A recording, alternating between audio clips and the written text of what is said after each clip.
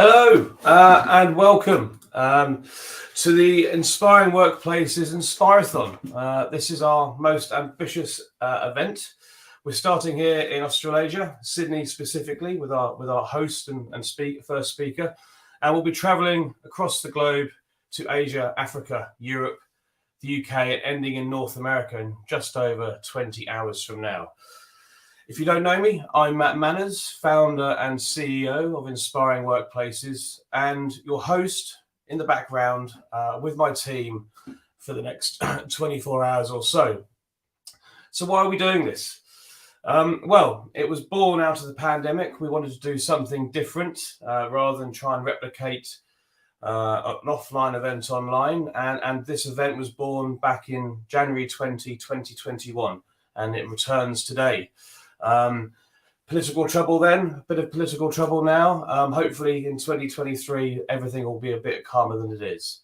But essentially, we want to give back.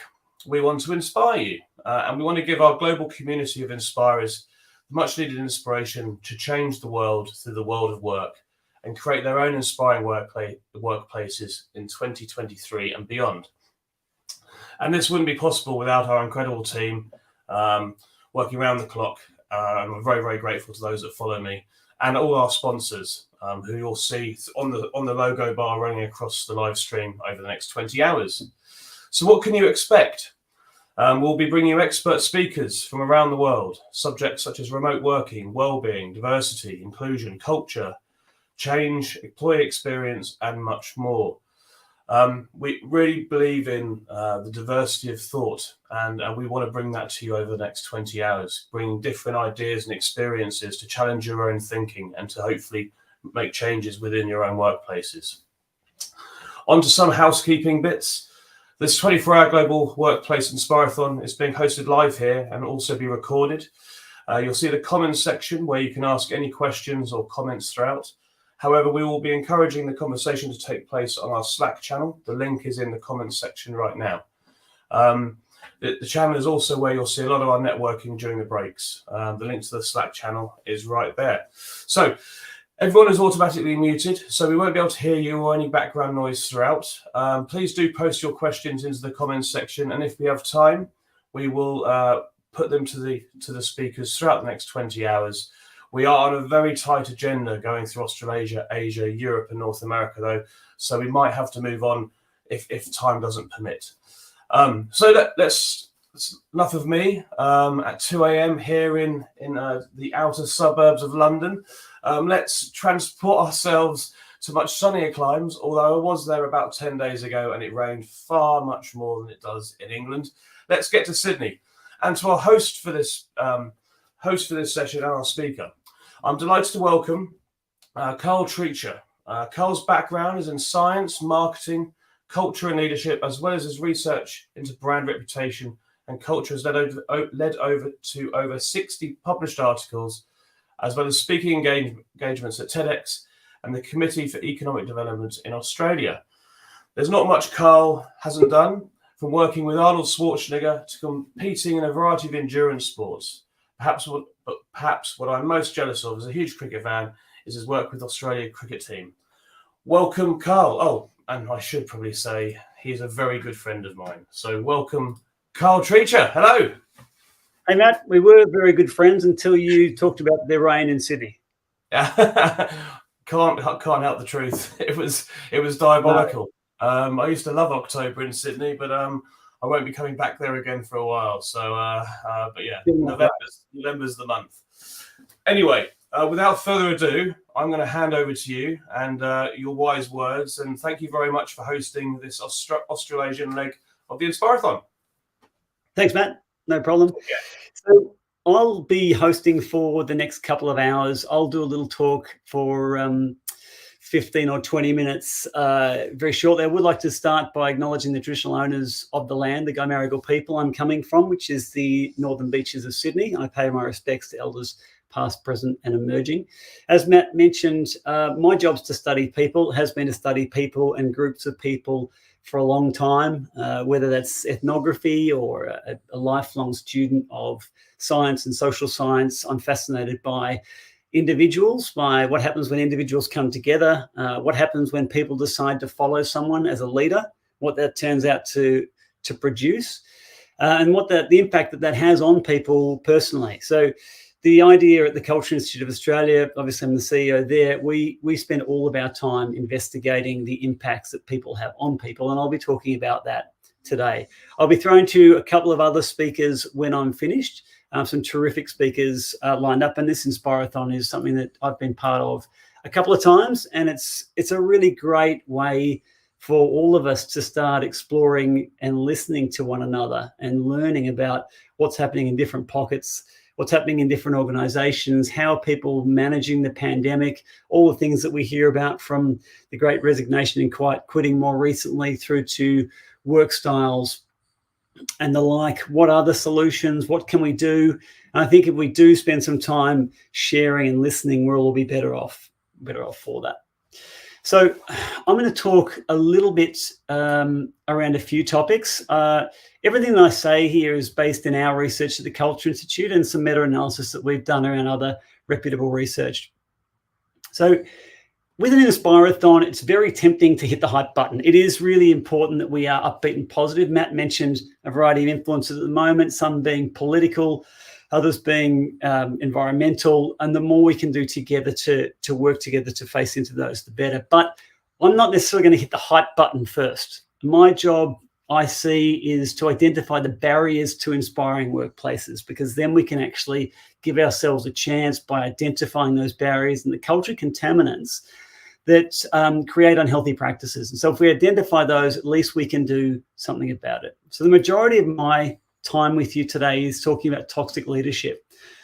And look, I'm guilty of this as well. I think we all are, that we generalize and we assume that we understand what toxic leadership is. And it can range from anything that's a personality discrepancy through to gross misconduct. And so I wanted to provide a little bit of structure around what toxic leadership is and how it comes about, and also its prevalence in the workplace.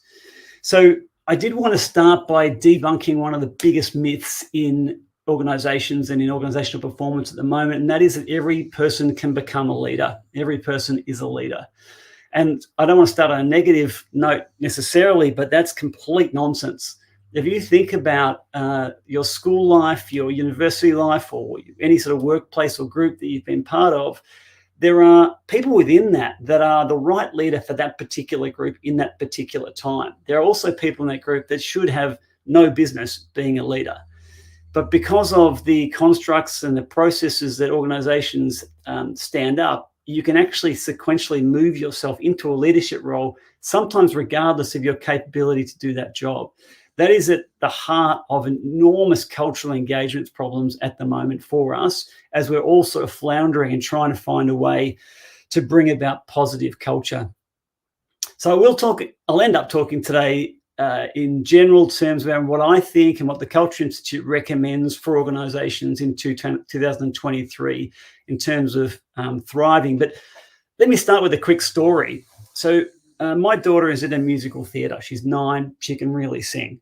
So on the weekend, I took a singing quiz, which was essentially me singing into the computer for 4 minutes to see essentially what my tone was, and my range, and if I was any good. And look, it was no surprise that I came out at a 5 out of 10. I'm a baritone, and my range is between A and F, whatever that means. So to me, that sounds about right. I've never considered myself a singer.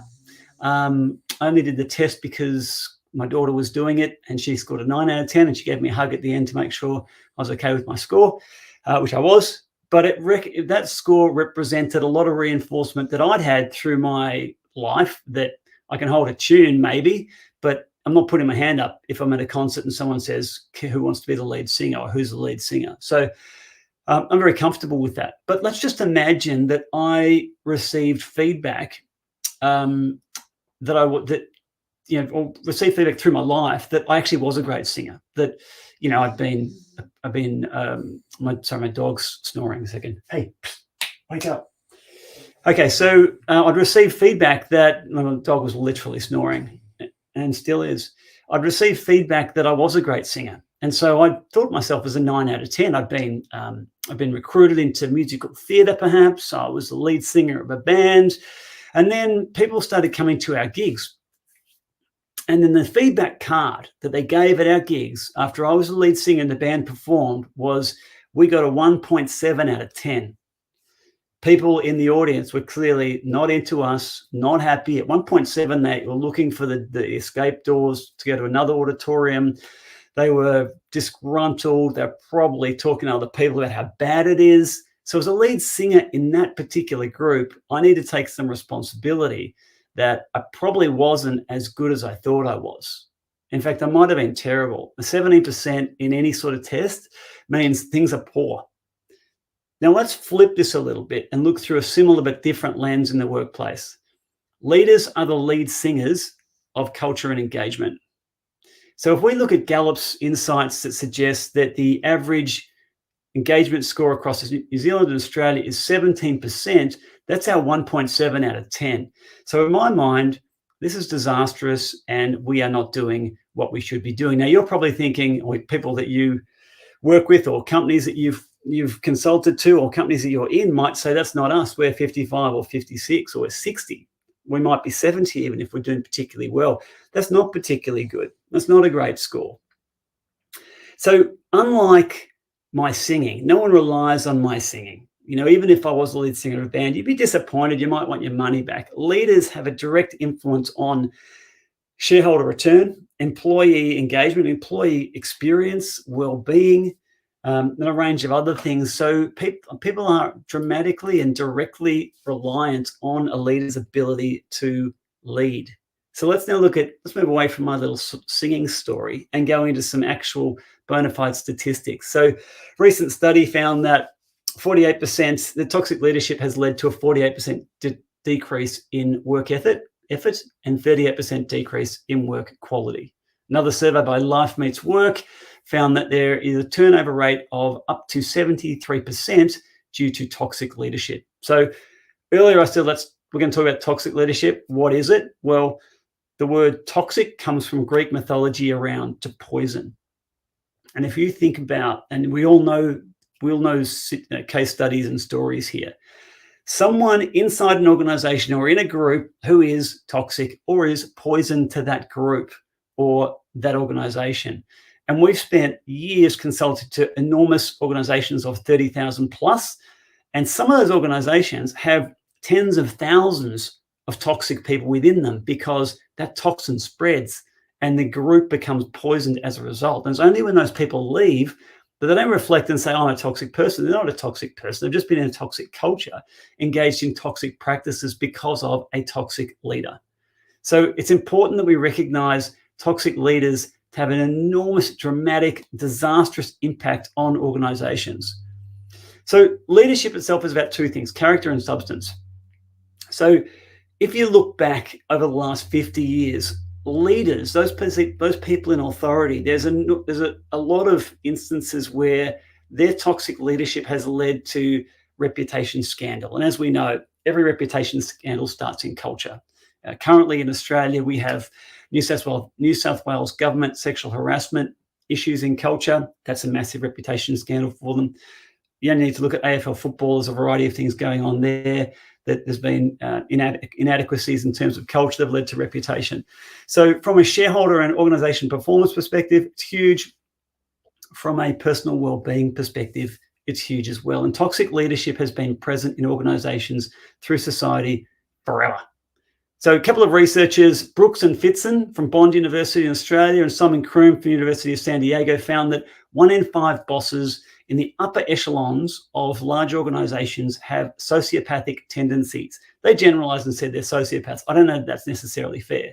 I think we could say they had a disassociation with their feelings, which limited their ability to have empathy and be an engaging leader. And I'll talk more about engaging leadership in a minute. We are moving from an era of charisma and charismatic leaders into empathetic leaders. Authentic leadership is now talked about. Engaging leadership or engagement-based leadership, also important. And as we face into 2023 and what organizations are going to need to heal the wounds of the pandemic, it's empathy, it's engagement, it's understanding and generosity. So there's a particular style of leader that's going to be more effective moving into 2023. When you are looking at identification of toxic leaders, so there's a couple of myths I'll talk about in a minute. One of them is that we can identify toxic leaders. Not necessarily the case with observational research. At the Culture Institute, we've spent a lot of time and years now developing tools to identify the behaviors and the self-impression and self-perception that indicates a toxic leader. So we can provide a flag to our clients. We can put a screen up to say, there's a concern here, this is a person of interest, as opposed to typical metrics in recruitment or review, which might be capability and experience in education. So Dr. Marsha Lynn Whitaker, or Whisker, I think is probably how she pronounced that, was the first to look at toxic leadership. And she had a scale, and it comes from anything from being incompetent all the way through to evil. But the scale here was, is the leader trustworthy? And it's a green light. Are they transitioning? So are they trustworthy in times and untrustworthy or toxic in others, or are they actually just toxic? And so when we ran a massive network analysis study with one of the largest banks in Australia, we correlated their identified talent and their leaders against those that had the greatest connections based on emotional reliability and trust. And there was very little correlation between the two, which means leaders had been put in positions of power without actually understanding their ability and their network in terms of building that collaborative way of working. And in every instance, when you look at a toxic leader, ambition outweighs ethics. There's a CEO that we've worked with in several companies who has a great saying and talks about over-ambitious ordinary men. And unfortunately, that's largely the case when we come to toxic leaders. You know, if you had to do a gender preference, it is men. You have to look at the way that they see the world. There's very individualistic behavior, and they are very ambitious and overly competitive and authoritative. So individualistic desires trumps care and responsibility for the greater good. And moving into 2023 with different work styles, work from home, hybrid working, trust is critical. And this over-reliance on power, as opposed to an understanding and fostering and nurturing trust, is the calling card of the toxic leader. If I was to say, let's look at 3 different types of toxic leaders, and there's a lot, by the way, and you can call them a variety of things. The one that we all know and we all see very obviously is a narcissistic leader. Now, let's not throw the stones too quickly, because at the moment there's a massive trend societally around narcissism. Social media is largely to blame, but people are caring more about themselves and they're becoming more self-absorbed than they have been in the past. That's a trend. So it would make sense that trend then infiltrates the ranks of leadership. So grandiose sense of self-importance and arrogance, preoccupation with themselves and their ambition, their brilliance, fantasies about them saving the world type of thing, a belief that they're special and they require excessive admiration and entitlement. We know these people. You see these people. Now, they can be very charming and they're also very captivating.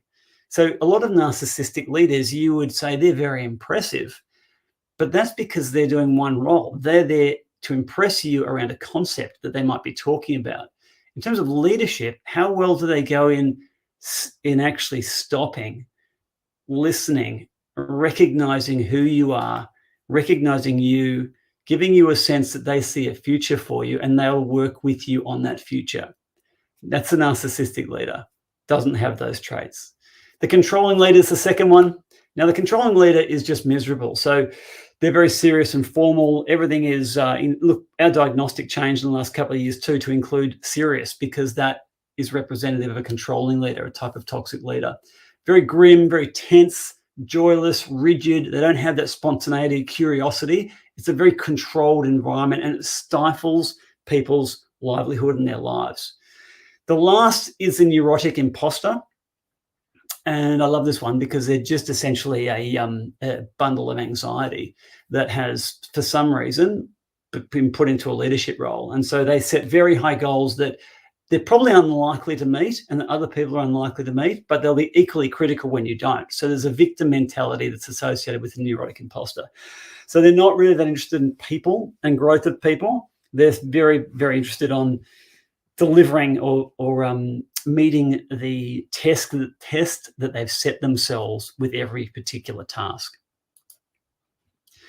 So before we get too down and think that the world's miserable and we're supposed to be doing the inspiring workplace here, the reality is not everyone is a toxic leader. And in fact, the majority aren't. So a recent study found that if you had to categorize and classify leaders, up to 50% are transformational leaders. And we all know transformational leadership has been given some really good raps.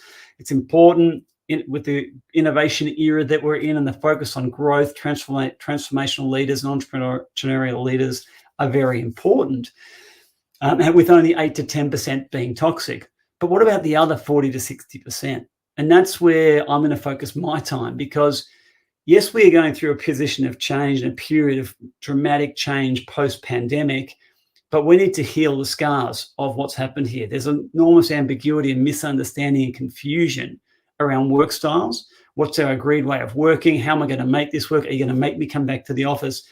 For the next 2 years at least, the engaging leader is going to be the preferential leadership style, particularly around strategy. Because I'm going to talk in a minute about some statistics around productivity. But when it comes to culture and bringing people back together, those leaders now need to be expert in bringing people back together to effectively collaborate around strategy. If you can't do that, if you don't have those interpersonal soft skills to do that and be that leader, it's going to be very difficult to do it, and you're going to perpetuate the existing anxiety. Some myths about toxic leaders just quickly. So one I mentioned before, that they're easy to identify. They're actually not easy to identify. A lot of the subsections and subtypes of toxic leaders, they blend in because they're expert at blending in, because they like to manipulate based on their ambition. And so some can be very charming. The other myth is that their behavior leads to dissent. People don't want to work with them. In some cases that's true. But in other cases, that's not true, and they will attract other people like them. And so you can have toxic units and toxic subculture. And so that's another area of insight that we have to get really clear on, that we can't grow these incubators of toxicity. The other thing that I get disappointed by is that organizations will say, look, I'm not right now, capability trumps culture. And that's complete rubbish. Culture will always trump capability in the longer term, and often in the short term. It's just that there's a war on talent. We don't have the right people. Let's just get someone in who can do the job. They've got some runs on the board. However, within 12, 6 months, 18 months, whatever it might be, the place is a shambles, or they've set things in flight that are going to be very detrimental to the organization. You might have lost key talent through that because they won't work with them. The last myth is that they're easy to remove. That is absolutely not the case. They often have very deep roots. Removing anyone, as we know, particularly a leader, can be very difficult. And so our recommendation here is that, history has told us that there are toxic leaders at the top of a lot of organizations, Enron, Lehman Brothers, WorldCom, and that's just a couple. There's actually thousands of others in flight. Our recommendation is that you do the work early to identify them, that you run a screening process, and you also run a review that looks back at the leader to be able to identify their behaviors and see what's actually happening here. So if we talk about toxic leaders, and hopefully we're not all too down about that, what about culture? So toxic leaders and culture. So leadership is defined as a particular individual's ability to purposefully influence others. Okay. Engagement is the positive association with a person-centered leadership style. Okay. That's that relationship. Engaging leadership, at this point, I've mentioned this before, it's empathy, it's engagement, it's listening, generosity, and curiosity in people.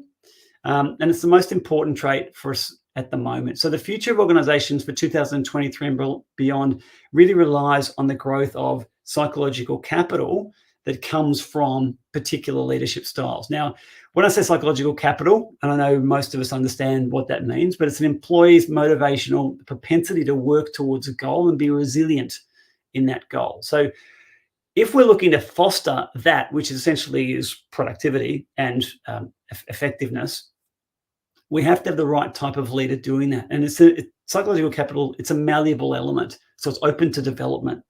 It can be enhanced through positive leadership, high engagement leadership, and it's diminished by negative incompetence and toxic leadership. So we talked about toxic leaders before. It's easy to put a brush across them and say, gee, they're bad people. It's not really about whether they're good or bad people. It comes back to, are we fostering a great experience for individuals and teams so that they can, one, enjoy themselves, their lives, but two, be productive and high performance for the organization.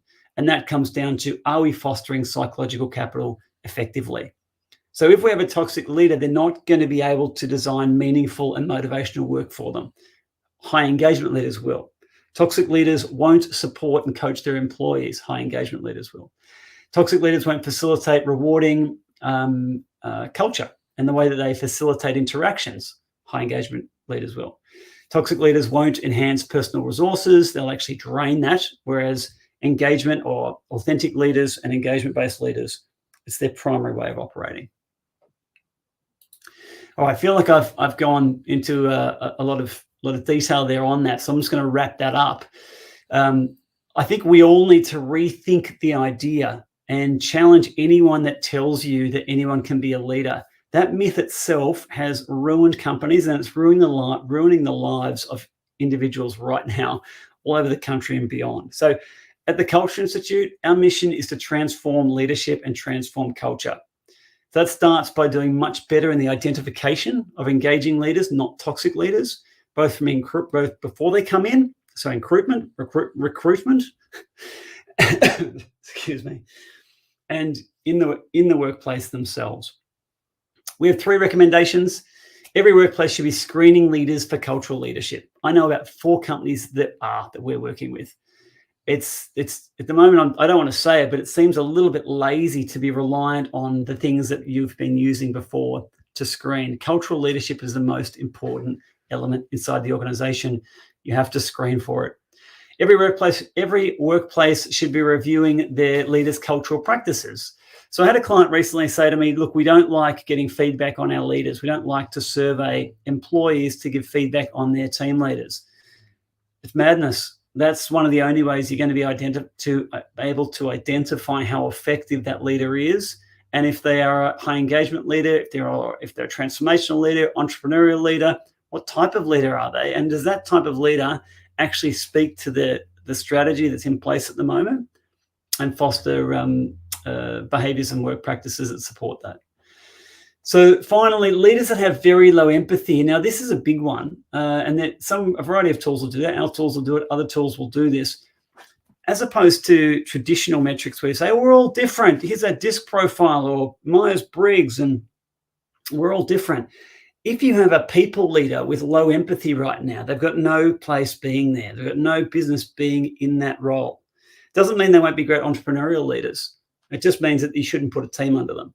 Same with anxious leaders that instill fear and drive individualistic behavior. Don't put people under. They're not people leaders, particularly in the next few years. So we've talked about toxic leadership. We've talked about health and cultural health. That you could assume wrongly that that's the whole conversation around culture. And the reality is a lot of companies do see it like that. But that's really what engagement's about. Engagement will tell you how engaged people are with a particular leader. It's a very valuable statistic. But at the Culture Institute, talking about culture, we need to rise above what's healthy and unhealthy. That's a foundation, and it needs to be there. However, culture is strategy. Culture talks about the type of organization or the type of culture and how well does that align to the strategy. So for too long, we've talked about culture being healthy and unhealthy. And that, look, it's important. It's just the beginning. But the real value is the ability to unite people around purpose and strategy and shape the way that people work together. So relying on engagement data alone, it's not doing the job. It doesn't tell you the style or the type of leader and how appropriate they are for the type of strategy. For instance, tech firm need a high growth. We need to have high growth in the organization. You need a particular style of leader for that. You're not going to get that from an engagement study. You're not going to get that from traditional metrics in terms of employment either. So there are billions of dollars being left on the table at the moment because of limited insights coming from engagement data alone. Yes, engagement and cultural health are important, but culture type and leadership style deliver exponential growth. And if you're not measuring it, you're not going to be aware of it. Okay, lastly, my final recommendation in terms of the Culture Institute's position on work from home, and this is going to be a topic that is going to be discussed over the next 20 hours, probably more than anything else. How are we going to do this?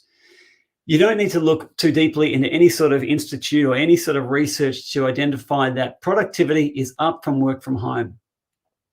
Enormous studies from Stanford University through to Airtasker have recognized that there's a big productivity lift in those people working from home. Let's look at a couple of them. Okay. Stanford University, 16,000 workers, 9 months, increased productivity by 13 to 20%. Increased performance was due to more time, fewer breaks, fewer sick days. 77% of those who work remotely at least a few times a month, they show increased productivity. So 30% of those do more work in less time, and 24% do more work at the same period, according to Connect Solutions. These studies are endless, that there is a massive uptick in terms of getting productivity out of people, as you'd expect, because they're saving 8.5 hours a week or 408 hours a year in transport. Generally, that's the average. So you pretty much hope that there's going to be an uplift in productivity. So Gartner believes by the end of 2023, 40% of companies will use operations anywhere to combine virtual physical interactions and customers and employees. Great. Sounds like I'm saying everyone should work from home, but I'm not. At the Culture Institute and other areas of insight, it's been very clear that whilst productivity is up, there is a cost to culture, and the cost is huge. Study from Airtasker that I mentioned before, 70% of people value the social relationship as important as the work that gets done. Now, we've had to come to a position in terms of our Australian workplace culture standards or guidelines that we've released, in the advice that I give our clients in terms of having a formal recommendation. We've come to a position only very recently that for teams that aren't over 80% focused on data processing, that there should be a 3-day-a-week in-office agreement. No more, no less. And those days are Tuesday, Wednesday, and Thursday. Now, we are on the verge of societal change to this rhythm, and the faster we all get on board with that, the more infrastructure will support it.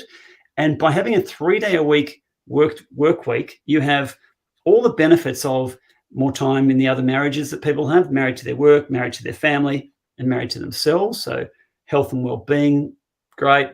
Better relationships, great. And also this whole idea of, thank God it's Friday, I can't wait for the weekend, it's eradicated.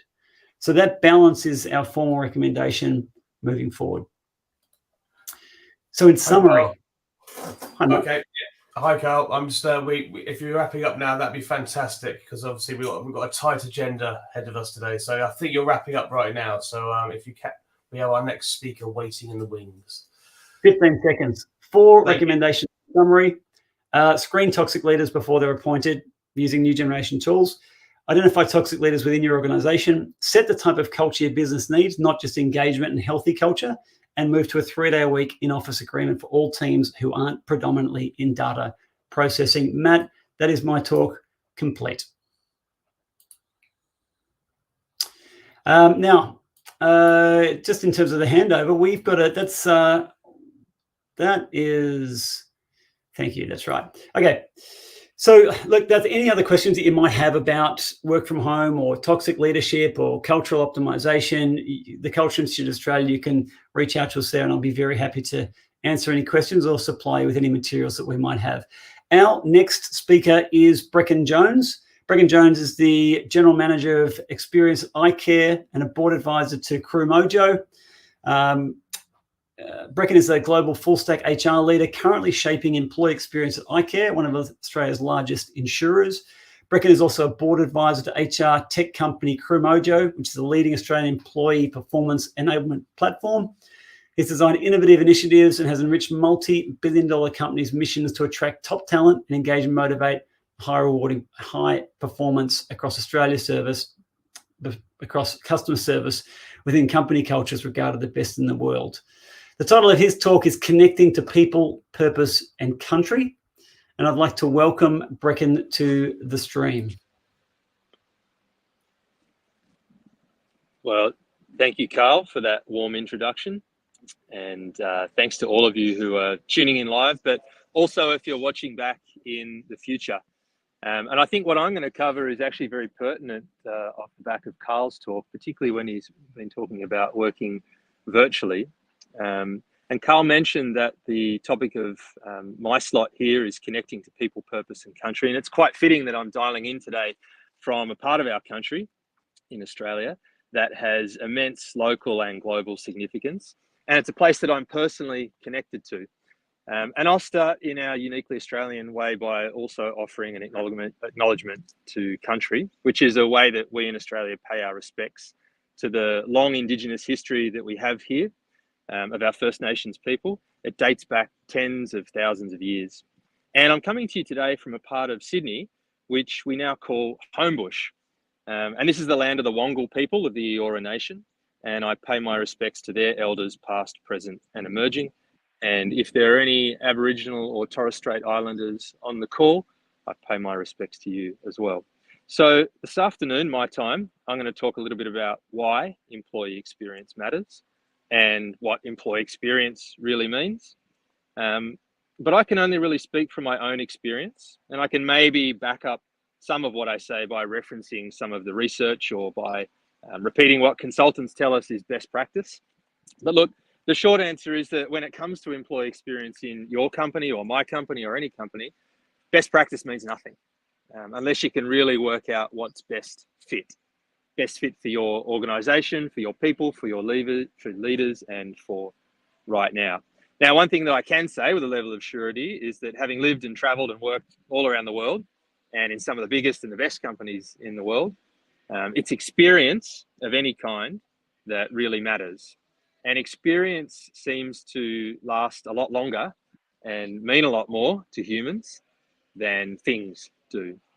So let's take a trip and let me try and help you connect with me and to connect with this country that I'm on by also telling you a bit of a story. So I'm here today at Homebush, as I said, working virtually. I'm actually working here from the Sydney Olympic Stadium. So if you have a look in the background, you can see the Olympic Stadium there, hopefully. And you might be able to see a couple of young athletes floating around, or if you can hear in the background, there's a big athletics tournament going on. And I'll tell you a little story about why I'm here. And this place is significant for me. And the significance started around 25 years ago, at the beginning of my career, when I was doing sports psychology training for teams and for athletes in the lead up to the Sydney 2000 Olympic Games and the Paralympic Games, which happened in that stadium over the back of my shoulder there. And this land, the Darug country land, once and still owned by the Wongal people, this site, the Olympic Park, where it's now built, it's a mix of freshwater and saltwater country, as we refer to it here. It's right on the Parramatta River. Parramatta River is just over there, a few hundred metres. And that river flows to Sydney Harbour, which is world famous, as you know. And then that flows out to the Pacific Ocean, saltwater. So from freshwater to saltwater country. And the Parramatta River wasn't always called that. In fact, its original name was Baramatar, which means a place of eels or a place of water snakes. And around here, there's still evidence that this land has always been a place where people gather together, where they gather together still to fish and to eat and to talk and to have fun and to play. And it's a place where kids play.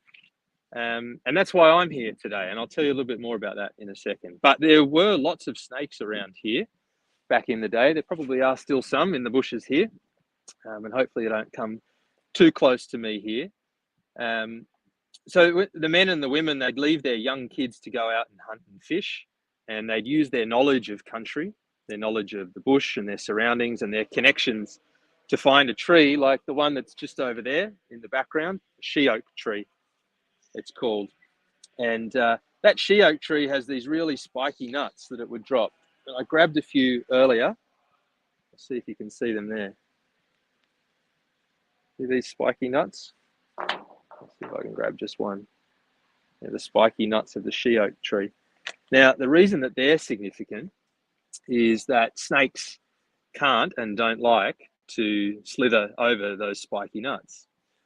So the kids would be safe when the parents went off to go hunt and fish. And for slightly older kids, 6, 7, 8, 9-year-old kids, they teach them to find a plant like this other one over here. And I picked one of these leaves earlier, and that plant is called a snake whistle bush. Dianella is the Latin name, but I'll show you what happens when you pick the leaf. And hopefully you could hear that. So it's a high-pitched whistle that you can use to attract the grown-ups if you're lost in the bush or if a snake comes around. But you have to know how to pick the right leaf, and you have to know to have that connection to country and to each other. So that little story was just to set the tone for why I'm here today, using my flexible work policy at the Olympic Stadium to talk to you and to work throughout the day, but also because my son's here competing in an athletics carnival, state carnival today. So today's a unique work and life experience for me, and it will no doubt pay me lots of memory dividends into the future. But I can do that because there is a level of trust between leaders and the organisation and the employees for the company that I work for. And that brings me back to employee experiences and why experiences matter so much more than things. So there was some research published earlier this year in the Journal of Human Behaviour, and it sought to investigate what creates the most meaningful work and life for an individual. And the research found that having valuable experiences in life, and that includes at work, a big chunk of it, is what creates the most meaning for people and their connection to work in the context of the workplace. And it leads to higher performing teams and to the most highly engaged and performing individuals within those teams. And what this research says and what it found is that how we feel makes a lasting impression, much more so than what we say or what we do or how we're rewarded. So think of that in the context of how much you get paid.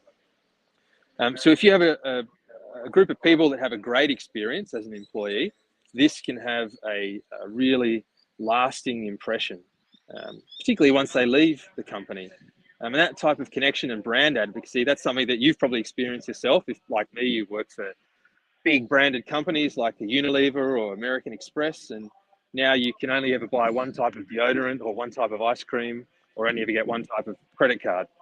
That's the lasting effect of brand ambassadorship and high engagement in an organization, even when you leave that company. But let me share a little bit of a case study from my current employer, iCare. And as I do that, I'm actually just going to walk over here undercover because it's just started to rain here in beautiful Sydney. The sun was out before, but now it's starting to rain. I'll share a little bit of a case study. So iCare, all we exist to do is to serve the people of New South Wales. As Carl said, we're one of the largest insurance companies in Australia. We insure all of the big public assets in New South Wales. So things like public stadiums, like this one you can see behind me, public hospitals, the Opera House, the Harbour Bridge. And so we have a very strong culture and a very strong sense of purpose. And that connects me back to this Olympic sporting stadium as well. So the way that we shape our culture at iCare, it's based on service, as I mentioned. It's a mantra of service that gives the company its distinct culture, and it helps all 2,000 of our employees to connect their personal purpose to that of the organisation. The other part of the employee experience strategy that we have is to be laser focused on listening, continuously listening to our customer. And our customer in HR, where I work, is our people. And so we take that same customer mantra as we look after the people of New South Wales, and we apply it to how we look after the people of iCare. And our focus is to listen, to learn, and to act to enhance our employee experience. And we're moving from a series of, the traditional, very long annual surveys to ask about engagement, what do you think about your leader, that sort of thing, to more continuous pulsing in the flow of work. And our people experience, we're assessing in all of those different journeys through the employee life cycle with the end goal to be able to aggregate that information and make changes and improvements. And so that includes asking our people about their experience of pre-hire, so when they're a candidate before they even start, through to their onboarding experience, how was your first 30 days, your first 90 days, how are you connecting with each other, through to the traditional engagement surveys, looking at whether people are willing to stay or strive, and ultimately through to exit surveys to give our people, data and analytics teams, some insights around the sentiment of our people from before they start to when they leave. And that information is gold. It helps us improve processes, helps us develop culture programs, how we train our leaders, and also how we enhance our employee performance experience. So that feeling of performing at one's best and connecting with one's people leader on a regular basis, that's not just a box ticking exercise or a form filling exercise. And one of the other innovations that we have on our roadmap, it's to build out the knowledge centre of another member of our team, our HR virtual assistant, who also helps us to define our employee experience. Now, we call this virtual assistant HugoBot, and HugoBot is iCare's chatbot. He's a virtual concierge, and he helps our people navigate iCare on a daily basis. But he's not real smart at the moment because he's so young and so new as an innovation, but he is learning. And our people are engaging with that virtual assistant and teaching him as we go. But like that wider listening strategy that I mentioned before, the chatbot, that's a tool to gauge what our people or any group of people thinks that they need and what they need help with, but also what they're interested in and how they experience those workflows as they move through the organisation on a day-by-day and a year-by-year basis. And it's that virtual and that hybrid work environment in which most of us find ourselves these days, as Carl said, as a result of the pandemic. It's that environment that is almost forcing us and has forced us to build these sorts of virtual connections and connections to not just people virtually, but also to robots and to chatbots and virtual assistants. That's just as important a connection as the one to our fellow humans or a connection to a country. So I've actually been paying a lot more attention than I usually would to digital employee experiences recently. I had a great digital immersion day actually last week with iCare, hearing from a bunch of startups in incubators and also from big players like Microsoft and Intel and even the Australian Space Agency about how we're likely to work in the near far future, where mixed reality and augmented reality and virtual reality, that'll all become normal and ubiquitous. And it'll shift the way that we think about work and our connections on a global scale. Just like we're doing today, where I'm dialing in. For some people, it might be 2 a.m. in the morning, but at some point you'll probably connect back to me in the future virtually. This is just the beginning. And it's interesting, but it's also very daunting when you think about what that future might look like, where you and I could dial in and there'd be holograms of ourselves that would project into a virtual environment and we could interact with the stadium or with a product or a thing in real time. So with that future in mind and how this will change the employee experience yet again, I just want to leave you with a thought about how we can learn from the Australian Aboriginal and Torres Strait Islander people who've been on this country here, Darug country, and connecting to each other and to the land for the last 80,000 years. There's a lot we can learn from this Indigenous wisdom when we think about the future and about connection. And my parting thought for you is from an Indigenous friend of mine, actually, who, when I asked him, what can we learn from Indigenous ways of thinking and being, and what could I tell a bunch of people in a global conference? He said to me, brother, just think 7 generations past and 7 generations future. That's what our people have been doing for tens of thousands of years, and just use that thought pattern when you make your big decisions today. So I better get back to watching my son run in the stadium. I'm not sure if you can hear it, but there's probably a big announcement coming up that he's running his next heat. So I think I'll wrap it up there as an example of a digital experience leveraging hybrid work, and pass it back to Carl, I think, in time for a break. Thanks, Brecken. That's terrific. Wow. So interesting. We are, living on Australian soil or in First Nations people's soil really for 50 years. I had no idea about A, the spiky nuts protecting children, and B, that you can pick a particular piece of grass and make a noise that woke my dog up snoring on the couch. So that was You could hear it. Oh, that's good. I'm glad. oh, You can also absolutely. eat the berries on there as well, but they're not quite in season. Hey, Brecken, you might be able to help me. There's, in terms of great authentic leaders, there's a particular guy I suspect might still be at iCare called Matt Prowse. Yes, he's our Chief Customer Officer. Okay. So we worked together many years ago, and he's a standout. He was one of those people that, you know, he's got all the time in the world. His ability to listen and actually empathize with your situation, it's really unique. It's very rare. And he used that really effectively through a lot of the diagnostic testing we did with him in terms of his leadership capability to demonstrate that he could form and shape teams being more customer-centric than other teams. So I'm interested to know your relationship with him. Yeah, he's a good guy, and he's a close partner of mine.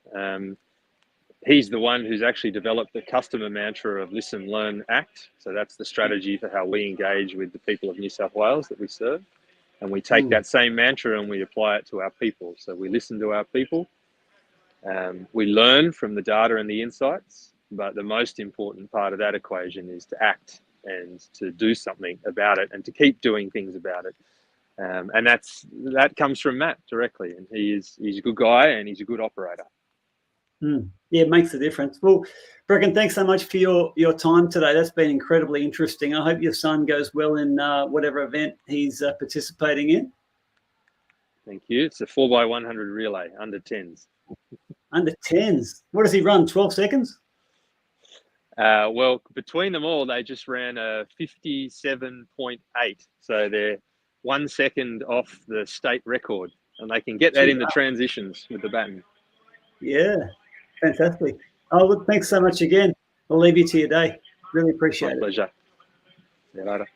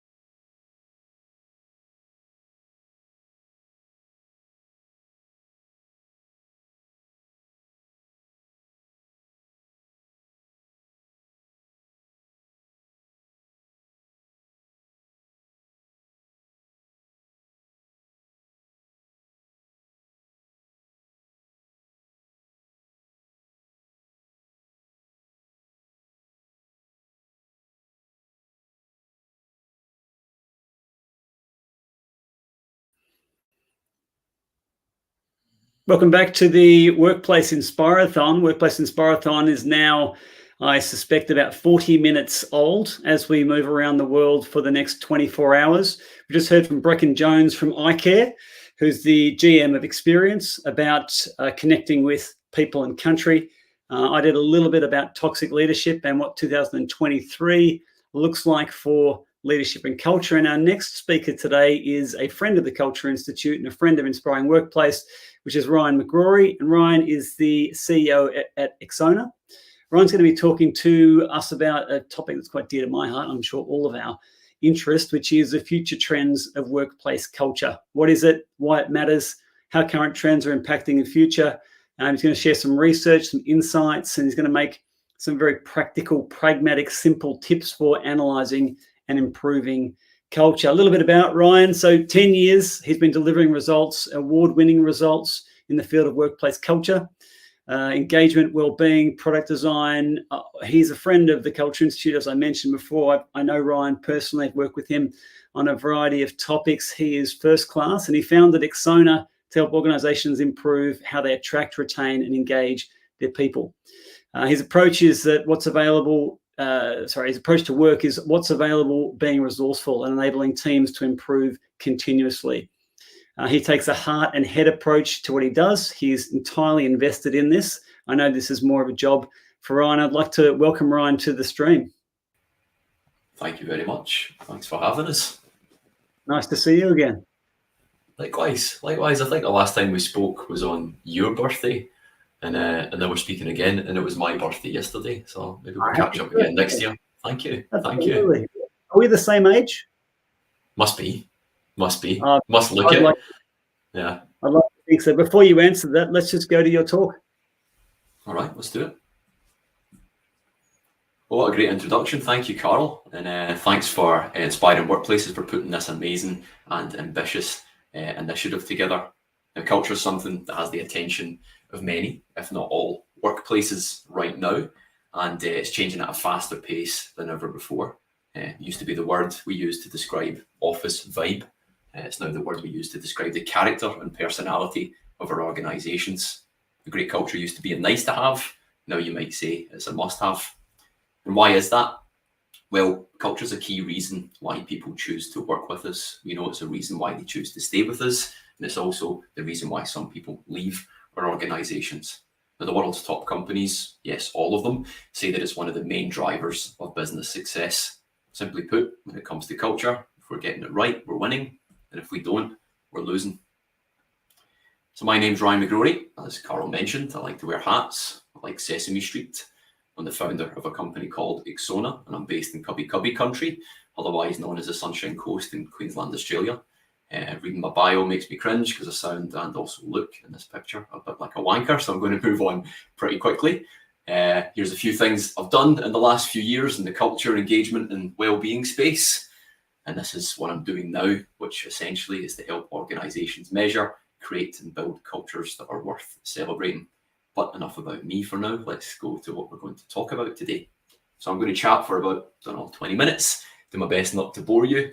We'll start by discussing culture and why I think it really matters. Then we'll get our crystal balls out and try to predict the future.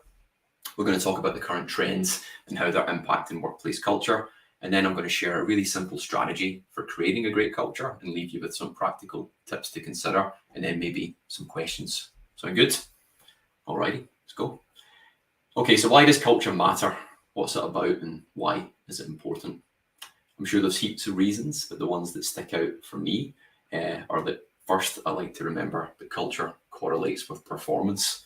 I know this seems really obvious, particularly the audience here today. We all know that culture impacts how people feel, and how people feel impacts how they perform. So this is evident when you look at the best companies to work for. And I like this graph here because it makes it super clear. This is a comparative analysis of around 3,000 top companies and their stock market returns over a 20-year period. The light blue portion you can see is an index of 3,000 top companies who've averaged a 416% growth over this period. The dark blue portion just above that is the Fortune's 100 best companies to work for, and they've averaged a 1,034% growth in returns over the same period. So these 100 companies, the dark blue portion, who prioritize culture, outperform the others by a country mile. Put simply, better cultures equal more profit. And the next one I like to think about is that cultures are inherently difficult to copy, and having a great and unique culture can not only be your secret ingredient, it could be something your competitors will never get their hands on or will be able to replicate. Third one's McKinsey research has showed last year that 70% of business transformation projects failed, and 70% of those failures are apparently due to culture-related issues. No surprise. However, healthy cultures can allow organizations to adapt successfully, which is critical given how much change happens in modern business. Poor culture impacts performance, as we know. It impacts as a business's ability, essentially, to reach its potential, and can contribute to bad morale, poor output, and overall a lackluster work ethic. Also, toxic cultures tend to lead to bad press, destructive reputational damage, and poor consumer trust. And you only have to read about any royal commission to understand that the problems all start with culture. But we've probably already in our time experienced unhealthy and healthy cultures. There's a feeling we get when a culture is unhealthy. We kind of see this unhealthy stuff on screen happening, but overall what that makes us feel is that we don't want to be there. We don't want to spend time there. I feel unmotivated and certainly not ready to be our best. But then, of course, there are healthy cultures that make you feel welcome, like you belong, like you're part of something, and like you're going somewhere.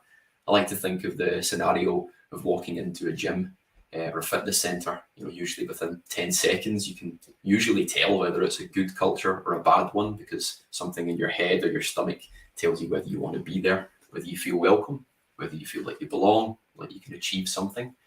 And these are the real characteristics of a healthy culture, a place that people want to be and feel like they can do their best and actually achieve something. Okay, so now we're going to get our crystal balls out and try to predict the future. I'll absolutely love reading predictions about the future. I'll read everything and anything, and my God, there's a lot of them out there. With all the futurists, the clickbait publications, the influencers, and of course a lot of technology companies, sales and marketing teams.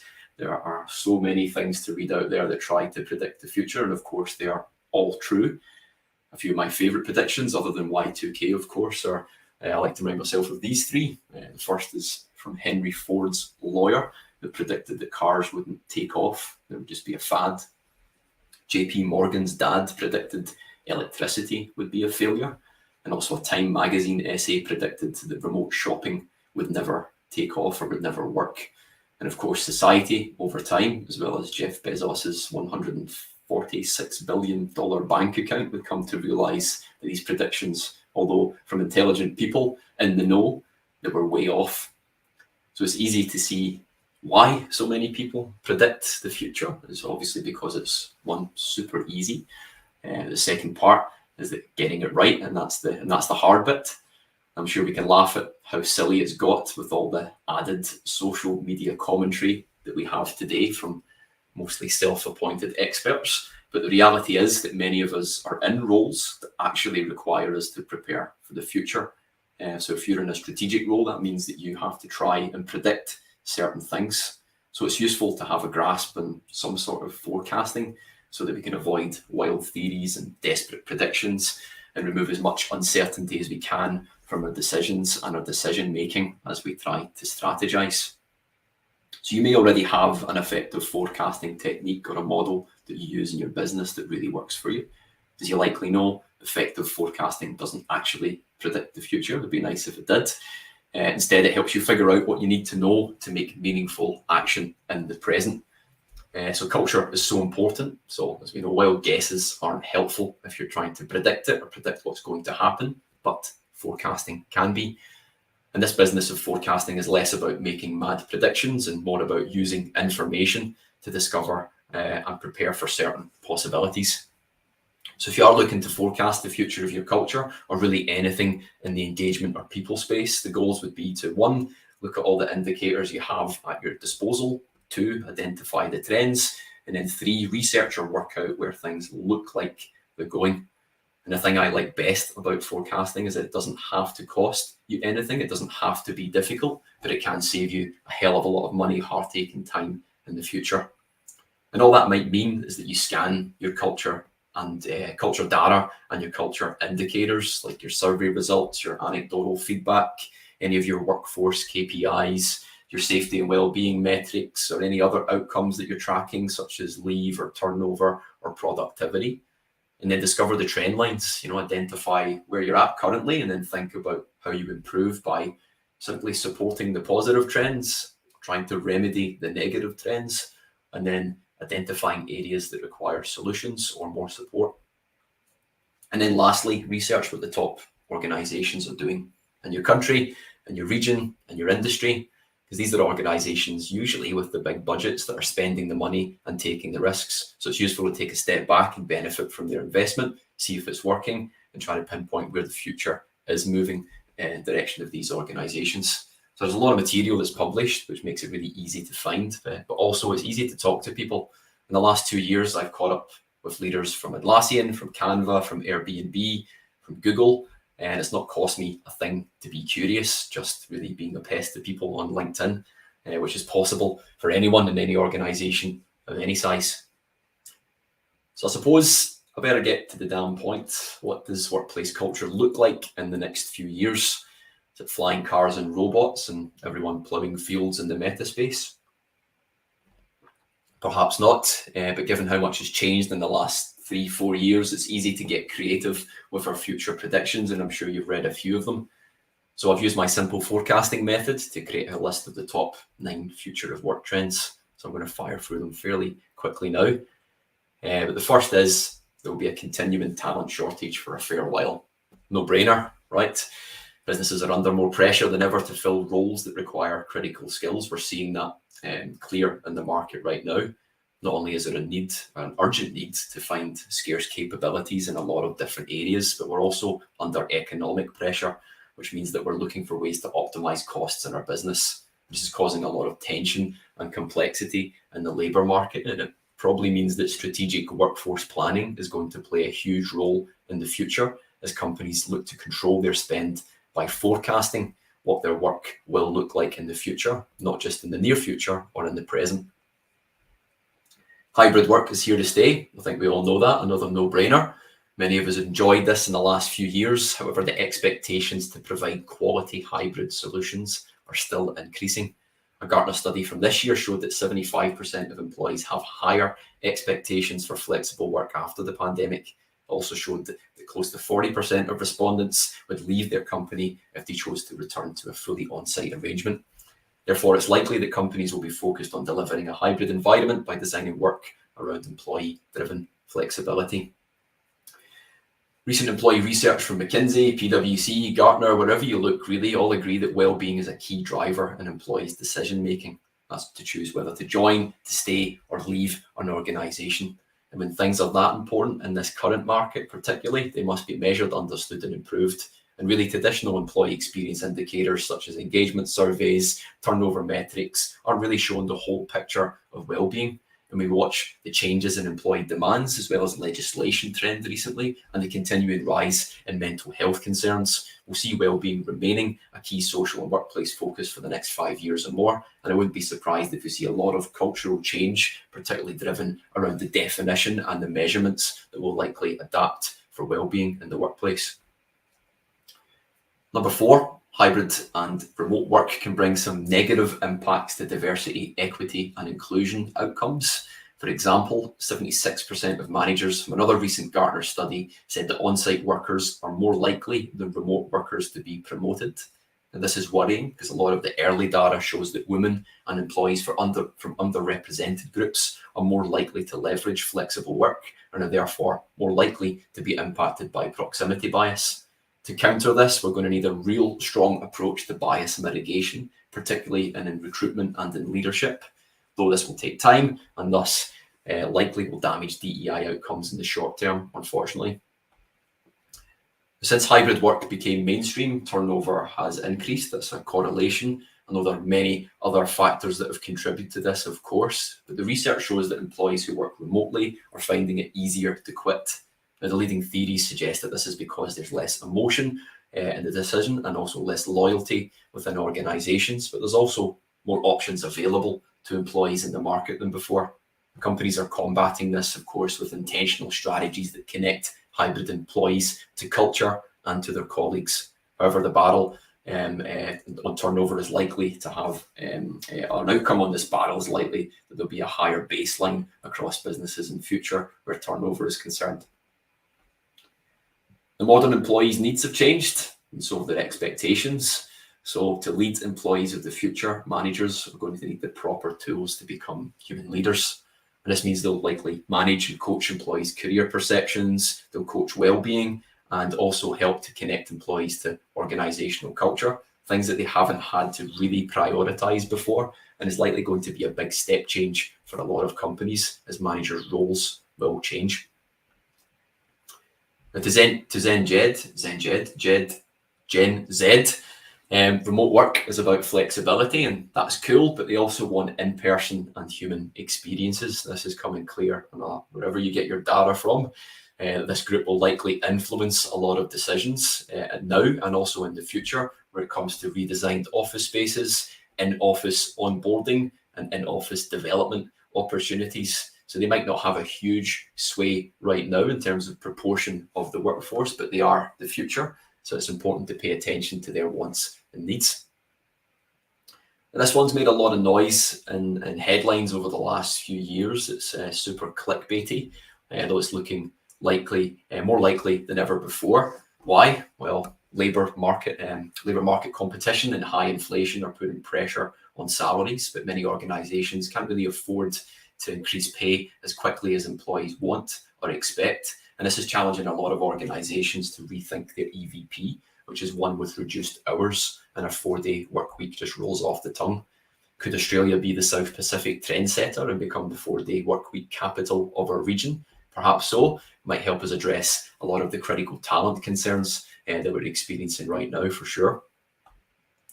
And number 9, lucky last, Gartner analysis shows that more employers are using technologies to monitor their employees.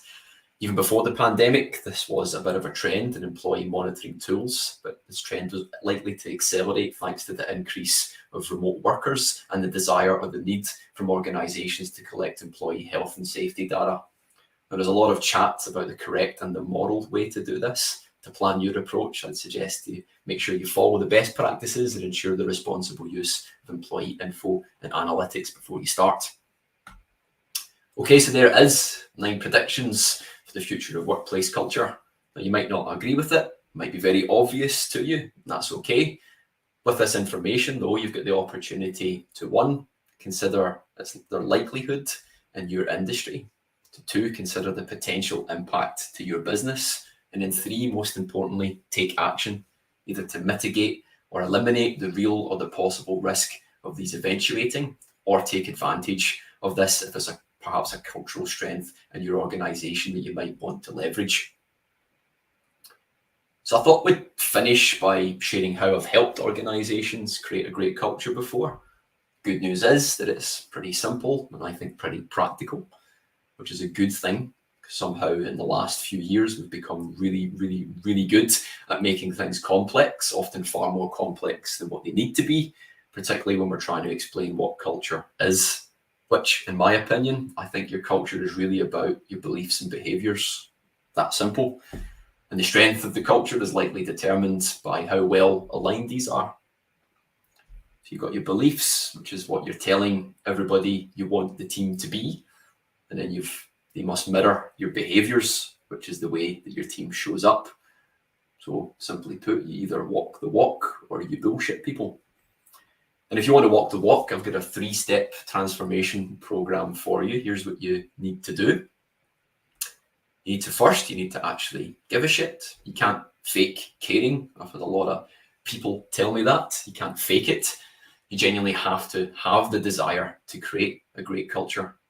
And then you have to try. So you have to develop a plan and put the work in. You don't just give a culture presentation and then go back to your office for a few years and sit back and relax. You have to genuinely give it a good crack. And then lastly, acknowledge that fuck-ups will happen. Your culture will be challenged, but remember that this is a commitment. You're building a 747, not a paper plane. So if there's a bit of damage, then fix it, fortify it, and keep going. And other than that, if you're looking at making a great start, making a start rather at creating a great culture. Good news, I think the steps are also super simple. Perhaps the practice or the discipline isn't, much like going to the gym. In essence, you analyze what it is, where your culture is at, you define where you want it to be, and then you shape it. So that's it. Thanks for listening. If you want to reflect on anything from today, you can scan the QR code, connect with me on LinkedIn, start following the Exona LinkedIn page. We post lots of interesting and helpful information. We've got a podcast full of interesting and insightful guests. I've actually had Carl on there, perhaps the most insightful guest we've had on to date. And if there's anything specific you'd like to catch up on, then please touch base. And I hope you enjoy the remaining 22, 23 hours of this event. Thanks very much for your time.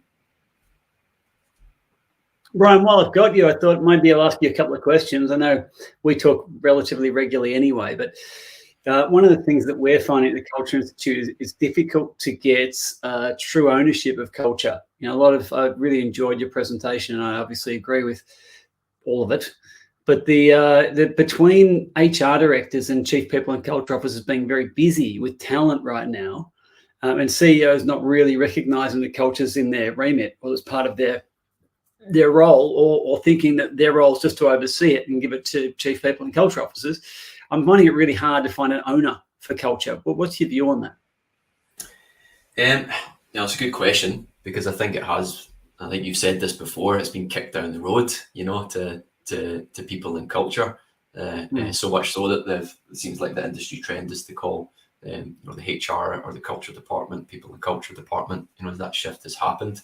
I think the responsibility does sit with the CEO. It sits amongst the executives.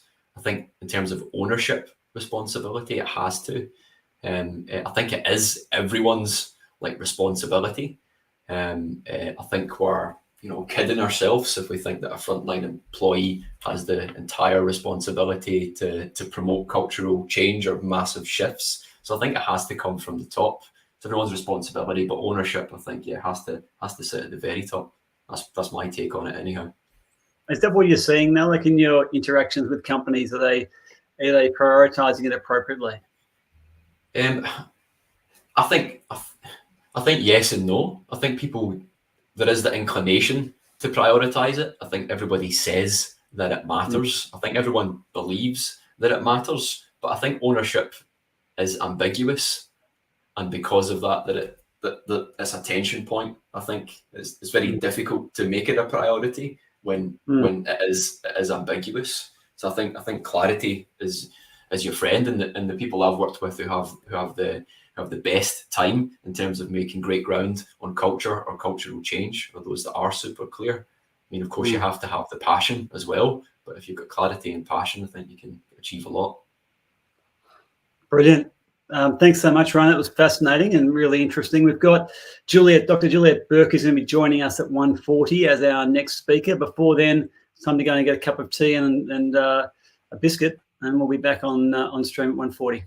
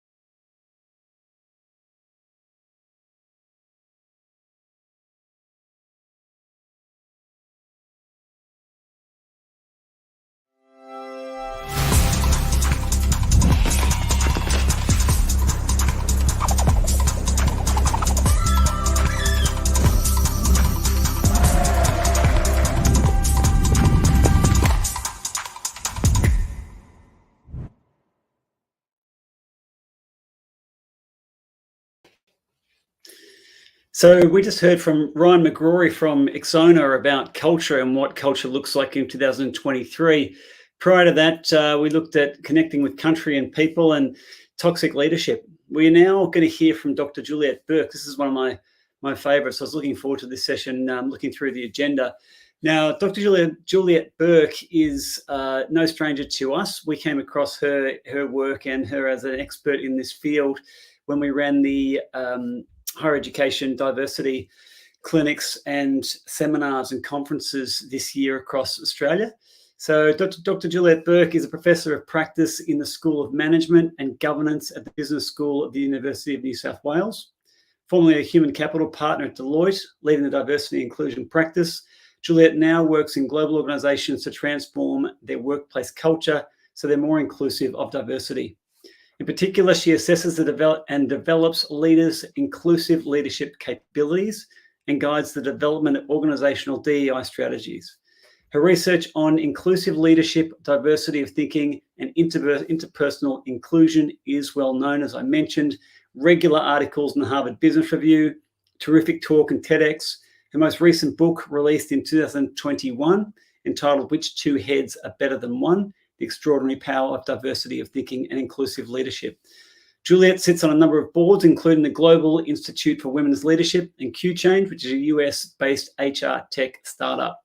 The depth of Juliette's capabilities and her contributions to organizational effectiveness and public policy reform have been recognized through her receipt of awards such as Engagedly's Top 100 Global HR Influencer in 2021 and 22, the Australian Financial Review Top 100 Women of Influence and Deloitte's Chairman Global, and the Deloitte Chairman's Global Recognition Award in 2019. It's such a long, impressive bio, almost choked.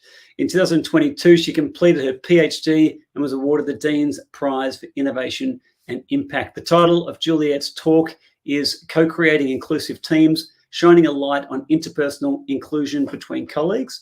And she'll talk about 3 small behaviours of interpersonal inclusion and a link between those behaviours and individual job performance, as well as team effectiveness. Welcome, Juliette. Thank you. I know that was a bit long-winded, wasn't it, Carl? I'm sorry to put you through that, going through the whole bio, but fortunately, you completely choke. Yeah. No, that was a great, that was a bit of exercise for midday. And look, it is very impressive. And as I said, this isn't the first time that your name's come across our desk at the Culture Institute. We're really impressed and with the work that you do. We think it's really worthwhile, and the more the better. Certainly in the pockets that we consult to in the larger end of town and in higher education, there's certainly not enough being done in this space. So I'm really excited to hear what you have to say today. Great. Okay. Well, I'm excited to be here, and thanks so much to Matt Manners for inviting me. You'll see a slight title change that I've got here on my slides, but it's actually the same content. It's just, when you're developing something, you redevelop it and you think of new names. This is the research that was based on my PhD. So I only got 20 minutes with you, so let me dive straight into it. What I thought I would do is talk to you about 3 things. First, some background, why have I been thinking about interpersonal inclusion? Where does that sit within the context of inclusion work? 3 specific behaviours that create an experience of interpersonal inclusion, and then making sure that I bring it back to diversity, because our objective ultimately is the inclusion of diversity, not more inclusion of same. So let me just position this background here. And there is an article in HBR that I wrote in 2021 on this, if you want to find some more information. But this is how I think about things. What organizations, and I count myself in that as well in terms of as an organizational practitioner, what organizations have done in their approach to creating an environment of inclusion is, and first of all, to design organizational policies and programs. So you might think about statements of intent around we want to be an inclusive organization, or flexible work practices, or anti-discrimination policies, or programs around, let's not harass people kind of programs. That is an important part of creating the infrastructure the environment in which inclusion can flourish. It's not obviously not the only thing to do, but it is an important background context. And that is what a lot of organizations started with and continue to do. A second, more recent approach to creating an inclusive workplace, and these are complementary, these are additional, is to focus on leadership. And some of you might have read some of that work that I've written on inclusive leadership and the 6 signature traits of inclusive leadership. And you might think about this as if the organizational approach is the infrastructure, this is the vertical, focusing on leaders' impacts within that culture, trying to create an inclusive place. Obviously really important. I think it's really important too. But I think the thing that we all kind of missed was there's a complementary focus we could have had on looking at team members. That is, what do the very many people who are team members who don't really perceive themselves as leaders within the organization, what role do they have in creating an inclusive environment around them? And that focus has been missing in academic literature, and it's probably been missing in practice as well. So what we generally see in the approach to developing an inclusive organization is thats focus on creating the infrastructure and let's assess and develop leaders' capabilities. And those two things are very important, but this is a third. And you can see I've written down the bottom of the slide here the reference to the HBR article. So if that's right, or seems about right, I guess the question is it really right? Should we be focusing on interpersonal inclusion at that peer level? So a question for me when I was doing the research was, well, it sounds a bit logical to be focused on that. So why wouldn't people have looked at that level before? And one of the reasons for that is actually just the way that we've conceptualized inclusion. That is, that it really is, you've got an individual here and you've got the group over here, the bigger group, and the group is the only one who has the power to include the individual, to bring that person in. That's sort of the construct sitting behind it. So it's either the group itself or the leader of the group that has the power to include an individual. And I guess with my PhD, I was thinking, well, is that really right? Could it be, we haven't talked about peer level inclusion, but could peers have the power to include each other? So even if you're an equal, you have the power to include an individual. If you've got any questions about this, please put them into the chat and I will answer them as I go. So I guess the first finding from the PhD is that interpersonal inclusion is real, in the sense that when I spoke to people about their peer relationships, they said, I have the power to include another person who is at the same level as me. So whereas if you think about inclusive leadership as a vertical, this is the horizontal. So that is a real thing. And you can see the way that I've tried to visualize it here is that all of those people are peers and one person can hook the other person into an individual relationship, and that individual relationship is probably going to be part of the bigger group. So the first thing is that inclusion is real at that peer-based level, i.e. I have the power to include someone who's an equal and they have the power to include me. And when we talk about inclusion in that way, the language that people use is that the person made me feel valued, I felt connected to them. We don't tend to use the language of belonging so much in that peer level. You don't belong to me and I don't belong to you. So it's a slightly different experience than being part of a group, but inclusion is still an experience that we have at that one-on-one. So if that's right, what it does is it opens up a new frontier that as organizational practitioners, we might say we have a new way of influencing culture, which complements existing ways. The challenge, of course, is what exactly does interpersonal inclusion mean? i.e. what are the small behaviors that comprise this experience of feeling included? What do I do? What don't I do? What do I overlook? So then I did 2 studies for the PhD. One was interview-based and the other one was observing a a team over a period of 2 months, literally sitting and watching their weekly team meetings and talking to them about that, and identified from that 3 discrete behaviors that people do. The first behavior I would categorize as instrumental assistance. So what that means is that I do something for you or you do something for me, which helps me with my day job. Let me just get my notes out here. I want to make sure that I give you all of the elements of instrumental assistance. So, of course, we have requirements as peers to work with that other person and to behave in a collegiate way, but this is sort of going above and beyond. If I do things for you that are not really part of my job, for example, we're in a meeting together and I meet someone and I think, oh, it'd be great if Matt knew this person as well. And first thing I do after the meeting is I ping Matt and say, Matt, got a great contact for you. I am providing him with assistance to do his job because that contact could help him. If I provide him with information that I learned in that meeting, if I appreciate something that he has done, I might endorse what he says in a meeting. Oh, as Carl said, right? I'm giving my voice behind his voice that gives his voice more weight. Those things, or even giving him advice, those things help him to do his job. And it's not just the assistance, it also creates this feeling between us that I am a valuable person, he feels he's a valuable person, and we feel a sense of connection, and we call that inclusion. So that's the first category of things that people do. The second category of things that people do are behaviors that are designed to create emotional bond.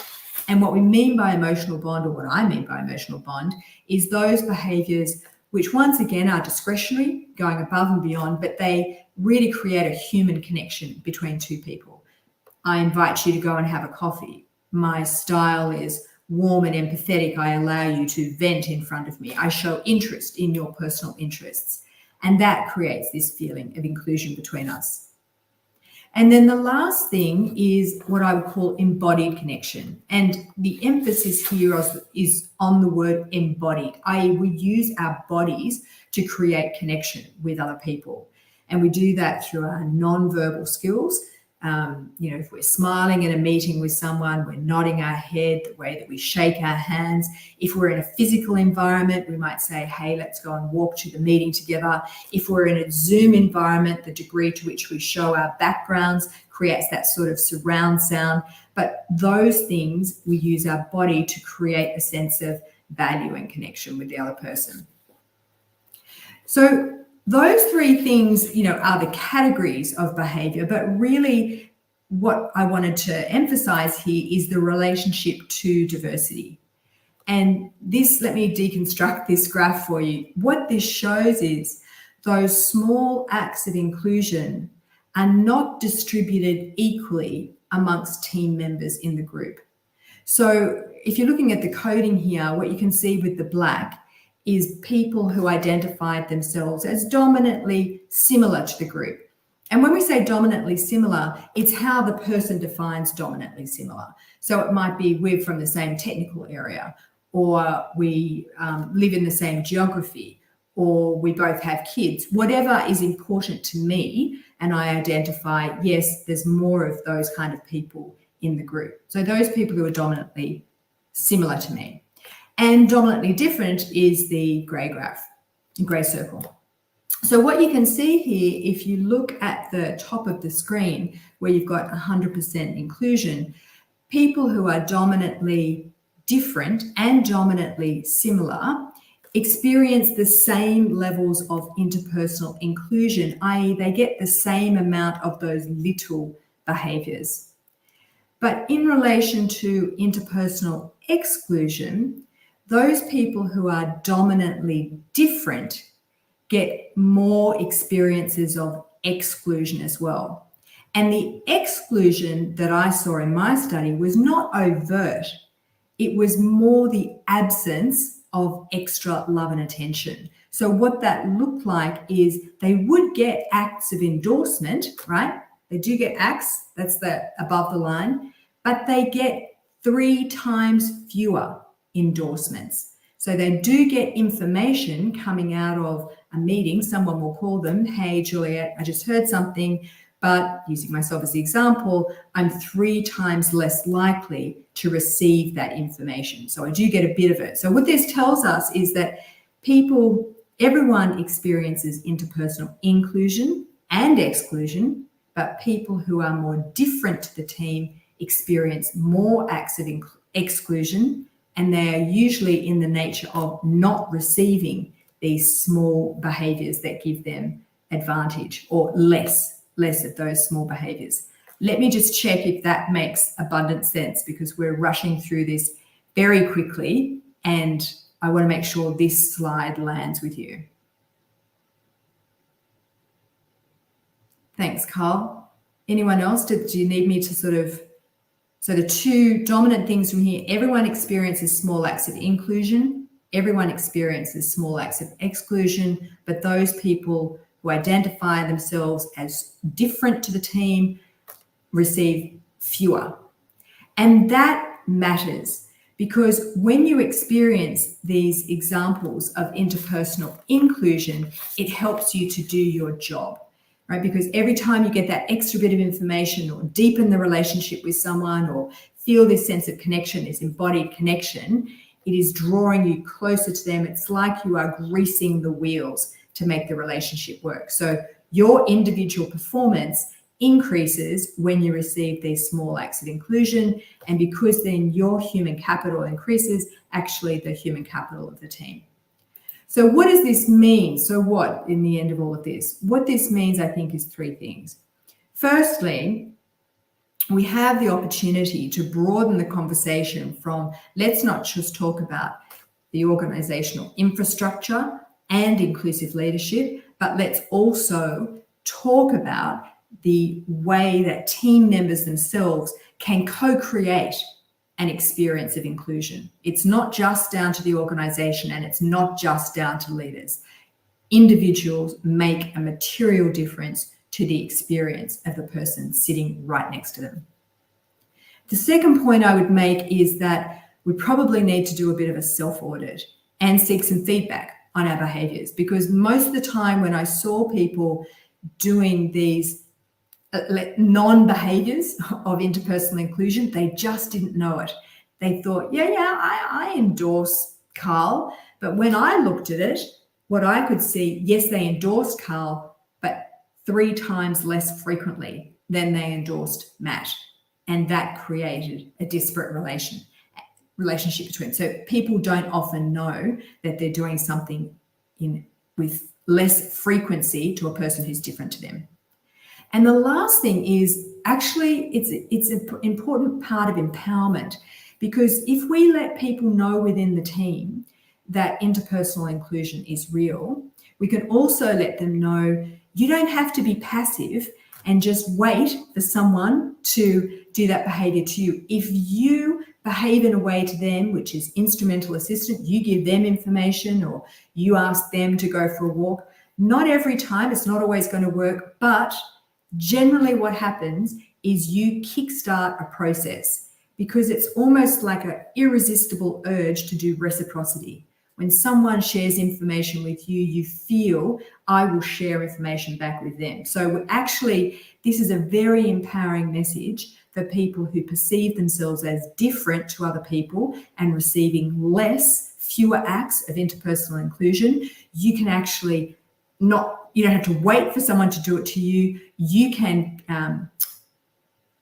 kickstart the ball, make the ball start rolling by you leaning in and giving those acts of interpersonal inclusion to other people.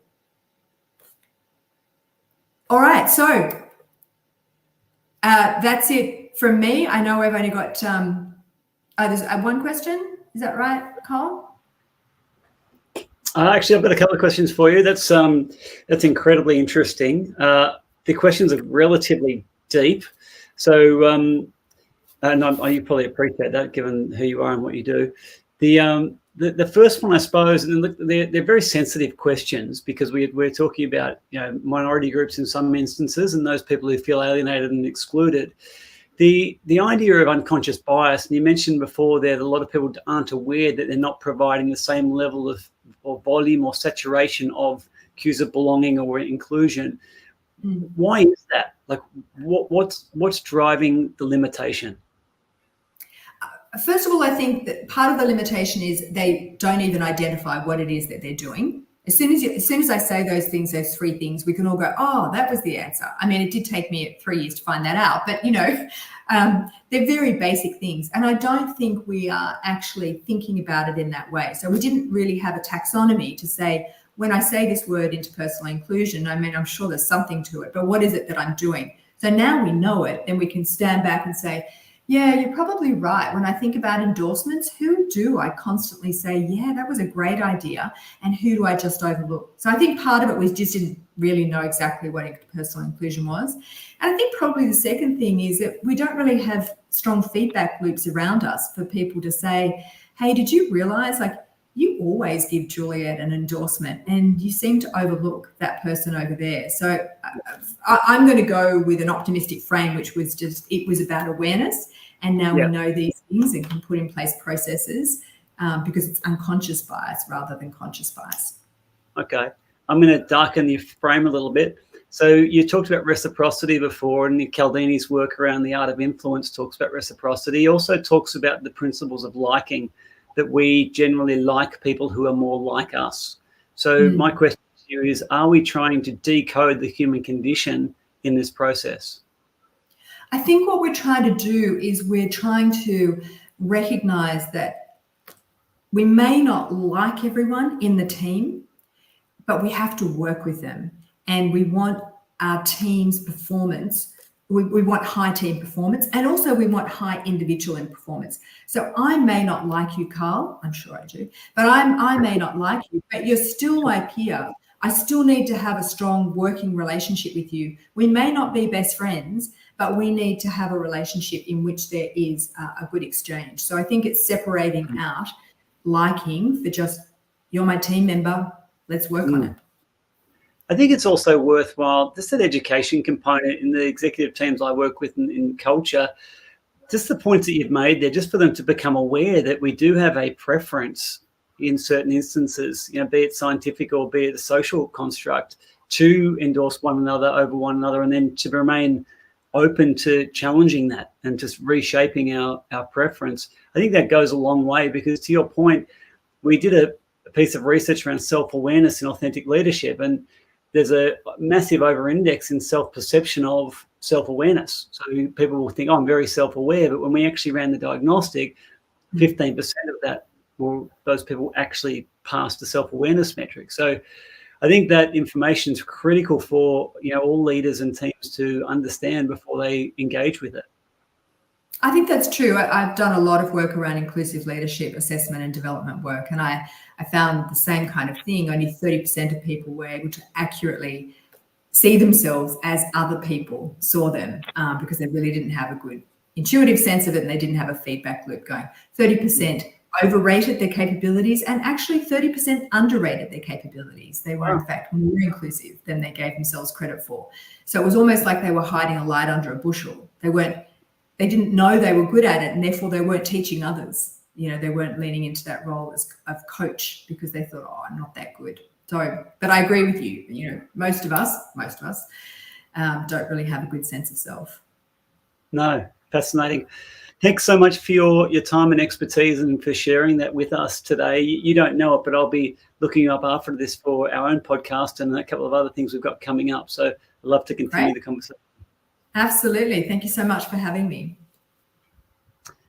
We're going to head over to KL at the moment. We're going to go to Asia with Ulrika Brunner is the next city. Thanks so much for joining us. Going to have a short break first. If you'd like to, you can head over to the chat. Thanks so much for your time and your attention for the last couple of hours. We'll be off the air for a little while, jumping back on. So make sure you just leave this window open.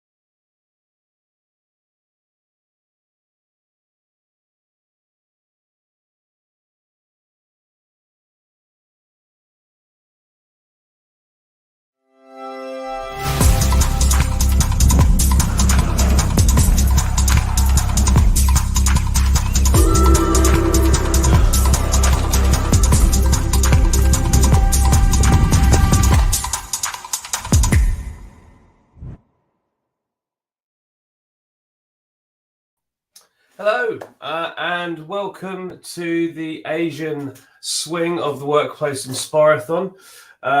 Magically, it was at midday in Sydney, and we now land in Kuala Lumpur at midday there.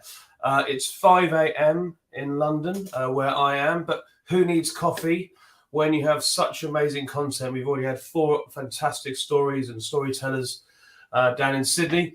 And I cannot wait for the next session. So without further ado, because much more inspiring people than myself are waiting in the wings, I'd like to introduce you to the host for Asia, and also one of our speakers, and that's the amazing Ulrika Brunner, and she's the Chief Executive Officer for Inspire Group Asia.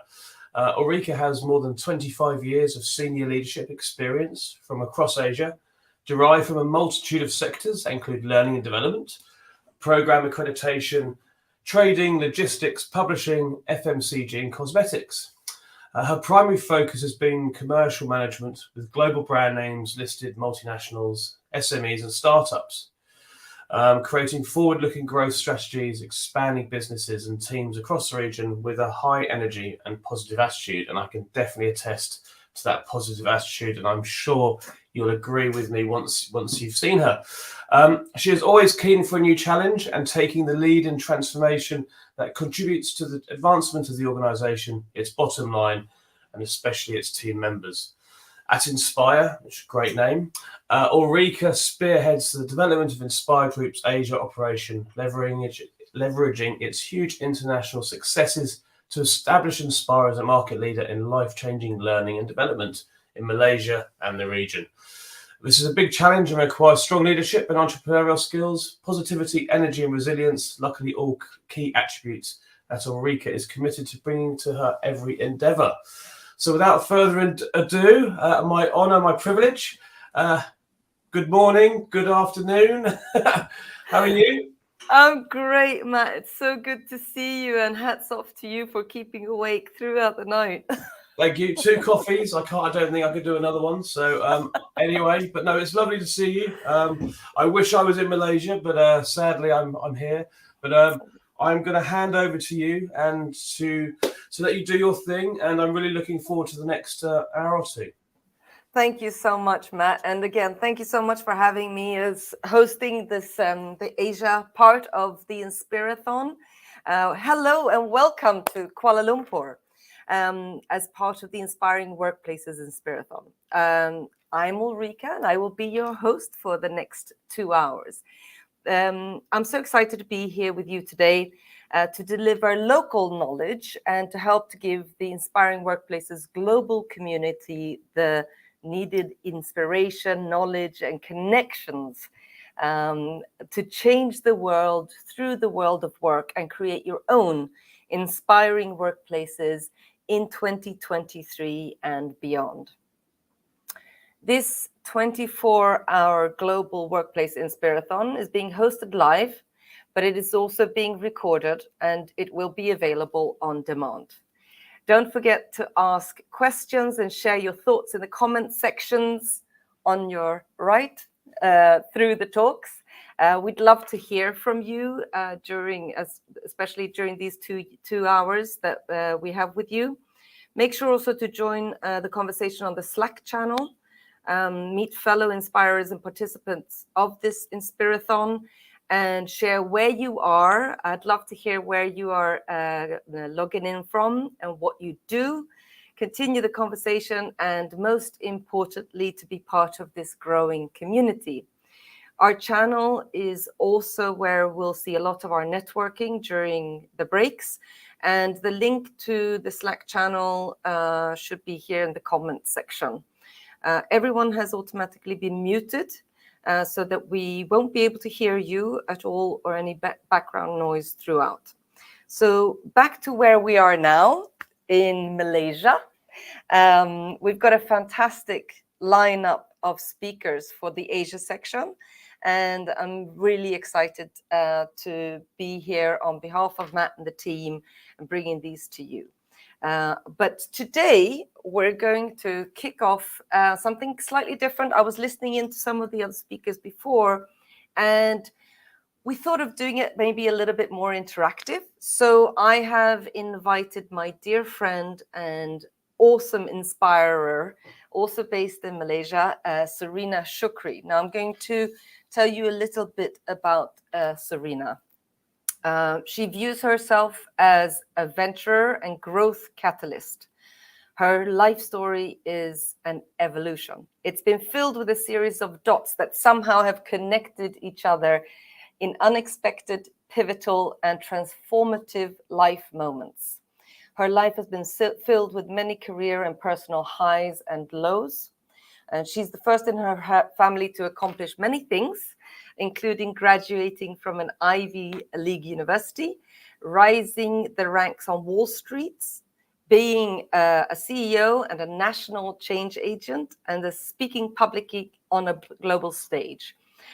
Today, she is here in Malaysia, but wearing many hats. She's a non-executive independent director of Capital A, which is the parent company of AirAsia, and CIMB Bank, one of the largest financial services firms in the region, and Accelerate Global, which is a social enterprise tackling youth unemployment. She's also a founding member of Women in Blockchain Asia, or WIBA, whose aim is to develop women leaders in the space. She was the former CEO of Malaysia Digital Economy Corporation, or MDEC, as we call it here locally. It's a 500-person government agency tasked to lead digital transformation for the country through a changing political landscape and global pandemic, no less. She held senior leadership roles at JP Morgan Chase, the largest financial institution firm in the world, and including strategy and innovation in commercial banking. On a personal side, Serena is a two-time cancer survivor and is living with metastatic breast cancer. She believes in living her best life every day and inspires others to do the same as she continues to make an impact in the world. And I have witnessed this personally on the various occasions that I've had the good fortune of being in the same room and seeing Serena in action. She lives here in Kuala Lumpur with her husband and 3 children and intends to travel the world and connect with change makers and inspirers across the globe. All in all, she sees herself as a woman in progress. So welcome, Serena, and thank you for sharing this space with me today. It's so good to see you. Hi. Hi. It's so good to be here. Thank you so much for that introduction. It's great to be here. I'm excited. Yeah, we're going to have a great session together, and Matt keeps saying, yeah, just enjoy it. You know, we're not rushed like so many of the other speakers. So thank you so much for making the time to being here with me today. So I just want, you know, you and I, we talked about to be talking about leading in the unknown. Do you want to say anything to set the scene before? I have some questions that I want to ask you, but do you want to say something maybe to set this off? Yeah, so I want to just, so the topic came up when we were talking about leadership. And of course, you know, my career, I've always been in corporate. I went to business school, undergrad. And so the topic of management and leadership was always a conversation. But what I've realized over the years is that we're in a completely different era now. What leadership means, you know, how you lead today versus how you lead 30 years ago, 50 years ago, it's probably a little bit different, primarily because business models have changed. For example, you know, if you go back to the 80s, you know, business models were all about, corporations, for example, were all about, you know, optimization. And so how do you reduce costs? How do you make something faster? How do you, you know, it was all about building, you know, and the name of the game, those who can actually, you know, optimize better, you know, faster, you know, that's how you lead. And so if you pick up a business management, a business book from, you know, the 90s, for example, they'll talk about GE, for example. So GE, big company. So it's all about like, how do you optimize? How do you do all those things? And so, so in other words, there's a process in there. The process is more clear. So if you're running a factory, how do you reduce your downtime? So there's certain things that you can do. And so, so it's a little bit, so it's all about optimization. So there's certain style of leadership that works there. Today, however, and I'm not even talking about today, like let's go back like 5 to 10 years ago, when everybody was talking about, hey, innovation, it's technology, it's change. There's all this, you start to see new business models. And so there's this whole idea of, hey, we don't know what the future is going to be like, because we've already figured out like the baseline playbook. There's no more playbook already now. And so the future is, you need to create the future. You need to create these new business models. You need to create new work environments. And so there's this concept of the business is unknown. And so what is your future growth going to look like? How do you innovate? So there's a lot of talk about innovation. And there's this concept of, like, how do you lead into this unknown? How do you come up with how do you come up with new products? You don't know. So you're being disrupted left, right, and center. And so how do you go about doing that? So this idea of leadership into the unknown. And then now, now we enter the era of, we've got pandemic. So we've just gone through 2 years of like, that is like major unknown. Is like right smack in your face. You don't know what this thing is, and there's a lot of unknowns there. And then now you enter, not only there's that, there's the unknown, there's geopolitical unknown, like what's going to happen. And then there's like climate change. And so there's all around. And so that today leadership is all about, it's leading into this unknown. So how do you go about doing that? There's no playbook for this. Yeah. So what do you think, like, how could you prepare, or how can leaders prepare, all of us, how can we prepare for change? If we want to be inspirers, yes, and lead, like, how do we prepare for that? So there's a little bit of, so coming back to like if you take the old, like when you and I started our careers, there's this whole notion of the boss is always right. Yes. It's hierarchy. You show, you just, so there's no, and then the more senior you are, the more right you are. Yes. And so the better ideas. And don't you question me. Don't you question. There's a little bit of that. But now you have to embrace the fact that innovation is the name of it anywhere you are, because there's change all around. So how do you navigate this change? You have to think about new ways of doing things. And new ways of doing things, new ideas comes from everywhere, from all over the organization. So one of the key things that leaders have to embrace, how do you embrace this change? How do you embrace this unknown? Is the fact that you have to be vulnerable to say that, hey, I actually don't know. But, Ulrika is my senior associate on my team, and she knows, she's the expert here. So let's hear thoughts from her. And so it's just embracing that it's okay to be vulnerable a little bit and embrace the fact that, let's try something new. We don't know, but let's all do this together. So there's this whole, so the new model of leadership today is like embracing that vulnerability, that courage to be vulnerable sometimes, because sometimes you don't know. And so your best ideas from your organization could come from the most junior person on the team that just joined the team, but happens to know everything there is to know about XYZ topic that's new, and then can be part of it. So this whole idea of embracing, we don't know, so we have to be able to be nimble and adjust. So more adaptable, more flexible. But obviously we're here in Asia, right? So we're speaking from Malaysia, and I think one of the things that comes up often when I talk to multinationals, etc., is how do we need to do that differently in Asia? Yes. Is there, this maybe more traditional way of, respecting your elders, not questioning, or, it's very broad comments that I'm saying now, but yes. is that something also that maybe is something to consider? Is that something that affects maybe this evolution that I think both you and I hope for? Yeah, so absolutely. Because you cultural norms differ everywhere.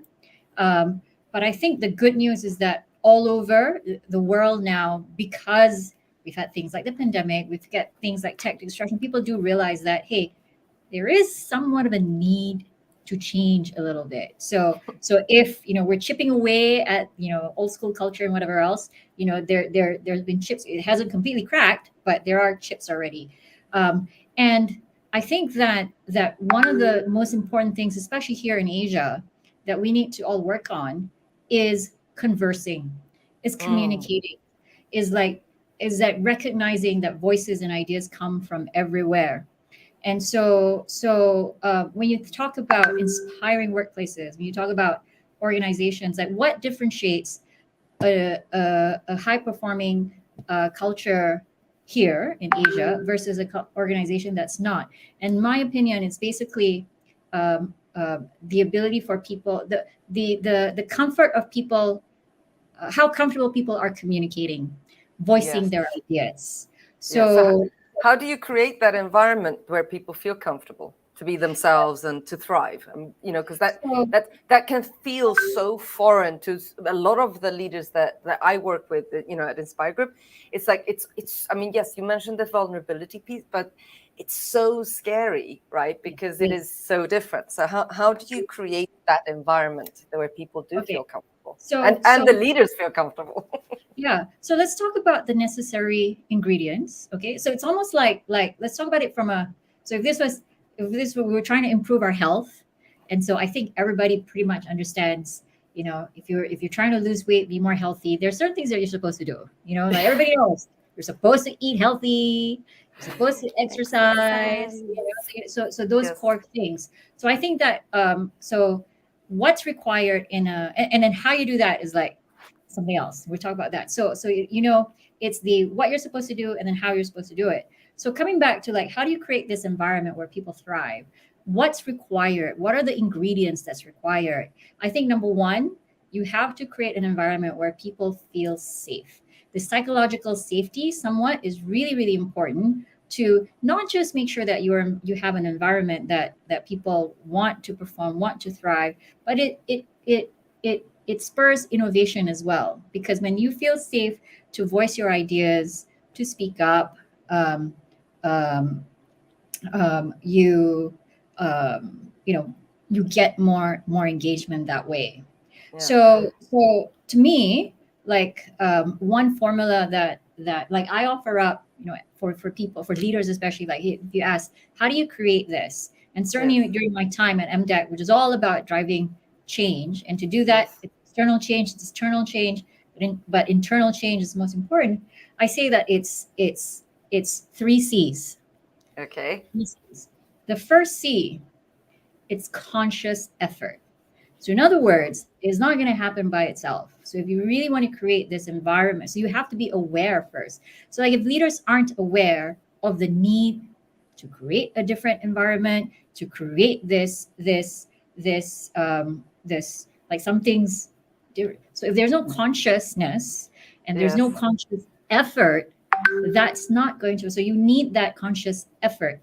And the effort also, it's directed to increasing diversity in your organization, because being deliberate about it, right? Deliberate about it. Yes. And so because this diversity, you have other people. So it's you have an exchange of ideas. You feel more safe because perhaps you see some other people that are, if you're the minority, and then now you see some other people that are more like you, it's just better. So you have to make a conscious effort. You have to make a conscious effort to be diverse as well. Because, one of the real pitfalls of organizations is when you have zero diversity, and then, and you have, what ends up happening is that all around the table, it's yes men. When somebody says something and everybody's like, oh yeah, I agree, because they all had the same experiences. And so then you get to the same outcome.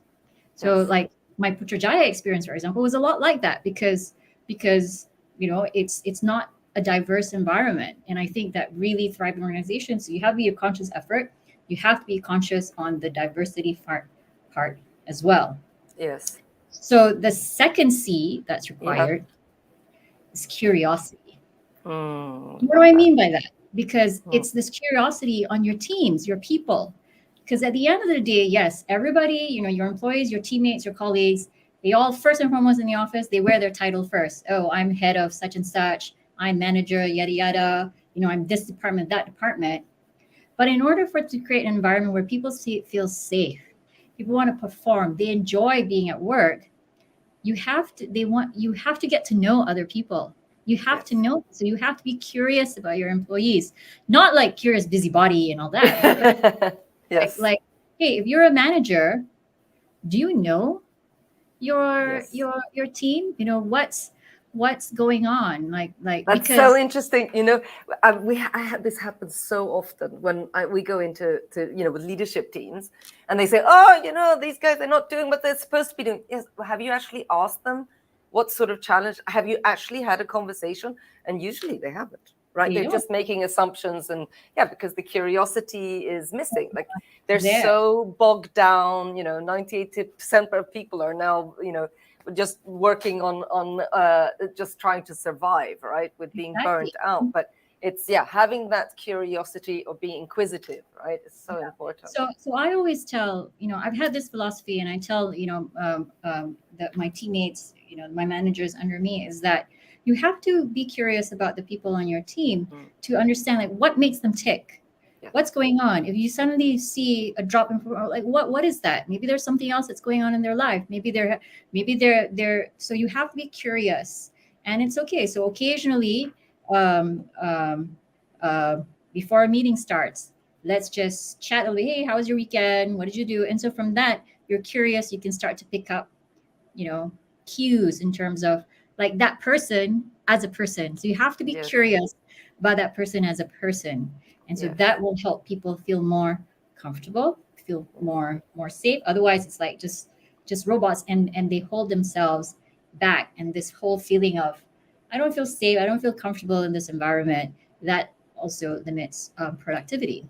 One thing that just occurred to me as well, Serena, as part of that curiosity, because there was another earlier talk this morning where talking about culture, etc. So that the environment that you produce, but that often there's also a lack of awareness. So, for example, for a team leader, yes, we expect I would expect the team leader to be curious, just what you're describing, and being inquisitive and finding out what's actually going in the space of each of the team members. But it's also, I think, an important part of this process that doesn't very often happen is that for the leader to be curious of how they occur to the team member. Yeah, that's actually right. Because it's like so often it's like, we can ask you lots of questions, like you're married, you have children, but it's like, what are you seeing? Like when we're having this thing, like how do I occur to you? And can I ask you questions like, what could I do different, etc. Right? That's to build the relationship as well. So this healthy curiosity that actually brings me, so that point that you talk, it's the third C. Oh. Which is basically, it's CC, but the other C is basically you have to be prepared for and encourage courageous conversations. Oh, yes. Courageous conversations. And so understand, like, first of all, because we rolled this out, but first of all, just labeling it courageous conversations, like difficult conversations, you want to encourage people to speak up. And so just calling it courageous conversations makes it, identifies it as actually, it's something that you have to do. And then it's almost like just calling it courageous. Oh, I had a conversation. It's almost like you feel good that you had that courageous conversation. But more importantly, as leaders, you want to set this culture where we want to encourage people to have courageous conversations. Because you need to have that. You want to encourage people to speak up. So labeling it that actually, it works both ways. So for the person that has something to say, to actually step up, because sometimes, there are instances where like people wait. They think that nobody asked, so I'm just going to stay here and suffer in silence because nobody asked for my opinion. This whole thing sucks, but I'm not going to say anything because they didn't ask. But you need to have that courage to have the conversation. And then as the receiver also, you have to have the courage to enable these conversations. Yes. So these are some of the things that's that's required. That to me, I think if you're trying to create an environment where people, we want to encourage innovation, you want to encourage dynamic performance, you want to continue to deal with this unknown. Like, how do you continue to deal with all these things? You need to have it's a conscious effort, primarily focused on diversity. You need to be curious about your people. And being curious about it also makes the environment more fun. And you need to encourage courageous conversations. I love that. Yes, absolutely. So can you tell us how you have learned to navigate quickly evolving environments? Because you've gone through some very, very interesting experiences throughout your life in different parts of the world. So I'd love to hear, for you specifically, like, how have you navigated that?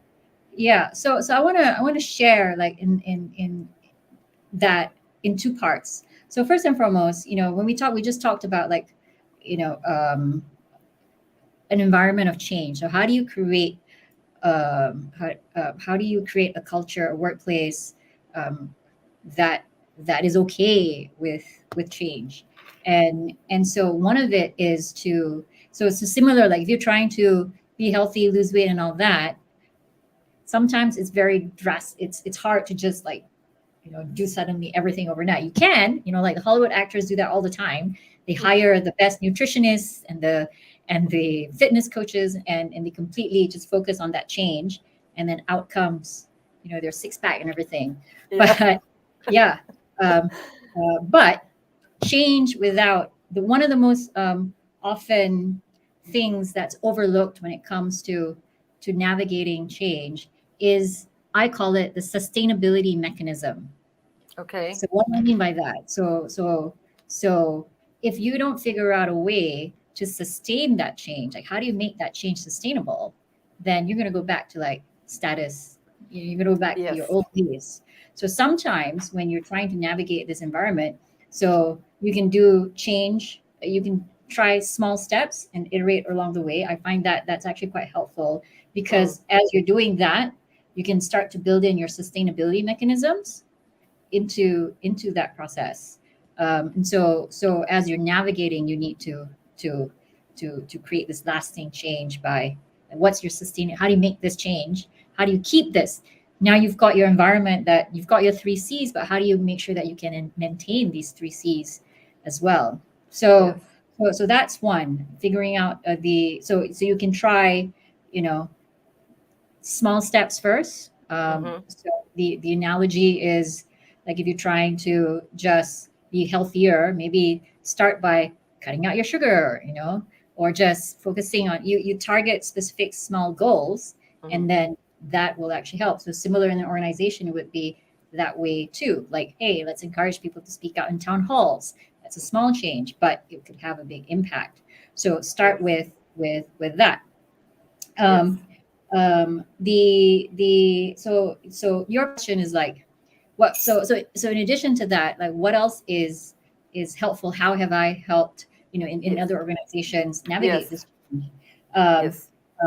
In addition to that sustainability mechanism, you also need a mechanism to, like, how do you monitor this change?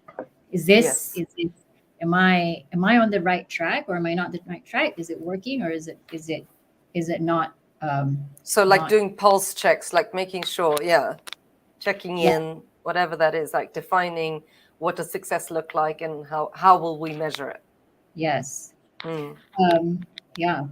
So those are, so again, like, as it comes to organizational change, personal change, there are, specialists, there's frameworks. I'm sure your Inspire group also helps organizations do that. There's certain practices, no different than the analogy of, okay, exercise, sit-ups. We know sit-ups are good, and so this is how you do a proper one.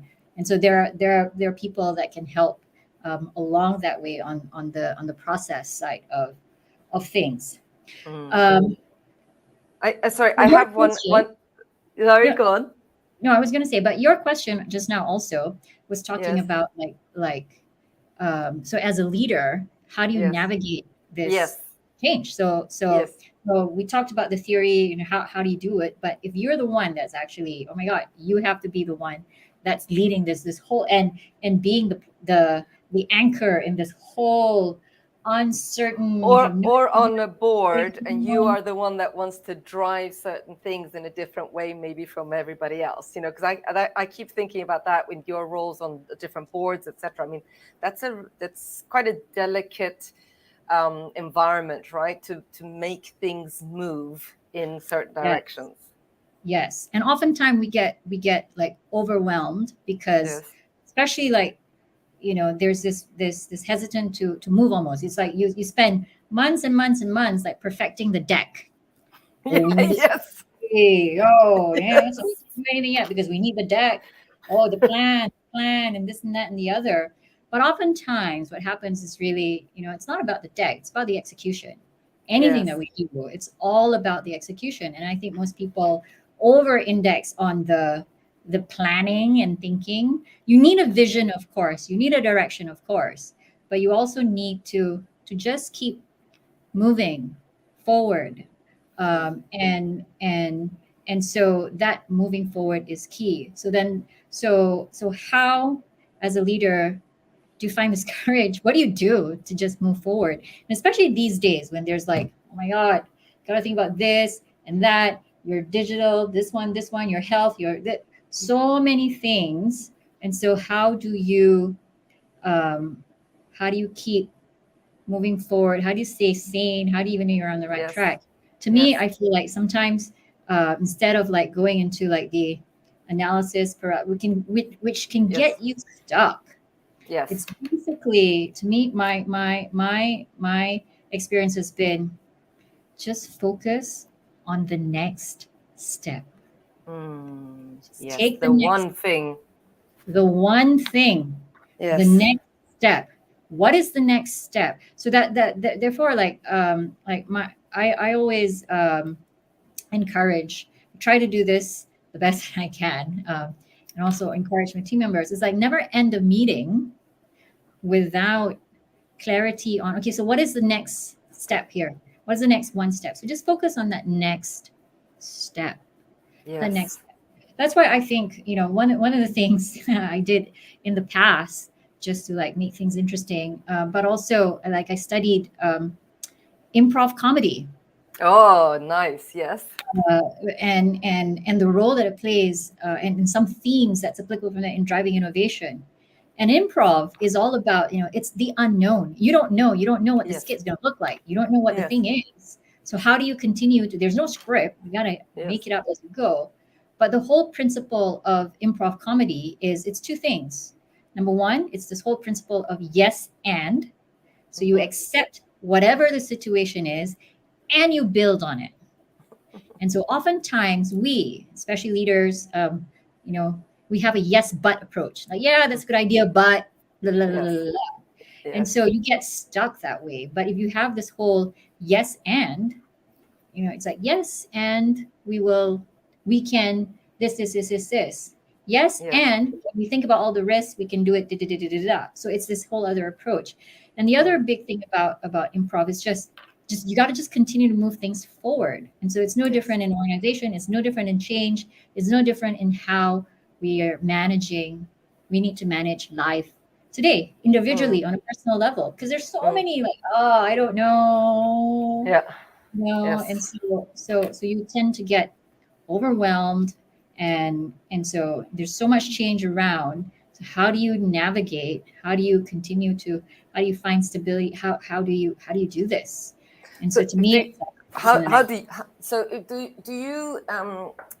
do you also have people that are part of maybe a support? No, you know, okay, this is going to sound more like, you know, mental health or whatever, but it's like more of a support system in terms of, you know, you were mentioning on the checking in to making sure that you're sort of on the right track and everything, but also on a personal level, because in what I've been seeing is, you know, a lot of people, yes, they're getting burnt out. It's like, that's a real thing. Like leaders are, you know, because they've got so many balls in the air, and it's like, okay, what is most important? What is going to make the biggest difference? Now, everything is urgent. And at the same time, we're recovering from COVID, and it's just, everything is different. But how do we as leaders also create, or how do you? I mean, specifics like how do you make this possible with how you've stretched yourself over so many different roles and experiences, in terms of people that keep you real? Okay, so there are a couple of things a couple of themes in your question there. So one, what I heard was like, okay, so how do you like, are there peers? Like, who do you draw your energy and your support from? So that's one. And then the other theme that I heard was that, how do people know that, like, so you're on track or not on track is usually you have this feeling of overwhelm, because there's so many things, are you doing things right or not?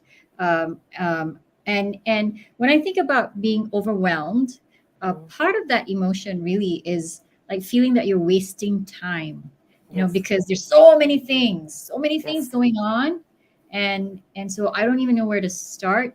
And then am I working on the right thing? And then you start feeling guilty because, oh no, I should have done this, and I'm not productive, and you get stressed out over not being productive. So it's a lot of that. So I want to offer up a framework that may help. Because this is how I, over the years, because there's so many things. So this has been a framework that I've come up to help me feel more anchored, and less overwhelmed in dealing with, all right, so there's so much stuff going on. And this is like a personal framework. There's some elements that you could probably translate to work as well. And so this is the remember I told you earlier, all right, I'd like for you to have a piece of paper. So for those of you who are following along, you can take a piece of paper, and this is really an exercise to help feel a little bit more grounded, because I think part of the challenge is, as executives, as leaders, as parents, you feel like, I'm not doing the right thing right now. I'm supposed to be doing something else, and I'm not using. So where's my priority? Where's my focus? So there's this need to be a little bit more still and centered and feeling in control. Because oftentimes you don't feel like you're in control. Your boss is doing this, and you lose control because you don't know what you're supposed to do. Okay, so now, so simple framework. I've distilled it. So, and then what I'm going to do, just for fun, I'm going to try and explain and not show, and see if the instructions, if clear, or exactly the same or not. Sometimes. Okay, I'm ready. So piece of paper. Yes. Fold it in half. Okay. You should have a rectangle now, correct? Now, fold it in half again to make it, on not the long part, but the shorter part. Okay. Okay, so you fold it in half. And now it should be, a fat rectangle as opposed to a long rectangle. You got it? Now, then you take the center where the folds meet. Okay. Then you tear a small quadrant of a circle.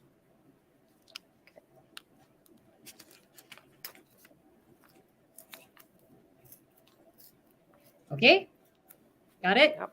Yes. Let's see what you came up with. Can I open it? Yeah, open it and show me. Yay! Okay. Okay. Except you fold it first on the long side. No. Yes. All right. Yes. So what I wanted to show is that, okay, here's this piece of paper. You basically have 4 quadrants. Okay. And this circle in the middle. All right. And so on these 4 quadrants, on the left side of the I want you to write the first quadrant, health. Okay. And so then the bottom quadrant under that, you'll write skills. Skills. Across from health, in other words, on the other side, write relationships. Relationships. And then underneath relationships, right? The other thing that's important in life. So if you think health is important, skills is important, relationships is important, what do you think goes down in that bottom quadrant? Health, relationships, skills. I want to say experiences. Experiences could be one. But I What offer are you up, thinking? I'm thinking money. Yes, of course. Money. Yes. So now you have a sheet of paper that looks like this, Yes. right? Yes. So Yes. health, skills, relationships, and money.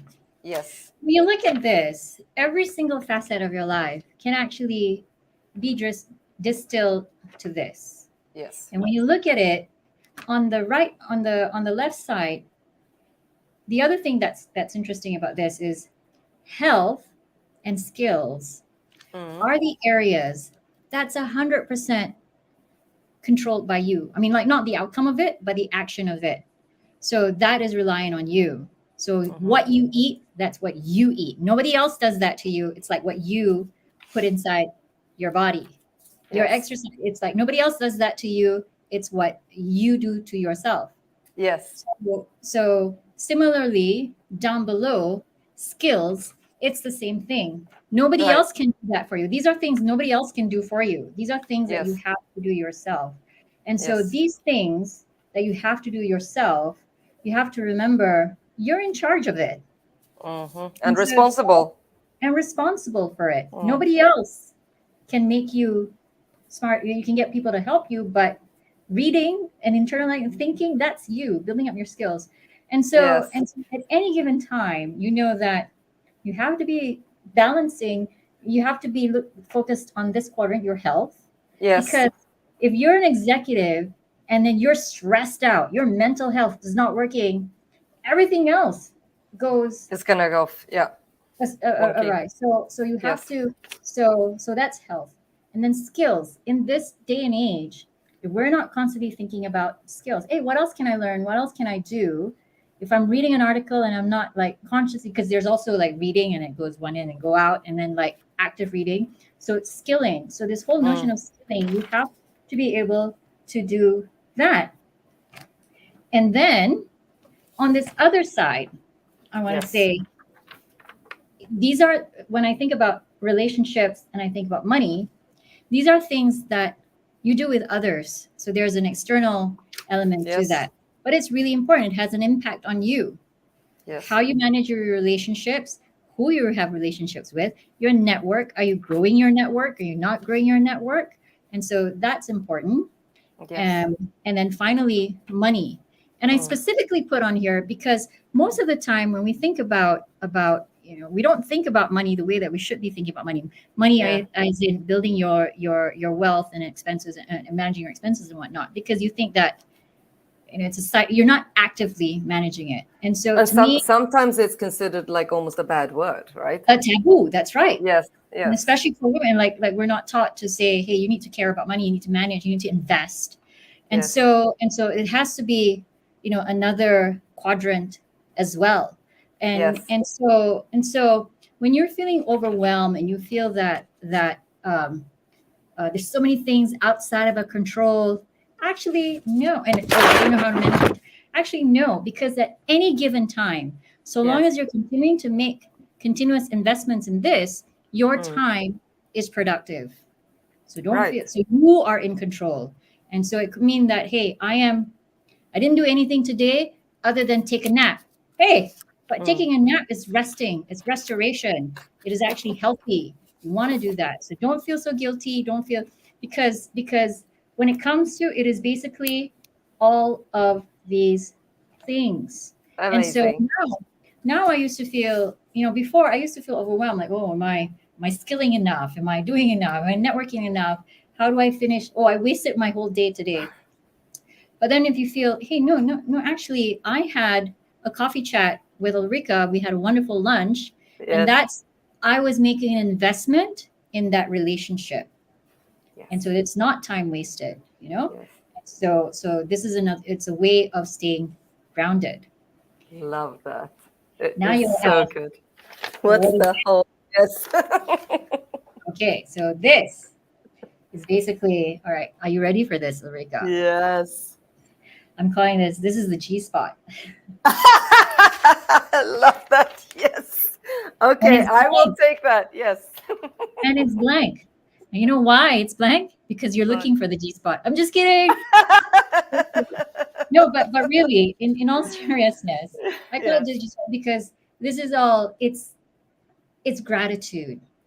So the center of all of this, to keep it centered, to feel like you're always going to have this hole in your life, feeling overwhelmed, not stable, and all that, if you don't have a sense of gratitude. And when you think about it, you need to go about saying there's so many things that you have. Oftentimes we think about all the things that we don't have, and you don't feel the sense of gratitude. But if you just go about your day and your life, just having the sense of gratitude, the whole thing pieces together. Gratitude for your health, gratitude for your skills, gratitude for all the relationships that you have, even the relationships. You might feel that today you don't have opportunities, but you don't know your relationships. Your next job could come from your relationships. This absolutely. notion, your network is your net worth. So that's also in the other thing. So this whole sense of gratitude to hold everything together. Gosh. That's so you got to. This is just mind blowing for me, and also this thing that to realize that this is us. It's like that. This is life. Because this is life. We're always gonna have that. It's up and down, right? So you're not constantly. Everything is not hunky dory all the time. You're not in the gratitude space all the time. But to realize that as long as you're focusing on those 4 elements, you can actually bring yourself back and do it if you do it deliberately, right? Consciously. And sometimes it's okay because you feel that you need to run on all 4 cylinders all the time. Yes. Not necessarily, because sometimes it is important to just take, who knows, you're a burnt out exec, you just need to, like, you've made a decision. All right, I'm just going to chill a little bit. It's fine. My performance evaluation, I used to be, an E. Now I'm just like chill a little bit because I need to prioritize my health, or I need to prioritize, I need to really invest in my relationships. That's the other thing also. In career, sometimes there's many people who go about their workspaces, they work, and they're not investing in the relationships in the workforce. So we could have a whole other session, but over years, I think it boils down. It's really this. Beautiful. It's skills, it is your network, and then it's the response. Like you have to prioritize money too, not like fanatically, but knowing that, hey, investing is important. How do you have these conversations? How to plan, how to prepare, etc. Yes. Wow, this is what a gift you've given us. Thank you, Serena. I absolutely love this. I'm going to tidy it up because mine is a bit messy now. I'm going to tidy it up and put it here in front of my computer. Thank you so much. Before we wrap up, I have one final question for you. If there is, if you can define one particular person that has been the biggest inspiration for you in your life, since we're here at an Inspirathon, doesn't have to be with work, but the one person that sort of stands out for you that has been the biggest inspiration, I'd love to know. There's so many. There's so many, actually. Okay, if you can choose 2, then I'll be generous. So in the so as a young girl, because you have this notion of you can't see. There's this fictional character that I read in a book once, which I found really inspiring. So Cain and Abel, I'm sure many people would know that, and so there's a book called The Prodigal Daughter, and so the character is Florentina Rosnovsky Cain, and I found that she was the first character that I read or came across where she's self-made, like she's an independent, very courageous speaker, and was just doing all the things that eventually in the book she became president of the US, I think. But as a mom, as a as a businesswoman, as as a student. Like she was, so I was really inspired by that character because it showed that actually you can kind of be creative. There was creative thinking differently, and so I learned. I was very inspired by that. And then the other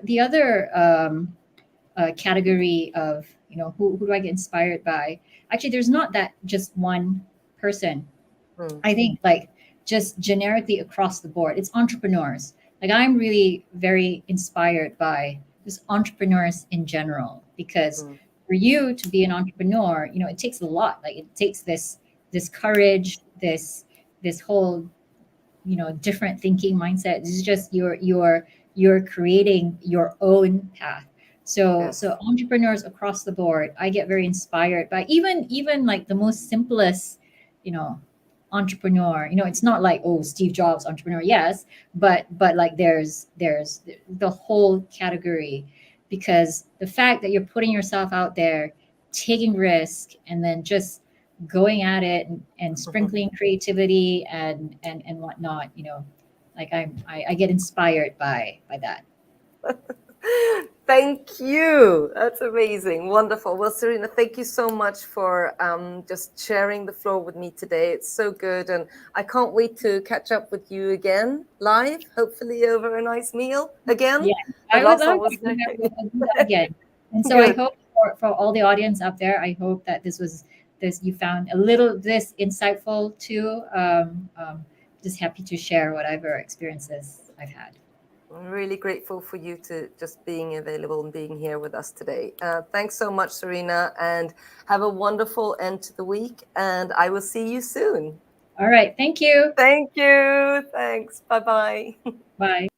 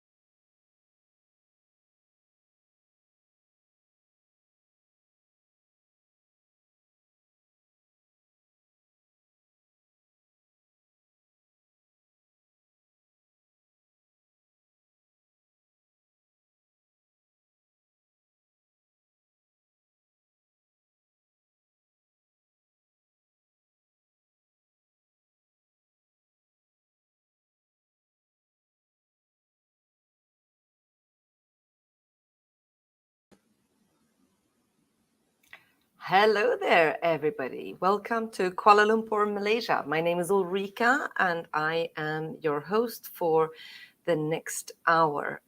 Just had an amazing session with Serena Shukri, and I would now like to introduce our next speaker.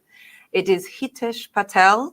Hitesh, despite being born with a severe disability called cerebral palsy, Hitesh is now a Paralympic footballer and a global motivational speaker. Hitesh is also the author of the book Better Than Normal, which has sold over 30,000 copies worldwide. In this keynote, Hitesh will share how he fought multiple challenges while growing up. So stay tuned, and we're just going to show you a little video, and he'll be right on. Thank you.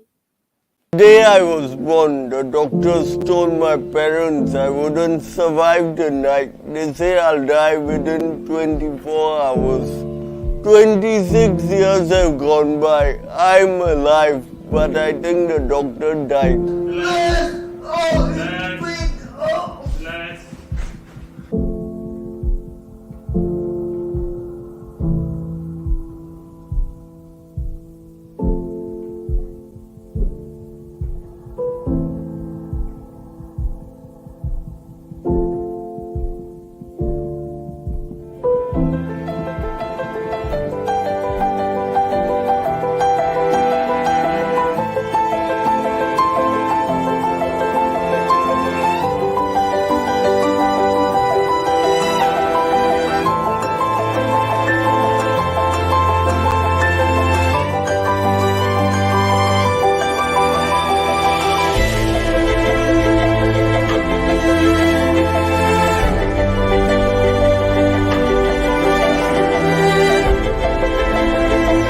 I recently heard this quote: if you're born poor, it's not your fault, but if you die poor, it's your fault.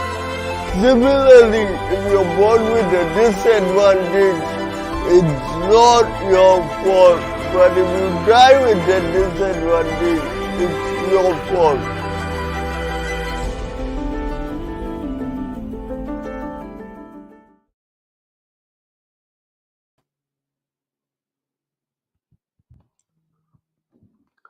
Hi everyone, how's it going? I'm Hitesh. I'm a global keynote speaker from Singapore, and I'm even based in India at the moment. So you saw my video, yeah? Now let me just go to my slides. Give me a moment. After watching my video, you must have found out that I'm born with a disability. It's called cerebral palsy. Now, you might be wondering, what is cerebral palsy, right? Cerebral palsy is a neurological problem which can affect you physically or mentally. For me, I'm more affected on the physical side. Now you might be wondering, oh my God, Hitesh, how did you get cerebral palsy?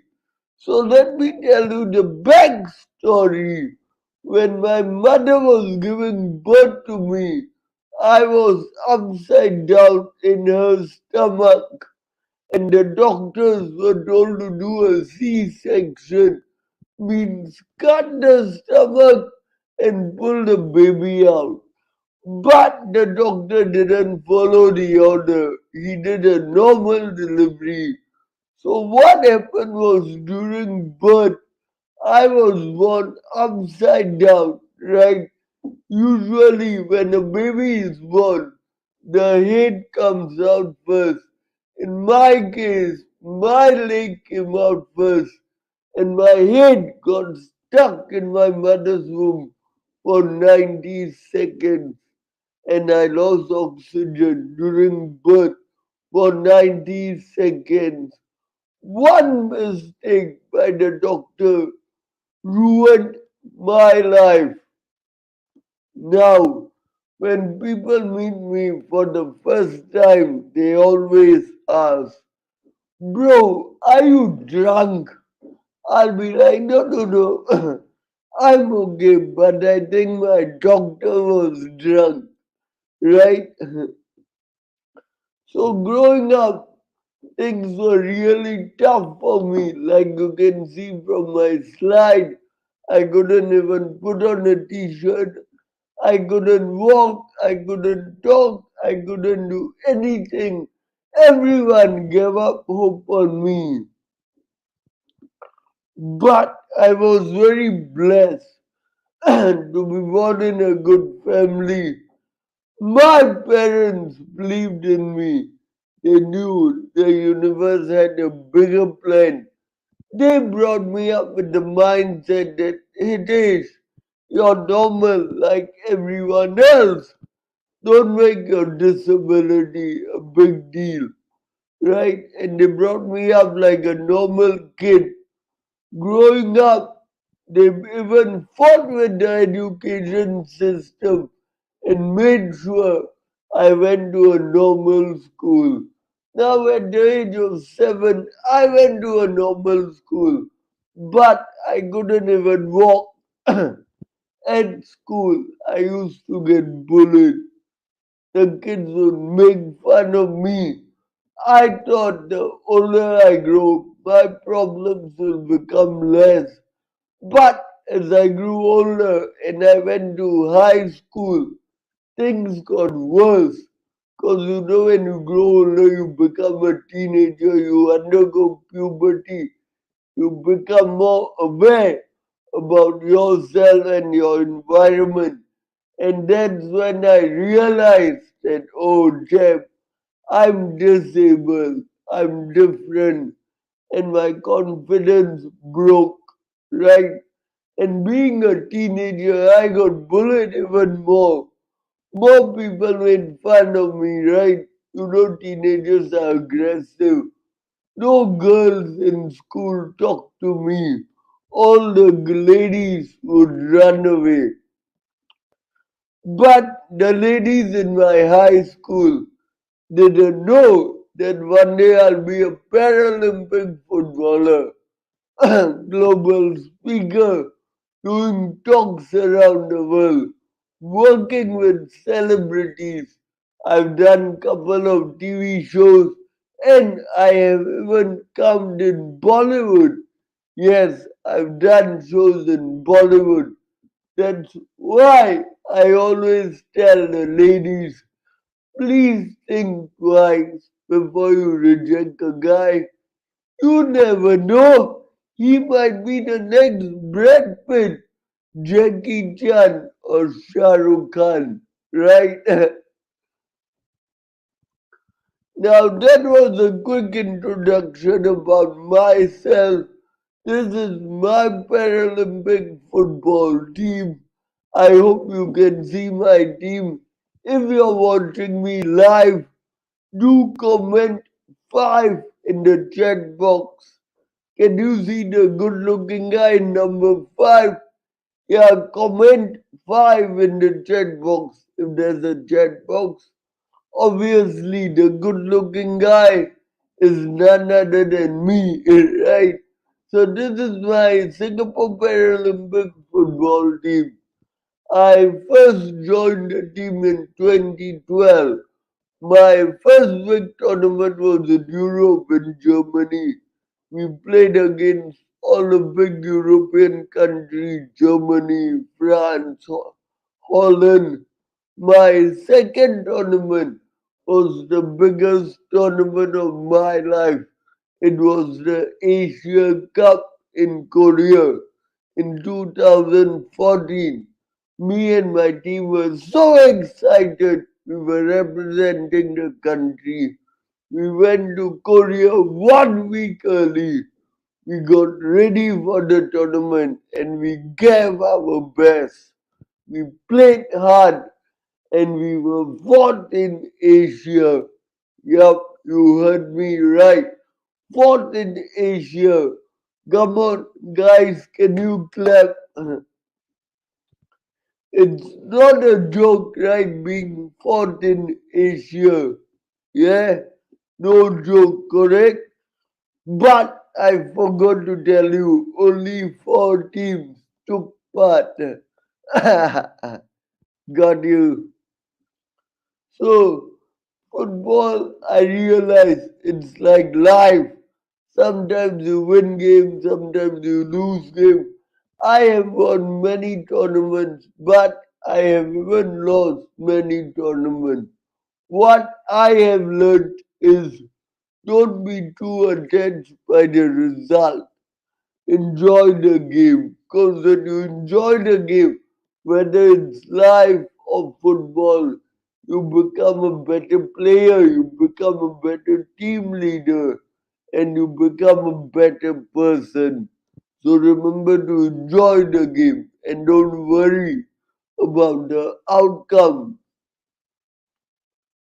Now I'm at the main part of my keynote, how to crush challenges in tough times. I think you can't see the slide, but it's how to crush challenges in tough times. Now, the past 3 years been very tough. We went through COVID, we are going through recession, so a lot of problems. Right today, I'm going to tell you my ultimate formula on how to crush challenges. The formula is attitude. I know, you must have heard this word 10,000 times. But today I'm going to give you a different definition. So hear this out. Hear this story. It might change your life, right? Or it might motivate you to do something greater than yourself. When I was 13 years old, I went to high school in Singapore, right? So in Singapore, everyone had to do a running test. The running test was a 2.5 kilometer run. So I was 13 years old, I was very weak, small, short. I could barely walk, but I went to do the run.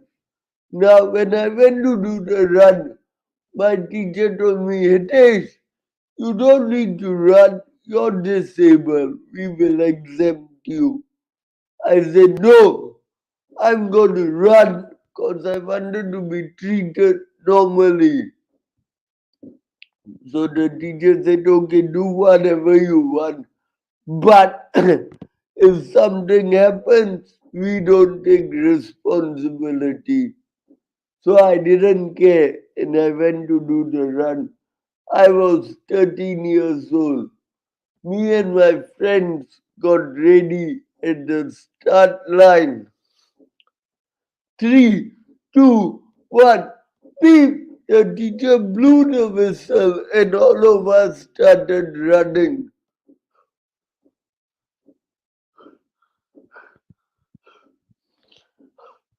After a few steps, I could barely breathe. I was so tired.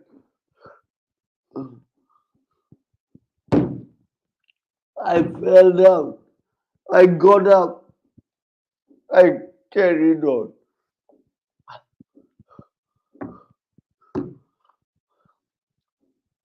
By the time I reached the midline, all my friends had completed the run, but I was still running. I kept going and going and going, and eventually I completed the 2.5 kilometer run. Can you make a guess how long did I take to complete the 2.5 kilometer run? I took 25 minutes. Yeah, but the story doesn't end here. When I was about to complete the run, all my friends, classmates were waiting for me. One guy got irritated and he shouted, Bro, hurry up, man! Even my grandmother can run faster than you. So that day, I went home crying. 3 reasons. Number 1, I failed the running test. Number 2, I came last. Number 3, my friend told me his grandmother could do faster. Now, I don't know when he went running with the grandmother, but let's give him the benefit of doubt. Yeah? So that day, I had 2 options. Number 1, I could give up and cry. Number 2, I could get up and fight my situation. I decided to get up. I started gymming. I started physiotherapy. I started swimming. I started playing football. I did whatever I could to improve my stamina and strength. After school, everyone would go home. I would stay back and train every day for 2 hours. Years went by. 4 years later, it was the last year of school. We were going to graduate. But before graduating, we had to do the running test for the final year. Yeah, so I went to do the run. The teacher told me, Hitesh, you don't need to run. You're disabled. You run every year you fail. What's the point? I said, no, this is the last year. I'm going to do my best. The teacher said, okay, do whatever you want. Anyways, I won't see you anymore after this. So I went to do the run. 4 years later, I was 17 years old, taller, stronger, muscular. I got ready at the start line with my classmates. 3, 2, 1, beep! When the whistle blew, I didn't look left, I didn't look right. I focused on my goal and I ran as fast as I could. I kept running and running. I ran and ran. I just focused on completing the run. And before I knew it, I completed the run. Can you make a guess how long I took 4 years later? I took 11 minutes, less than half the time. But the story doesn't end here. Now I was tired, I was trying to breathe. When I got up, I turned back. I saw my same friend still running. I shouted, hurry up, man! Even your grandmother can run faster than you. Yeah, I gave him back. So what changed 4 years ago and 4 years later? What changed? Nothing changed. The school was the same. The friend was the same. The grandmother was the same. Only one thing changed, and that was my attitude. Until you don't change your attitude, nothing in your life will change. So first change your attitude and automatically everything will change. Now I hope you're enjoying the keynote. If you're enjoying the keynote, please take out your smartphones. Yep. Take out your smartphones. I got my smartphone up. Now I want you to do one thing. Take a photo of me. I'm kidding. Don't do that. Only the ladies can do that. Right. So since your smartphone is up, I want you right now. Go to Instagram. Follow Better Than Normal. Go to YouTube. Subscribe to Better Than Normal. go to Facebook, like Better Than Normal. This is my social media channel. You're going to get a lot more inspiration and information on my individual channels. I'm most active on Instagram, so remember to follow me on Better Than Normal. Do it now. I'm going to give you 1 minute. Otherwise, later you'll forget. So go like, follow, subscribe Better Than Normal. If you're on LinkedIn, my LinkedIn is Hitesh Shah. Go and follow and connect with me on LinkedIn.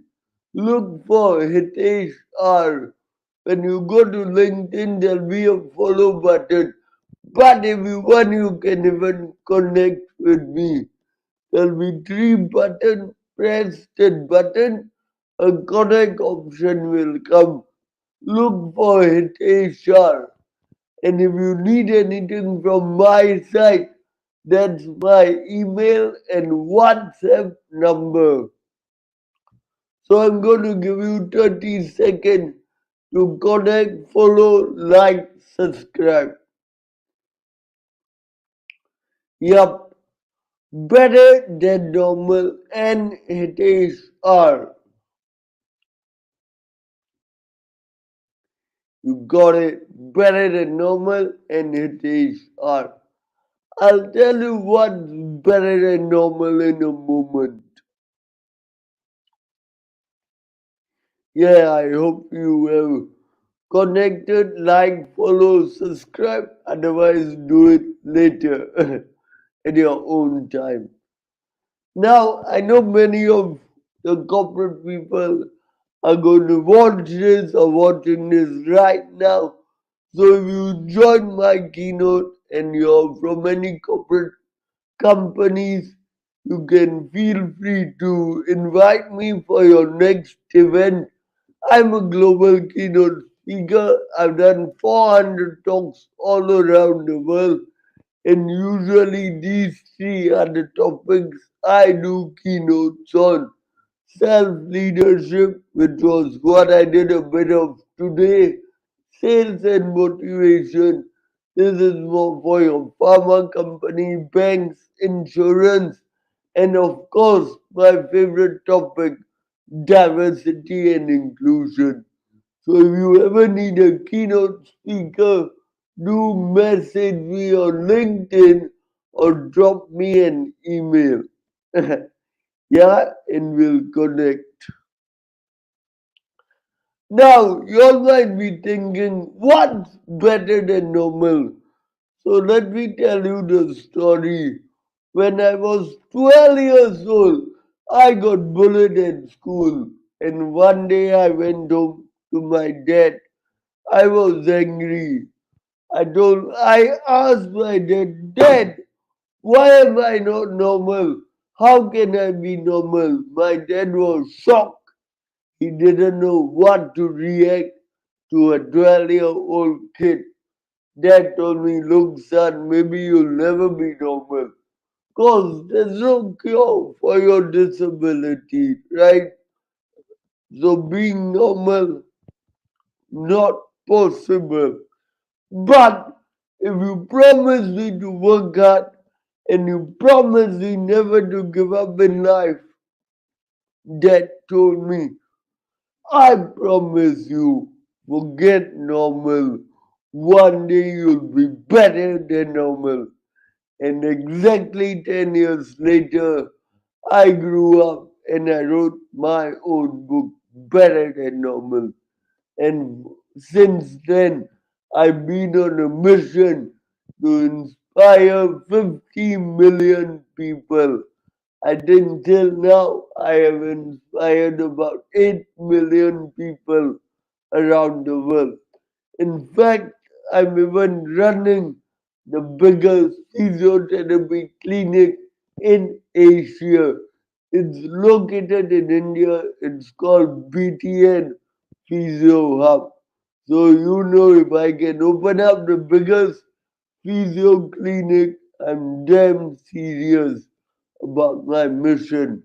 Yeah, BTN Physio Hub is better than normal Physio Hub. So everyone, I would like to kindly thank you for having me here today. I hope you enjoyed my better than normal keynote. Thank you, everyone.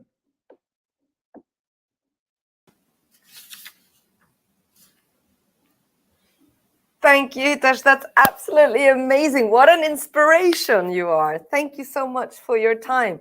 So what can we all do to help you to get closer to that 50 million mark? If you know anyone having an event, do invite me as a keynote speaker. All right. And you're happy traveling across the globe now? Yeah, currently I'm in India. I'm going to Singapore next week. Then I'll be going to Dubai. So I'm traveling now since COVID is down. Excellent. Excellent. Well, I hope So you have a good... I'll be very happy to come there live and do more keynotes for you. Otherwise, there's always a virtual option. But live events are 10 times more fun. I agree. I'm so yes.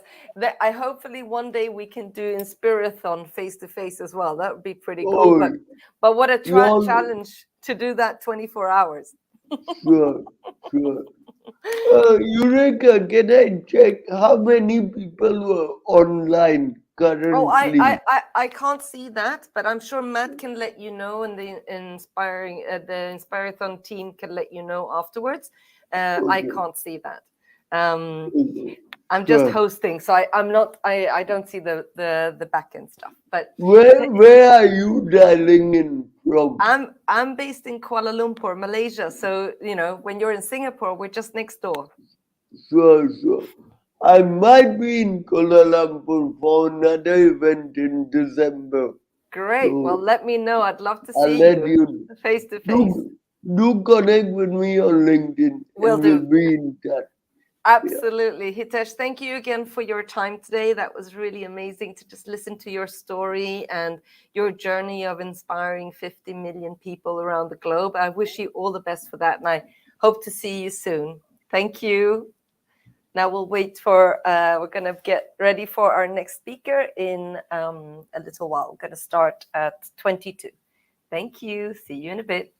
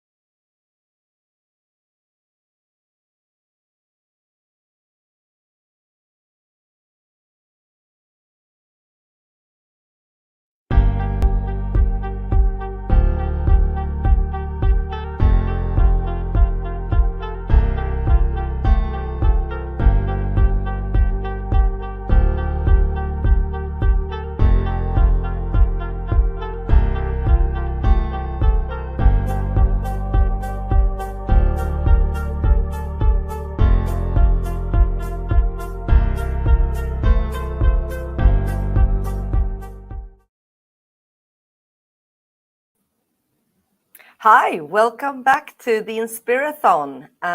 This is Ulrika. I'm based in KL and I am hosting the Asia part of the Inspirathon today. So lovely to have you with us. Thank you so much. Do put down any comments in the comment sections. We'd love to hear from you during our sessions. And today I am here to introduce to you Dr. Jerry Gould. Dr. Jerry Gould is the CEO of the Institute of People Management.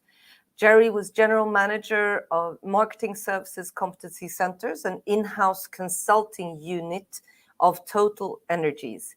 He also was general manager for HR and transformation at Total Energies. In 2016, Jerry founded Gould Executive Coaching Limited, a coaching business.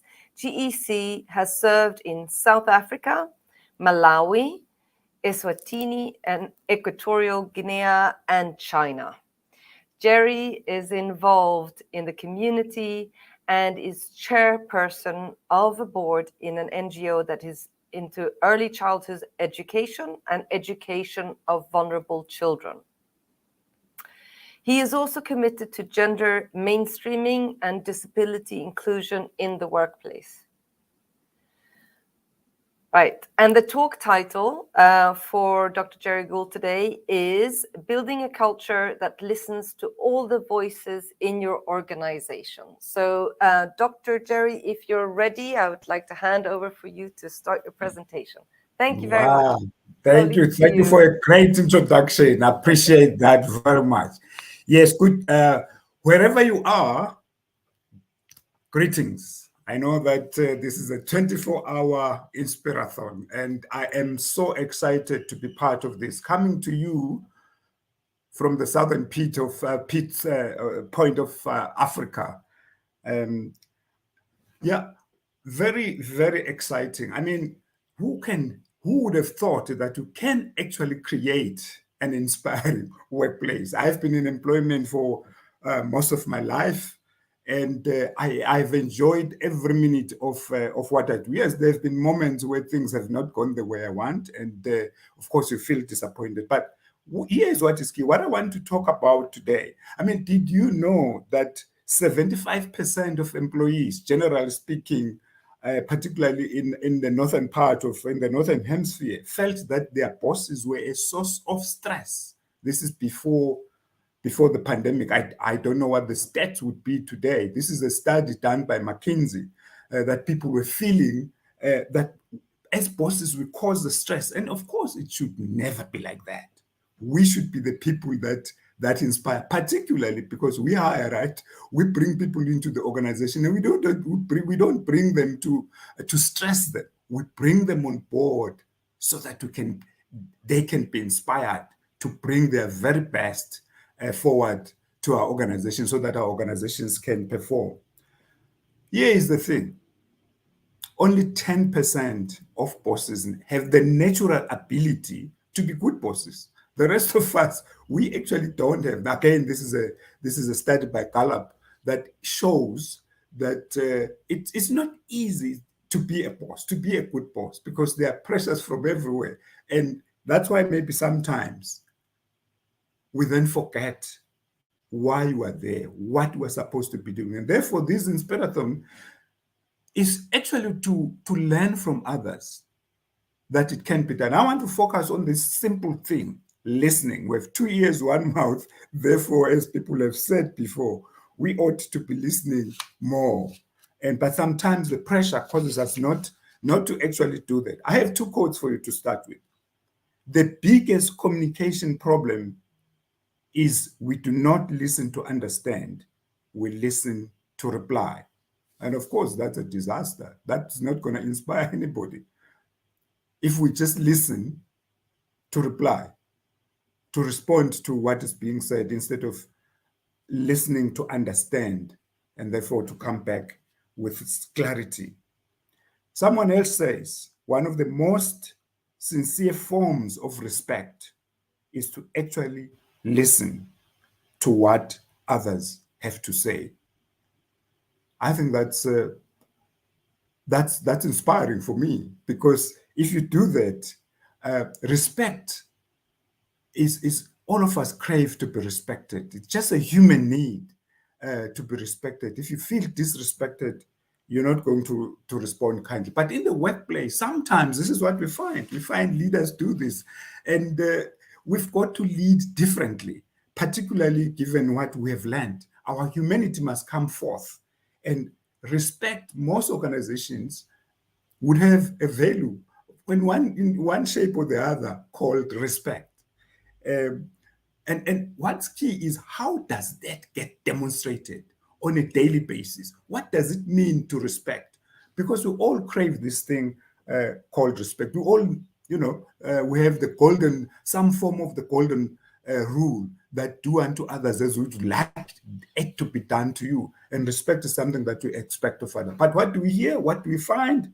Yeah, we find people raising their voices saying, no, listen to me, pointing their fingers, which of course is microaggression. Swearing. And again, a form of microaggression, which indicates that we're really not listening to others. How can we change this? How can we build a culture where all the voices in our organization, all the people that we've brought into our organization to be productive, to live their best life, their purpose? Because remember, if people spend their time in our organization working or wherever they are in the community, but doing some productive stuff, they need to be inspired. Creativity comes because the environment allows. Critical. I mean, we know that the skills required today, we always said the skills will be required in the future. They're required now to be creative and to be innovative.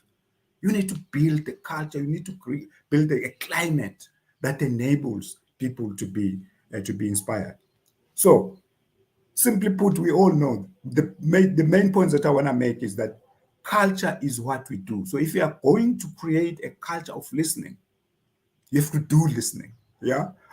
You have to listen to what others have to say. That's the one thing. The second thing is that intentionality is key in building a different culture.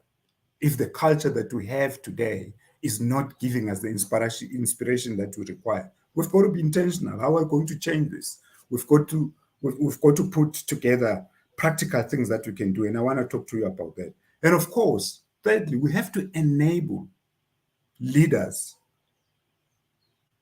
to be able to listen.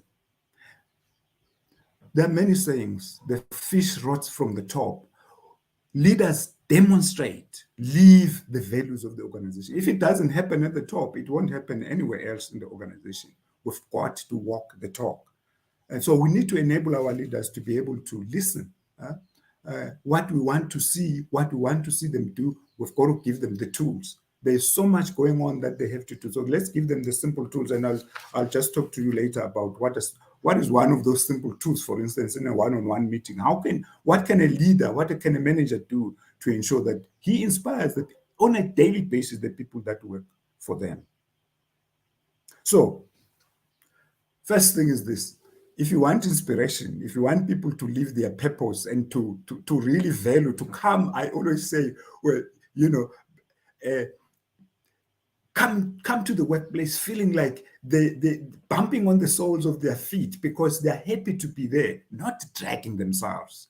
I'm going to that place again. And it is the leaders that can create an environment that does that.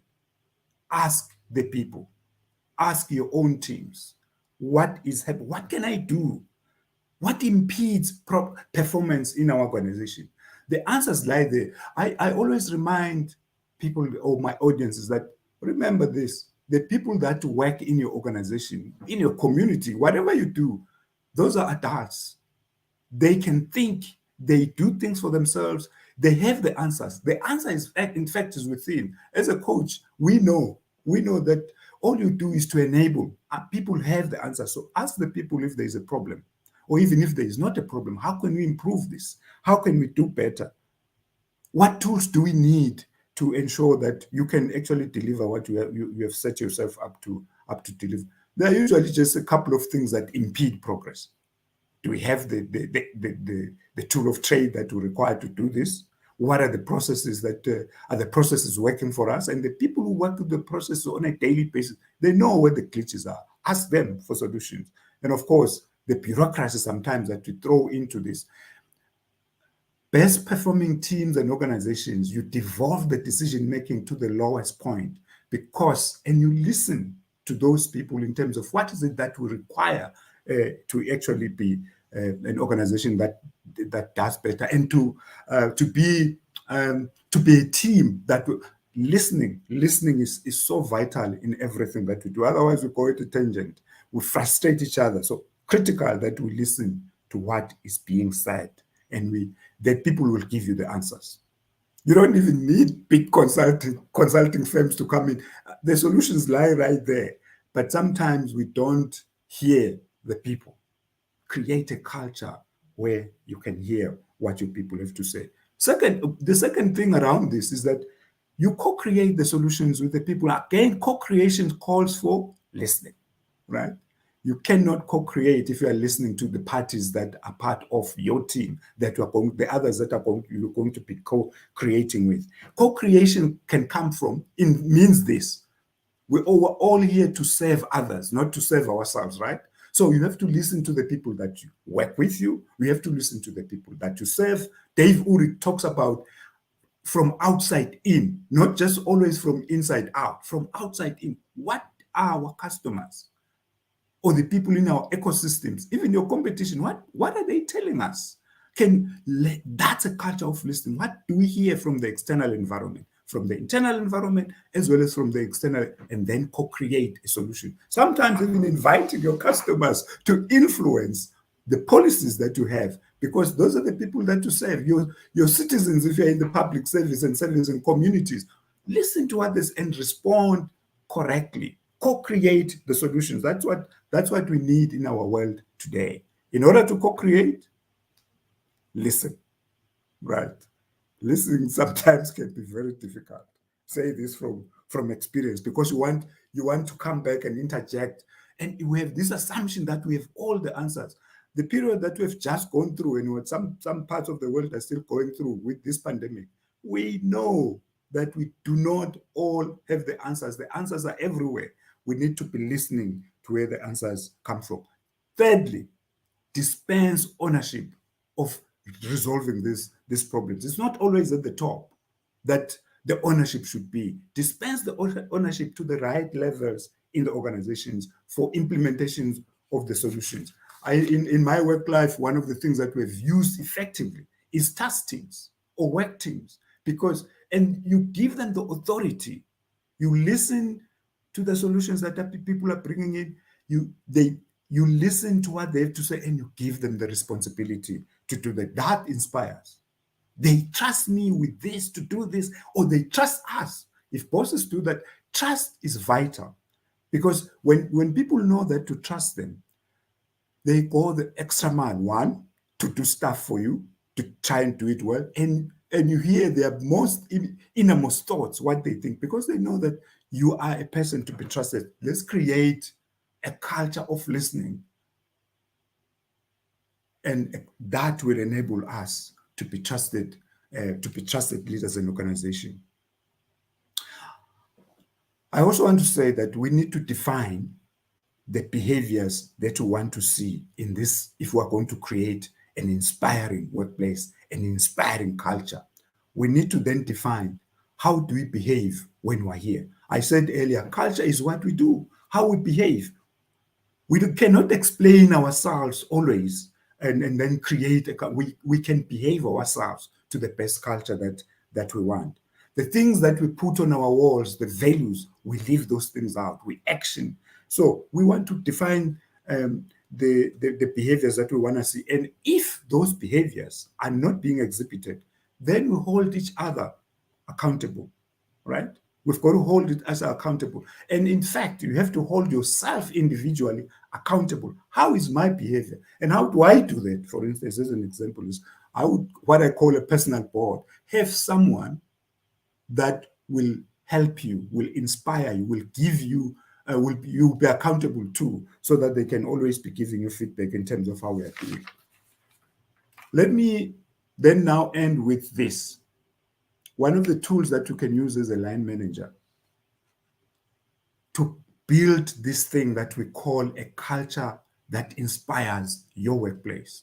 When you meet with your teams, for me, a leader who wants to create this, there are only 3 questions that to ask when you meet your people, be it on one-on-one in a group, because yours is to enable people. So you ask, what is working? That would be your first tool that you use. What's working? Secondly, what is not working? You ask the people, what is impeding your way? Thirdly, how can I help you to deliver what you need to deliver? How can I support you to be able to do? If as leaders, we do that, we start creating, because when you ask those questions, you are forced to actually listen, not just to reply, but train yourself to listen to what the feedback is from your team member or from the people that you work with. And that is what we need to create. Can you imagine if we gave ourselves, we say, this is my job. My job here is to enable. Therefore, I'm going to listen to what is being said, and I'm going to try and provide the solutions. And you know that the solutions will not always come from you. As I've said, you co-create solutions with other people. But again, intentionality is key if we are going to do this. How do you show up as a leader, as a manager? Do you show up as someone who's coming to inspire? Or do you show up as someone who's it's going to be my way? If we have this mentality of my way or the highway, then you're not going to inspire anyone. It's critical that in order for us to create a culture, build a culture of listening, we just train ourselves to ask the questions and to listen to the answers that are being given, and to be totally present all the time as we listen, to be mindful of what is being said.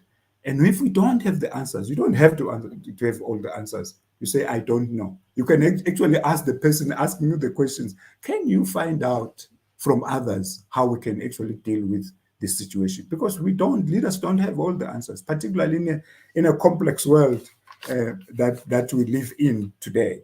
You know, we used to talk about VUCA. Today we're talking about VUCA, but what it means now is velocity. This is what someone has said. So it's agility, speed. This is what we require. It also means that we have to do things almost in an orthodox way, because that's how we are going to build the progress. And the C in the VUCA is now co-creation, working with other people to bring solutions. And when you challenge, when you ask people to give you those solutions, I can tell you now, people will give their lives for you because you trust them. You don't treat them as non-entities, as people who cannot think, but you trust them, and that inspires them. And therefore, that leads to the A in the VUCA, which is now awesomeness, not ambiguity, awesomeness, because you are working together to build something new, and you trust people, and you are not afraid to say, I actually don't have an answer to that. Can you find the answer and come tell us as a group, as a team, how we can do this? On this African continent, we have the word Ubuntu. I am because you are. And that talks about respecting the other person, because they are worth respecting. They are worth listening to. So you behave yourself to practicing this, that I am. It's not just my way. It's our way as a collective that is going to make our organization awesome, inspirational, wherever we are. And knowing that, of course, we now work remotely, but we are connected. I am because you are. And keeping that in mind as a leader is going to take us where we need to be in our organizations and our teams. That, ladies and gentlemen, is what I wanted to share, that we can all create an inspiring workplace by exercising just listening to others and engaging with them.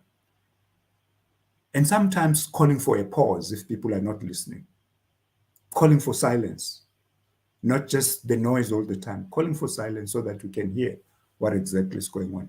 Bringing people who may not be heard, bringing them to the fore so that they are listened to. All the voices in our organization being heard. Thank you very much. I hope you enjoy the Inspirathon. Thank you so much, Dr. Jerry. So lovely to see you, and stay safe in South Africa. Thank you for being here with us today. Take care. Thank you. You're Thank welcome. you. See you. Right. Thank you so much for joining me here. I'm in Kuala Lumpur, Malaysia, and that's it for me today. So I am passing you over to David Duchesne, who is in our next city in Belgium. Where are you based, David? Where in Belgium are you? I'm in Bruges, but currently lovely. somewhere else. So the great city of Belgium, it's a joke, of course. It's a country, but it's small enough to be a city. Yeah. Well, Bruges, I actually spent some time there in my childhood because my father's cousin lives there. So I used to enjoy the seaside. Yeah, so great. Handing over to you, Dave. Thank you so much. That's it for me. Have a lovely session. Bye-bye. Thank you, Ulrika. Hello, so I'm David. I'm from the great city of Belgium. And it's great to be here, and it's great to be invited for this crazy idea of an Inspirathon, 24 hours with 50 speakers. It's great. So we'll have 3 speakers in our region. I'm going to be the first one. So you're all muted, but if you want to share comments and so on, there's a Slack channel, and everything will be recorded. So if you join us now, welcome to this Inspirathon. What I'm going to talk about is something which is essential in daily life. I'm going to talk about the strategy of trust. The strategy of trust. Now, I have created a couple of years ago an organization which is called Autolith Consulting, which focuses on human behavior in organizations, leadership change, collaboration. But the name comes from something everybody has in their inner ear, an otolith or otoliths, which makes sure that you can feel direction, balance, and acceleration. If you don't have it, if it's not working, then you're falling on the ground.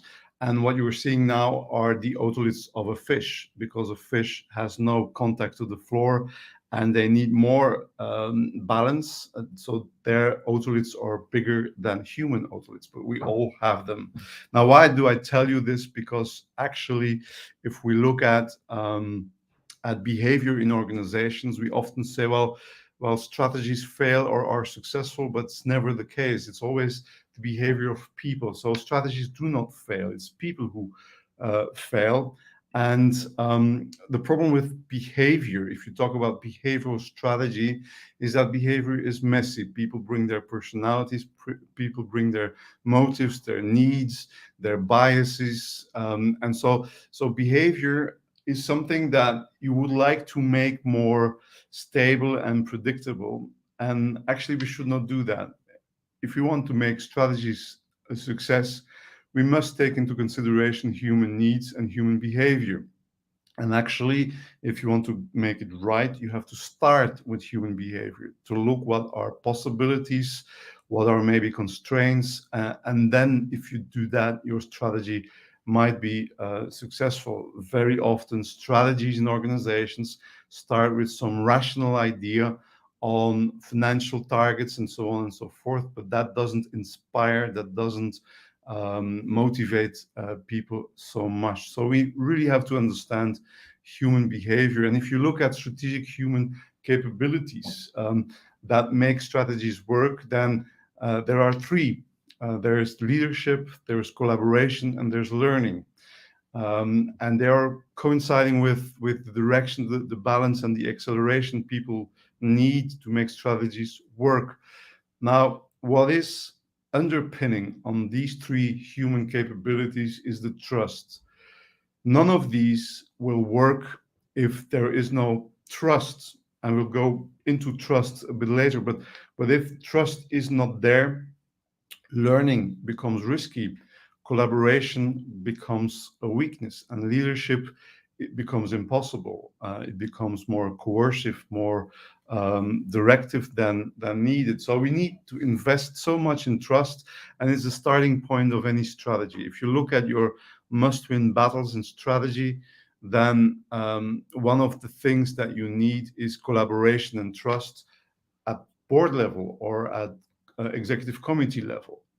that's one of the conditions to make strategies work. And very often we neglect that. Very often it is not present. Yesterday I was with a management team of a big international organization, and we worked only on trust. And you can say, well, why would you do that? Because it is so important. And if you don't have trust or trustworthiness as a person, then the cost is immense. Everything becomes difficult. Every debate becomes a conflict. Every conflict becomes a kind of a war. So we need to focus on that trust. Now, let's look into a definition of trust. This is a scientific definition. It's the willingness of a party to be vulnerable. So vulnerability is so important if we want to establish trusts. And it's vulnerable to the actions of another party based on the expectations that the other will perform an action that is important to me as a truster, irrespective of the ability to monitor or control that other party. That means that I put my fate in the hands of someone else by being vulnerable. That means that I give something. I'm not sure that I will receive something, but I give. And we know that trust is always a matter of taking a risk. Now, there's also a formula of trust. Trustworthiness is actually a function of the competence, the loyalty, and the integrity that someone has. The three are important to establish the trustworthiness of a person. And so we look at people and we analyze this. We look at their competence, their loyalty, their integrity, and they look at us and they say, is this person competent? Are they loyal? Are they integer? Now, competence is fairly easy to assess. You can do it or you cannot. You can do it well or you cannot do it well. But loyalty and integrity, that is very often difficult to fathom. You have to see a pattern before you can judge someone's character, intention, ethics. And so we have to put our faith in people's hands, assuming that they are going to be loyal and integer, which doesn't mean that you have to be naive. You walk the streets and you can be cautious. You will analyze where it's safe and where it's unsafe. So you look into certain things. So you shouldn't be naive about that. Now, how can you prove that you are loyal and integer as a person?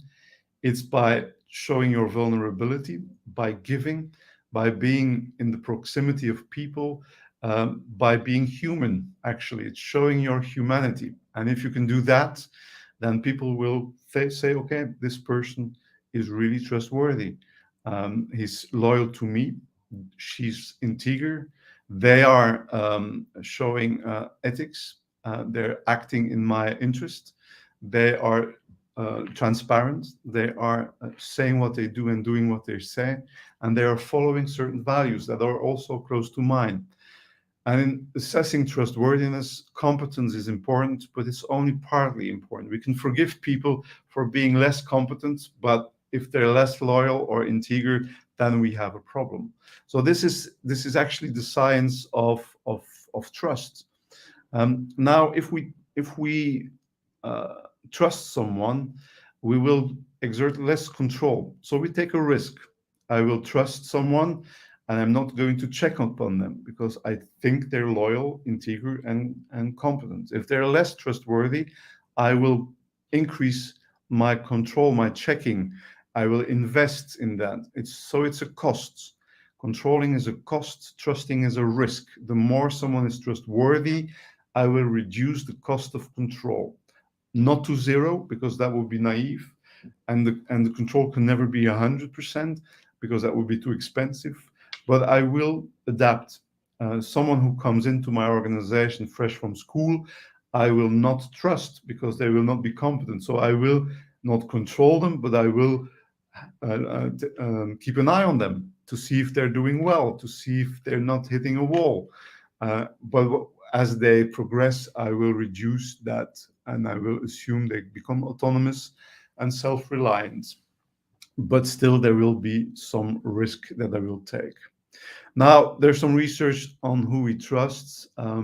Well, people think that 63% of business leaders are purposely trying to mislead people by saying things they know are false or gross exaggerations. So 63% of people thinks they're being manipulated by business leaders. This is Edelman research. That means that in your relationship with managers, with business leaders, with CEOs, people are wary. And imagine what the consequence is of that. Imagine the costs of having people think, are they now telling the truth? This is such a high cost that we cannot imagine, and still 63% to almost 2/3 of humanity thinks that business leaders are misleading, which is of course a big issue. Now, trust is all about perception, and there's a case of P&O Ferries where P&O sacked people massively in one blow by showing a video message to people saying that they were dismissed. So that kind of act creates, of course, distrust. Dismissal is always a matter of, or is also always, I would say, jeopardizing trust. But if you look at this action, you are doing something which is creating distrust, not only with the people that you have to or want to dismiss, but also with the people that are left behind. How do you treat people? And it's also creating distrust with other stakeholders, the community, the suppliers, the customers, and so on and so forth. So it's always a matter of perception. We look at people and we think, how trustworthy are they? Now, coming from there, you could design a trustworthy organization. You can create an architecture of trust. And if you want to have a strategy that is based on trust, you should not leave it up to coincidence and goodwill. You have to really design it. And it means that you have to look at the quality of your leadership. Is it sustainable? Is it trustworthy? You have to look at psychological safety, inclusion, deep listening, personalization. That is the context that you create. Do people feel that they can speak up? Do people feel that they can be themselves? Do people feel that they can make mistakes? In that context, in that kind of culture, you might create trust. And then, of course, behavior, trust-based behavior.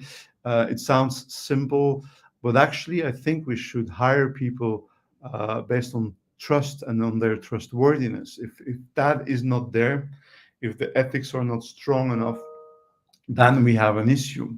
And like this, we can create value. And what is crucial in creating that context, in building that leadership, and in developing people for trust-based behavior is the consistency. I mean, in every instance that you offer, every experience that people have must be a confirmation of the trust that is present in an organization, either by an individual person, a leader, or even systemic.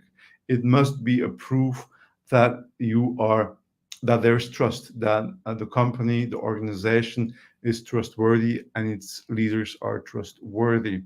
Now, the costs, starting with leadership quality, the cost of bad leadership, that is incredible. There's been research on that, and I work a lot with leaders on how to develop their trustworthiness. It's not that that they're not trustworthy, so I cannot change someone in terms of from an unethical person into an ethical person, but we can make sure that the actions of people, of leaders, are trustworthy, that they are inspiring trust.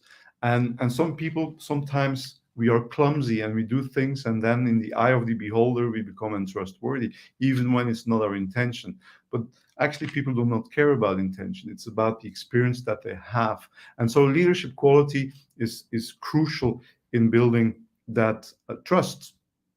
It's somewhere we have to start. Now the question is going maybe back to this chart. If you look at this chain, this value chain, you have to measure it. You can measure it. You can evaluate that. So if we look at leadership quality, we can follow that up. We can check if someone is versatile, is trustworthy. We can measure that, and we can guide people through development phase. And the same goes for the context. If we can measure the psychological safety, the way people feel or not feel included, the way that we are listening to people, and also the way of personalization, then we can really assess the context in terms of the trustworthiness. Feedback on trust-based behavior is crucial. People don't always know when they're trustworthy or not. They don't check enough. And if they don't check, people should tell them. So feedback is also very crucial. Now, I would like to spend some time also on personalization of work in this context. Personalization means that you will adapt the work context to the needs and the strengths of people. Personalization is a way to express that you're empathic to people as a leader or as an organization, that you listen to people and that you take into consideration what they need. For me, this is the litmus test for trust, the litmus test for trustworthiness. If you're not willing to listen to people and what they need and what they are looking for, then people will think, well, actually, that person, that organization is not loyal to me. Loyalty, remember, is one of the 3 pillars of trust. That person is not loyal, and therefore I will not trust them. If I can express my needs, if I can say what I would like to, and the organization and the leader is taking that into consideration, then I will feel a trust there, trust in me, but also trust back towards the leaders and towards the organization. So this personalization or customization, if you want, is so crucial in showing that the organization is trustworthy, that the organization is loyal and integral. Now, the thing is that if you want to be consistent in that value chain, you know that you will do things that might harm trust. You know that sometimes you have to take or make difficult decisions that will make people doubt. They will doubt about why are you doing that. Difficult decisions that are inherent in business life, in the life of every organization.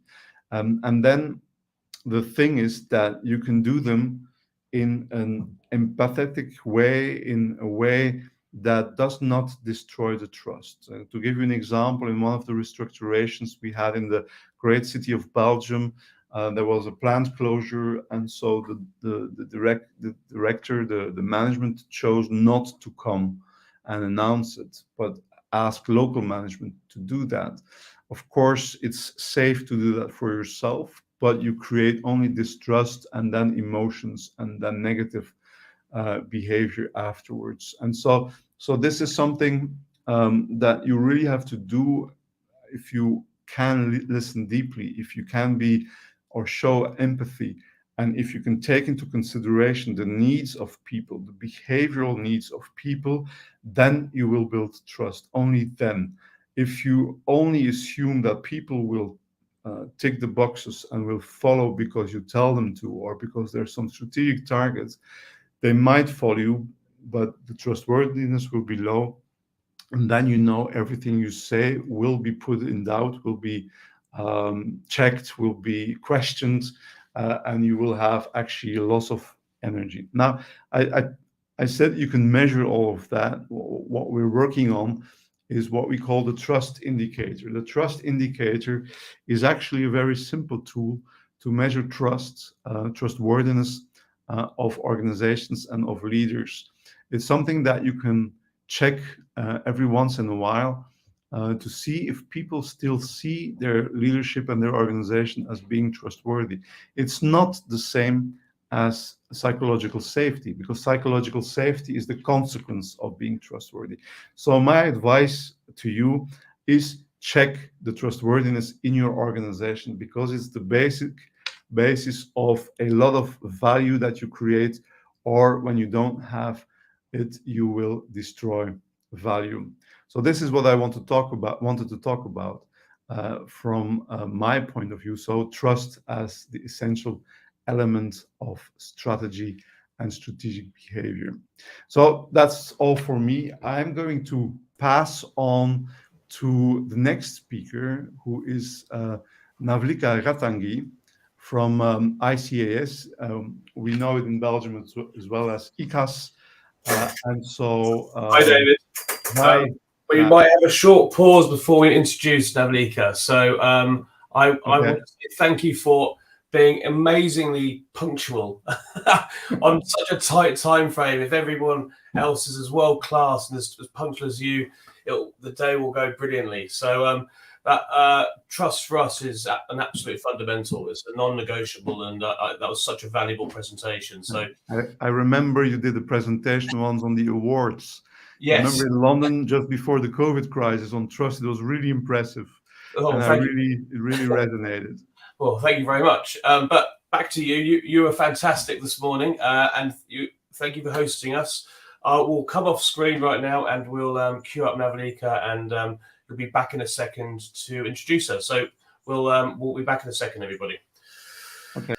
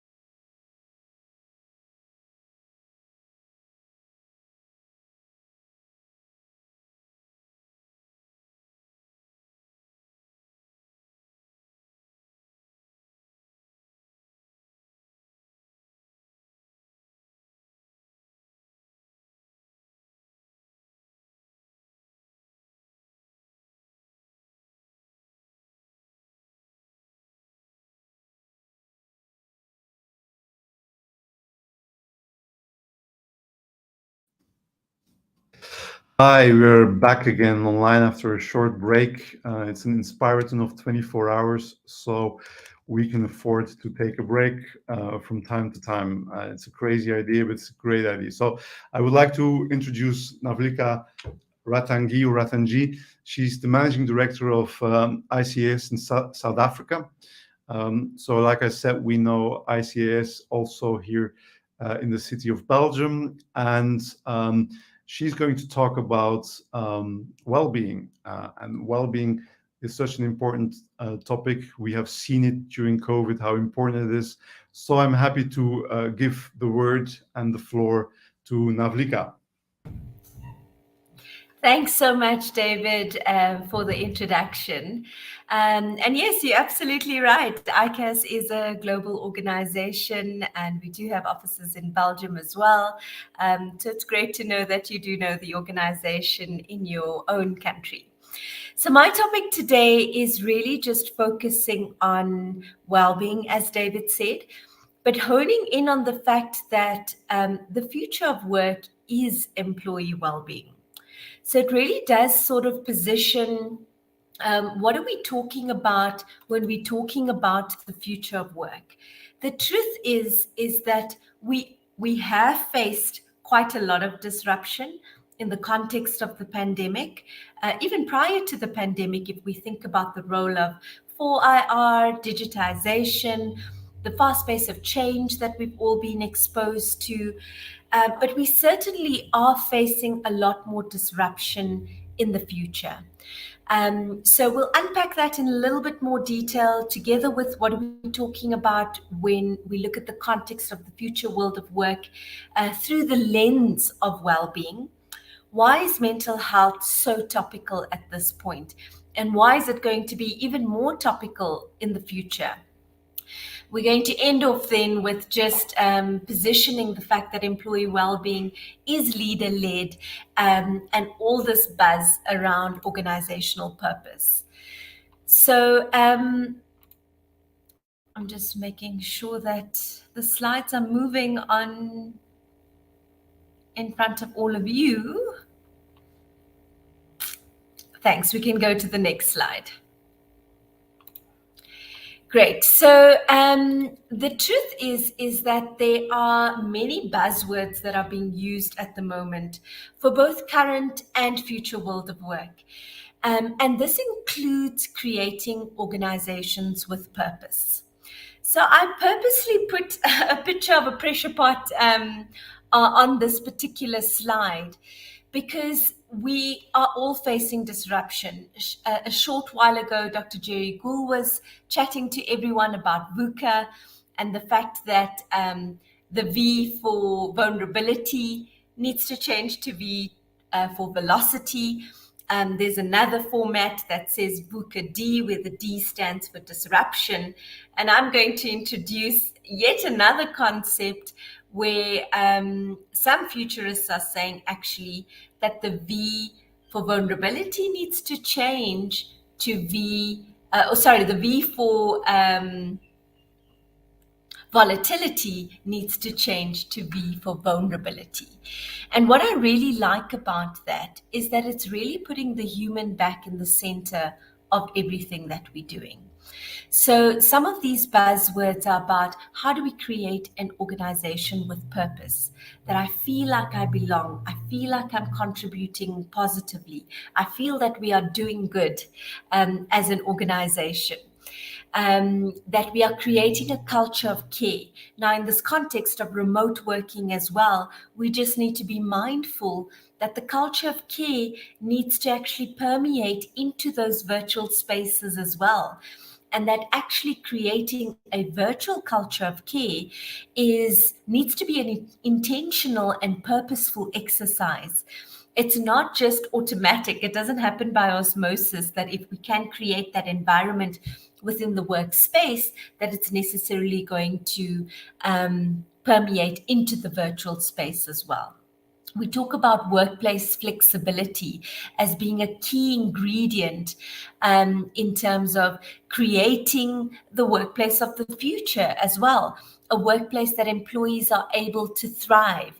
And this entire concept around caring for myself, caring for my mental health, caring for those around me. I'm sure many people have heard the sort of slogan that, you know, just be kind to yourself, be kind to others.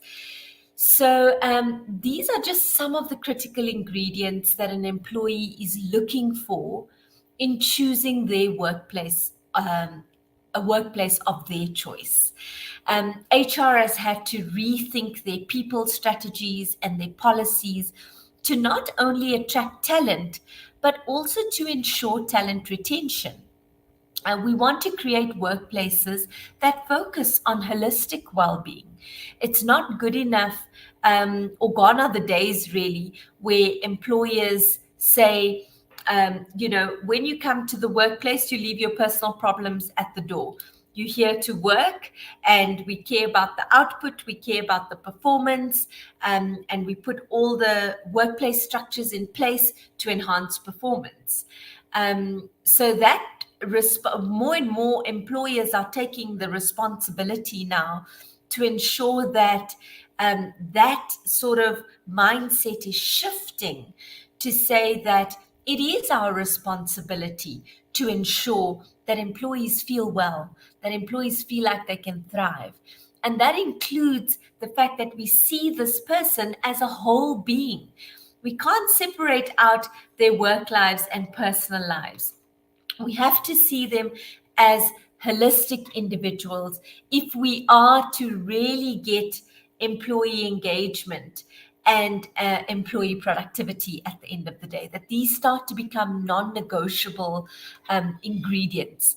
Employees want to know that their employers care about their well-being. This focus on nurturing employee well-being is critical to developing workplace resilience, another word that really sort of crops up quite a lot in terms of a future skill set. In fact, it's a current skill set that's needed, but certainly in the future world of work, it is a non-negotiable skill set that is needed. And on two fronts, individual resilience, but also workplace resilience. How resilient is the organization to the challenges that it's going to face? And that is made up of the employees that work at the organization. And what are their personal resiliency skills? So it becomes important for workplaces to focus on these things to ensure that they can then survive and thrive as an organization. So in this fast-paced environment of change, employees want choice. And the truth is that they have choice in terms of looking at which organization they want to work for. So if we move over to the next slide, and again, focusing on the fact that we are operating in a fast-paced environment. In this fast-paced environment, we are seeing a communication deficit. And isn't that quite ironic that we have more and more digital tools to enable connection, to enable communication? And whilst we are very grateful for those things, because imagine being stuck in a pandemic at a time where we couldn't use technology to connect with one another. That would be a whole different experience. But yet we talk about this communication deficit. And it really comes from the thinking that as human beings, we are social beings. Our brains are social organs. At any given point in time, we are busy processing ourselves in relation to another. So we're always thinking about, I wonder what that person thought about me when I said X, Y, and Z. I wonder why that person reacted in that way when I did this. I wonder why I felt so triggered when person X did this or said this. So we're always processing things in relation to another. Human beings are social beings. And as social beings, we need human connection to survive. And in this world where we're now starting to talk about and experience a communication deficit and even a connection deficit, it really comes from the space of saying that we are losing that social connection with one another as we see the rate of digitization increasing.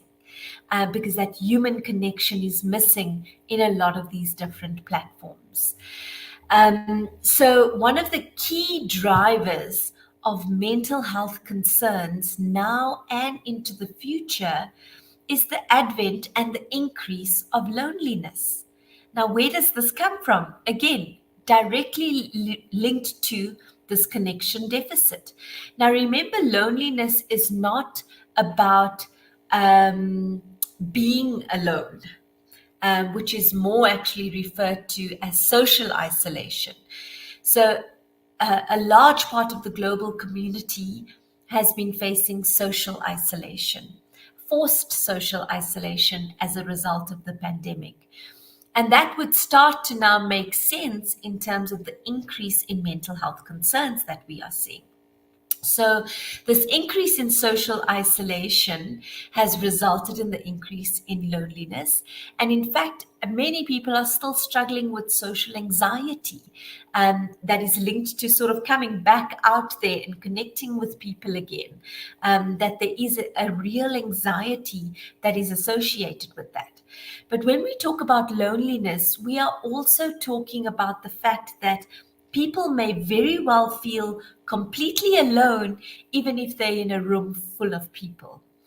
And that starts to really point to the mental health concerns that we are seeing. We know that there's been an increase in mental health concerns not just from the pandemic. I know that well-being has received such a massive spotlight as a result of the pandemic, which is really a positive, because it was sort of long awaited where this was taken seriously. But the truth is that mental health concerns have been on the rise long before the pandemic. Globally, the statistics are 1 in every 4 people that will struggle with a mental health concern at some point in their lives. Again, globally, megatrends pointed to the fact that we're moving towards 1 in every 2 people that will struggle with mental health concerns at some point in their lives. And that statistic is forecasted to about 2050. Unfortunately, as a result of the pandemic and very recent studies that came out just this year, in a global context, but also in a South African context, we're starting to see results that reflect that up to 80% of the workforce is struggling already now with mental health concerns. This is far more than the 1 in every 2 that was predicted from a global megatrend perspective. So it becomes a real key focal area that if we're not already focusing on mental health concerns, that we absolutely need to be, because it is the next pandemic. It is being dubbed as the next pandemic. And if you knew what you knew now, around the COVID-19 pandemic, I'm sure you would have done things a little bit differently to prepare better for the pandemic, whether it's on an individual perspective or whether it's on an organizational perspective. So the question is, if you know that mental health is going to be the next pandemic, what are you already doing to prepare better for that, as an individual, but also as an organization? Another scary statistic is the fact that there's a suggestion that by the year 2030, which is really around the corner, that up to 80% of the workforce will experience depressive symptoms.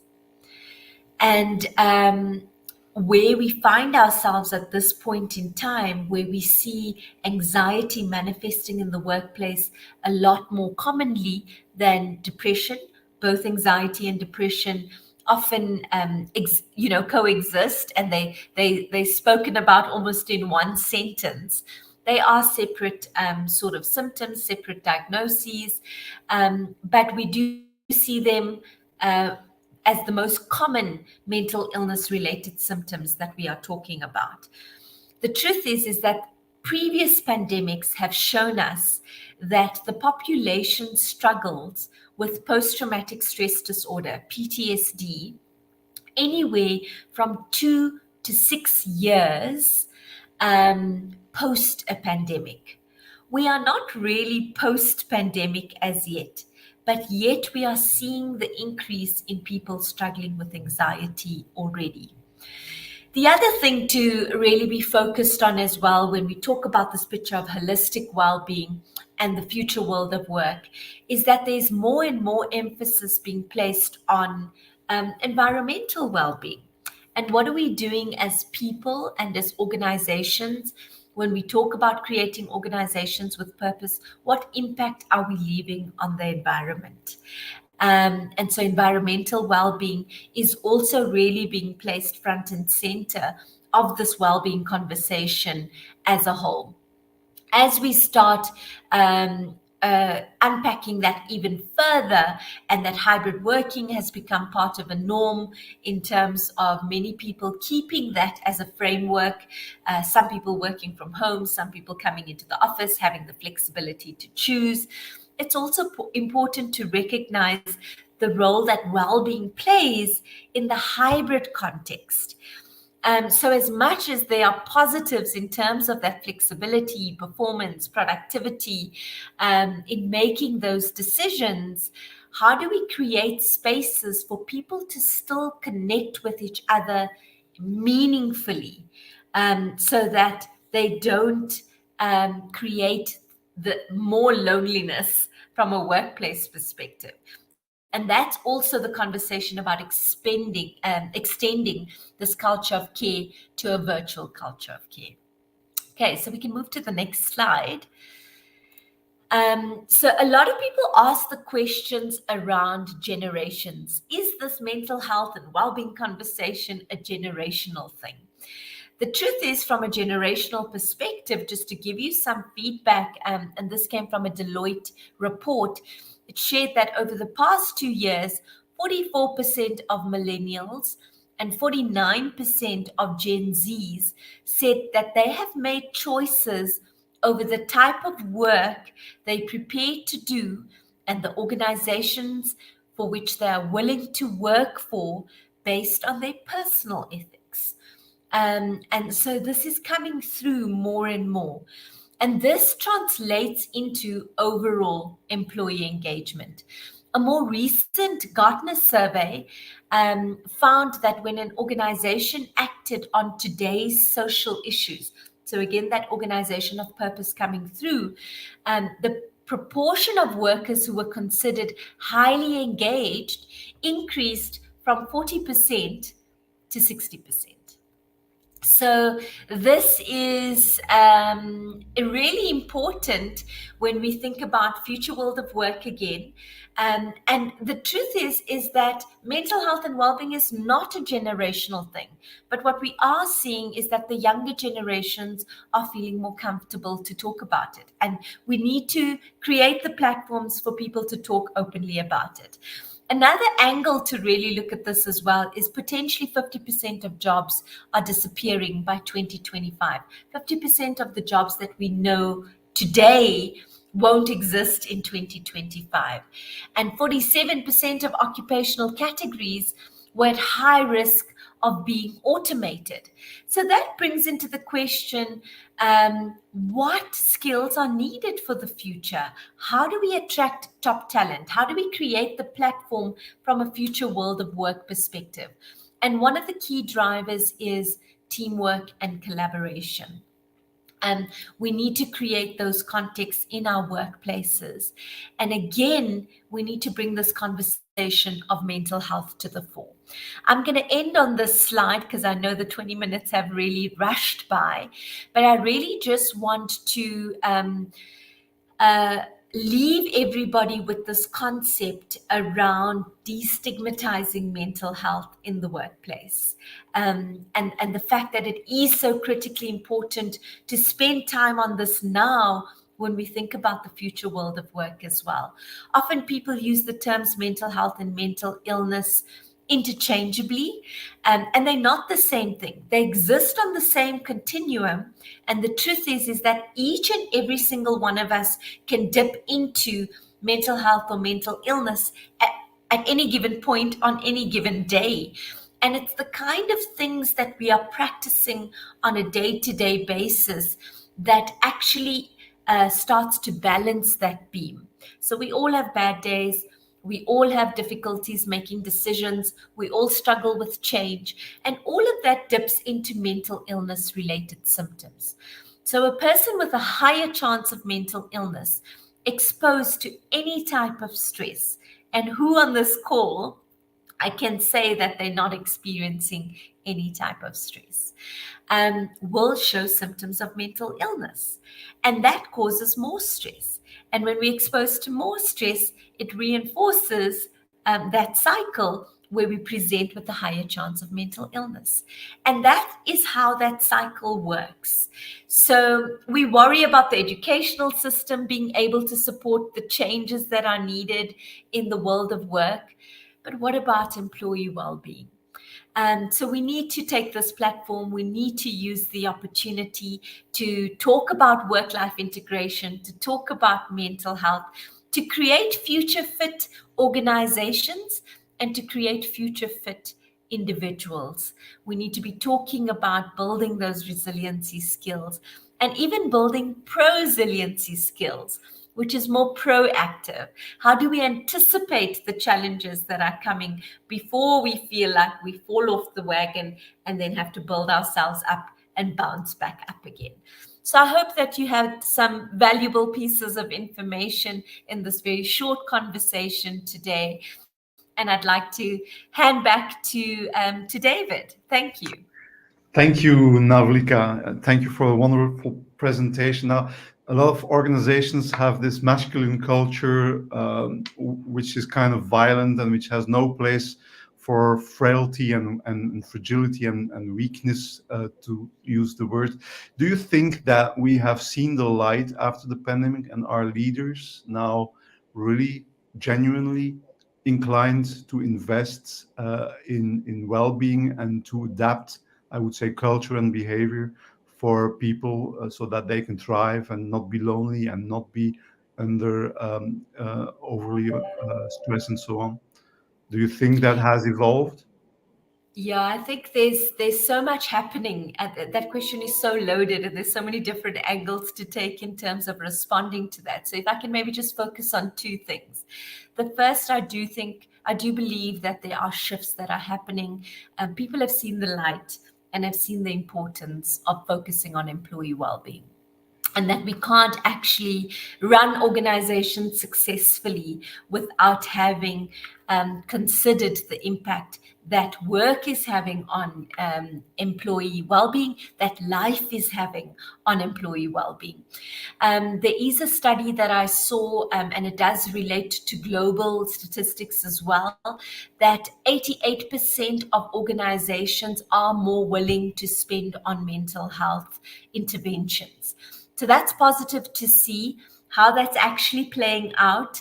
In real terms, I think, we're starting to see that unfold. But the other area that I want to touch on in terms of your question is that leaders are particularly overwhelmed with this conversation around well-being. They know that it's important, but they're saying, how do we do this? How do we create a culture of care? How do we do this differently? And they are needing support in terms of starting to shift that workplace narrative. And in fact, they themselves are struggling because they are also compromised in terms of higher levels of mental illness and higher levels of burnout just by virtue of their position in the organization. Okay, thank you very much for your great presentation. And we have to go on. This is a marathon of inspiration. So have a great day in South Africa.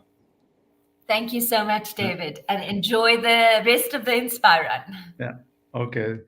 So it's a pleasure for me to welcome our next speaker, Ima Folk, who is responsible, well, I would say, who deals with everything which has to do with diversity, equity, inclusion at WorldCom. And what I've read in her bio is that she went through a change from being an engineer over marketing to people. And the topic of inclusion is so important nowadays. And the important question that I think she will answer is, well, if we invest in inclusion, diversity, equity, can we measure also what it brings to the organization and to the business? So I'm happy to give the floor to Ima Folk.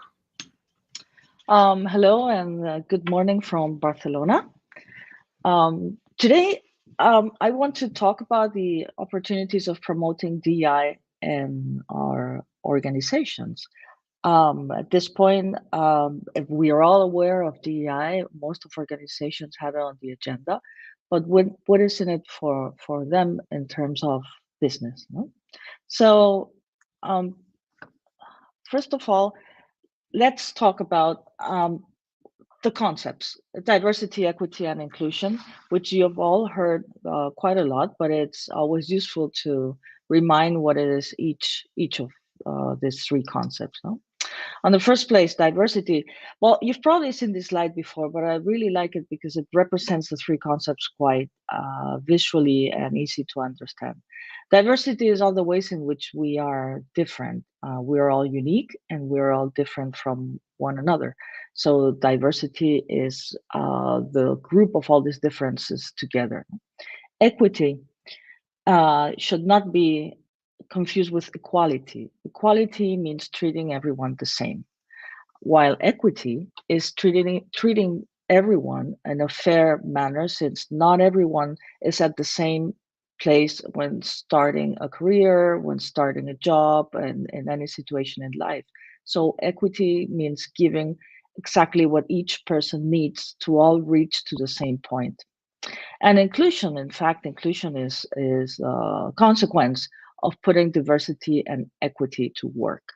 If we have diversity and it's in an equitable environment, then we will get to inclusion, which has to do with the fact of us being of the sense of belonging, of having the power and the voice and decision making authority, of making our voices count, in other words.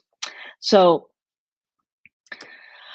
we all tend to think when we talk about diversity, especially in organizations, what comes up to mind is gender, race, uh, cultural origin, nationality, and more or less that's about it. But there are many types of diversity, many constructors of diversity. Some of them are visible, some of them are invisible.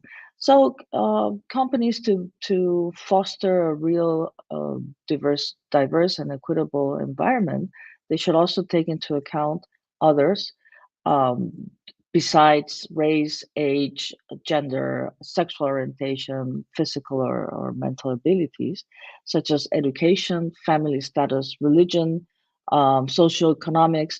This would depend locally where you're based. Some constructors on diversity are more, let's say, are more significant, are more important than others. For example, family status in India would probably mean something totally different from family status in Norway, you know? And it's something to take into consideration. So now that we all know, and I'm sure all our audience is well aware of diversity, equity, and inclusion concepts. So if I'm an organization, should I embrace DEI path? Should DEI be part of my strategy? Is this just something that I have to take into account from a corporate social responsibility perspective? So let us think, what are the benefits of getting into the DI road and including DI as part of a strategy in your organization? Not something that it's owned by HR exclusively, but a lens in which we manage all our organizations. Let's talk about the business case for diversity, equity, and inclusion. So, in big sentences, big words, we would say that once organizations are in running the path of DEI, they'll see increased profitability, they will have a stronger governance, and they will become organizations which are better at problem solving, more resilient, and more effective. And I wanted to bring up to you this today the facts. Because when we talk about DEI, sometimes it might seem it's good intentions, good words, but from a business perspective, we need fact and data to prove that this is true. So let's start by profit. There's a recent from 2017 Boston Consulting Group research that came out that those companies that have more diverse leadership teams, their revenue is 45% higher than the media, coming from innovation. That is, there are more innovative companies and they produce more revenue with this innovation, while the companies that are below average on diversity teams, their revenue is just 26%. So we can say that if you double your, you can say that if you introduce diversity in leadership, your incomes coming from innovation will practically double. So not only Boston Consulting Group has researched this, but we also have a very interesting report from McKinsey, which focuses more on gender and race, ethnical, culture. And McKinsey came up in 2018 that companies where their executive teams included more women, they were 21% more likely to outperform the median EBIT margin, and they will 27% have more economic profits than their market. So including more women in executive teams bring up more profit and 20%. But moreover, companies with more ethnic or cultural diversity on their boards, they would 43% more likely experience higher profit than companies that do not have such a broad, diverse boards. So we've seen that profit backed up by different type of researches, we can correlate the diversity composition of leadership teams, boards, and management teams with profits, innovation, and EBIT, and we'd see that the profit really increases when we become more diverse.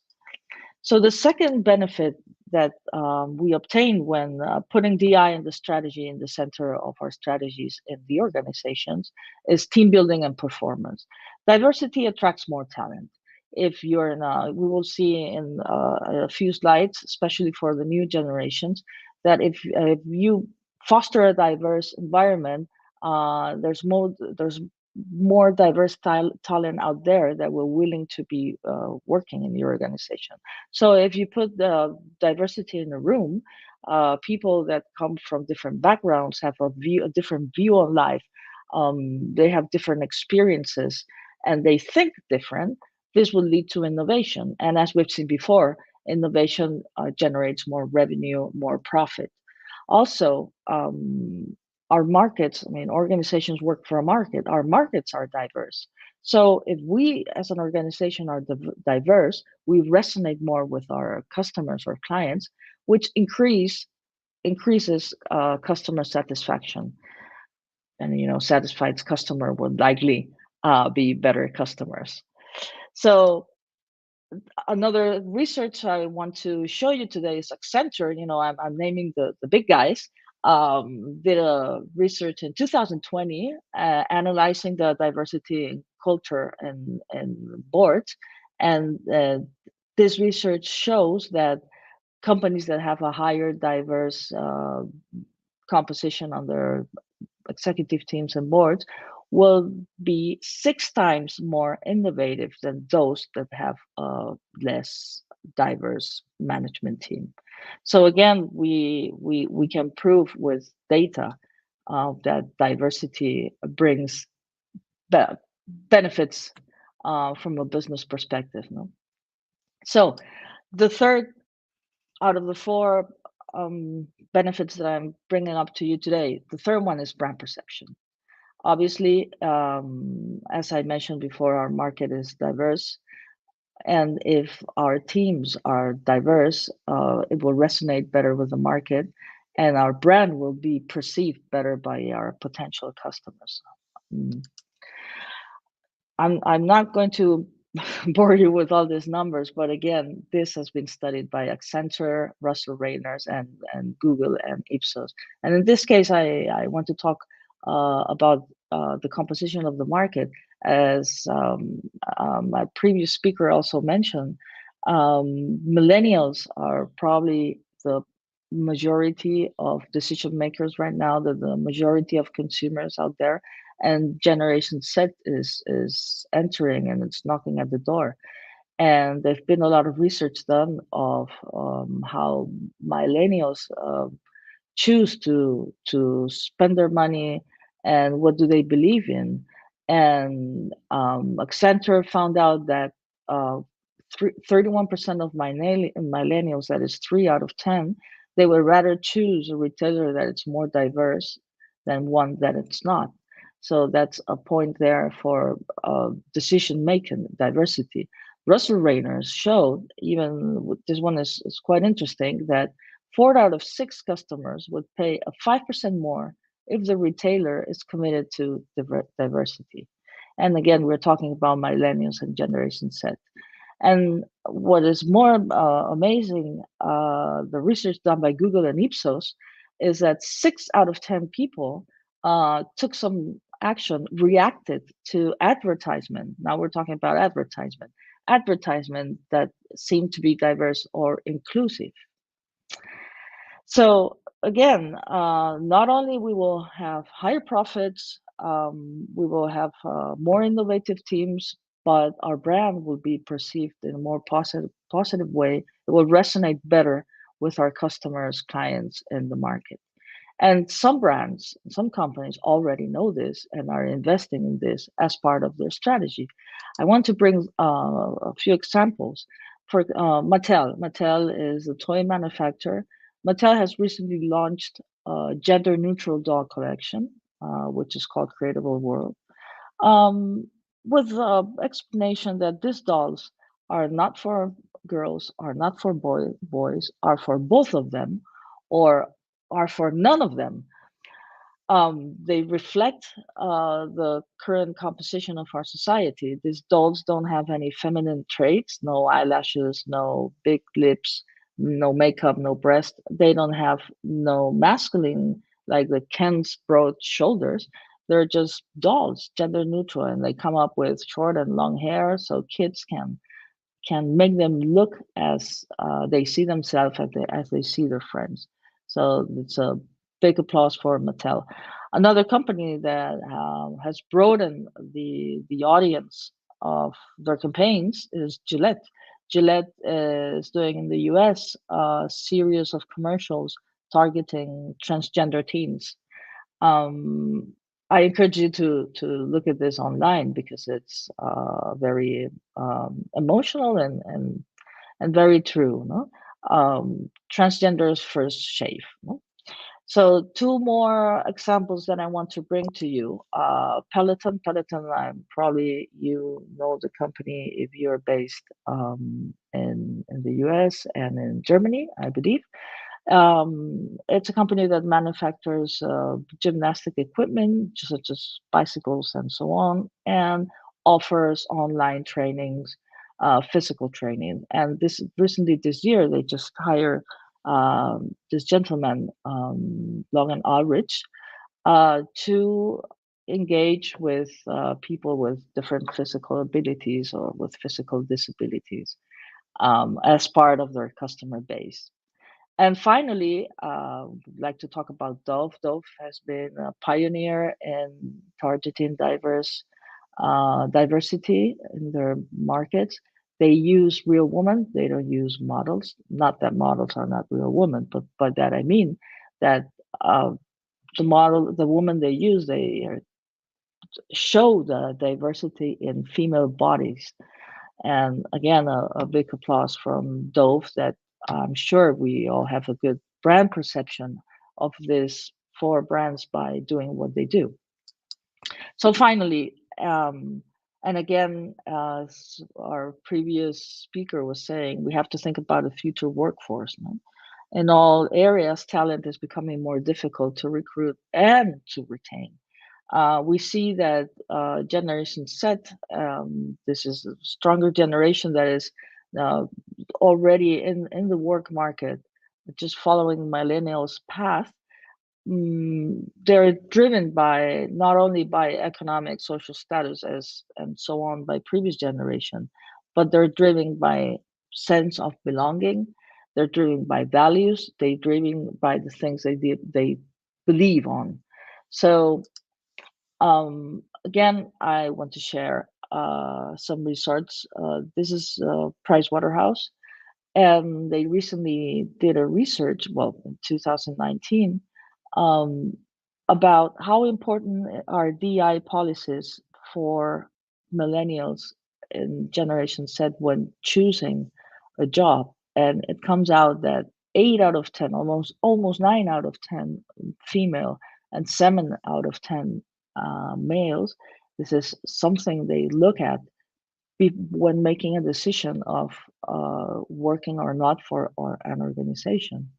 And another research done by Cantor and American Express show that 3 out of 4 millennials leaders will prefer to work with companies who share their values. So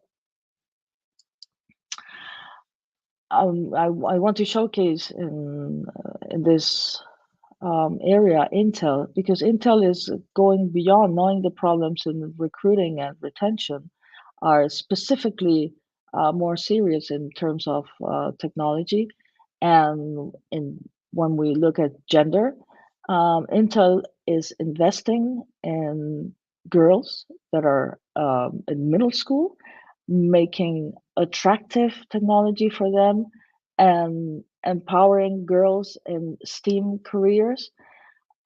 So they go beyond having a diverse and equitable and accessible recruitment strategies. They are really thinking about the future of workforce, and this is what we all should be thinking, given the situation. So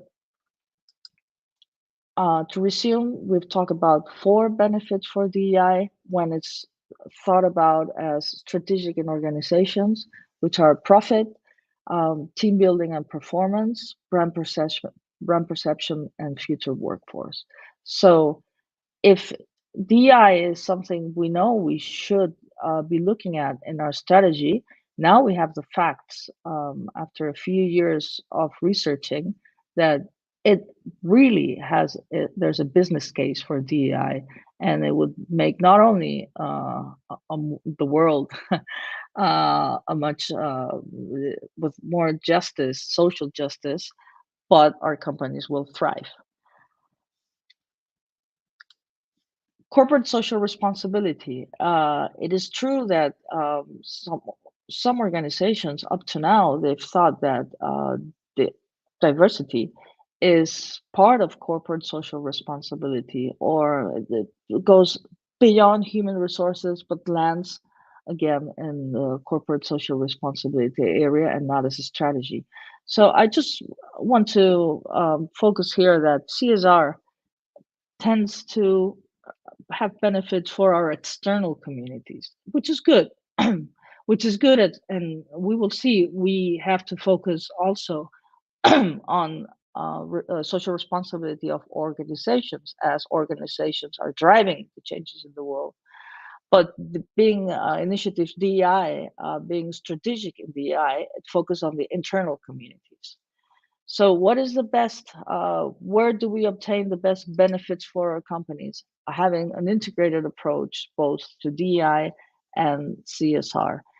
If we invest in DEI in our organizations and also in our external communities, we will obtain 4 immediate results that are obvious. We will have more satisfied employees and proud to be working for who they work. They will be more loyal and more engaged.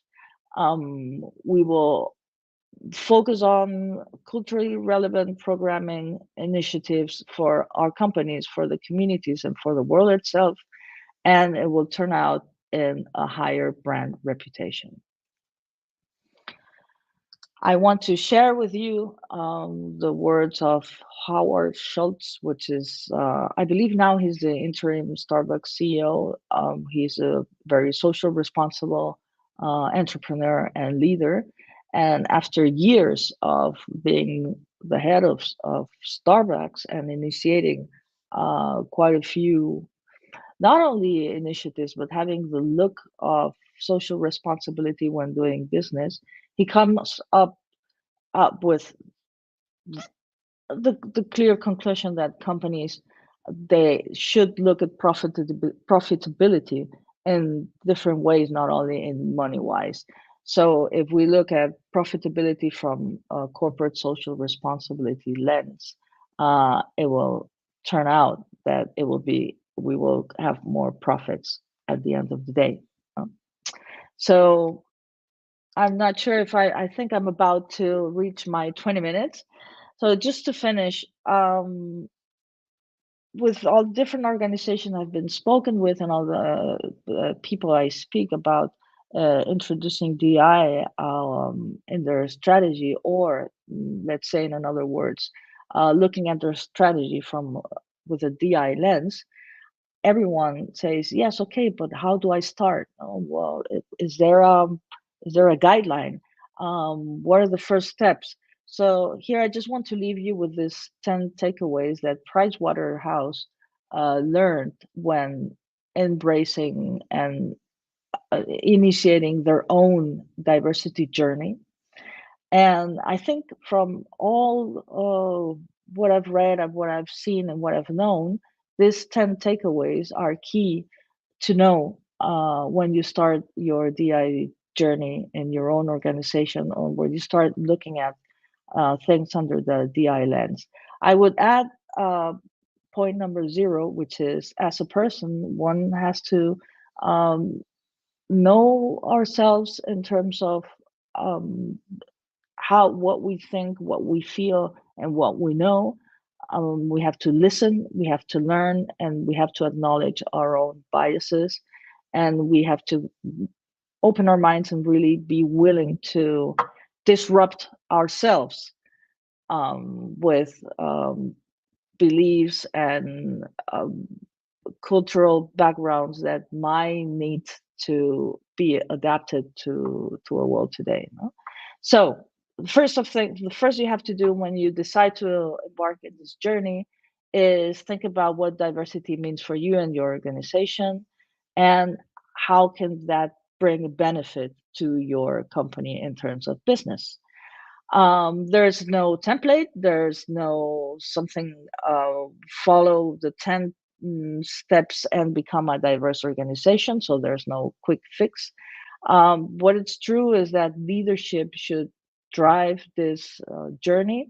If there's no commitment by leadership, there's not going to be any progress at the end of the day.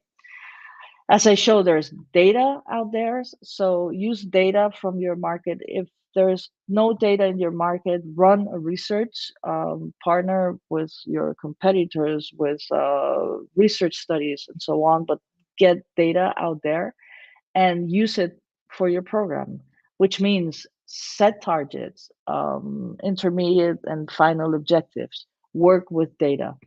And remember, especially for multinational companies, one size does not fit all. If you're very successful, for example, in the US with your diversity, equity, and inclusive programs, and you want to expand to other countries you might be in, for example, Italy, and you copy the exact program from the US to Italy, it's not going to work, because this has to be local.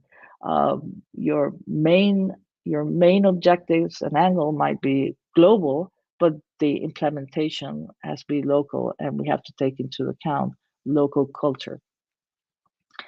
Again, this is not about doing DEI strategy or DEI program. It's about having a DEI lens in all you do in your organizations.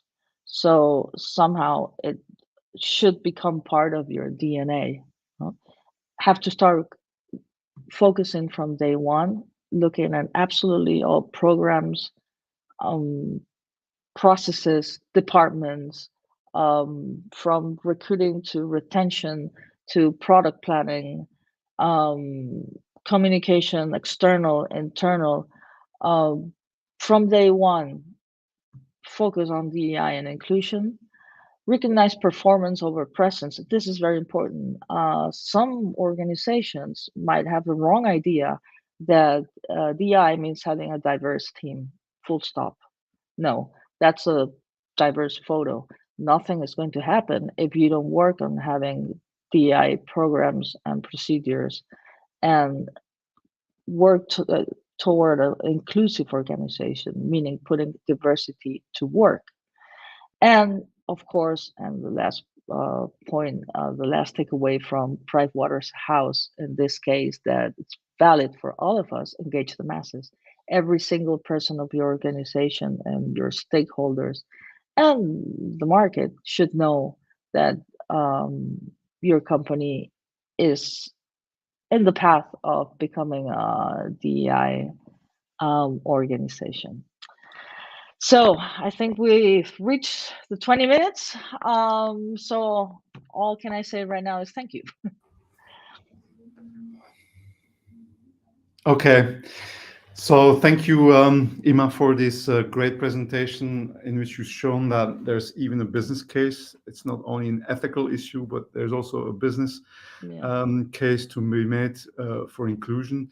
Thank you so much. For me, the red thread in this EMEA 1 hour and a quarter was that actually we should humanize business. We should focus on human behaviors, and then we'll get a lot of benefits out of that. I sometimes have the statement, if there's humanity in business, there will be business in humanity, because it brings some value. That's a very good statement, David. Okay, Yes. so I think we'll have to go further to the next region. Thank you so much. Perfect. We had information Thanks, from Belgium, Barcelona, and from South Africa. So it's been a pleasure hosting this 1 hour, and I'm happy to give the word and the floor to Matt Manners. Thank you very much, David. Thank you for amazing hosting skills. I will leave you to your day, and obviously feel free to tune in for the rest of the however many hours we've got to go. But Okay. Take care. Thank you very Cheers. much. All right, bye-bye. Hey, everybody.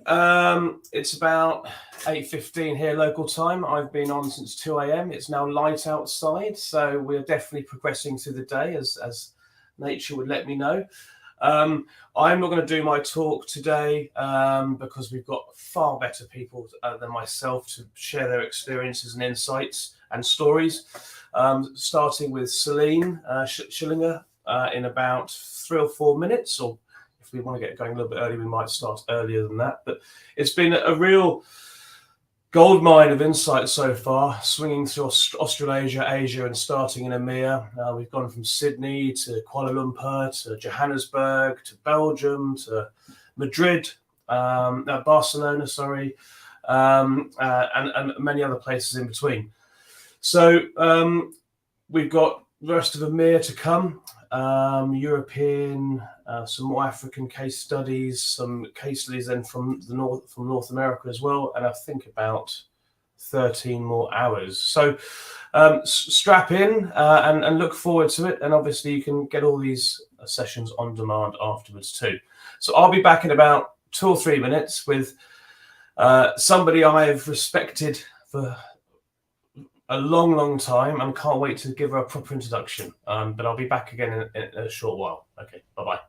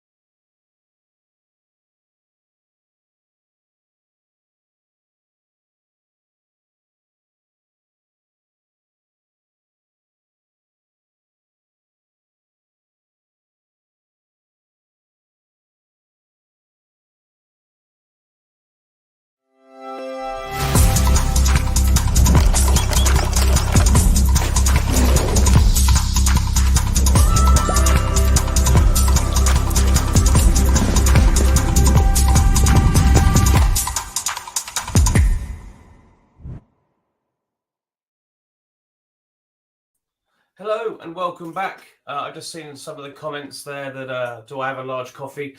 I've had 2 large coffees already, and I dare not have a third. So, but without further ado, a personal highlight for me to be able to introduce our next speaker. The official line is Céline Schillinger is an award-winning French entrepreneur, change practitioner, and consultant. She has over 30 years of field experience working with both small and global organizations across several continents. A solid track record on transformation informed Céline's vision of change, engagement, and leadership. A blogger since 2013 and a TEDx speaker, she was knighted by the French government for her workplace change efforts.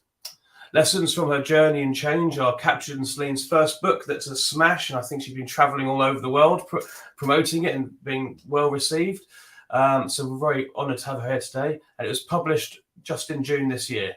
The book is titled Dare to Unlead, The Art of a Relational Leadership in a Fragmented World.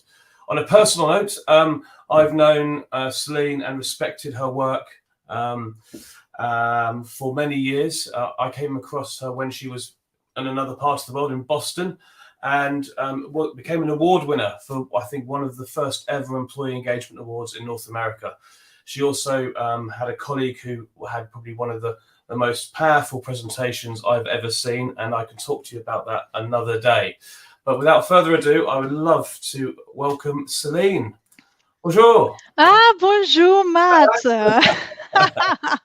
And bonjour, everybody. I'm really thrilled to be here. And it's a personal highlight for my day, my week as well, to be with you today and to reconnect even shortly with Matt, whom I've known indeed for about, I would say, maybe 10 years or so, a little bit less, but whose work has been and I don't say it to be nice, his work has been tremendously important to shine the light on initiatives and people and approaches that are not necessarily the ones that corporates, that organizations put forward. They are, I would say, more keen on highlighting the great work of their great leaders, CEOs, that kind of things. Even those kind of people who go on stage and speak about their wonderful leadership style, and then some of them a bit later you find them either in jail or escaping legal systems for any sort of reason. Did you know that the first reason for an executive to step down, that was in a study I recall in this book, is misbehavior? So just saying, the real gems, the real progress happens in organizations, happens not necessarily at the top, but deep inside organizations. And that's why what Matt and his team are doing is so critically important. It is about showing everybody that change is possible and that you don't necessarily need a big title to make it happen. It can happen at the shop floor. It can happen in middle management. We need to stop bashing, criticizing middle managers for everything, and instead reflect on our own capacity to evolve the system. Voila, that was for an impromptu introduction to my speech.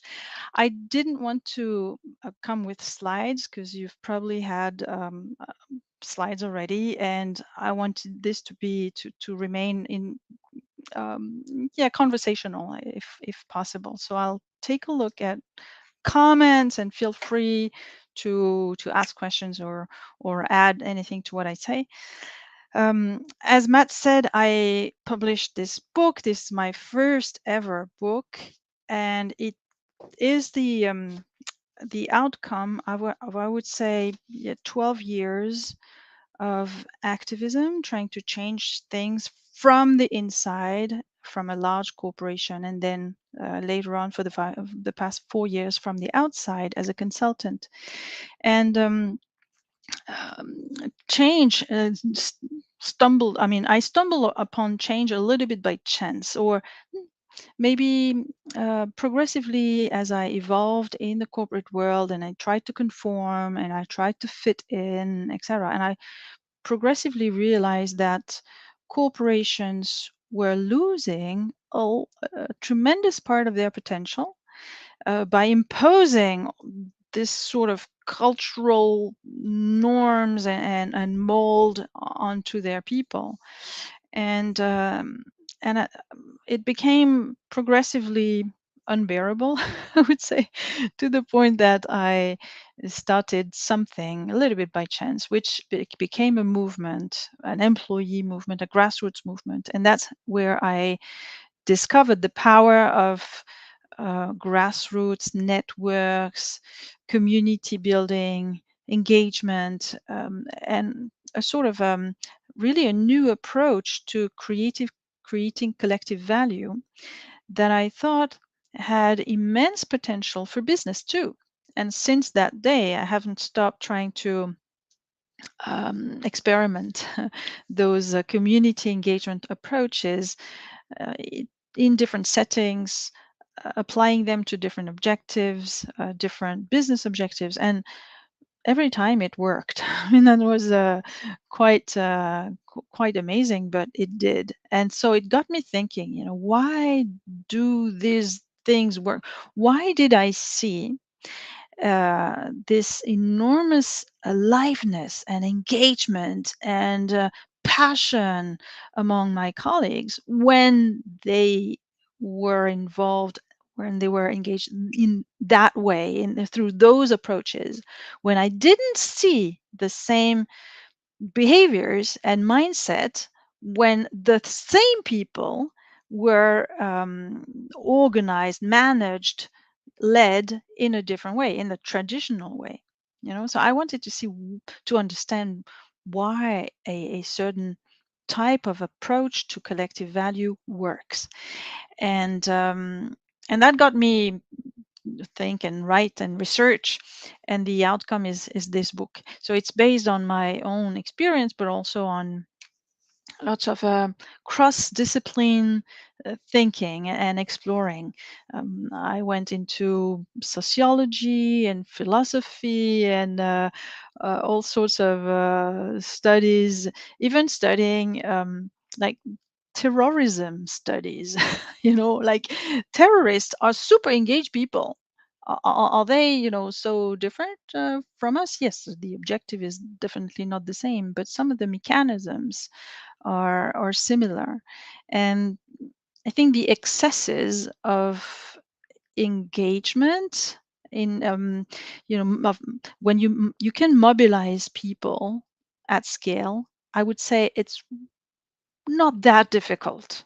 In fact, when we think about it, it's not that difficult. Dictators have done it across the world for centuries, more than that. So what's different in the healthy and productive engagement that we're trying to achieve in organizations?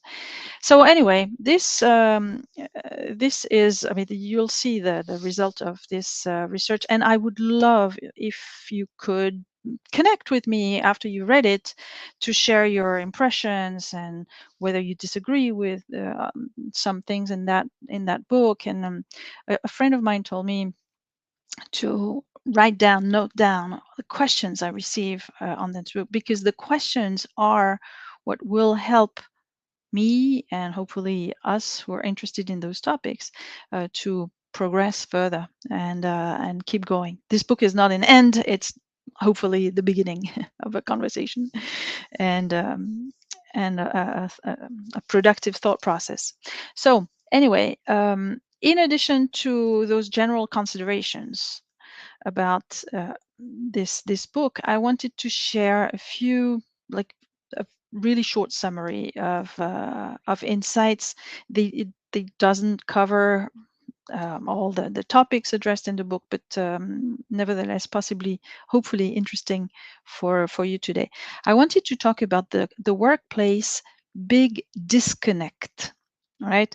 You hear, you read everywhere on social media, on the press, etc. We hear about things like the big quit, the big resignation, the quiet quitting. There's all sorts of formulas.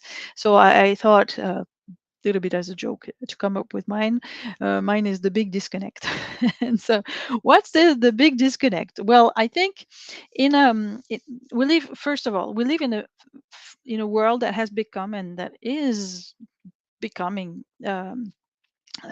further fragmented, more and more fragmented, right? You can regret it, we can lament it, but that's a fact. We will not return to a unity of views.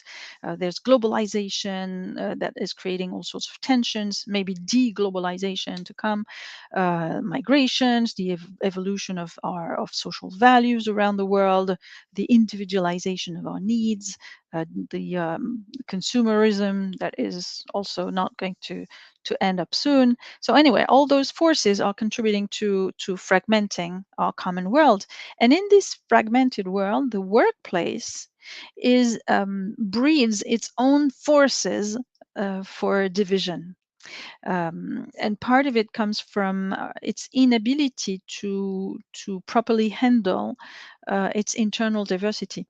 There was Ima talked about diversity previously, and I think it's one of the not blind spots, but one of the topics that organizations struggle with. And the big disconnect, in my opinion, I'll tell you what I understand behind this in this formula. The big disconnect produces frustrated individuals, ineffective teams, and suboptimal organizations. But we can do something about it. That's the good thing. So what is to summarize, it's an oversimplification, but hopefully helpful anyway. This big disconnect, in my opinion, is made of three things, three elements. The first one is a disconnect from our empowered selves. Our empowered selves. In our daily life, we decide for ourselves. We make choices, decisions, all the time.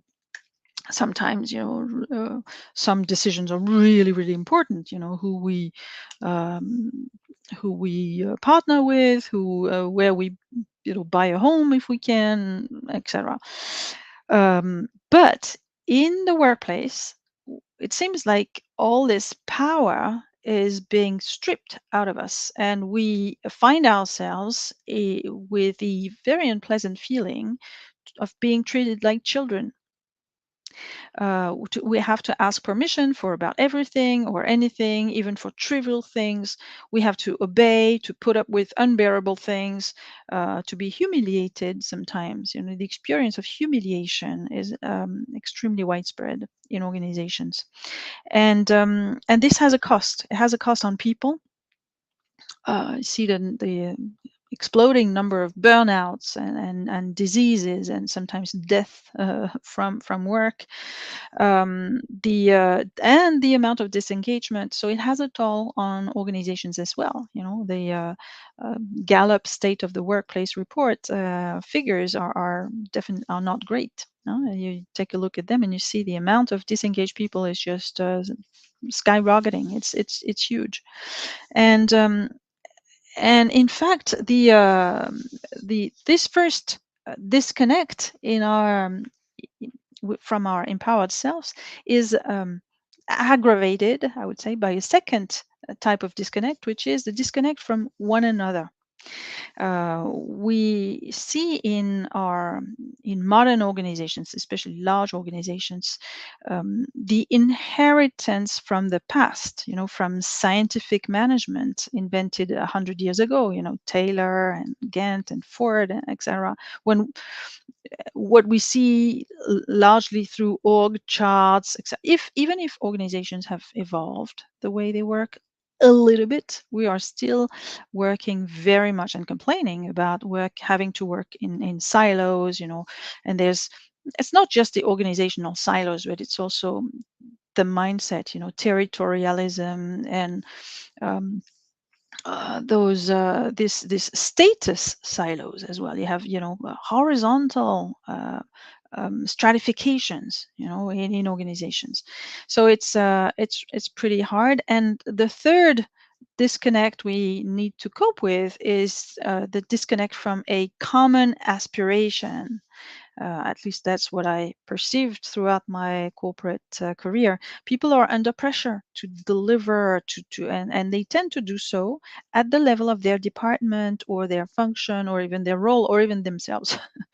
And there's internal competition. You can see, I mean, it happens so often to have people in working in a same organization but having competing KPIs. So if one succeeds, the other cannot succeed, and vice versa. And this happens all the time. So you have competition for resources, for status, etc. And all this is exacerbated by performance management and individual rewards and that kind of things. So all this is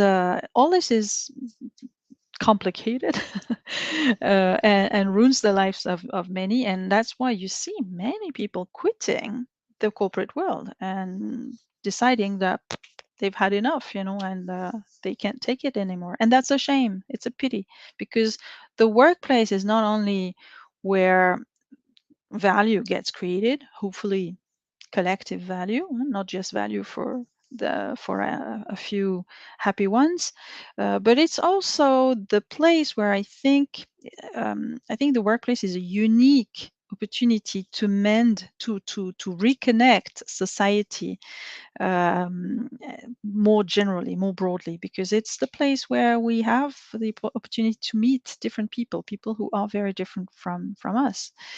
And so there's a huge opportunity. We need to work on it, I believe. So what do I suggest? Well, against the big disconnect, why don't we try the great reconnect? So the great reconnect could be working on those three elements of disconnections. So disconnect from our empowered selves could be solved by re-empowering ourselves, not waiting for some manager to empower us, but empower ourselves and our colleagues. How do we develop agency? How do we create possibilities for choice, for adult conversations, for how do we create the possibility of for people to self-empower? There was a super interesting article I quote in the book that left his mark even after almost 10 years by a gentleman who said, you cannot empower someone, you can only enable them. And I think the difference is really telling, really important. So developing agency, our own agency. So I'm thinking of change agents. I'm thinking of people who make how can I say, who act a little bit differently from what their organization might have expected, and who need to bear the consequences. It's not easy to be a change agent. It's not easy to do things a little bit differently. And so we need to learn also to self-protect and learn why, and be very, very clear about why we do this or that change. What is motivating us? The idea is to avoid replacing a motivation, a domination by another domination, and you don't want to how can I say, challenge a bad system and replace it by another bad system, which you would be the the head of. That's not the point. All right, so developing agency, doing anything we can to develop that, to reconnect with our empowered selves. And the second source of disconnection, as I said, was the disconnection from one another. I think here the huge opportunity lies with networks as technologies, but also networks as work principle. How do we work more as networks? There is no, we can be more creative than the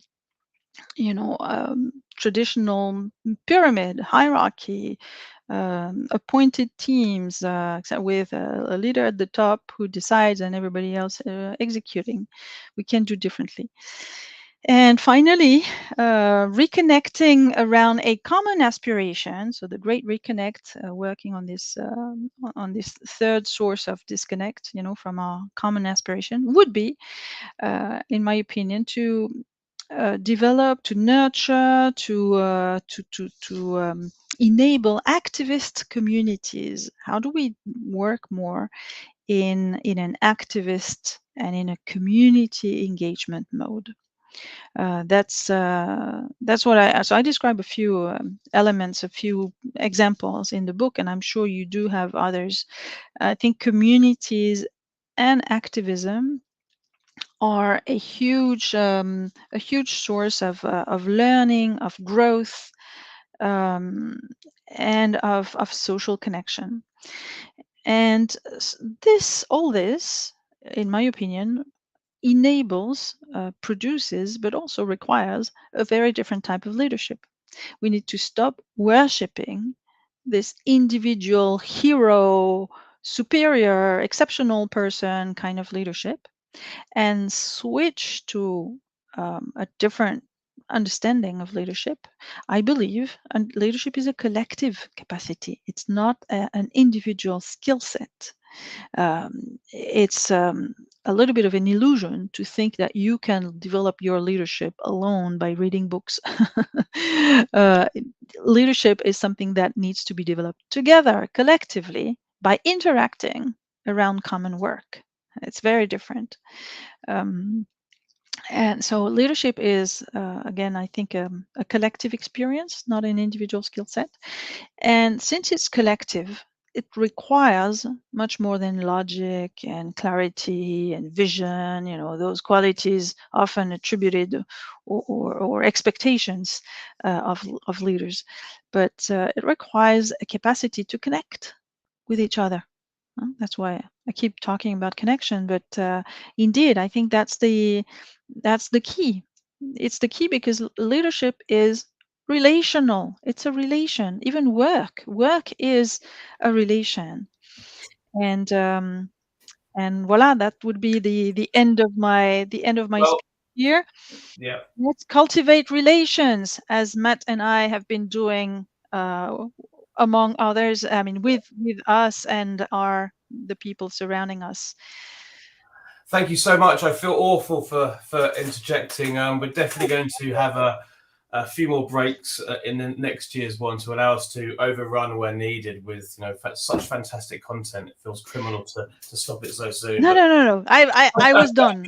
Don't worry, Matt. Okay. And thank you so much for providing this opportunity to me and other super interesting people. Thank you. And is there anywhere next on the book tour destination? Is there anywhere exotic you're going to next? Philadelphia, first week of November for the Healthcare Business Women's Association annual conference. I can't wait.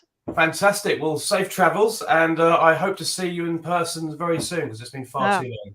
Yeah, fingers crossed. Take care. Bye, Matt. Bye, bye, everybody. So this is my final.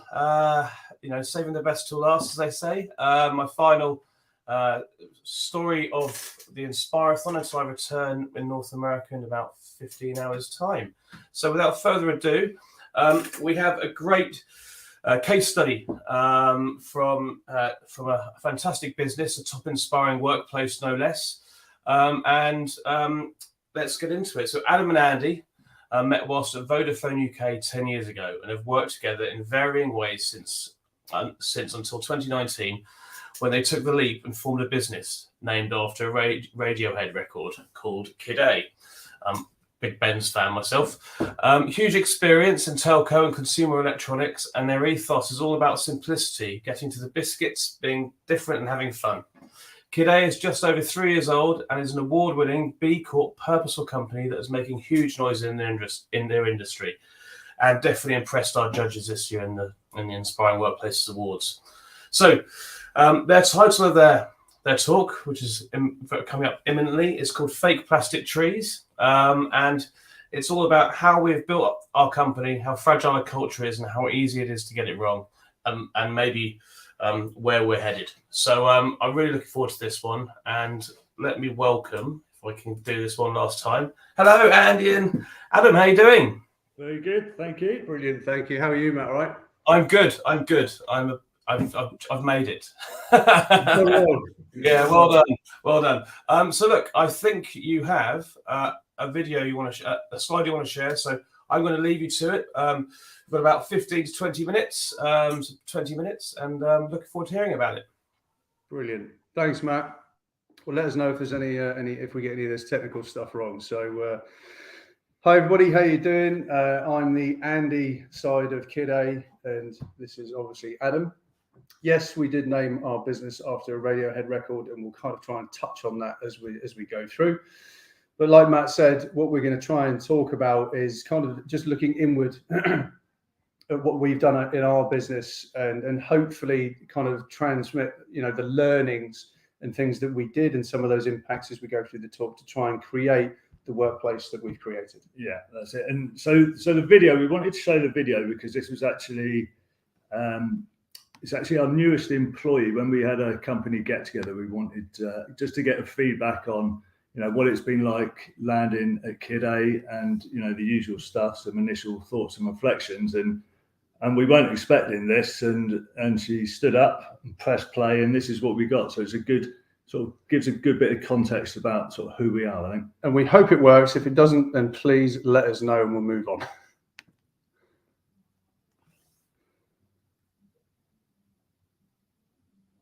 What is this place? They're a funny bunch of squirrels. Fucking they're more dangerous than you realize. They always mad. They always know which buttons to press. You look different too, but in a good way. Shit, you make music together. You're awesome. We can hook it up. People. Go, slap it. It's a family business, you might say. Thanks for inspiring me. Take this trip. Great sounds. Great ideas. Yeah. They have it forever. You're awesome. Well, they're great in small doses.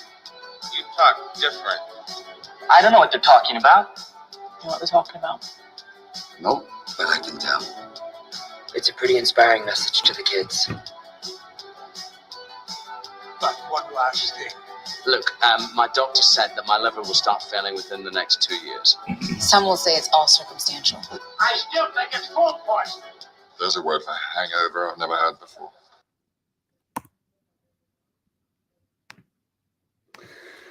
Work on the Hopefully that worked. The reason why we wanted to show that is because it was kind of touching on some of the elements that Celine was saying before. That was an unprompted, unfiltered view as to the newest member of staff into our business, and hopefully kind of gives you a very quick synopsis of the culture and the kind of environment that we wanted to create. So kind of moving forward into the next stage is kind of more around what did we actually do when we kind of wanted to set a business up. And our background, including our chairman, who fortunately isn't here, but we're going to add another 25 years of experience just into the call for that reason. We spent most of our background in corporate life. And when we sat down, we didn't want to think about what the business was going to do. It was all about how we wanted to go about going to work. We've all had the 9 to 5s. We've all had those kind of experiences where you think you're making a real difference in that kind of element of your business, but it's in such a large place that you don't actually see the efficacy of that. And ultimately, there's always these kind of hidden parts. And I think Celine said it earlier on, where you don't necessarily feel empowered to be able to go about your being authentic and your kind of self. So the starting point for us was kind of our mindset as leaders, and it was like, yes, we need to make money, and yes, we need to do all these kind of things. But ultimately, we wanted to become a people business, and it's all about bringing the experiences that Adam and I had and kind of brought with us to the table and say, these are the bits we want to take forward and improve and enhance. And these are the bits that we really have to be careful not to let creep into our psyche, because it could end up where we were in a previous kind of role. Yeah, and the mindset thing is really important, because I think Celine was talking about it, empowering yourselves. And for us, we talked a lot about what we wanted to do, but it was about changing our mindset to really believing what we talked about, what we wanted to do, and actually doing it. And there were lots of times along the way where you might sort of find yourself falling back into sort of how we used to probably think in a corporate world around tasks and seeing people as a sort of a means to an end to get things done for the business. But actually, if we had to make a lot of effort, and we did, just to stay focused on kind of trying to see coming into our business from another person's eyes, and how we would want to feel about the company effectively.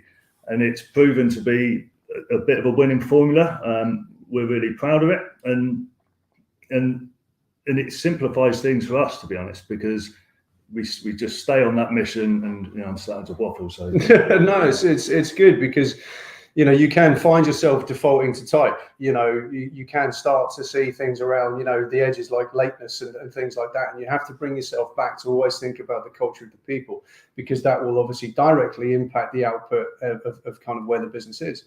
And it does go right back to the roots. There's a reason, just outside of the fact that we're pretty mad Radiohead fans, as to why we called this business Kid A, because we wanted to illustrate that you can be a business that's all about change. One thing that we've seen in the market, we set this business up in 2019, like many other people. COVID hit, Brexit happened, a war's going on. There's all these crazy macro factors that are affecting businesses worldwide. But what we can control is our people and the kind of culture of that business. And being, I suppose, where I'm leading with that is around about authenticity. For us, it's probably the most important ingredient that we have as individuals and as a business. And we're unwaveringly ruthless about that. To a certain extent, you can kind of see the crazy. This is our boardroom, and it's all about every single level of the business that you have is all about being different and true and honest, because this is literally the outpourings of our mind. And what that does, again, Celine touched on it earlier on, is that it allows us to create safety. Because one thing that we were very aware of is that you can't actually dictate a culture. You can't go, right, you've got to like it here. Otherwise, it's a problem. They do have to like it. So what we can do is kind of set the environment and some guardrails. But ultimately, our main tactic was around enabling people to be themselves and being honest with themselves.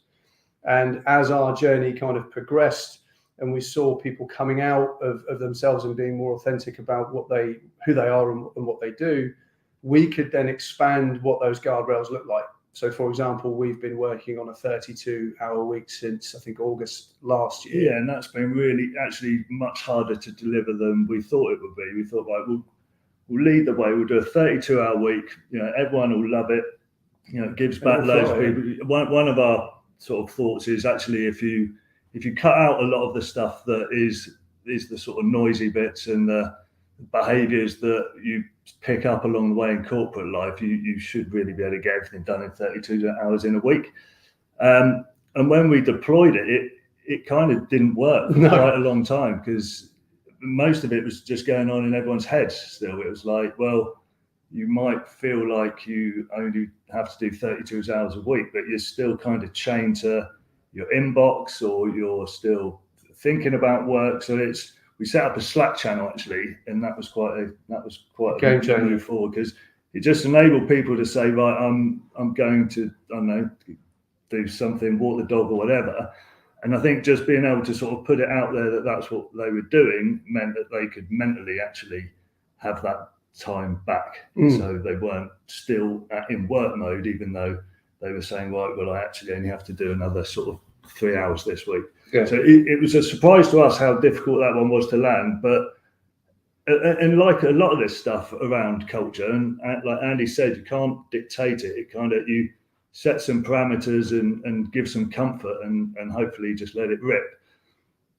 But it's a continuous process, and we, our role is just to make sure we just keep leading the way on that, and keep making people feel comfortable in this kind of slightly, it's not rocket science, but it is a kind of bit of a new way of doing things for all of us in this business anyway. Absolutely. And I was kind of, again, thinking back at what Celine was saying, you know, about the difference between empowerment and enabling. And I think I agree with that. I think what's interesting there is that you kind of go, well, how do you enable someone? You know, it's not in the dictionary. And I think the way that we've interpreted that message looking inward over the last 3 years we've been alive is to create safety. Now, there is a balance, you know, again, you know, when we deployed the 32-hour week, you know, it didn't necessarily work for a number of different reasons, but we were able to kind of pull that back. But where I'm kind of getting to is that you can't allow the standards and your behaviors and the output of the business to drop. But you want to create an environment that is completely free, you know, because if people are genuinely themselves and they know that they've not kind of got this gun under the table where if they make the smallest mistake, then that's actually massively impactful to their career, it really changes the mindset of the business. And we've managed to shift the ground, you know, of our people kind of coming in and some of the seasoned professionals that we have in the business in that mindset. And it is hard because I wasn't necessarily sure I was going to say this, but I am struggling to articulate it in another way.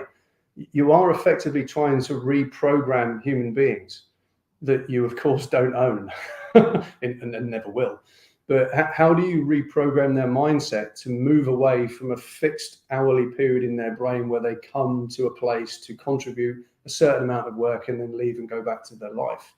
We're trying to remove all of those elements to say that you don't have to do this when it comes to your work life. You can actually enjoy yourself here and still be free. Like if you need to do something in the middle of the day or you need to do something, you can completely do that. But the standard and the expectation and the support framework that sits underneath that we've deployed and crafted enables people to kind of do that. So I think I might try and actually nick that as my own definition. Very good. I think should we want to put up the values slide? Yeah, it's a good point. So the only other slide that we've got is, again, still in the kind of theme of authenticity, and I'm hoping that you guys will get to see this shortly, is... You might need to share your screen again. Just on it now, Matt. Thank you very much. Appreciate it. No, it's all right. So hopefully that is coming in now. Brilliant. Just had to press the share button. Just had to press the share button, everyone, located in the bottom of the screen. So again, coming back to the values and the kind of behaviors of our business. Now, we've all worked in companies, and quite rightly, some of them have got really kind of fundamental, basic values, which really do resonate.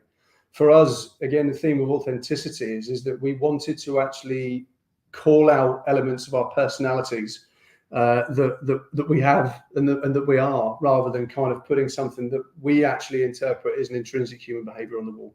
That's why our values aren't centered around honesty and integrity, because to us, they're already in us. And that's not a value, that's to us an obligation. And all things our world, you know, being music orientated and films, we wanted to be a little bit out there. So we've created values that our team massively embody and already resonate to, and it gives them this kind of spirit, dare I say it, within the business that kind of anchors them to the center of what our culture is. And those values are, as hopefully you can see there by, you know, one of arguably the best frontmen of all time, Keith Flint from The Prodigy. We took that always outnumbered, never outgunned mindset, because we are a small business in an entirely huge world of which elements we can't control. But we've still managed to battle through some pretty significant macro factors and bet on ourselves as individuals and be fearless. And that has absolutely played out in tons. And feel like a strong team. Absolutely. The big thing we spend a lot of time on when we talk about these values is, like Andy said, we are a small team operating with some pretty major corporate customers, and it can be quite daunting. And it's not only good for us as a business, but it's, if everyone feels like you've got a strong teammate with you and we're in this together, it gives everyone a lot of confidence. And another thing we're concerned about is people coming into our business, and because it is quite different, just kind of freaking out. Yeah. So we spend a lot of time on teamwork because it's important for everyone to feel, it sort of makes people feel safe, and then it releases them to be themselves. Yeah, absolutely. It can. We're very aware of the disorientating nature of kind of what our environment could look like as we sit here now in our boardroom, which is named after the Overlook Hotel from The Shining, with a picture of Jack Torrance next to us. A lot of people are like, what the hell is going on here? But when you move past the skin at these core fundamentals and values of our business, people really do kind of get it. And that second one there around, there is no spoon. Hopefully there's a lot of Matrix fans out there. That is all about us thinking differently. You know, get outside your head, think differently. There's a reason why we were able to be successful in this business. And it wasn't just because we thought we would do exactly what's been done over the last 100 years in the same way. And the last one I'll move through relatively quickly, but it's probably the most important one, because if we don't focus on our planet and our people, all of the rest just doesn't matter. You know, we absolutely want people to feel that they are contributing to a cause rather than just killing time before they get to 65. And kind of call it a day. So the point here, or the wrap up or summary of this element of our kind of monologue is that the values and behaviors that we've created, and certainly we would say that the businesses out there that are looking to create, genuinely create ones that are you, not ones that you think other businesses will find attractive to work with you. Because authenticity and honesty plays out way more than just chucking loads of words on the wall that don't mean anything and you don't live it in the actual day to day. And we, you know, the way we get, it's a hard thing to talk about. So like, you've got to be honest, you know, you've got to be authentic all the time. And we do talk about it, but the main thing we do is just try and let people see us behaving that way ourselves. So, you know, we try and be honest if we make mistakes. We look at advice. We're quite open if we don't know the answers, and it's kind of stuff like that. Definitely, we're fortunate because we're small, so we can lead by example. That's definitely a thing in our favour, and it resonates. Absolutely. And you kind of think around. Oh, sorry, Max, are you coming in there? No. I was about time to, if it's possible, to start to wrap up. What is absolutely? Don't want us to ramble on for another half an hour. No, more. If that's your authentic self, you know, which you obviously portraying right now, please do, you know, but they might have to be off the screen. No worries. No, yeah, just keep chatting. We say, yeah, it's like a filibuster.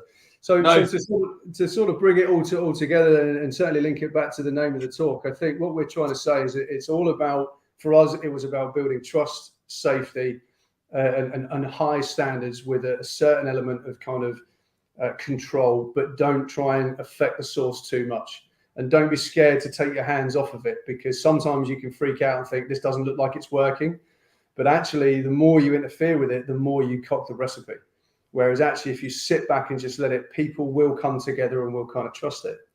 And then just as the final sentence is more around, like, if you are going to be genuine and authentic, plant real trees that really do something. Don't plant fake plastic trees. Amazing.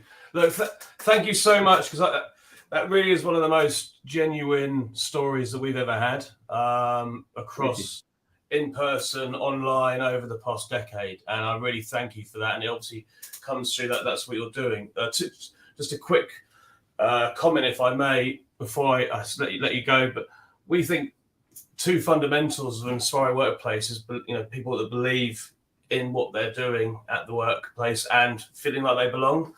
And that just seems like you're absolutely nailing both those aspects. Yeah, so well, congratulations, and just keep going, and hopefully see you soon in person again at some point. Absolutely, yeah, we look forward to it. And thanks again, mad love, for having us on here, and hopefully we didn't bore it on. Absolute honour. Thank you very much. Have a good day. Cheers. Have a great day, everyone. Cheers. Bye. Bye. So, what a fantastic pair, and you know, absolutely fantastic. That's me done. I'm going to literally not even hesitate to bring in my saviours. Lisa Pantelli, the great Lisa, and Ruth Dance. I don't have a bio for you, Ruth, so I'm sorry if I can't describe, you know, what you do, who you are. I just say to say you're an amazing person that I've been working with for ages and ages and ages, and it's absolutely fantastic to see you on this screen right now and letting me go to bed. So I have fun, and I'm going to leave you two to it. Enjoy. Thanks, Matt. Matt, before you go, well done. You've just done amazing. 13 hours of Inspirathon, starting in Sydney and traveling west across the globe. not on your own time zone. So, I mean, it's a little bit easier for us. We're in the UK on a UK time zone. So, but well done. I dipped in and out the content because thankfully my kids get me up multiple times in the night. But you've done an amazing job hosting the last 13 hours. So congratulations. Well done. Thank you. Lovely. Sleep well. Yeah, I will. Take it easy. All right. Bye-bye. Bye, Matt.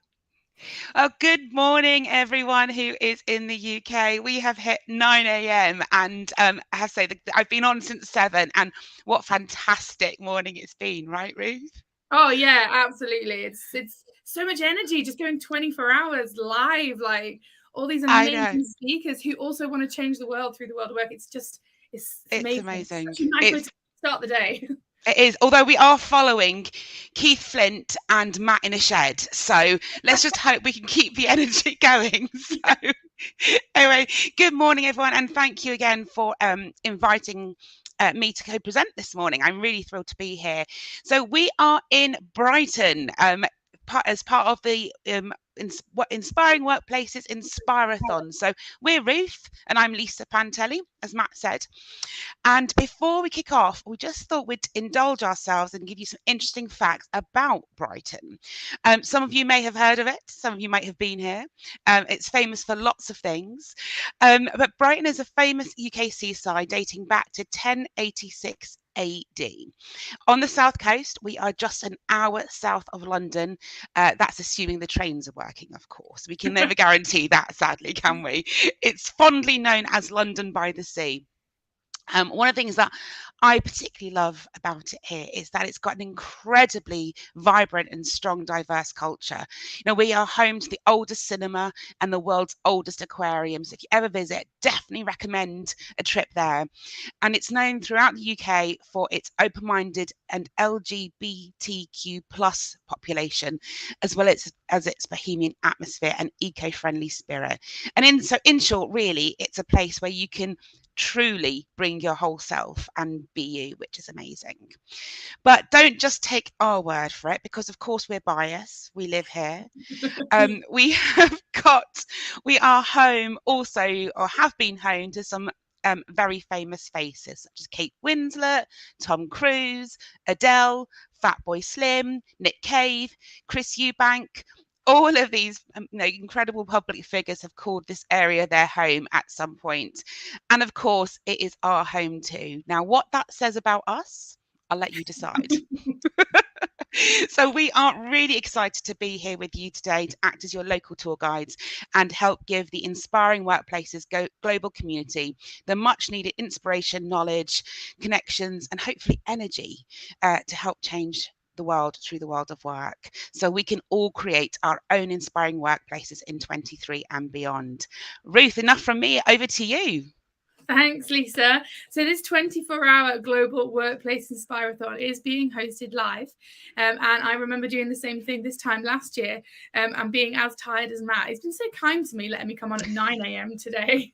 So it's being recorded live, and I know that we've got plenty of live listeners and viewers right now, whether you're watching on our website or via YouTube, but it is also being recorded. So all of the sessions will be available on demand within the next few days in individual sessions, so you can pick and choose which region of the world or subjects, etc. But don't forget, if you're watching live right now, or if you're watching on demand, to ask questions, share your thoughts, share your comments, share your views as well. Make sure that you're also part of the conversation over on our Slack channel. Meet fellow inspirers, participants of the Inspirathon, share what you're doing, and continue that conversation and being part of that growing community. Our Slack channel is also where you'll see any network going on during any breaks that we're able to squeeze into these 24 hours as well. So we'll share that link with you in the comments right now. You've all automatically been muted, and we can't see anyone or hear anyone unless you're live on stage. So don't worry if the kids are screaming like mine are at the moment, or if the dogs are barking, or if there's builders, or you need to have a sneeze. So back to where we are here in Brighton, where Lisa and I are. We've got a really fantastic lineup of speakers, and I'm really excited for the speakers that we've got for the next hour here in Brighton. But we've got an incredible speaker and an incredible person in our very own Chief Inspiration Officer for Inspire Brighton right here on screen. I'm pointing in the wrong direction, Lisa. Are you talking about me? I'm talking about you. Not only do you run Thank Inspire Brighton, Lisa, but and also, like myself, juggle the life of motherhood with 3 young children as well. But you are an incredible award-winning employee engagement and internal comms specialist. And I know that you're currently based with this amazing organization that I always manage to say wrong, but they're called Elsevier. I got it right. You got it right. Well done. All that practice has paid off. But Lisa, you know, when I first heard of Elsevier, I didn't actually know what they did or the impact that they have on the world. So it would be really helpful before you talk about some of the amazing work you've been doing there, just to give any of our listeners or viewers right now in our community a little bit more information and context. Absolutely. I'd be delighted to, and I'm really proud to, actually. So Elsevier is traditionally a publishing business. So if you've studied at any point in your career's lifetime, chances are you would have come across one of our publications. Our mission is quite simple, and it's really compelling, and it's undoubtedly one of the reasons that I chose to make the move here. And our mission is this: we help researchers and healthcare professionals advance science and improve health outcomes for the benefit of society. Excuse me, it's a bit early. I think my voice is going already. But we support the scientific and research community. The professionals who have been really helping to lead us out of the most recent global health crisis, for example, COVID, in case you missed it. Without our publications, researchers wouldn't have got access to the research behind the vaccines and the medicine as quickly as they could develop the vaccines. So we are a hugely proud mission-led organization. As I said, we've got our roots in publishing. We've been around for 140 years. We are in 60 countries across the globe with more than 8,000 incredible colleagues. We are famous for publications such as The Lancet and something called Grey's Anatomy, and it was the publication that came first, not the TV program. But like every organization in the last 10 years at least, since I've been more than that, I've been doing this, but that gives my age away. We've had to transition as a business as well, from pulp-based paper publications to digitizing and utilizing our data and analytics to help our audiences and our communities and our customers even more than we can do. We have done traditionally. So you're a very traditional or very deep-rooted organization, and across 60 countries, to do that sort of shift to being more available must be pretty difficult. I remember in the art boom in the early 2000s, I worked for Christie's, the auction business. And then, all over the world famous auction house in so many different countries, but only accessible if you went into the archives to find some research on an old piece of art or furniture. And I remember them trying to make that move to being more always on and more digital and more accessible. And more recently, about 10 years ago, I was working for News Corp, who many listeners will know, the publishing and media organization who were also global as well. And making that move from traditional deep-rooted print media, not research, but media and news, and making that move from that to always available and competing in that kind of digital market and setting up subscriptions and paywalls, etc. Quite a challenge. Has that been a bit of a shift for Elsevier, and like have you been able to do that? What's been the impact of that? Yeah, really great question. And actually, this is something that I could talk all day about. So perhaps it's a different conversation that you and I need to have. Yeah.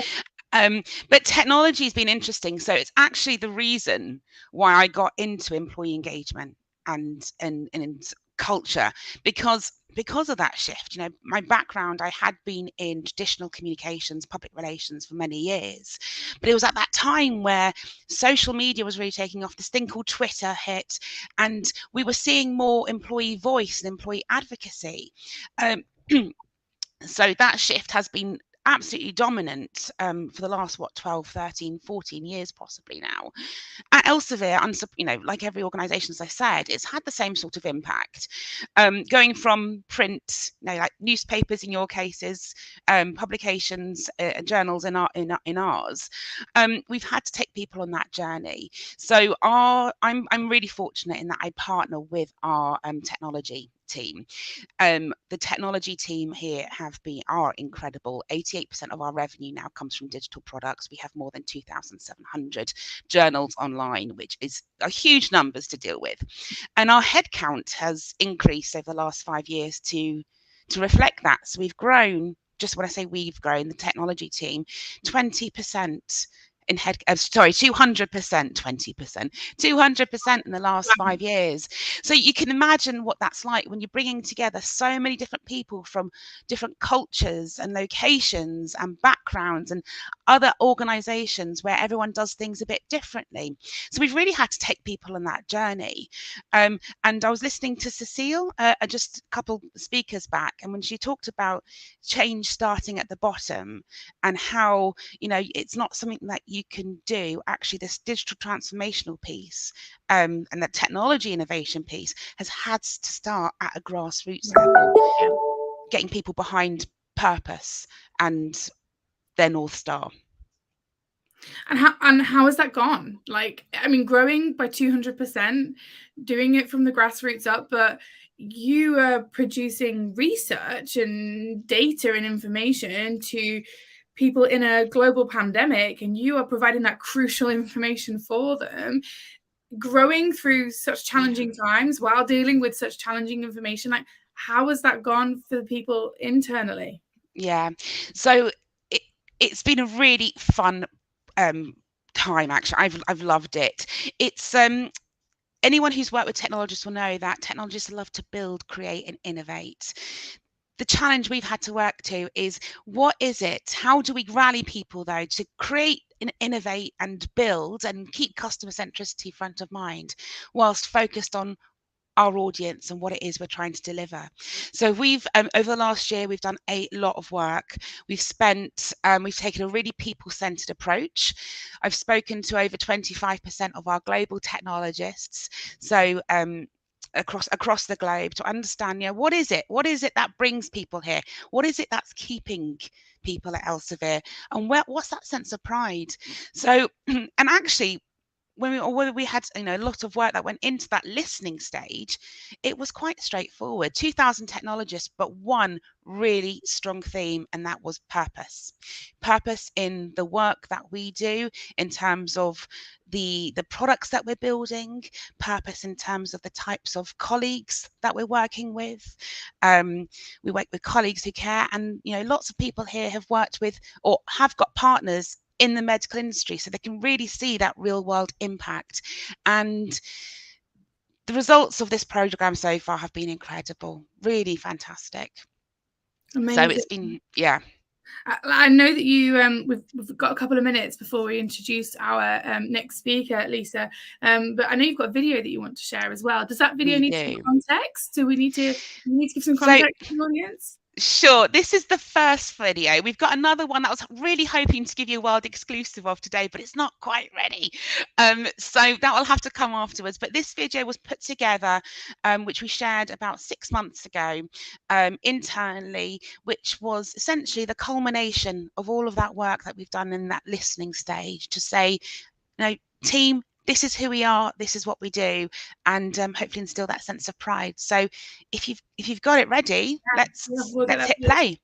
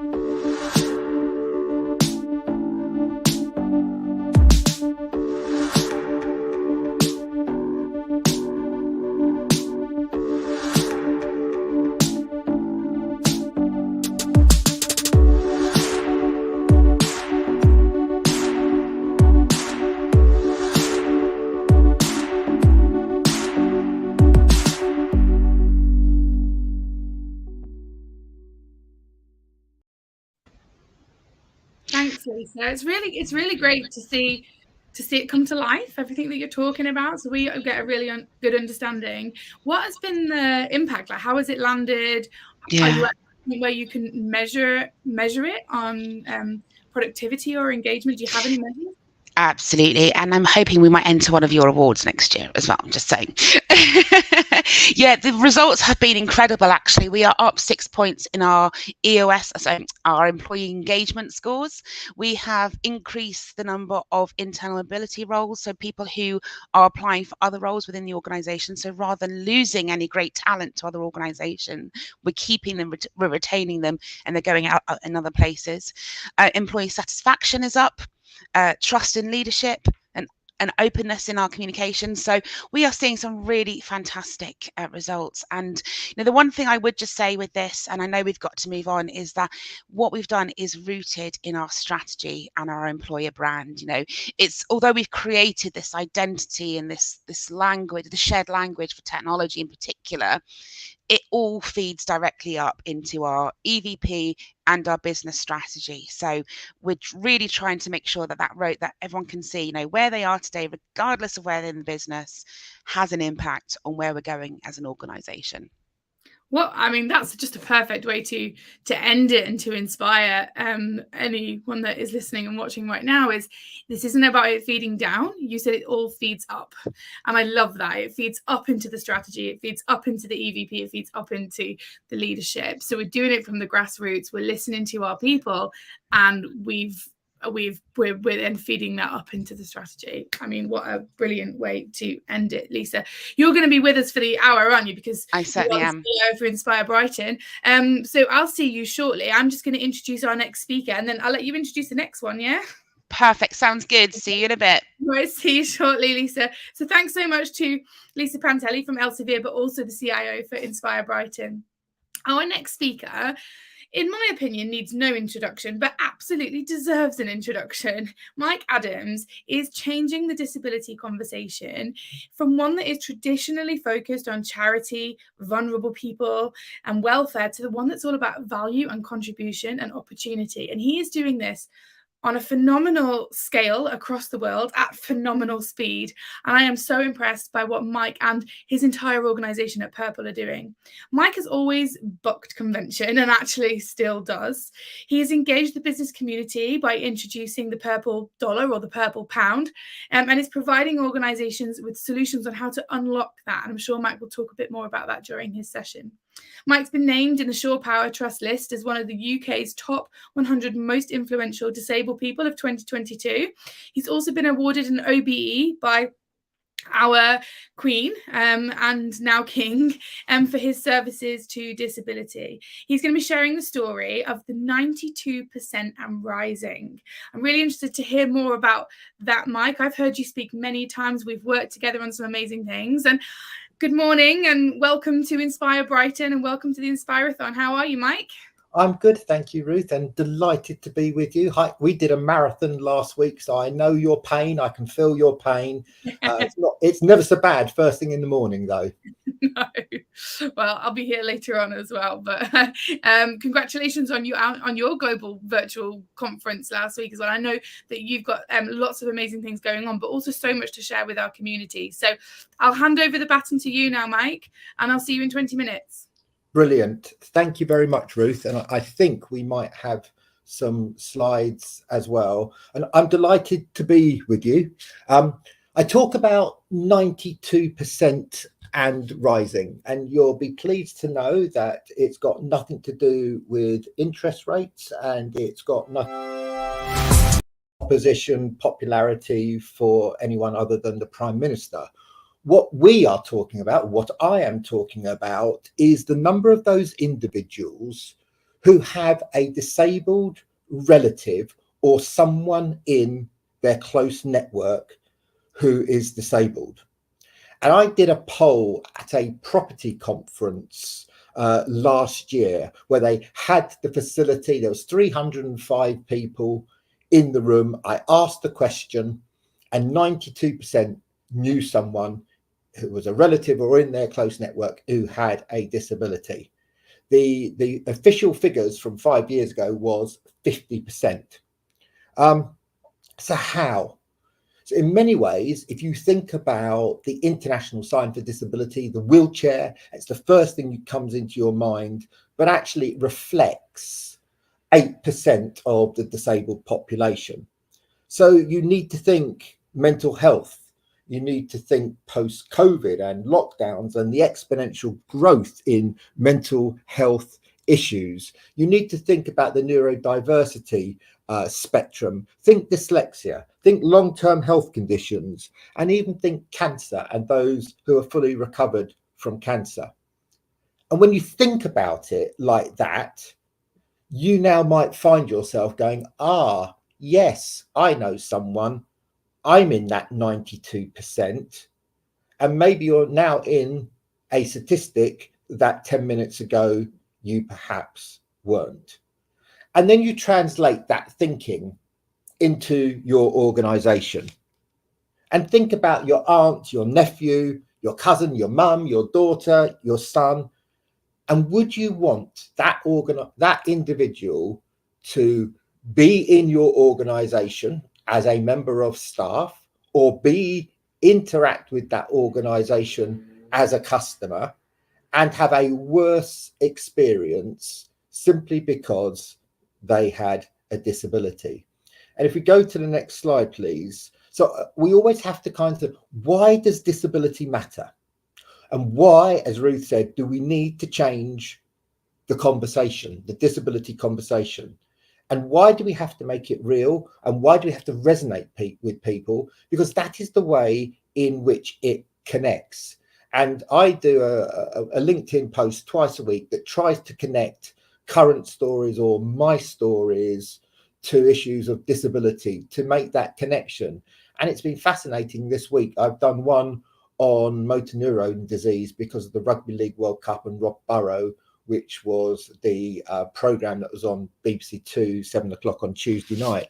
And I've had so many people come and say, thank you ever so much for raising the profile of motor neurone disease. And we only have to think back a few weeks with Deb James and what she did for bowel cancer in making people's behaviors and making people's understanding so much different. And just 4 graphics that kind of I talk about. One was trying to represent my initial vaccine jab and my worry that it was going to be all about health and safety. It was going to be all about what we can't do and why we can't do it.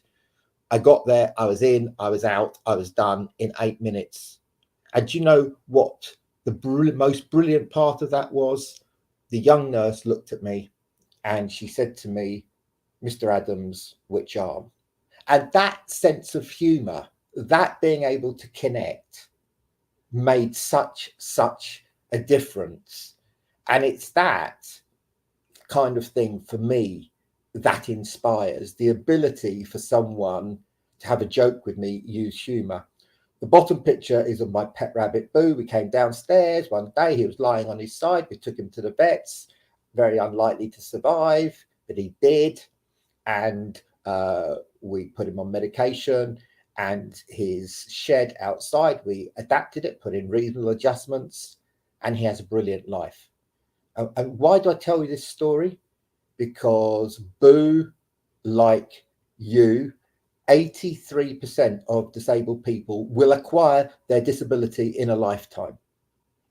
I am Mike. I'm also called a 17%er now and then, but 83% will acquire. So organizations need to be inspired because their staff are dynamic.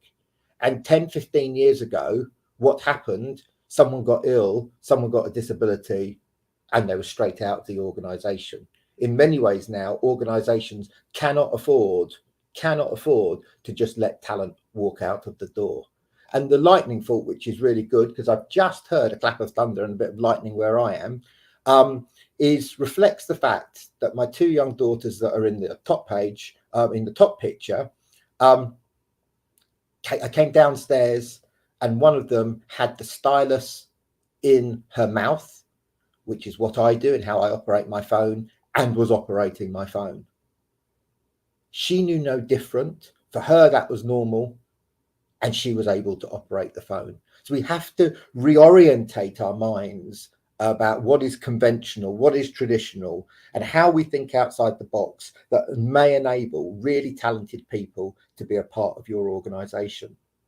And just the top picture, me holding hands with one of my twin daughters and she holding hands with her sister on their second birthday, walking through a farm. And I always say, if you pan out and the photo had voices, you would hear all sorts of people talking and not necessarily making very nice comments. And I want to create a world, we need to create a world where that can happen.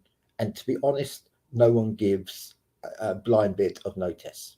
And so, this is why disability should matter to you and to your organization and the society we live in. So if we go to the next slide, I just want to provide you with a couple of statistics, really. The fact that 80% of disabled people have a hidden disability, so they'll walk into your organization and you would not necessarily know. And just the 30% one, by the way, is the gap in employment between disabled people and non-disabled people. There is a huge talent pool waiting to be untapped by inspired organizations who have got the innovation, the creativity, and the intent to bring in the best possible people. And I was on a European call yesterday when I was talking to the freelancing market and talking about why you wouldn't attract disabled staff who are freelancers in this modern day. And the business statistics, the 274 billion purple pound, but only 10% of businesses have got any strategy to access this. This becomes a huge opportunity. And globally, that figure has just moved from $8 trillion to $13 trillion. So for organizations, and I guess most of you listening today who say you want to be inspired, this is how you can inspire and bring on board a significant population with you. Conscious of time, so let's just play a quick video on Purple Tuesday that I'll then explain. Purple Tuesday is a global social movement and the #1 brand supporting organisations to improve the customer experience for disabled people and their families 365 days a year. Last year, over 5,000 businesses participated in Purple Tuesday, making over 6,000 commitments to improve accessibility and practice.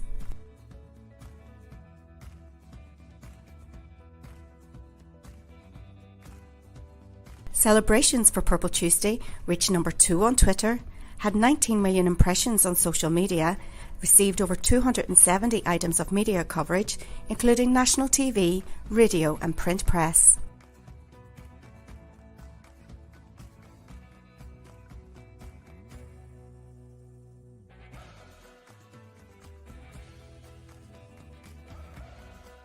Notably, 15 industries were represented by a stellar group of Purple Tuesday sector partners who are leading by example in demonstrating their commitments to disability inclusion.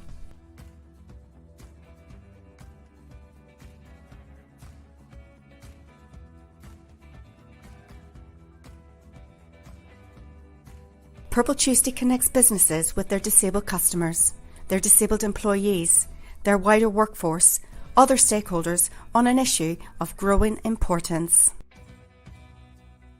Join us and be part of the change for disabled customers across the world. Sign up today by visiting purpletuesday.co. If we move to the next slide, please. The great news is that was last year's, which was fantastic, and you see the number. The even more great news is this year, it is on the 1st of November, so we are in the 2-week countdown and you can be involved. And I just wanted to show you very briefly some suggestions about what organisations are doing. Web accessibility, having a digital diagnosis, the gateway to many people's organisations, training, sign language, getting your frontline staff to say hello and goodbye in British Sign Language, which makes such a difference difference to deaf community, quiet hours for people on the neurodiverse spectrum, and hidden disabilities, which is getting real movement in terms of supporting people who, in a discreet way, who have a hidden disability and who need support. And the one that's really taken off this year is the 6-second rule, which is when someone on the neurodiverse or who has a stammer asks you a question, count to 6 before you answer. That enables them to process the question and provide you with an enriched answer, rather than you, like I used to, jump in because we didn't like the silence and answer the question for them and almost inevitably get it wrong. So there are some of the things that you can absolutely do. And then if we just go to the next slide, what I called the wow slide, just to let you know what we are doing this year on the 1st of November. In the UK, you can see the picture. We will light up Piccadilly lights from 8 o'clock to 8:30 with 26 partners this year. And in the evening, I think I can announce today, well, it's too late now, I'm going to, we will be lighting up Canada Square in Canary Wharf to show that disability is both a commercial and a social impact issue. In the US, we're going on a road trip through Minnesota. People who know your music, Minneapolis is the home of the artist formerly known as Prince. And we have been given permission not only to go into his house, but to go into his recording studio. And with a deaf school choir, we will do a rendition of Purple Rain. And that will be available for everyone to watch about 8 p.m. on the 1st of November. In the UAE, Dubai, we're lighting up the Burj Khalifa. In Malaysia, we're walking through the streets of Kuala Lumpur. And in Pakistan, we have a pioneer reception dinner, and we are lighting up the Jinnah monument that is absolutely in the heart of Karachi. And so for me to finish, and for you, this is about engaging with your staff, giving them the solutions, enabling them to be inspired, because inspiring workplaces come through your staff. Your customers will respond accordingly, and you deliver disability, diversity, which will be part of what you do as an organization, your brand as an organization that really takes it to the next level. So I will stop there. Wow, thank you so much for that incredibly powerful presentation. Wow, Ruth has often talked about how brilliant you are as a speaker, and this is the first time I've had the fortune of hearing you. So thank you so much for that. I've certainly taken away some big things. One, I think, I don't know, are you a superhero for making all of this happen in one day? I've kind of got visions of you darting all over the world and being in different places. So thank you so much. But the other thing, the main thing I've taken away is the consistent nature of the conversation and the action that we need to take. Although things are slowly shifting, we can't stop. We've got to keep going. And it's not just conversation, it's action. It's organizations taking a stance and saying, no, we are going to commit to this and we're going to do it properly. So Mike, thank you so much. And I'd love to connect with you separately after this as well to find out more about what you do. So for now, perfectly queued up, I would love to introduce you to Bruce Daisley. Bruce Daisley is one of the UK's most influential voices on fixing work, published in the Washington Post, Harvard Business Review, Wall Street Journal, and The Guardian. He has written 2 Sunday Times bestsellers. The Joy of Work ended 2019 as the UK's top-selling business hardback of the year and is now translated into 16 languages. His book Fortitude was propelled by strong reviews to the top end of the book charts, and he's previously spent over a decade running Twitter and YouTube, the latter at Google, for Europe, leaving Twitter as its most senior leader outside of the US. Bruce runs the Apple #1 business chart-topping podcast, Eat, Sleep, Work, Repeat on work culture. And I can't say that without wanting to burst into song. And Bruce is going to be joining us now to talk about how it's time to reset the chat about resilience. Good morning, Bruce. Morning. Can you hear me okay? I'm good, thank you. Perfectly. Fabulous. Nice to see Good. you. Well, I'm looking forward to this, and thank you for involving me in as part of such a wonderful day. It's I love that last presentation, and the lineup looks incredible. It's incredible, isn't it? But it's as I said, the takeaway for me, there was that constant conversation and action, and your Eat, Sleep, Work, Repeat podcast really plays into that. So I'm going to hand over to you because no one wants to hear from me anymore. Tell us, talk to us a bit more about resilience. Yeah, absolutely. I think, the most critical thing that probably most of us find ourselves hearing the word resilience more than ever before. If the word of the year last year was burnout, then I guess resilience is often the way that firms set about trying to solve it. And the really interesting thing is that, if you've got any exposure to the education system, you'll know that this doesn't just end at the workforce. This pretty much permeates the whole world of schools as well. So why is it that we find ourselves reaching for this resilience word so frequently? I became really curious about it. I tweeted about resilience recently, and someone said resilience equals silence. And that's a really interesting take, because I think specifically what they mean is when someone is asking you to be resilient, they are effectively trying to stop you talking about the situation that got you there. Specifically, the reason why that really chimed with me, I was in Beirut a couple of years ago when there was this almighty explosion. Phenomenal decimation to the city, really. It sort of tore through the port area. It's really worth checking out on YouTube. I think by some accounts, it's the third biggest explosion ever in a city and the biggest in peacetime after the two in Japan at the end of the Second World War. And by God, it sort of shook the whole city. So the only reason why we thought something really severe had happened rather than an earthquake is that not only did the explosion happen, but then all of the air in the apartment we were in was sucked out. And let me tell you, that is a terrifying sound, sort of air being sucked out of the window. It's just like really, it feels like elemental. It feels like something significant has happened. But all of the coverage the next day had very similar tones. So everyone in Beirut was like, they've got to help us. The world has got to help us right now. And yet the coverage on the BBC said, well, if we know anything, Lebanese people are resilient. The New York Times said, anyone who's encountered the Lebanese will tell you they are resilient people. All the people on the ground were saying, F resilience, we just want people to help us right now. Okay, that's a really interesting thing, because back to that person who tweeted me, resilience is silence. Effectively, by telling someone they're resilient, you're expecting them to get on with their challenge. Here's the reason why I became so compelled with it, because I think to some extent, if we look at it like that, resilience can be a degree of victim blaming. You can either expect the people of Beirut to pick themselves up, brush themselves down and get on with it. Or if they don't, you look at them and say, oh, you weren't resilient enough. I was on a radio phoning a couple of years ago, around that same time, actually. Do you remember that time when all of the A-level results had been cancelled? And you might remember scenes of heartbreak. The teenagers who, for the whole of their life, have been told, you better work hard at school. Suddenly, at the finish line, we're being told, oh, I know you were forecast to get an A and 2 Bs, but you've got a D and 2 Es. So happy life. And kids were sobbing.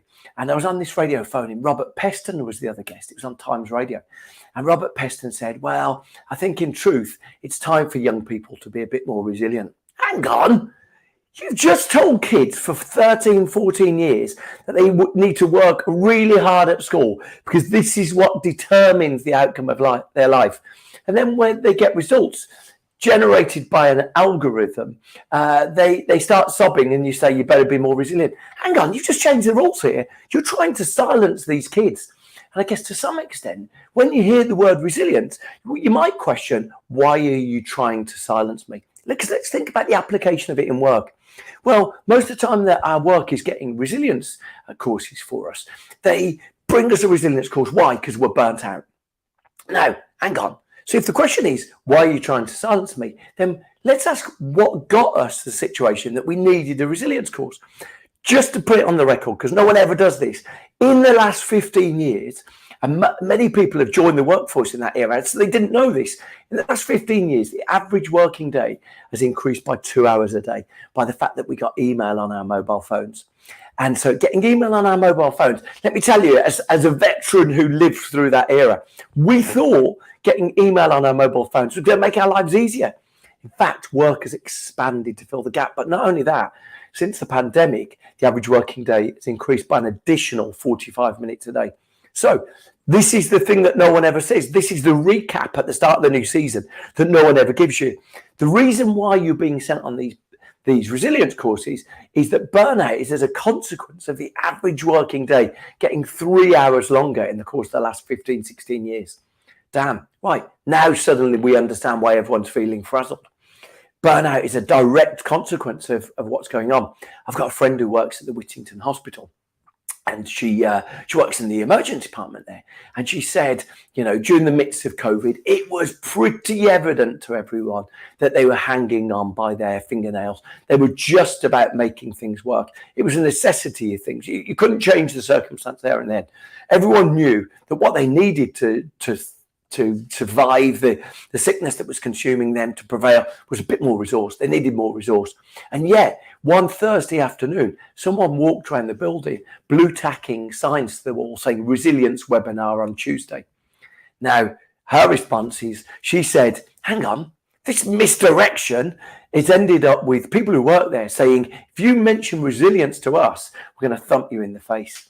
Resilience is this attempt to silence the situation that's got us here and redirect responsibility. Now, all of that might give you context for how the word has been misappropriated. But let's take a step back, because I think it's pretty clear to a lot of us that resilience really does exist in the wild. So even though we're being told this invocation to be resilient is maybe been misappropriated, maybe, dare I say it, politicized, but resilience most definitely exists. We've seen it, right? We've seen it with our own eyes. Let's think about where we've seen it. Well, I think we've seen it, firstly, let's have a look at people in Ukraine. We're witnessing people who, my goodness, you know, on a sort of Friday afternoon are told, okay, you won't be coming back to work on Monday. You'll be taking up arms and defending yourself. Now, we might look at them and this one and this one and this one, this one, this one, this one. Wow, were they just gifted with being really resilient people? Because I know if you ask me and my colleagues and my friends to take up arms, I'm not sure we've got the bravery to do that right now. Is it just accidental that Vladimir Putin invaded the most resilient nation in the world? Or actually, is there a cause of resilience? Is the origin of resilience something different to that? I want to suggest to you that the origin to resilience isn't this individual switch that we can turn on and off. Isn't something that some of us have got and some of us haven't got. Resilience is the strength we draw from each other. And as soon as you recognize that resilience is a collective strength, not an individual strength, you're struck with this epiphany. It's all around us. I was chatting to someone this week, actually, because he was describing to me his father's recollection about the Second World War. And he said to his dad, what was the Second World War like? And his dad said, tough, son, but I tell you what, no one who went through it would give it up. Hang on, that's really interesting. No one who went through it, and his dad was a kid during the Second World War, no one who went through it would give it up. Wow, no one would give up being in a war. But here's the thing, if you look into the accounts of people who lived through the bombing of London, the bombing of places like Coventry around the United Kingdom, people will describe this strange moment of being in it together, all in it together, this sense of community that was forged through the picking their way through the decimation that happened all around. This sense that we were all in it together was something that united and connected people. There's a wonderful social scientist. I've just written a book about all of this stuff, and a book called Fortitude. And there's a wonderful social scientist I became bewitched with. He passed away a couple of years ago, but it was an American social scientist called Enrico Quarantelli. And Enrico Quarantelli had this strange job. Firstly, he started trying to do a doctorate into mass panic. We've all seen mass panic. In Jurassic Park, we've seen it. The dinosaur gets out, everyone's screaming, waving their arms, legging it, and mass panic. We know that's what happens when things go wrong. Enrico Quarantelli set about trying to discover what created mass panic. And he started losing his patience because he'd turn up at the day after an earthquake. He'd say, when did the mass panic start? People say, oh, no, there's no mass panic. But George went to help this woman that he's just met over there. These people over there started, okay. He went into the day after September the 11th. He started interviewing people. When did the mass panic really descend? People say, oh, no, there was no mass panic. People calmly tried to help that person that got hurt there. And he went repeatedly. He would be the only car driving in the highway in the opposite direction to 6 lanes of traffic coming in the other direction. He'd drive in, he tried to interview people. He said, I can't find it. I can't find a mass panic. Mass panic, even though it's the staple of Hollywood films, mass panic doesn't exist. Why? Because he said, in the midst of these disasters, this democratic this recreation of society starts. People find themselves creating new identities. They sort of, this community is forged. Now, I want to give you one final example. If we think of the people in Ukraine, we think of that gentleman's dad talking about the Second World War. We think about these people in mass panic. I want to give you one final example, and this can really give us a pointer about where resilience lies. One of the leading experts on teenage mental well-being is a woman called Jean Twenge. She teaches at the University of San Diego. And the University of San Diego, she really studies the well-being of teenagers. And in fact, she tells some pretty stark evidence. Her breakout article was in the Atlantic magazine. It was called How Smartphones Destroyed a Generation. Pretty stark stuff. Anyway, she says that she studies teenagers right at the start of the pandemic. So let's rewind the clock. You've got a million memories in there in the pandemic. But this is that strange era where you're watching the evening Chris Whitty, where you're sending someone out at the start of the day to go and forage for pasta shells. You find yourself in a queue. You never thought you'd queue in your lifetime for Tesco's. But here you are, queuing in the queue for Tesco's, hoping that you can bring back a 4-pack of Andrex. You remember that stage, that weird first 4 weeks? You were doing jigsaw puzzles. No one believed that was ever going to happen. Jigsaw puzzles sold out. Okay, in that weird stage, she looked at teenage mental well-being. Now, of course, what happened subsequently, she was convinced there was going to be a mental health calamity. But what she discovered was teenagers who'd started, maybe for the first time in their weekday lives, teenagers who reported having an evening meal with their families, reported their depression went down and their resilience went up. Boom. Resilience is the strength we draw from each other. So as you recognize it, you see it everywhere. And it's got direct application for the moment we're in work right now, because all of these things have a direct bearing on how we think about our jobs. You know, if I tell you that the most critical thing for any of us to think about right now is to think about how we create this sense of community, then you might say, okay, then in a hybrid era, in a hybrid world, maybe we're lacking a bit of community. What we might say is, on the moments we're together, how do we fashion this sense of community? And let me tell you, I think it's got rather mundane origin to it. You know, I was really struck. One of the things I put in my book was this beautiful piece of work. There's the book there, Fortitude. One of the things I put in my book was this beautiful quotation by the former chief rabbi of the UK, Rabbi Jonathan Sacks. And he talked about how the culture of his people, the culture of Judaism, had to be passed down from person to person. They didn't have buildings. They didn't have the architecture to pass down culture. And one of the things he said that was most important for passing down culture for them was this sense of occasion. In fact, he uses this word, simcha, S-I-M-C-H-A, simcha, hard C-H. And he says, simcha is translated in the Old Testament as joy. But it's more complicated than that. It's actually shared joy.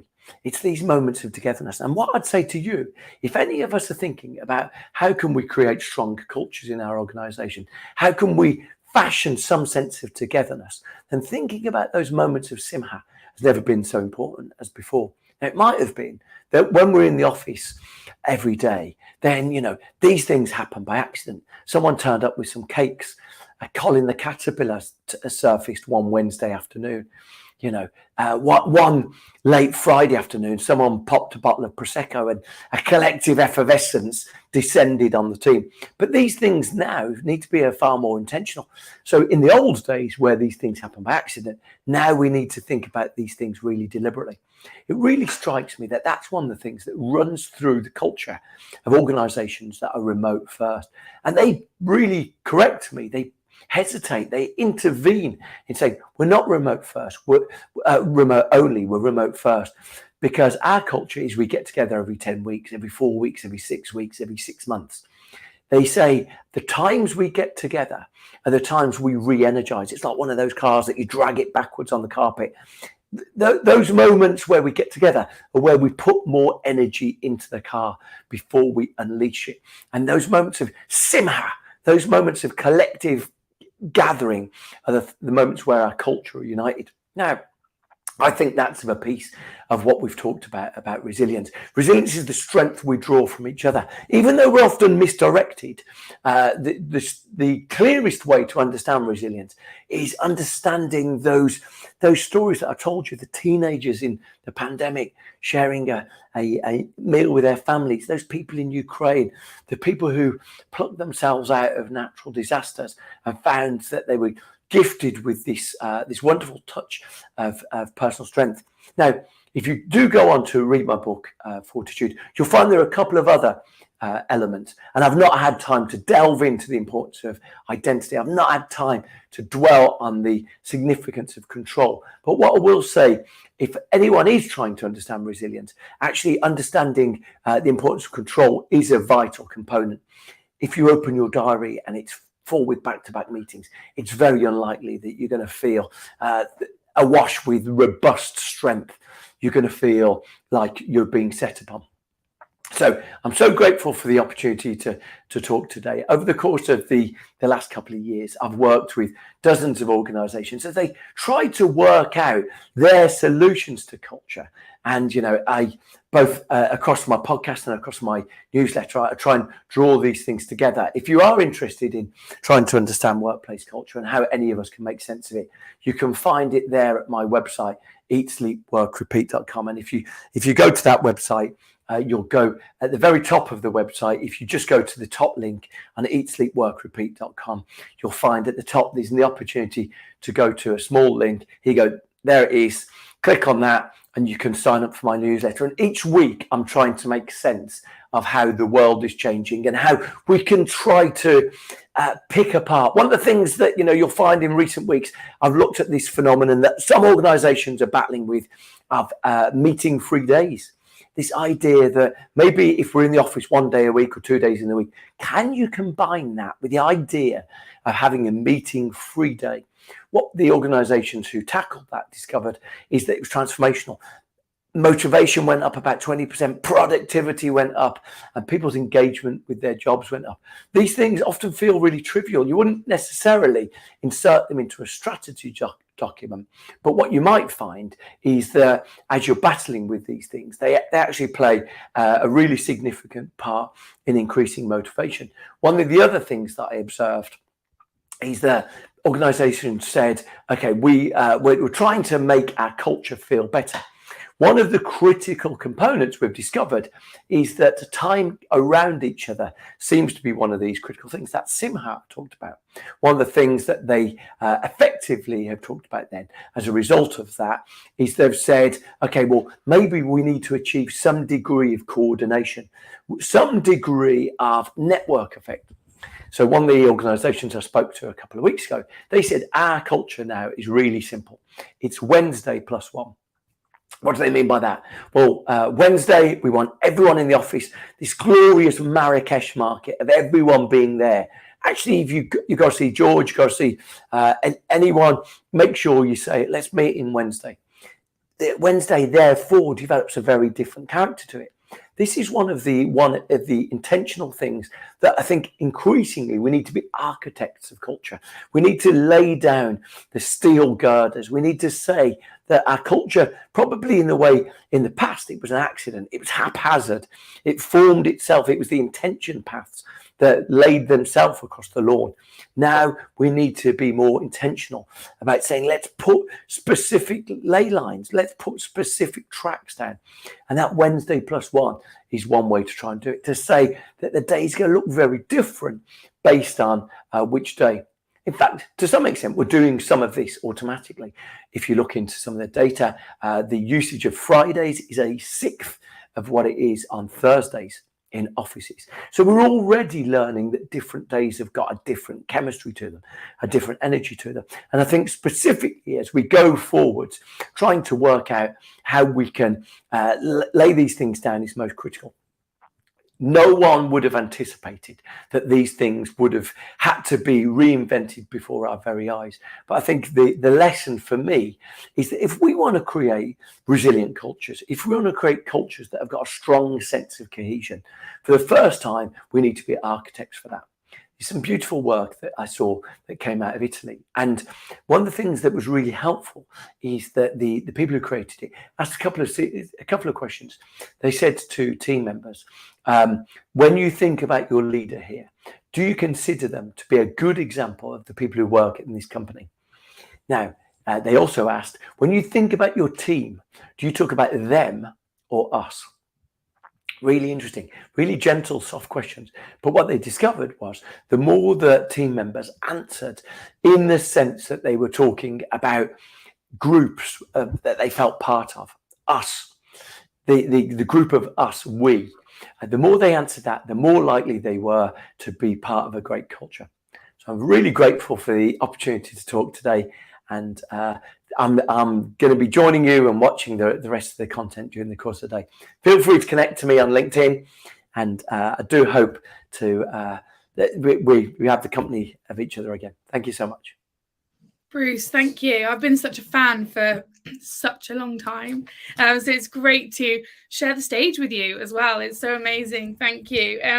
Them or us, subtle questioning that can make all the difference to how we're intentionally creating cultures are really, really interesting. I love the beginning bit around resilience and this misconception that silencing people. My eldest son came out of school yesterday crying because he'd lost at a sports game. And how I handle that situation, you really got me thinking about that, whether I'm telling him, come on, pull your socks up, it's all right, it's okay to lose, or how we're approaching that. I'm a huge habit of circles of control and influence from 7 Habits from Stephen Covey. So it's really great to hear you talking about control as well. And Simaha, I know that Karen, who is our next host, where I'm handing over to Stockholm shortly, also loved this concept of this collective joy. So thank you so much for that, Bruce. And thank you for finishing the leg of the tour where we're in Inspire Brighton. So if anyone wants to connect with Bruce, then please do. And if you're watching on demand, then again, continue the conversation. But for now, thank you, Bruce. Thank you. Lisa, are you there? I'm here. I am here. Wow. I love that architects of culture. I kind of feel like I need that printed and posted on my wall somewhere. What a wonderful concept. Yeah. So that finishes us up for Brighton. I can't believe that hour, or just over an hour, is just totally flew. If only time passed that quickly all the time. Amazing. We've just filled Inspire Brighton with so much amazing. Thank you so much for sharing about what you're doing around technology and purpose and building that from the grassroots up. Thank you to Mike Adams for talking about Purple and Purple Tuesday that's coming up, and the value that there is in really plugging those gaps and the action that we can start to take around disability inclusion. And for Bruce for talking to us so much about resilience and resilience within culture as well. That was amazing, wasn't it? Utterly incredible. I'm going to go clear out my Wednesdays now from my meetings and just channel the Bruce. Okay. So thank you, Lisa, and thank you Take from care. me, Ruth. Enjoy the rest of the day. We're going to hand you over now to Karen Volo, who is absolutely incredible. She is our Chief Inspiration Officer for Inspire Stockholm. Karen, are you there? You're there. Hello. How are things in Stockholm? It's all good. Good. Nice sunny day with beautiful autumn leaves. So it's fun that we're going around the world. We can get a peek in everyone's place right now. Yeah. When I came online earlier, it was dark outside, so it's nice to see the transitioning around as we're all going around the sun at different times. Karen, I'm going to hand you over. I know you've got some amazing things to share with the community, and you're going to be hosting the leg in Stockholm. So enjoy. Thank you so much, Ruth, and really enjoyed the previous couple of hours. I saw Matt on his way out. What a trooper for going through the whole night, basically, for our time in Europe. And yeah, so I'm Karen Volo. I'm known as a Chief Joybringer. I'm also the Chief Inspiration Officer in Stockholm. And I'm going to be your host for the next hour. And basically, just to give you a couple of insights here on Stockholm, we have 14 islands. It's known as the Venice of the North. And if you go out into the extended part of Stockholm, it's over 30,000 islands. So it's a beautiful part of the world. And we are known for having the highest percentage of global companies per capita. So we have Spotify, IKEA, even ABBA. You know, it's been around for a long time. So I'm excited to be with you here today to deliver knowledge and to really help give the Inspiring Workplaces global community you know, much needed information, inspiration, knowledge, and connections basically throughout the world of work. And how do we create these inspiring workplaces, basically looking into the future. And this 24-hour global workplace inspiration-thon, it's always a tongue twister for me. You know, it's being hosted live, but it is being recorded as well. So they're going to be made available on demand. And if you have any questions or comments, don't forget to, you know, share your thoughts in the comment section. Even if you're watching the replays, it's always good to hear what your thoughts are. And, you know, there is a Slack channel, so jump on that if you have a chance. I guess it's being shared somewhere for everybody. And, you know, you can be a part of the global conversation and connecting with people there. And basically, you know, everyone is being muted, but we won't be able to hear you and hear the background music or background noise, basically. But, you know, those are just a few of the technical aspects of all of this. And what I want to do now is get into a little bit of the things that we're going to be sharing in the next hour. And we've got a fantastic lineup of speakers, and I am actually going to be the first one to be sharing some information with you. So as I had mentioned, you know, I am Karen Volo, and I run a company called Evolution, where we are transforming business through culture, and our purpose is bringing joy to the workplace. And I'm going to give you as much time, or as much as I can in the very short amount of time that we have. I'll try to not talk too fast, but basically in the workplace right now, we're seeing so many different things happening, you know, and how do we solve all these problems where we're looking at the Great Resignation, quiet quitting, mental health and well-being, hybrid working. A lot of companies are really struggling with that. And the bottom line is that there's so much uncertainty in the world, and we are just getting bombarded time and time again with things that are happening all over the world. And basically, you know, what is going on in the workplace? And the way that I like to look at this is that either we have the biggest crisis ever going on, or we have the biggest opportunity. And it's really a mindset shift. And what I saw over the COVID period and those years was that people who had a company where they loved their coworkers, they loved what they were doing, they felt really inspired by the work that they were doing, that kind of gave them a solid rock, a place to stand and feel safe when all the chaos was going on in the world. So for me, culture is so important, and it's really kind of the glue that holds an organization together. So what I want to share with you in our short amount of time is basically what are the foundational blocks to culture, and, you know, how can we make culture tangible? I'll share 5 cultural keys there, and that's really how we can maximize the potential within an organization. So again, you know, if we focus on the problems, we've got the Great Resignation happening. You know, there's a brain drain happening. It costs a lot for companies to hire and recruit talent. If it's, you know, a frontline type of position, it's 140% or 150% of their annual salary. And if it's up to executive managers, it can be up to 400%. What's interesting with the Great Resignation is that a lot of people are shifting industries. They're not staying in the same industry. Then we have the quiet quitting. And I thought that was really interesting when that whole thing came up, because it's just a rebranding of disengagement. It's been around for a long time, but the Gen Z, the younger generations, they want to call it quiet quitting. And I get it. I understand. They're not going to tolerate toxic environments, toxic jobs, any place that they don't feel like they can reach their full potential, and they don't want to go above and beyond. On the flip side of that, I do think that we need to look at, if you're not reaching your full potential, are you living the best version of your life, right? Are you inspired? And when someone is inspired at work, they want to give the best version of themselves, right? So there's kind of two sides to that. I think it's great that we have been able to rise up to be able to speak about the mental health and well-being in the workplace, because these toxic environments have been around for a very long time. The biggest cause of stress is in the workplace, and the biggest cause of, disease is stress. So there's a direct correlation that you can basically, kind of bring it back to. So when leaders are talking about health and well-being in the workplace and what's happening there, it's really important. And I think this is really where workplaces and leaders have a responsibility to care for their employees. I'm talking to a lot of companies all the time with my work that I do, and hybrid working is a really big thing in terms of finding the right balance. Do we bring people in? Do we not? And it's really very individualized for each organization. They have to find their own balance there. And again, as I mentioned, there's all this uncertainty in the world. We've got the pandemic we've gone through, there's wars, there's divisiveness, and companies can either add to this or they can minimize it. So it's a matter of looking at leaders that want to use business as a force of good. And, when you come down to kind of the root cause of all the chaos that's going on in the workplace, we tend to see that it tends to come down to this toxic environment, toxic cultures and toxic leaders, and that can either make or break people. And I think over the years, we haven't really made those connections and the correlations, and it's coming up to the surface now that this is so important. So, how do we solve this? How do we solve all of these different types of problems?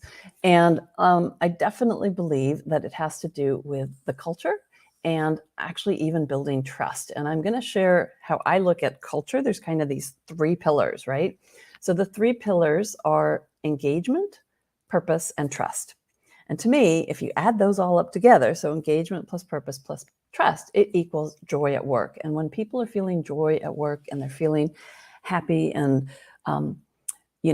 driven by what they're doing and motivated, and it just has a ripple effect into their mental health and well-being and how they're, producing and how the company is performing and all of these different things.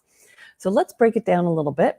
When we look at engagement, and, it's now been a decade since I wrote my book called Engage. And in that book, we kind of identified 5 cultural keys. And I'm still working with that today because it's making culture tangible. And how do we do that? So I'll share the 5 cultural keys very briefly.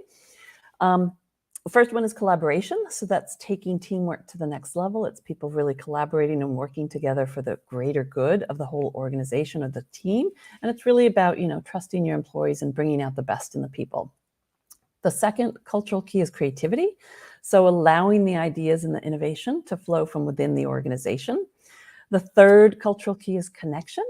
So how do we connect on this deeper level, right? Through the values, through the purpose. It's all about the communication, both internally to the employees, but also externally to your customers. It's kind of two sides to that. Sometimes, I think it was Tony Hsieh, who used to be the founder of, or the CEO of Zappos. He said, culture and the brand are two sides of the coin. So culture is going internal and the brand is going external to the market. The fourth cultural key is celebration. So what we mean by celebration is, look at what's going well, celebrating the small wins along the way. It's also about, bringing out the best of people. It's if you make a mistake, you learn from the mistake and you move on. And obviously it's about having fun and celebrating, right? And so making an environment where you do take the time to celebrate even those really small wins along the way. Because so often we're focused on the big goal that we don't take the time to celebrate all the little steps that it took us to get there. And as soon as we reach that big goal, we are moving on to the next goal and don't even take the time to celebrate. So that's actually the key that I find needs the most work in most organizations. Some are really good at it. And then the last cultural key is contribution. And that is really about tying the business to something that is doing good in the world. So it can be, connecting on a local community, doing food drives. It could be connecting to the environment and making the planet a better place, planting trees. It doesn't matter, but as long as it's doing something there and it really connects people to the company and makes it feel like what they do makes a difference and they're part of a bigger purpose. And this really, is very important in terms of reaching our full potential. So the second pillar that we're talking about next is purpose, which, ties into some of the things I just talked about. But purpose is really what gives life and work meaning. And when we as individuals can align our personal purpose to the company purpose, wow, that's just like magic starts to happen because we are reaching our full potential. We're excited to get up in the morning on Monday morning and go to work. And, companies right now, we're starting to see a trend and companies are moving to being very purpose-driven, which is good. It needs to be authentic, right? And individuals need to be able to take care of and, own their own self, their purpose, but also their engagement as well. And then the thing that I've found over the last few years, which I've been pulled into quite a bit, is working with trust. And trust is really kind of the foundational block of building an amazing company culture. And, when you have a high level of trust, you have better relationships, you have higher productivity, you have higher profits. And Stephen M. R. Covey basically, was able to make trust tangible by saying that high trust organizations outperform low trust organizations by 300%, which is great because we can make all of these softer sides of business very tangible and measurable, which I love as well. And the thing about trust is that it leads to psychological safety. And that is really important. We're talking a lot about psychological safety, right? It's connected to mental health and well-being as well. One of the things that I love to do is I work a lot with neuroscience and I use that to connect it to trust. And so what I found when we can show kind of the scientific information behind like how we are as human beings and how we react to different things or how we respond to things and all these different things. I teach 21 tools in our Ignite Your Trust Factor training, and it's very tangible, but it transcends any sort of cultural differences because we're all human beings. We are all in this place together and we're all trying to do the best that we can and really trying to find, fulfilling work that we're doing. So one of the things that I found over the years is that trust is actually a result from caring. And caring is so important because that's really kind of, if we double click on all of these and go down to really what is the root thing, we're human beings. And if we care about our coworkers and our team members and our colleagues, and we care about the work that we do, and we care about the company that we're working for, like good things are going to happen, right? So we need to be able to align these things. And for me, care is about connection and compassion. The A is basically about being authentic and holding yourself accountable as well as your team members. I have a little acronym for this. The R is about recognition and respect. And then the E is about engagement and enthusiasm or energy. So when we can look at all of those things there, we bring everything together. And I love to give value to people. So I've gone through this very quickly. I know that, but we had a short amount of time. But if you can, I don't know if you guys can share the link. I chose not to have slides here because I like to connect more personally. But at our website, we give out a ton of free reports that are really valuable. We have a report on how to work with increasing engagement in a virtual environment. We have the ROI of trust in 15 hard metrics, which is all research-based. So if you go to Evolution, which is spelled EVOLOSHEN.com and then /reports. So evolution.com/reports. You'll get access to all of our reports. And, I love to give value, like I said, and you can get some great information that'll get you connected if you're interested in doing more, aligned and getting connected with me in any way. I'm very active on LinkedIn. We have our Evolution page on LinkedIn as well, so you can follow there. And basically, that's kind of what I wanted to share. I kept it pretty brief because I know we were on a time schedule here.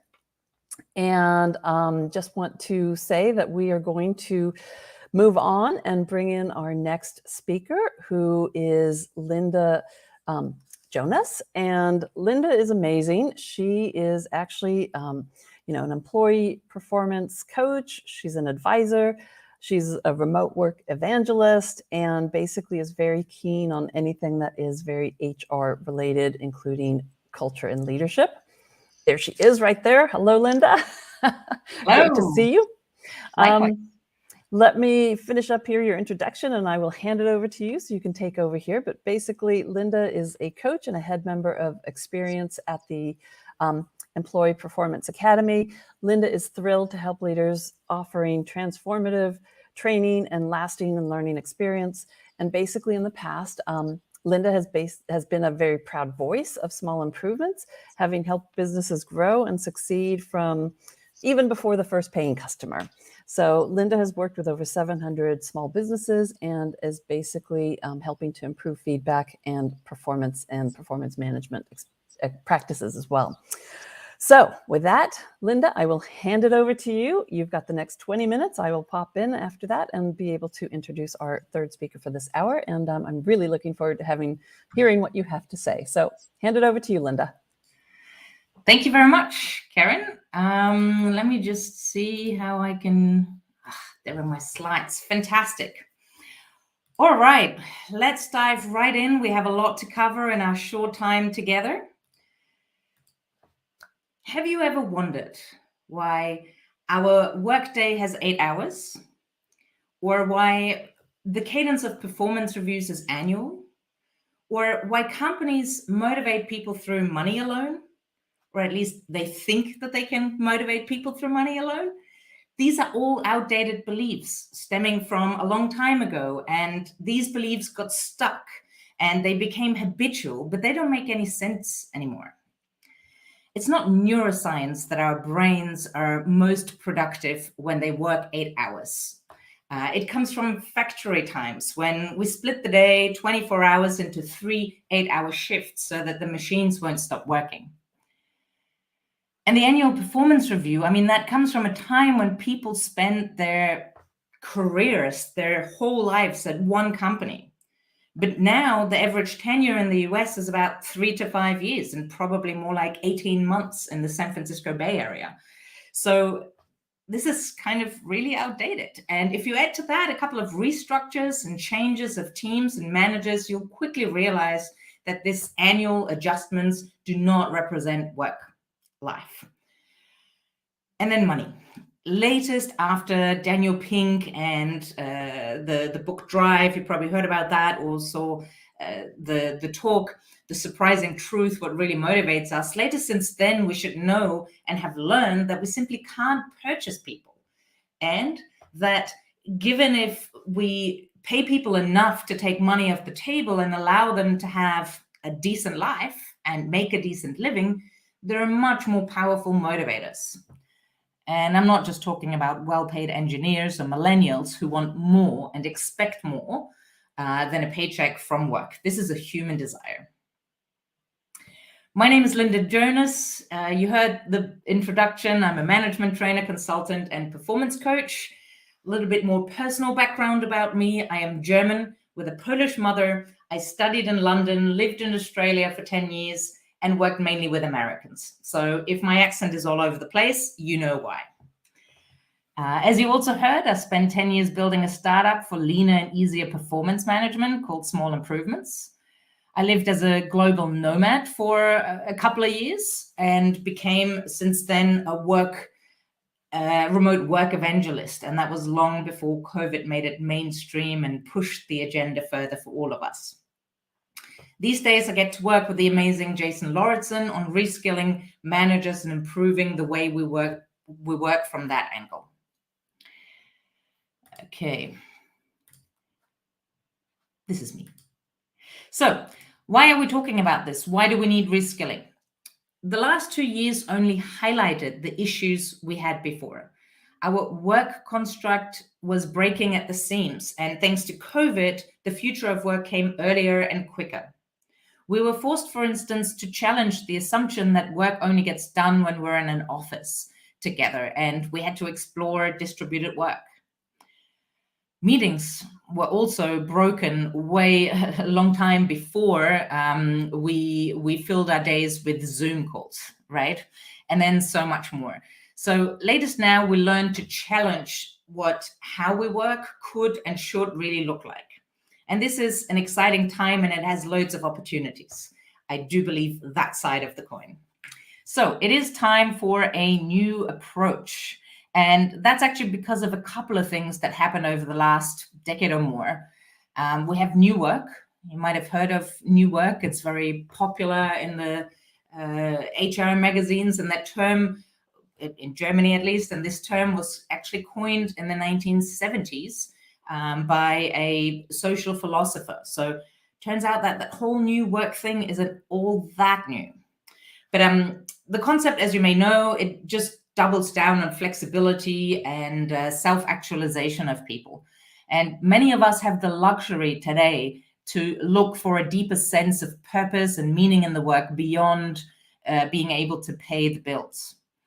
And now that this genie is out of the bag and employees have been forced to experience true flexibility in terms of when and how and where they work, we have heightened expectations for flexibility, well-being, and also equity at work. And this brings me to the next point, a new setting. We now know that flexibility, hybrid work is doable and possible thanks to enormous tech advances. And also because of the nature of our work that doesn't require most of us to sit anymore in factories or in offices where we have a full room of tech and like cabinets filled with paper files that we need to access in order to get our work done. So yeah, this is really, that's been gone for a while for companies, and so much more is doable as well to make this new setting of remote or hybrid work. And of course, this new world that we're navigating in is not easy, and it's not as easy and simple as just counting the bums in the seats. It's a real challenge that we need to cater for. But again, I choose to look at it as this is a real opportunity that we have as well. And then, I mean, as I alluded to in the introduction, we have outdated management systems or an outdated management approach. And this is often quite subconscious. We inherited mind frames that are outdated. And a lot of times managers don't get any kind of training, and they don't get any training, and they just assume, so we're stuck in old ways by default. You know, this is back to those 8 hours workday shifts. You may or may not know, if you don't know, Google him, look him up, Gary Hamel. This is a fantastic quote. For 100 years, bureaucrats have tried to turn human beings into semi-programmable robots. But now that we have real robots, we need to let human beings do what they do best: dream, imagine, and create. So work has fundamentally changed. And this is a big shift that we sort of call, like, we went from contract, looking at work as a contract, to experiencing work as a relationship. So a contract is about a deal, right? It's a tit for tat. You may be able to force people to work, but you certainly will never get their best performance or their best selves when you do that. And if you treat people like it's a contract, they will fulfill what you ask them, but really nothing else. And I believe that thing, and we've heard that word before, and Karen mentioned it, I believe that is called the quiet quitting that we're seeing today, right? Like, this is what I get, this is what I pay for, I will just do that and nothing more. But on the other hand, if we look at relationships, this is a two-way connection, a way people interact, and this is far beyond the limit of any contractual agreement. And if we want goodwill, discretionary effort, trust, true performance, potential, and more enjoyable work life, really, we need to look at treating work as a relationship. This is the way to go. And this requires a different set of skills for managers to successfully manage humans these days. As a foundation, I want to invite you to think of a concept that we call cultivation. So if you think of the work of a farmer, or maybe we have a few hobby gardeners out there, I'm one of those. When I take my chili seed, for instance, and I want to grow a chili plant, I don't worry whether or not that seed knows how to become the best chili plant it can ever get. I know that it is in the genes, and that seed has all the foundations that it needs to become this beautiful chili plant that is currently on my balcony. The only thing I need to do is to give it the right environment and light and enough water, not too much water, to grow and flourish. And the same is true for people. People are hardwired for success. Think about it. Have you ever met someone who got up in the morning and really thought like, boy, I hope I'm going to screw up as much as I can. I hope that I'll disappoint as many people as possible. Have you? And I'm not talking about those people who are disgruntled over time or who become disillusioned and try to sabotage things. But like as a real starting point, as a beginning, as an entry point. I have not. And if we accept that being true for people, then this fundamentally changes our approach. The role of a manager is to remove obstacles and to give each team member what they need. The role of a manager is to support the human and to build relationships. And if people don't succeed, and if you apply this cultivation mindset, what does that mean? When a machine breaks, we need to fix the machine. But when a seed doesn't grow, we don't blame the seed. It's the environment and the conditions that lead to failure. So if a person isn't successful and we apply the cultivation mindset, it means it's on you. It's on you as a manager, or it's on you as the greater system and the environment that is broken. And we don't need to fix the person. They're hardwired for success, but we need to fix and look at the surroundings and the environment and the processes and incentives and fix those. Does that make sense? Hope so. You can't really answer. It's a rhetorical question. So we came up with the check-in method. The check-in method is a set of skills. It's based on 5 C's. It's a set of skills that enables managers to have the conversations that matter with the people who matter. So the 5 C's, they stand for cultivation, clarity, connection, care, and conversation. And we'll briefly go into those 5 C's. So cultivation and the cultivation mindset is what we just talked about. That is the foundation. People are hardwired for success, and the role of a manager is to give people what they need and to remove any obstacles, right? Clarity. Clarity is the rocket fuel of performance. If in doubt, we assume the worst. So to avoid that, we need to know how we can be as crystal clear as we can with regards to expectations, behaviors, ways of working, processes, and so on. Clarity. Connection. We heard about connection earlier today already. Connection is essential to build relationships, trust, and belonging. It's the connection between the manager and each employee, but it's also creating an environment where connection can happen between employees and in a team and within a company in general as well. And just for those who say like, oh, connection, sure, but that's so much harder in a virtual environment, it actually is not. It's almost easier because we don't get any false positives by just being together by default and thinking we have created connection. We need to be intentional. So connection really requires intentional attention, but it's very possible and doable also in a remote environment. Care. Care. This is not soft. Care is not only like caring about, for instance, a person's well-being, but it's also caring for a person to be successful. But care is so much more. It's also care to give and to give the tough feedback and to have the hard conversations, right? Think of radical candor. Care is accountability. Care is really, really loaded, and it's not a soft word. And then at the center of this model, we see conversation, right? And conversation is all about having the better conversations to show care, to build connection and to to connect with each other, conversations that cultivate people and conversations that bring clarity. So for that, let me jump into one very actionable takeaway that you can take away with you right now and have better check-in conversations starting now. This is something that we refer to as the well-being check-in, by the way. So we often start a conversation with like, oh, how are you? Right? And what answers do you get when you ask, how are you? You can write in the chat if you like.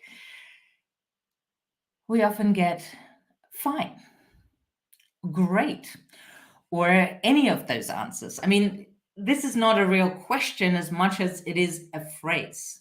We learned not to answer in the deepest sense possible, but more like a rhetorical sort of quick answer. It's a dance. I hated it when I moved from Germany to London to study there, and I actually bothered to answer that question like in the deepest sense, like, you know, I'm not okay, actually. I didn't sleep well, whatever. People looked at me really weirdly. They did not want that truthful answer. It's not a deep sense of like, how are you? But there's one little addition that you can add to it to make it so much more powerful. And this is, how are you on a scale from 1 to 10? This small addition opens up something really crucial. And that is, it allows you to answer, to ask a really good follow-up question. And this follow-up question depends on obviously the answer that you get. So if someone says 8 to 10, a number in between that, then you can be cheerful and be like, that's amazing. I'd love to hear more. Tell me some of your highlights. If they answer with anything between a 4 and a 7, then we need to calibrate a little bit more and see, well, what's been going on lately? What's the gap between where you are and being at a 9 or a 10? And of course, if the answer is 1, 2, or 3, that is a very different conversation that we need to have. And it starts a lot more compassionate with like, that really doesn't sound good. What's the biggest thing pulling that number down right now? And then after you ask that follow-up question, really listen and pay attention to what they're saying. And not only to what they're saying, but also to what they're not saying. So listen in for the gaps. Listening, by the way, not a C word, but also a very crucial skill for today's managers. So really listen. And then number 4, offer support. How can you help? Like, regardless, if someone is, you know, high number, let's help and celebrate. If someone is a low number, help and offer support and help.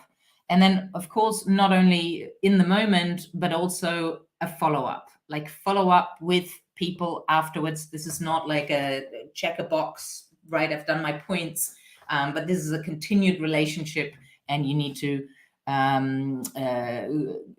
ask a little bit more and follow up afterwards as well, and keep the conversation going.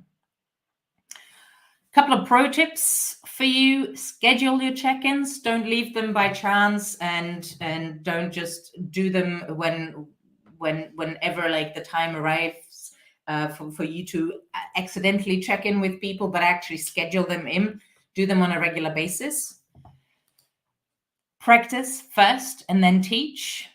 This is super powerful with a 1 to 10, but it pays off to learn that first and practice it before you can then teach others to do the same.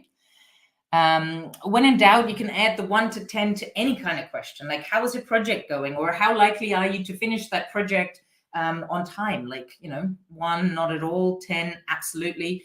It really helps to sort of to gauge and to have a sense and to have a direction. And by the way, this is not only for work.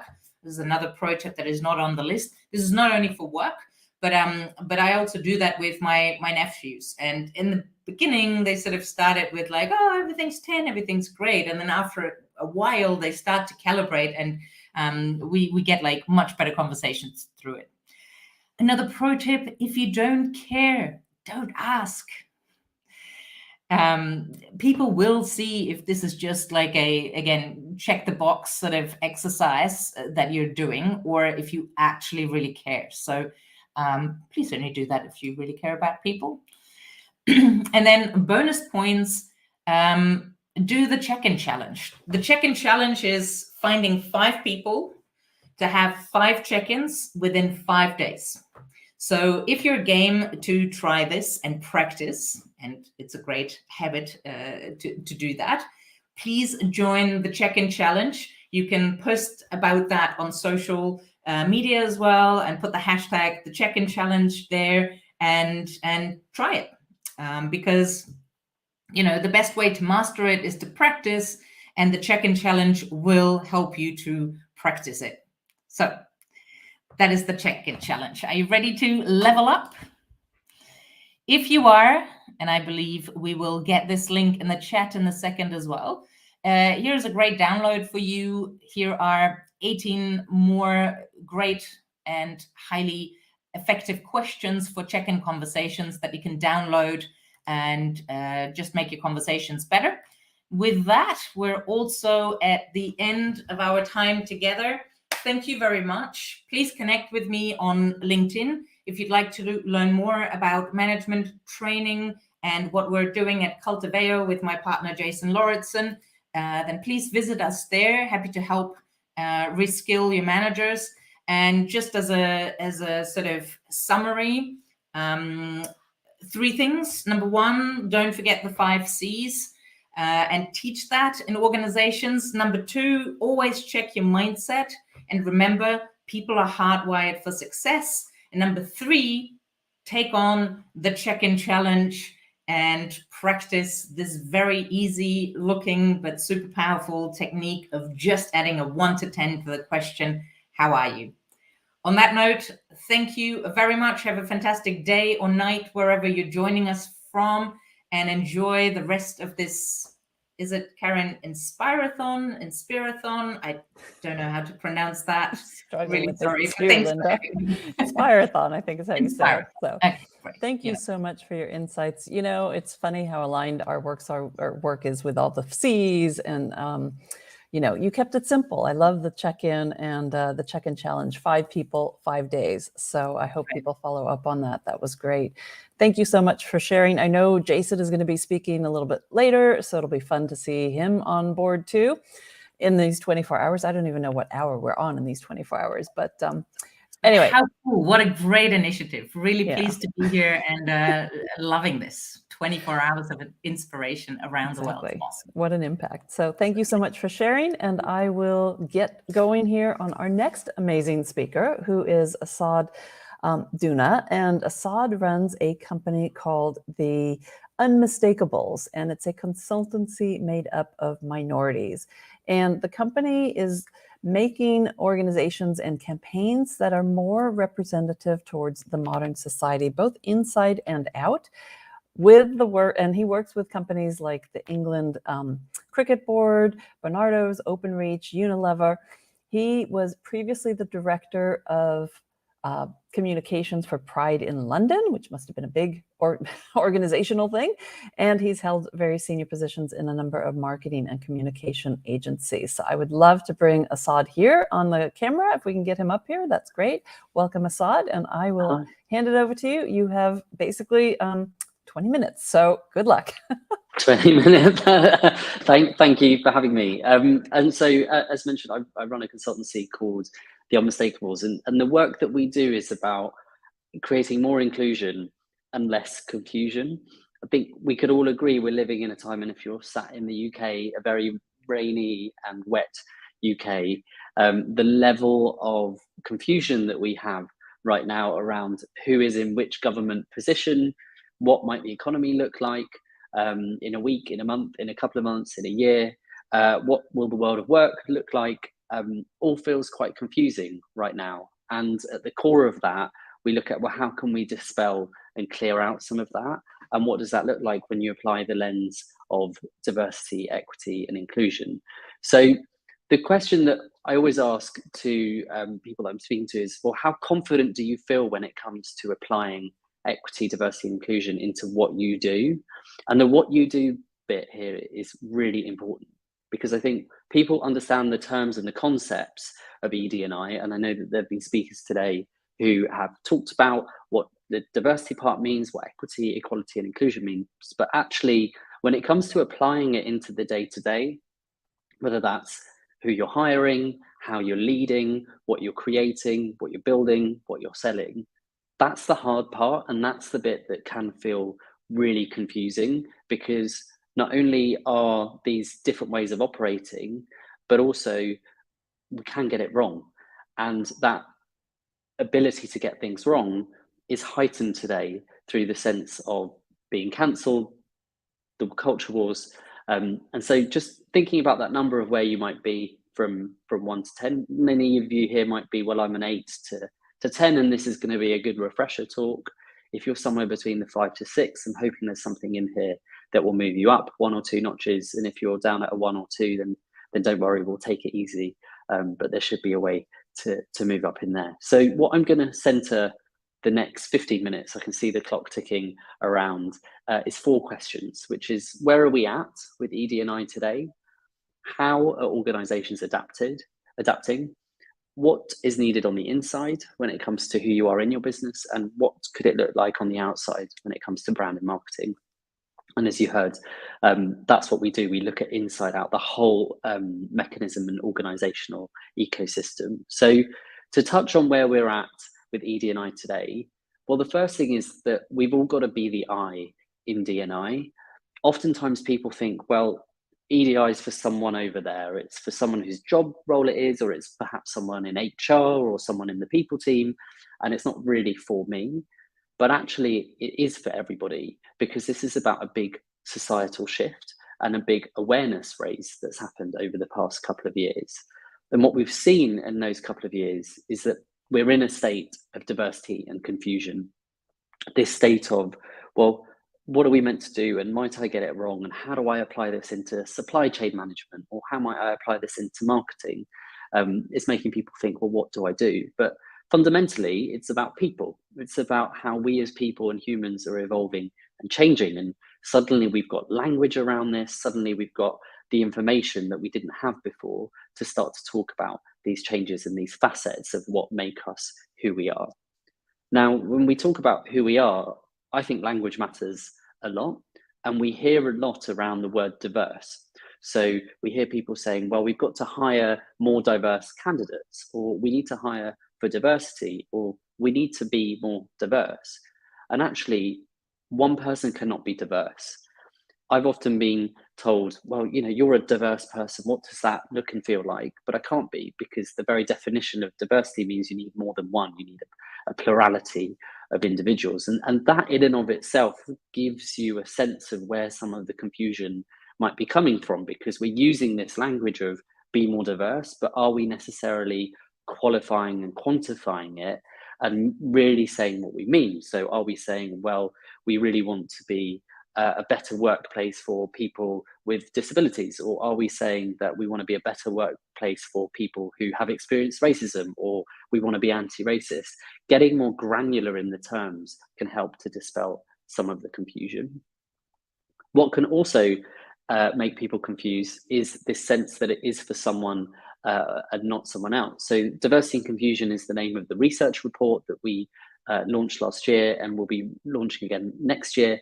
And we looked at, do people feel included when it comes to conversations around ED&I in the workplace? And we found that actually over a quarter of people feel excluded, which is quite fascinating, in saying, well, if a quarter of my workforce don't feel like they can get involved in something, then why is that? And then when you drill into by age, we find that younger people feel more excluded than older people, and Black and mixed race and Asian British people feel more excluded than white people. Now, that finding in and of itself does present a bit of surprise, and it suggests that either people are tired of having conversations and taking themselves out, or might not feel safe to go into the conversation because they're not sure what that means and what burden that might place on someone. So holding that context to say, well, why do we feel that way? And what are we going to do about it to create cohesive workplaces is something that we're seeing a lot of organizations look to do. So if I talk about how organizations are responding, they're responding through apologies, adjustments, and as you'd expect, actions. I think everyone here will know that there's been such an outpouring of money and funds and promises that came off the back of George Floyd's murder. there have been a number of different moments that have happened over the last few years where organizations have responded, but really what's the long tail of that, and what's the systemic and systematic changes that we're going to see? Well, the first is that we're seeing the rise of the head of D&I role. Here's some data just to show the percentage increase in that role. And you can see this as directly akin to where we went with digital 15 to 20 years ago, where organizations hired heads of digital into roles, but actually that was all about keeping up with how society was changing and becoming more digitally native. So we've got these roles in place, and actually what's then the fallout, and what's the impacts that people in these roles, and many of whom might be watching this today, can actually have? Well, what we're seeing and hearing is potentially the resource and infrastructure around these roles is still being created. And there's a sense of professionalization that's needed around the world of D&I, so that it really does become about systems change, organizational shifts that of course take time. We run a news service here at The Unmistakable where we gather the latest news around D&I and work with our clients to help them feel more informed. And here are just 3 articles that we've seen over the last week. The top left, you see, to build a DEI program that works, you need metrics. This is absolutely key for this agenda to move forward, having the right metrics that allow people to move and allow people to measure what gets done to move forward. In the top right, I believe this report came out this week around this great breakup and an exploration into why women leaders are leaving companies at higher rates than men. But then also men are leaving the workforce. And we're seeing that that's more due to mental health, whereas for women, it's childcare. So there's something happening, and perhaps you've heard that already today, in how workplaces are actually evolving, and are they adjusting and adapting in a way that's quick enough given all of the confusion and change that we're living through. So you might be looking at that and saying, well, okay, the big picture is vast and it's wide, but what does that then mean for me, and what can I do? So there's a couple of things. When we look at what's needed inside, and that's both inside your organization and inside yourself as an individual, there's a couple of references and tools that might be interesting for you here. So the first is the Donella Meadows project, which is a space-time graph. And it looks at what are people's perspectives on. So at the bottom, you've got time. So next week, all the way through to my children's lifetime. And on the right-hand side, you've got space. So am I thinking about my family and my immediate circle, or am I thinking about the world? And what you see here is that there's a clustering of where people spend their perspectives and time, which is really around what's going on in the immediate future around those around me. But actually, we need to expand out and really think beyond. So people who work in global organizations quite often look at what's going on more within my business, within the world, because you're having conversations more often on that level. But then are we thinking beyond our own lives? And I think given the confusion and the contracting of everything that's going on, we are looking more short term, because COVID and the world changes are telling us, and particularly businesses, were planning cycles that were as long as they were before being shrunk. So it's an invitation for anyone here to just be thinking, well, what am I thinking about, and who am I thinking about, and for how long? And actually, what perspectives might I need to bring in that are outside of my network, outside of my characteristic, outside of who I am today? The other bit is around bias. So thinking about the different areas of bias, there's a very good resource by the Visual Capitalist here. If you Google 50 types of bias, it's a great one to use with teams to think about what kind of biases might I be holding. And this is something we do a fair amount with leadership teams, with management teams, to think about what are we holding and what impact does that have. For anyone who's a fan or proponent of bias, you'll probably know Pragya Agarwal's book Sway, where she really deconstructs the elements of bias and the misnomer that we can one day train ourselves away and suggest that we might never have bias. But actually, we need to become aware of what we're holding and then how that's playing through. So what we see, for example, is it plays through in many decisions of who am I looking at across a hiring table, and who am I bringing in to who am I then promoting. There's a lot being written at the moment around the glass cliff, and how people from underrepresented groups are being put into leadership positions, are being put into places of authority and power, but not being set up to succeed. We might look to the government at the moment to see how that's playing out. And these are all elements that factor into who we are and how we work and what's going on for us, both inside us as individuals and inside organizations. And there's now an opportunity to break beyond that and look at what kind of team do we want to be? How do we want to lead our organizations? And how are we going to do that in a way that's going to be more inclusive?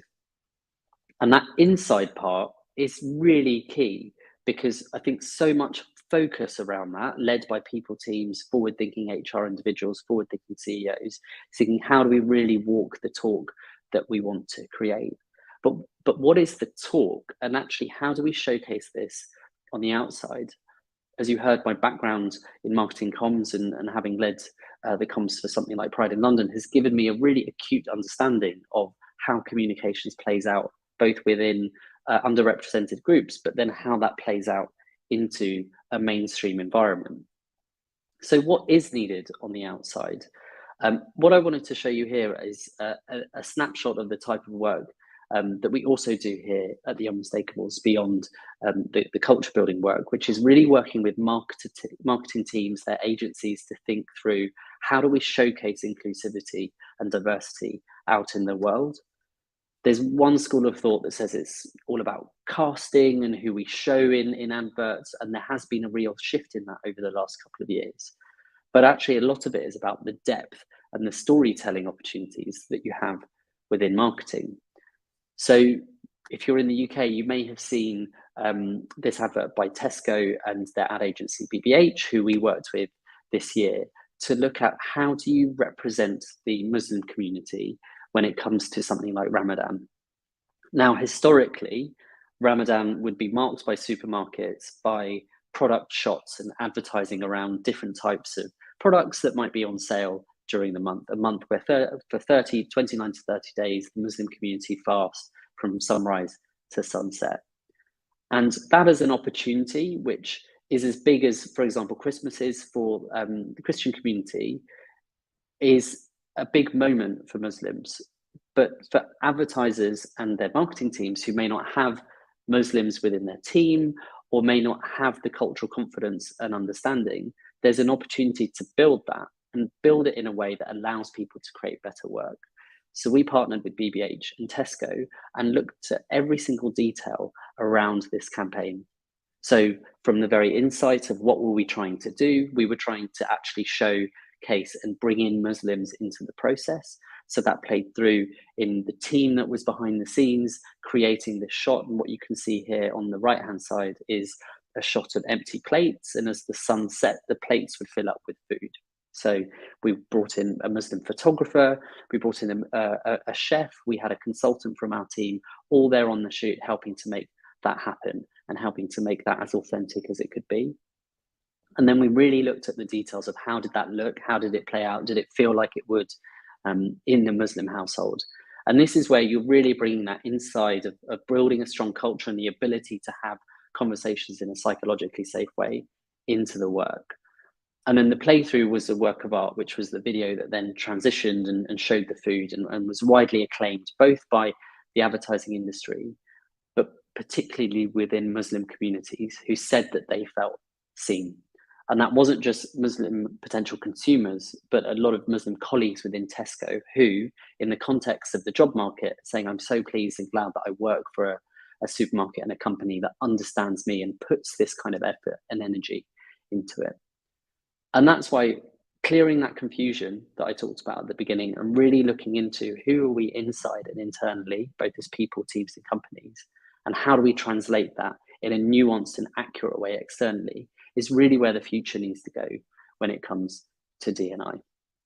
So with that, if you're curious about what we do at the Unmistakable, there's a few ways to get in contact. I'm happy to pause for questions, but I'm fairly sure that I'm about to hit my time. So thank you for having me on. Thank you so much, Assad. It was great to hear your insights and really fascinating. I'll just share, I think the UK is one of the most advanced countries in terms of D&I from what I've seen. And I think, you're already measuring it. You're doing great work there. So it's great to be able to, for you to be able to share your work on a global platform here like this as well. Thanks so much.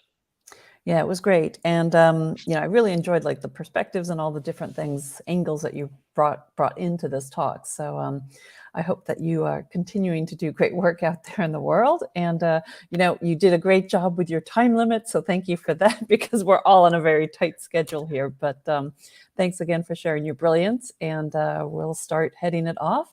We're going to be leaving Stockholm here from hosting in Stockholm and heading off to Bristol, back to Bristol again. And Fiona Carnes is going to be your next host here for the Inspirathon. And I hope that you continue to enjoy your day and pop in and out when you can and listening to all of these great talks and the brilliance that's being shared here. So Fiona, are you here with us? Are you ready to take over? I'm passing the baton to you. I am. This feels like my Eurovision moment. It's what I've always been wanting. Exactly. Lots of fun. So Brilliant. Good luck. Thanks for letting me be hosting here. I really enjoyed it. And I just am looking forward to being involved and popping in the rest of the day. Fabulous. Thank you so much, Take care. Karen. So hello from Bristol. Thank you for the lovely introduction and congratulations to all the speakers so far. For anyone who's just joining us, welcome to the Inspiring Workplaces Global Workplace Inspirathon. My name's Fiona Keynes and I am Strategy Director at Home, and I'm going to be your host for the next hour. So today isn't just a chance for us to showcase the knowledge, inspiration and connections that we have in our global community. It's really about helping you to create your own inspiring workplaces in 2023 and beyond. As you know, we're hosting this Global Workplace Inspirathon live, but it is going to be available on demand. So if you miss any, or if you want to catch up on any that are on at funny times for your in the middle of the night for you, then they're all going to be available for you. So highly recommend doing that. As we're talking and you're watching these, please ask questions. We'd love to know that you're there so that we're not talking into the digital void. And you can also join the conversation in our Slack channel, and there's a link to that in the comments on the right-hand side. So that's the housekeeping out of the way. Welcome to not so sunny Bristol, I'm afraid. Pouring rain today. For those who don't know, it's home of Banksy, Clifton Suspension Bridge, but it's also got a really vibrant employee experience community. And we've got a fantastic lineup of speakers for you today, but we're going to kick off today with my talk on trust and inspire leadership. So before we dive into that, a quick introduction to Home so you know who you're listening to. Home is an agency who specialises in employee experience. It is all we do. We're a team of strategists, account managers, and amazing creatives who eat, sleep, and breathe employee experience, and we're really passionate about it. Our vision is to make every employee experience a great one. We want people to feel better for being in work, and we know that that can be the reality because we've seen it in organisations across the globe. And we do that through designing the world's most innovative and authentic employee experiences from hire to retire. So it's all about helping people to find those little moments of joy in their day. We're really lucky to do that for a whole host of different organisations, snapshot of which you can see here. So they're big and small, they're local and global, and that really allows us to take that learning from all of those different types of organisations and bring that into our learning and keep our finger on the pulse of what great looks like in the world of employee experience. We're really passionate about it, in case you couldn't tell from me already, but we do an annual piece of research, which is called Roundel. We're about to launch our survey soon, so watch this space for that. But that's really where we kind of lift the lid on what's going on in our industry. We have our sofa sessions training, where we dig into big projects like EVP, values, purpose, anything like that we can help people to kind of understand what a large-scale change program could look like for them.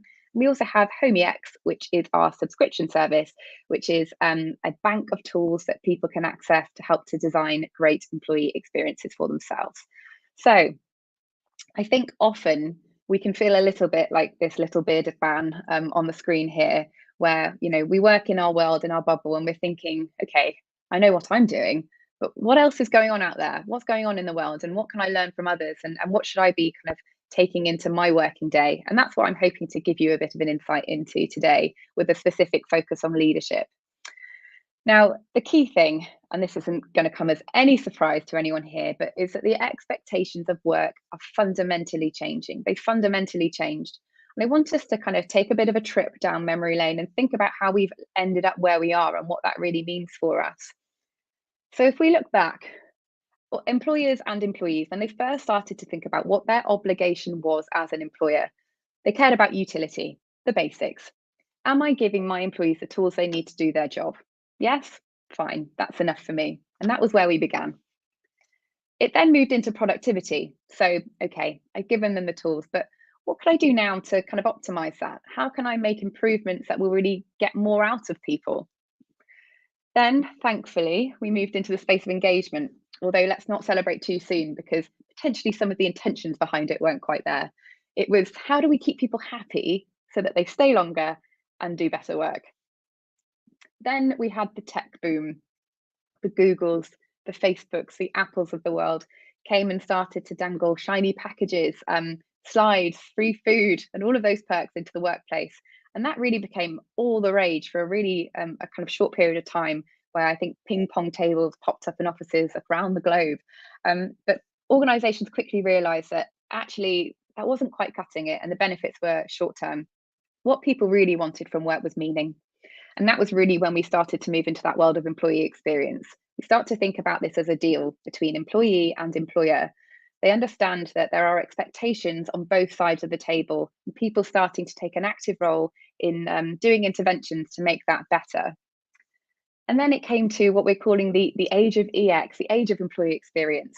And that's where the organizations who focused on employee experience have started to see those tangible benefits to performance, to engagement, retention, and it becomes a bit of an industry. So organizations are really starting to look at that hire to retire employee life cycle, all of the different touch points, and think about what they could do to impact each one. And really, we kind of reached there probably just before the pandemic, maybe in the year before, where we're really starting to see that kind of richness of that conversation. Then the pandemic hit. Strange time for all of us, and it changed everything. It really changed the way that people viewed the future of work, and our expectations transformed alongside our lives. And we all kind of took that pause to really think about what we wanted from work and what we wanted our lives to be. The power dynamic shifted. We saw news story after news story of employees saying, actually, I don't want to work in that environment anymore, and that's not okay. And they felt like they had a voice and an opinion. It's really hard to imagine before the pandemic that if an employer like Apple said, I need you to work in the office 4 or 5 days a week, that people would say no. It's pretty astonishing, actually, that we've reached that place in the time frame that we have. And this is really interesting to me because it's also a time where your employer brand and your employee experience have really blurred together. And these things can actually have an enormous reputational impact. And that's why they matter so much, as well as just doing the right thing for your people and creating a great environment for people to thrive. So it's been a really interesting time for our world and for the way that people are talking about it. Now, the funny thing is, despite all of that change and the fact that all of us could easily say the world is very different now, we're still expecting our leaders to lead in the same way that they always have. Many leaders were given little to no guidance or instruction on how to manage a remote team, even though they'd never done it before. And because these expectations have shifted so dramatically, really the style of leadership needs to follow. And that's something that I'm really passionate about and that I wanted to kind of get into the detail of today, because in a world where people expect more humanity, connection, flexibility, if your leaders aren't up to scratch, then your employee experience won't be either. So leaders create experiences. We need to remember that for many of our colleagues, the leader, their line manager, is the only person that they're guaranteed to speak to every single day. And that means that their employee experience is very much filtered through that person and that experience that they have day to day. So getting this right is pivotal. I also think we all know leaders are often the most squeezed population in an organization. They're getting pressure from their team and instruction from above, and that can be quite a tricky place to be. That, I think, can make some employee experience teams shy away from engaging with their leaders because they don't want to add any pressure. But the reality is, if we do that, we're not giving them the tools to manage this, that we're not giving them the tools to do this better and make their life better for them. Leaders are also people. So what can we do to help them to kind of navigate this and to do things a little differently? So the model that I particularly like and that I wanted to talk about today was developed by workplace psychologist Stephen Covey, and it's called Trust and Inspire Leadership. Now, Covey suggests that what we need to do is move away from command and control into trust and inspire. So rather than looking at, is that person complying with what I say? Are they efficient? Are they able to deliver that specific thing that I've defined as their role? Can I kind of keep them in that role and control what they do? And am I, as a leader, managing people and things? We should be moving over to actually assessing people to say, okay, how committed are they? Are they connected? How effective are they in the work that they deliver? What impact are they having? Are they growing? Are they learning? Do they feel like they could achieve anything? And I really love this language, release, unleash. Are we trusting them and giving them the space to thrive and grow and that flexibility to make work fit with their life and not the other way around? And then managing things lead people. So that's that really human aspect that's really important as we kind of start to navigate this new world. And I think that kind of comes through really strongly. So Covey suggests there's kind of 3 stages in this transition, and it's going from what can I do to you and what can I do for you to what can I do with you. And I think if we think about the best leaders that we've had, I certainly know that the best leaders that I've had are the ones who treat me like a peer, who I'm able to be open with, who I can have those conversations with. And I think that kind of collaborative feel and what can I do with you is just a really lovely mantra for leaders to kind of get their heads behind. So some people kind of, when they think about this, they worry, but what if I seem weak or out of control or there's no structure? Actually, that's not the case. What this relies on is a simple structure that believes in the greatness of people. And if you believe that someone can be great, then you're much more likely to be in a position to be able to kind of unlock all of the great things that already live inside them. So I wanted to share an example of this in practice and in action. And a really good example of that is Microsoft. So we all know in the 90s, Microsoft was everything. They were, we all had Windows machines, operating systems. We all used Safari, Internet Explorer. We didn't use anything else. Then Apple and Google started to catch up. And suddenly there was a talent drain and people just didn't view Microsoft as relevant. So step in Satya Nadella in 2014, and he could see straight away that the culture was the barrier. So there was too much red tape. There was a culture of fear. People weren't able to share their ideas, which was really hampering on their innovation. And there was a real lack of progression and that feeling of doing things new in a new and different way. So Nadella believes that in order to win in the workplace, you've got to attract, retain, and engage the best people. And he often displays characteristics of trust and inspire leadership. He role models the behaviors that he wanted to see. So in this case, he was seeking humility, empathy, authenticity, creativity, and collaboration. He instilled that in his line managers and his direct reports. He celebrated when he saw people doing it, and he really made those the kind of key pillars and the only things that he asked leaders to focus on. They also focused on growth mindset. So not just for themselves and looking for your own growth opportunities, but also looking for growth opportunities for your peers and the people around you. So it really became part of the fabric of the organization. And that transformed the culture. Not only that, Nadella has a 92% CEO approval rating, and the market value of Microsoft has climbed to $2 trillion, which is a pretty unfathomable number.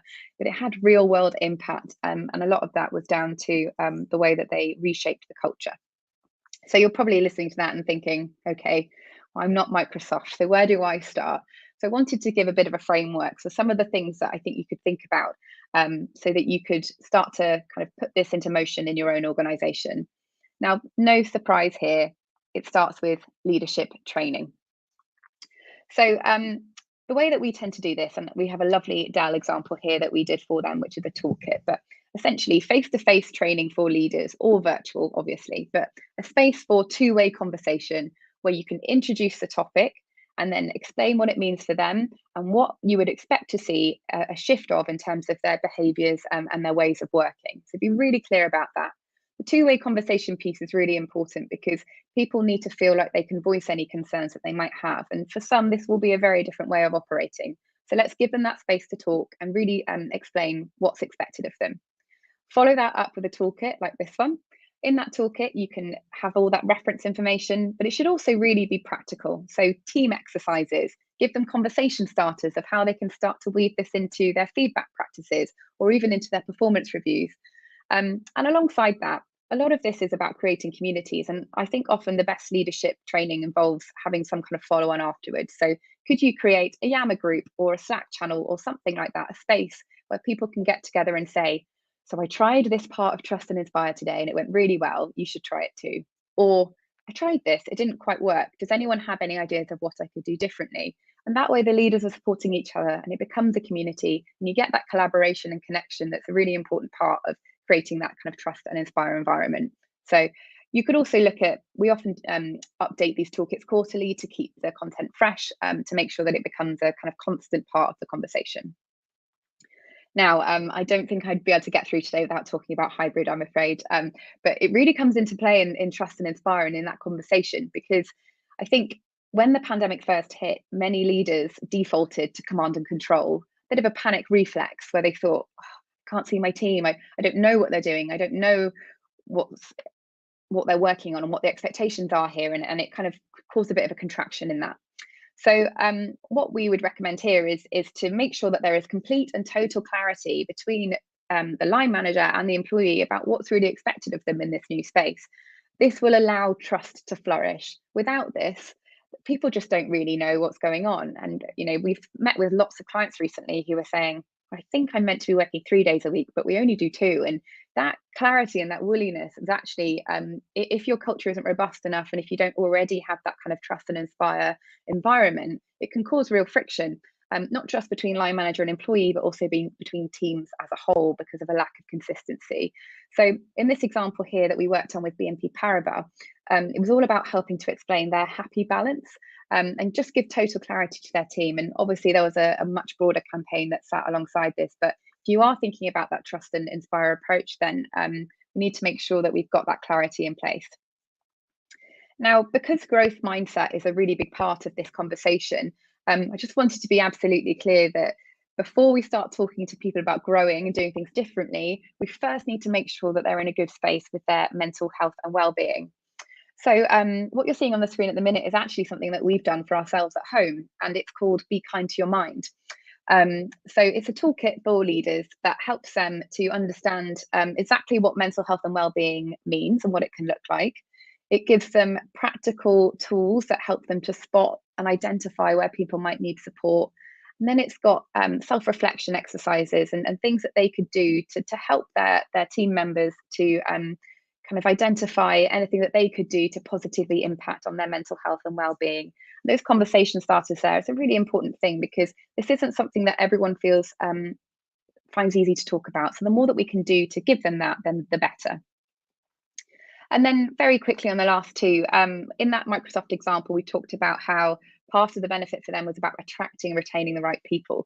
So if you've done those things we just talked about and you've really started to embed that kind of attraction and onboarding, the trust and inspire into your organization, then you can use attraction and onboarding to tell that story. So I think Tony Chocolonis do this so well. They really tell you who they are and what they're about.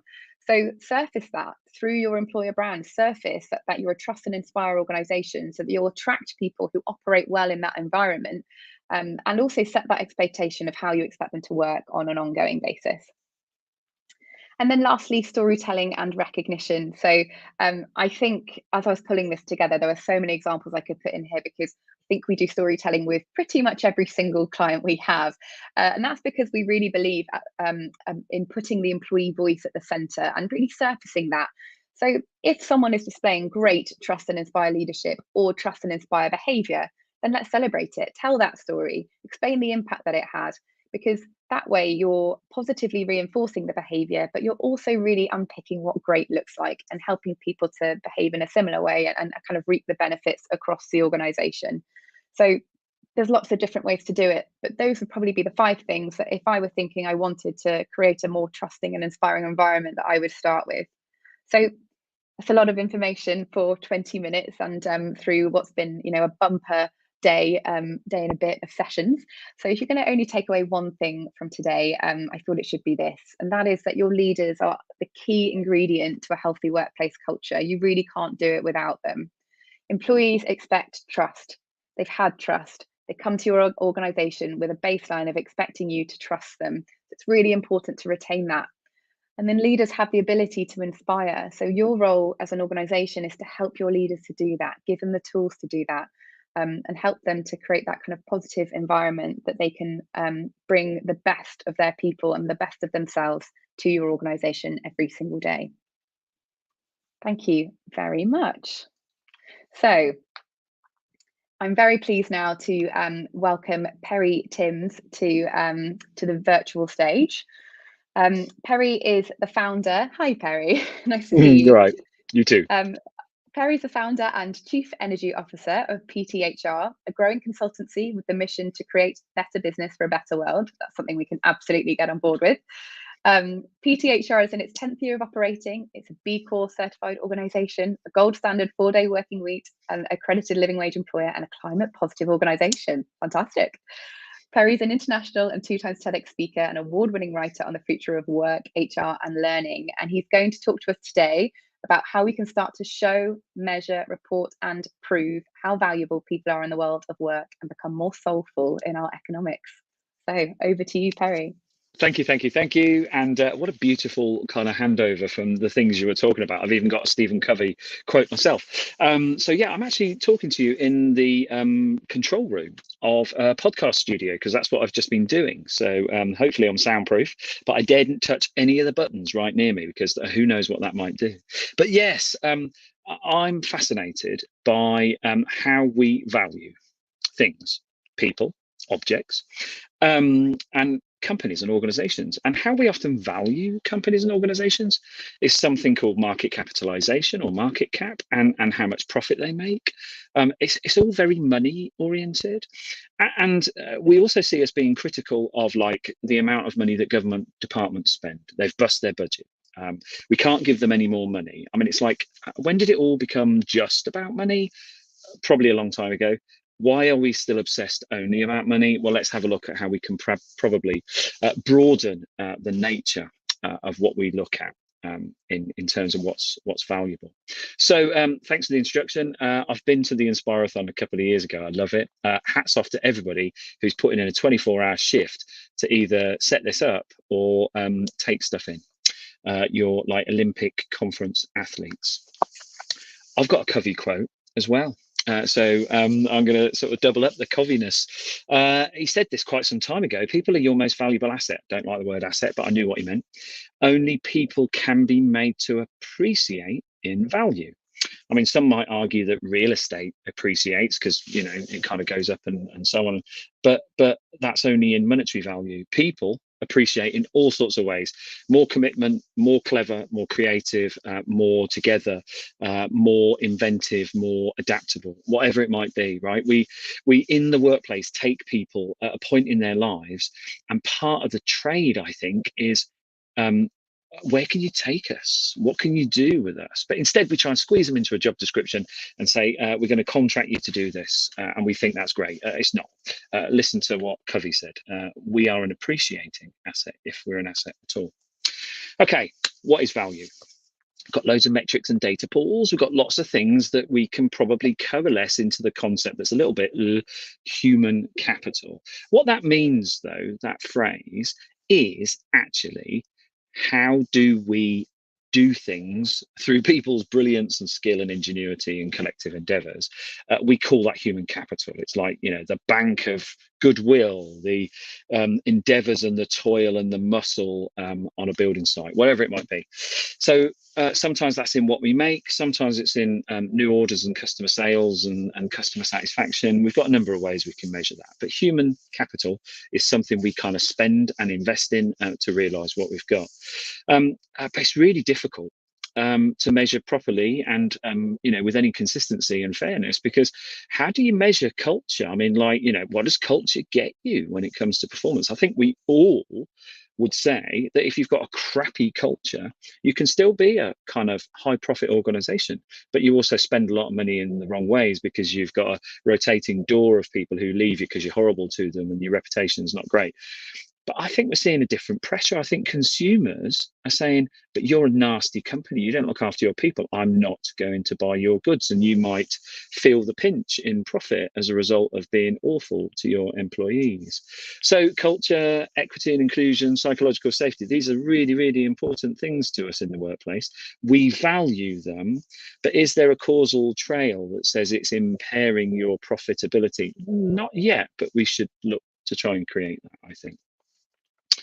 Now, I talk in quite grandiose terms sometimes about this because I think we need a manifesto across the world of business that says we stand to look after our people who create our value, and we want to have an economic proposition that shows how we do that, how we look after people, and how we can track the impact and value of what they do for us.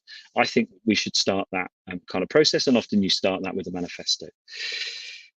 Because I think we don't ask the question enough about how does our enterprise create, analyze and report value. We have scorecards, we have profit and loss schedules, we have budgets, we have all sorts of things, but they don't tell you the kind of soul of a company and how people feel about it and how loyal they are, until you get organizations like Patagonia, who recently said, their founder, Yvon Chouinard, said, we're not going to hand over this company to a private equity group or something. We're going to give it to the world and almost make it like a big cooperative, because they've got super value that goes beyond their products and their sort of sustainability agenda.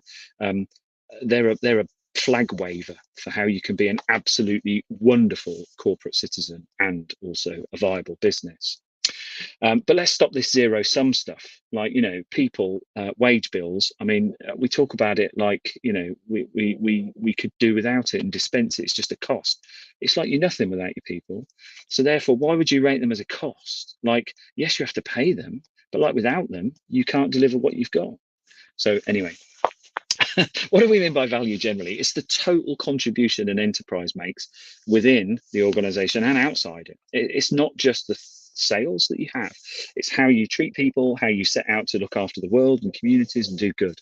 And that's manifesting itself more regularly now in purpose, mission and operations. So I think we're starting to see a narrative change for sure. Whether that means there's the behaviors and the actual application of that follows, it should come. But in 2019, I'll tell you about this in a minute, there was a pretty big kind of seismic shift. So I think read the room. We are starting to get into this now, because people make a total contribution too. If they really believe in your purpose and mission, they will help you get your operations right so that you're efficient and smart and diligent, compliant and creative, and all those tensions that you find difficult. Instead, we try and manage people by a set of rules until within an inch of their life. I think we want liberated souls who get it, who are like a mini entrepreneur, or look at their own part of what they do as, I'm adding value and I know what it is and I enjoy doing it and I want to keep doing it well, and I'll become this appreciated factor within success. But we just go for the easy to measure tangible stuff. Not good enough anymore. And so, I'm not having it. And I'm not the only person not having it, because Rutger Bregman, who is a historian by trade, but also has a very, very active interest in the economy, kind of gave me something when he said, we're probably in an economic turning. So, I mean, let's just look at the UK at the moment. The government declares a return to what they call trickle-down neoliberal economics. And the market went, no, that's had its day. That's gone. So let's make sure that we are focusing on what the new kind of economic paradigms need to be. Now, the good news is what Bregman's research found is that the original construct of the economic system that kind of started to come in around about the 1980s and prevailed till now, we might call it Reaganomics and Thatcherism, was coined by these two people on screen, Friedrich Hayek and Milton Friedman. They assembled a series of economic theories from stuff that other people had said could be a useful way to run world, country, sector economics. So Bregman's theory is, well, what we need is lying around. And I think it is, because here's something lying around. Alex Edmonds, London Business School professor, did a long tail research piece. He mapped stock market value and companies who reported very highly as what would be, in this case, inspiring workplaces, but very happy, high level of engagement, that kind of thing.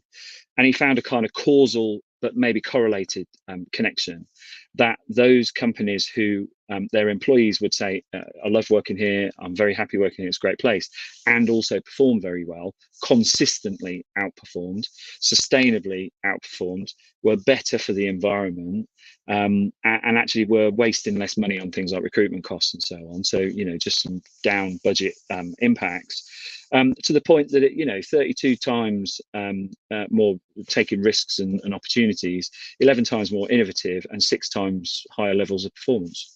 Go figure that, right? Look after people, sustainable success. It's like a revelation, except it's not, because we've been thinking this for some time.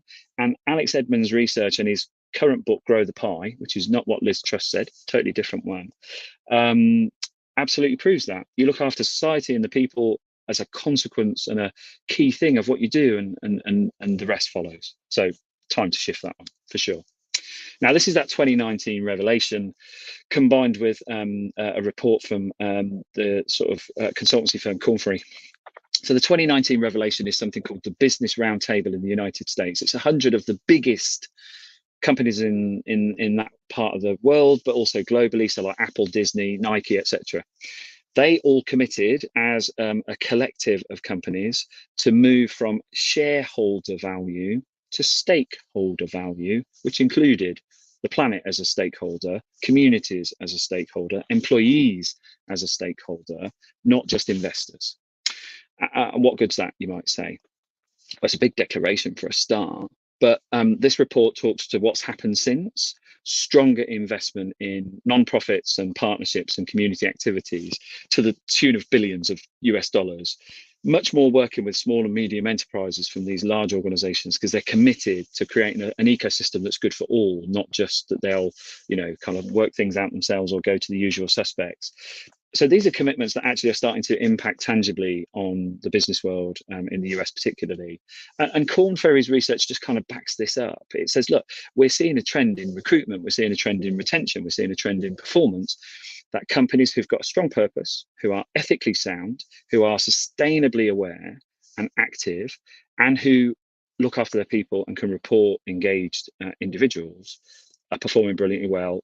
Come on, people, this is the paradigm we need to be moving into. So if organizations like this are putting their stock, if you want to call it that, in this model, I think we should too. But how do we do it? So here's how we do it, partly anyway. So this is Oxford Said Business School professor Colin Mayer, who wrote a brilliant book called Prosperity. Now, just using the term prosperity, I think changes the paradigm. Because if we're talking about profit, it's all about the cash. But if we're talking about prosperity, that's a prosperous company, prosperous shareholders, prosperous stakeholders, prosperous communities, and a prosperous planet. It's a word that has a much broader interpretation and therefore has broader measures. We're talking about human value, social value, natural value, planet, intellectual value, mind, material value, stuff, and financial value, of course.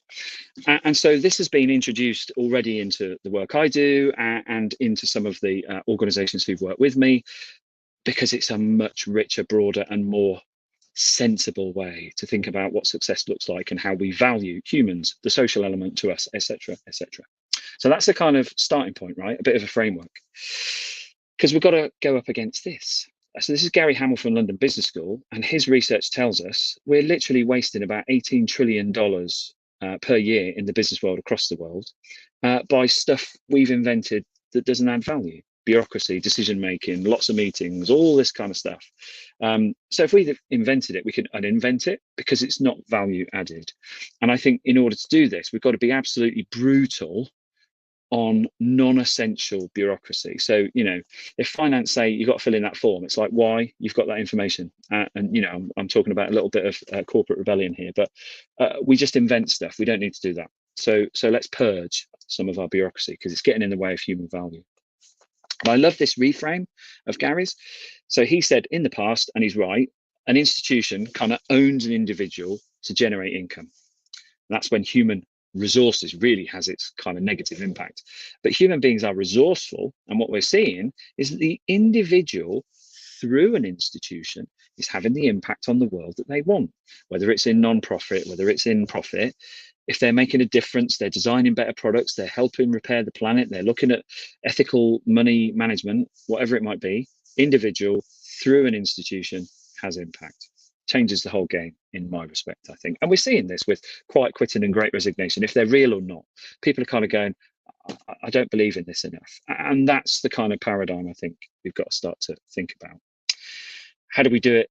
Part two. If we're in HR, we already know some of this. OD, so organization design, organization development, organization effectiveness.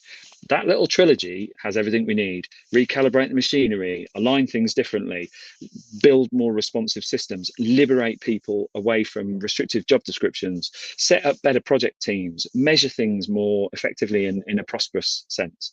That's already there. And so is strategic workforce planning. How do we align the skills of the people we've got? What gaps do we have that we can use our people to close themselves? So we just got to make better use of these tools. So if the business leaders are saying, well, how do we do this? It's like, let us loose with these and work with us on this, because we can do this. Now, here's a bit where it gets a bit like, woof, because I wanted to show how ridiculous it is that we only value money and perhaps materials and like buildings and assets of that nature. I think there are three types of business venture. Some are combined. Care, we look after people and stuff, things like animals and plants and agriculture and whatever. Products, we make stuff. So that's like, you know, phones and headphones and whatever. And services, legal, insurance, advice, whatever it might be. Care, products and services. And some people do them all, like Bupa, have hospitals to care, have products that you can buy, like advice on, you know, sustainable lifestyles and well-being, and services. You ring them up and say, can I book an appointment? Now, here's the bit where it gets a bit, whoa, a lot of words on this one. Ready? Don't worry about reading it. There's a headline here. I mapped them across 5 different verticals. How do we know that a product or service or care is needed? How do we design what we've found is needed? How do we get it ready to deliver? How do we deliver it? And how do we know it worked once it's delivered? That's kind of it, really. That's the MBA in like a minute.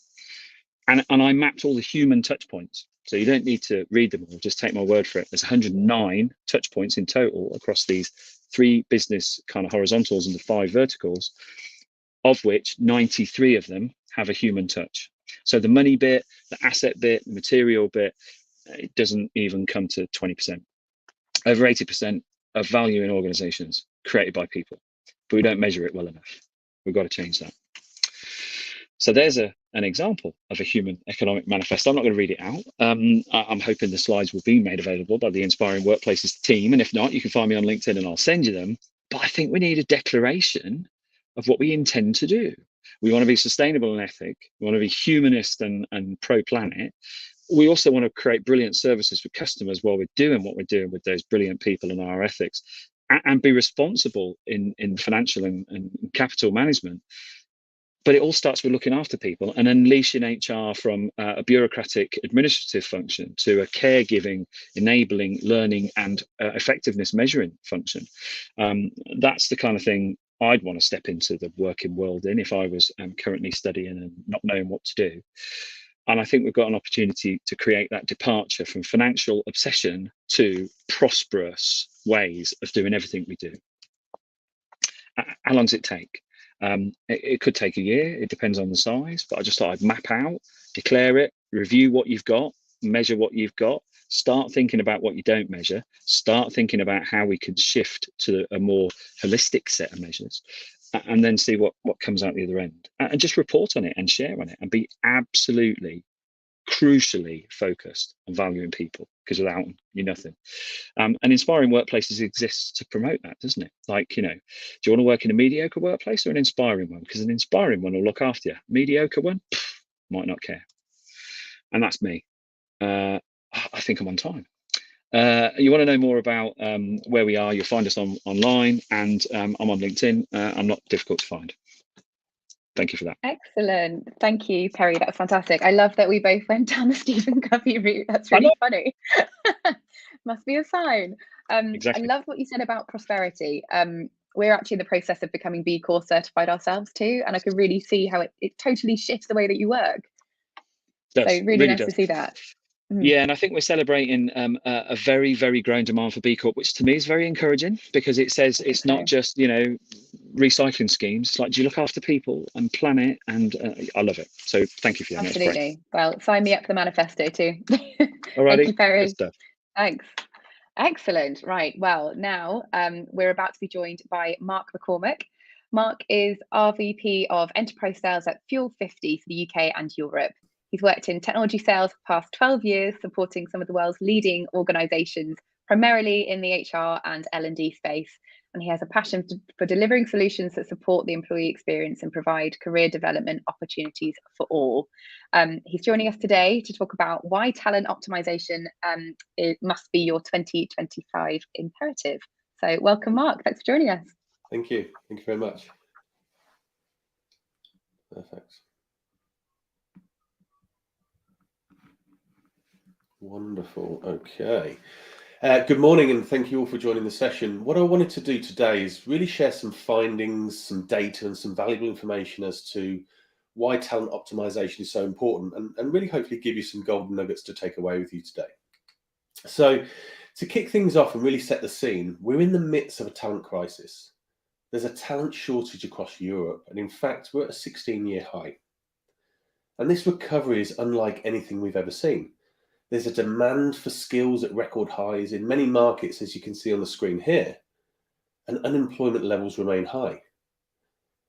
We're seeing uneven economic growth continue, with some markets recovering, while others lag, hampered by COVID variants, lockdowns, supply chain challenges.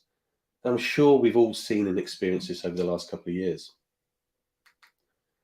We've seen that more than half of businesses across Europe are experiencing skill shortages that can potentially cause a threat to their growth.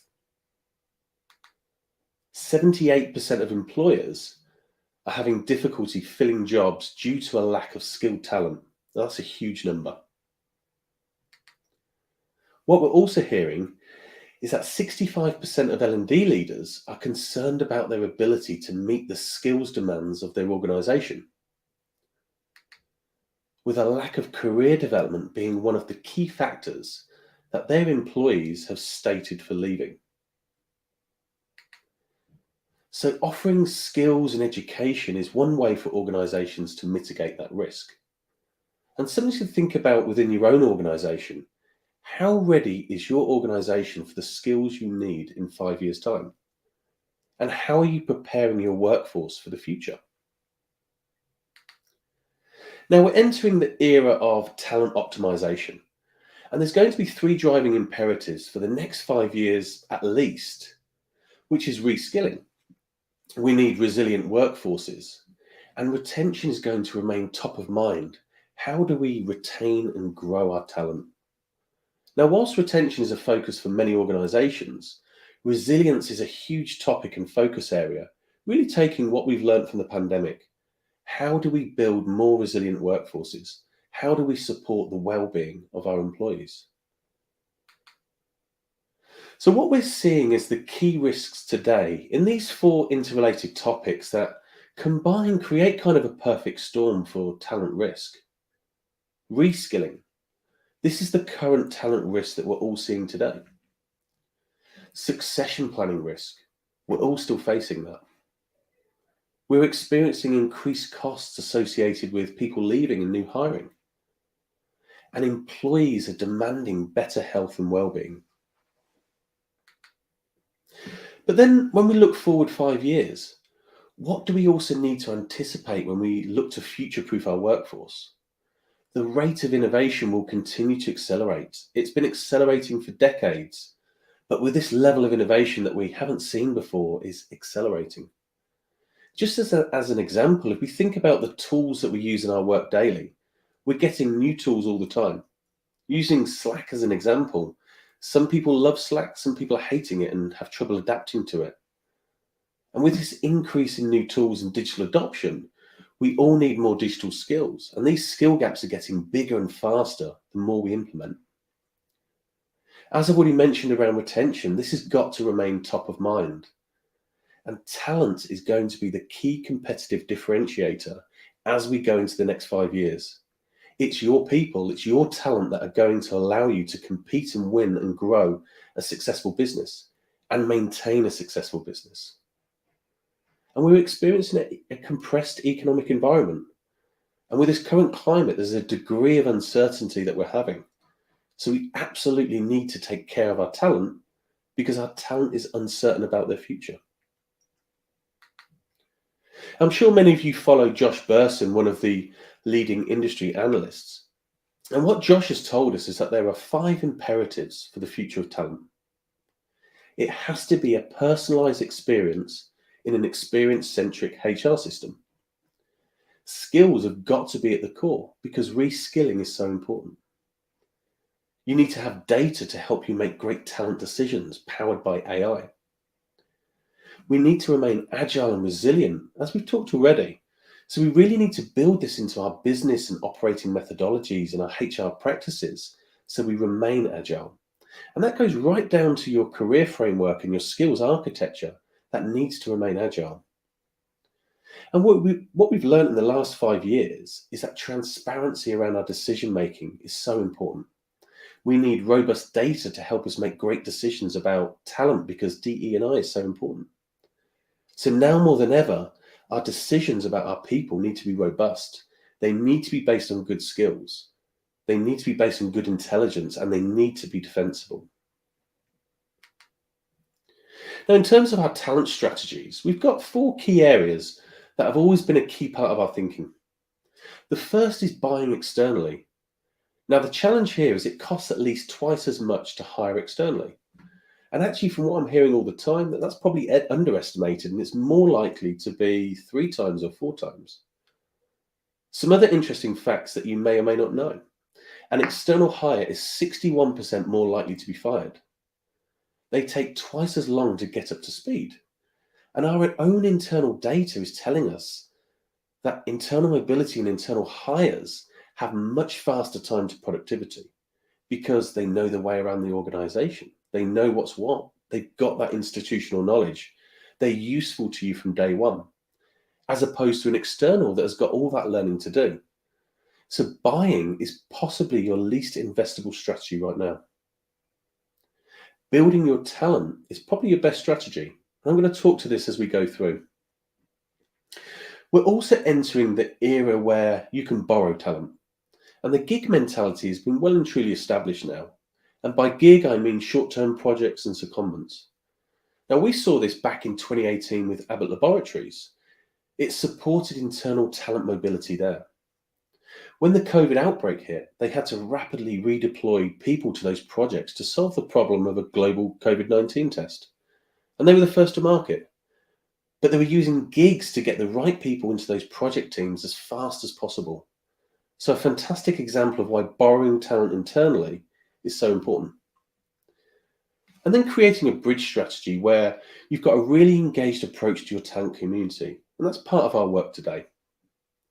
So when you're thinking about your talent pool, can they see a future path to opportunities? Can they see, if they were to start here as an account manager, for example, that they could become a director or VP and see a roadmap to this? Can you engage your talent pools in these learnings so that they're starting faster and that they're ready? So we're connecting them to the right kind of learnings pre-hire, so you have an informed, engaged, and motivated talent pool. If we look at bench strength, we all have to build our bench strength. And using a sporting analogy, Man United, for example, have got incredible bench strength. They've paid a lot for their talent, but it's not only about having the right players on the bench, it's about playing the right people at the right time with the right focus in the right place.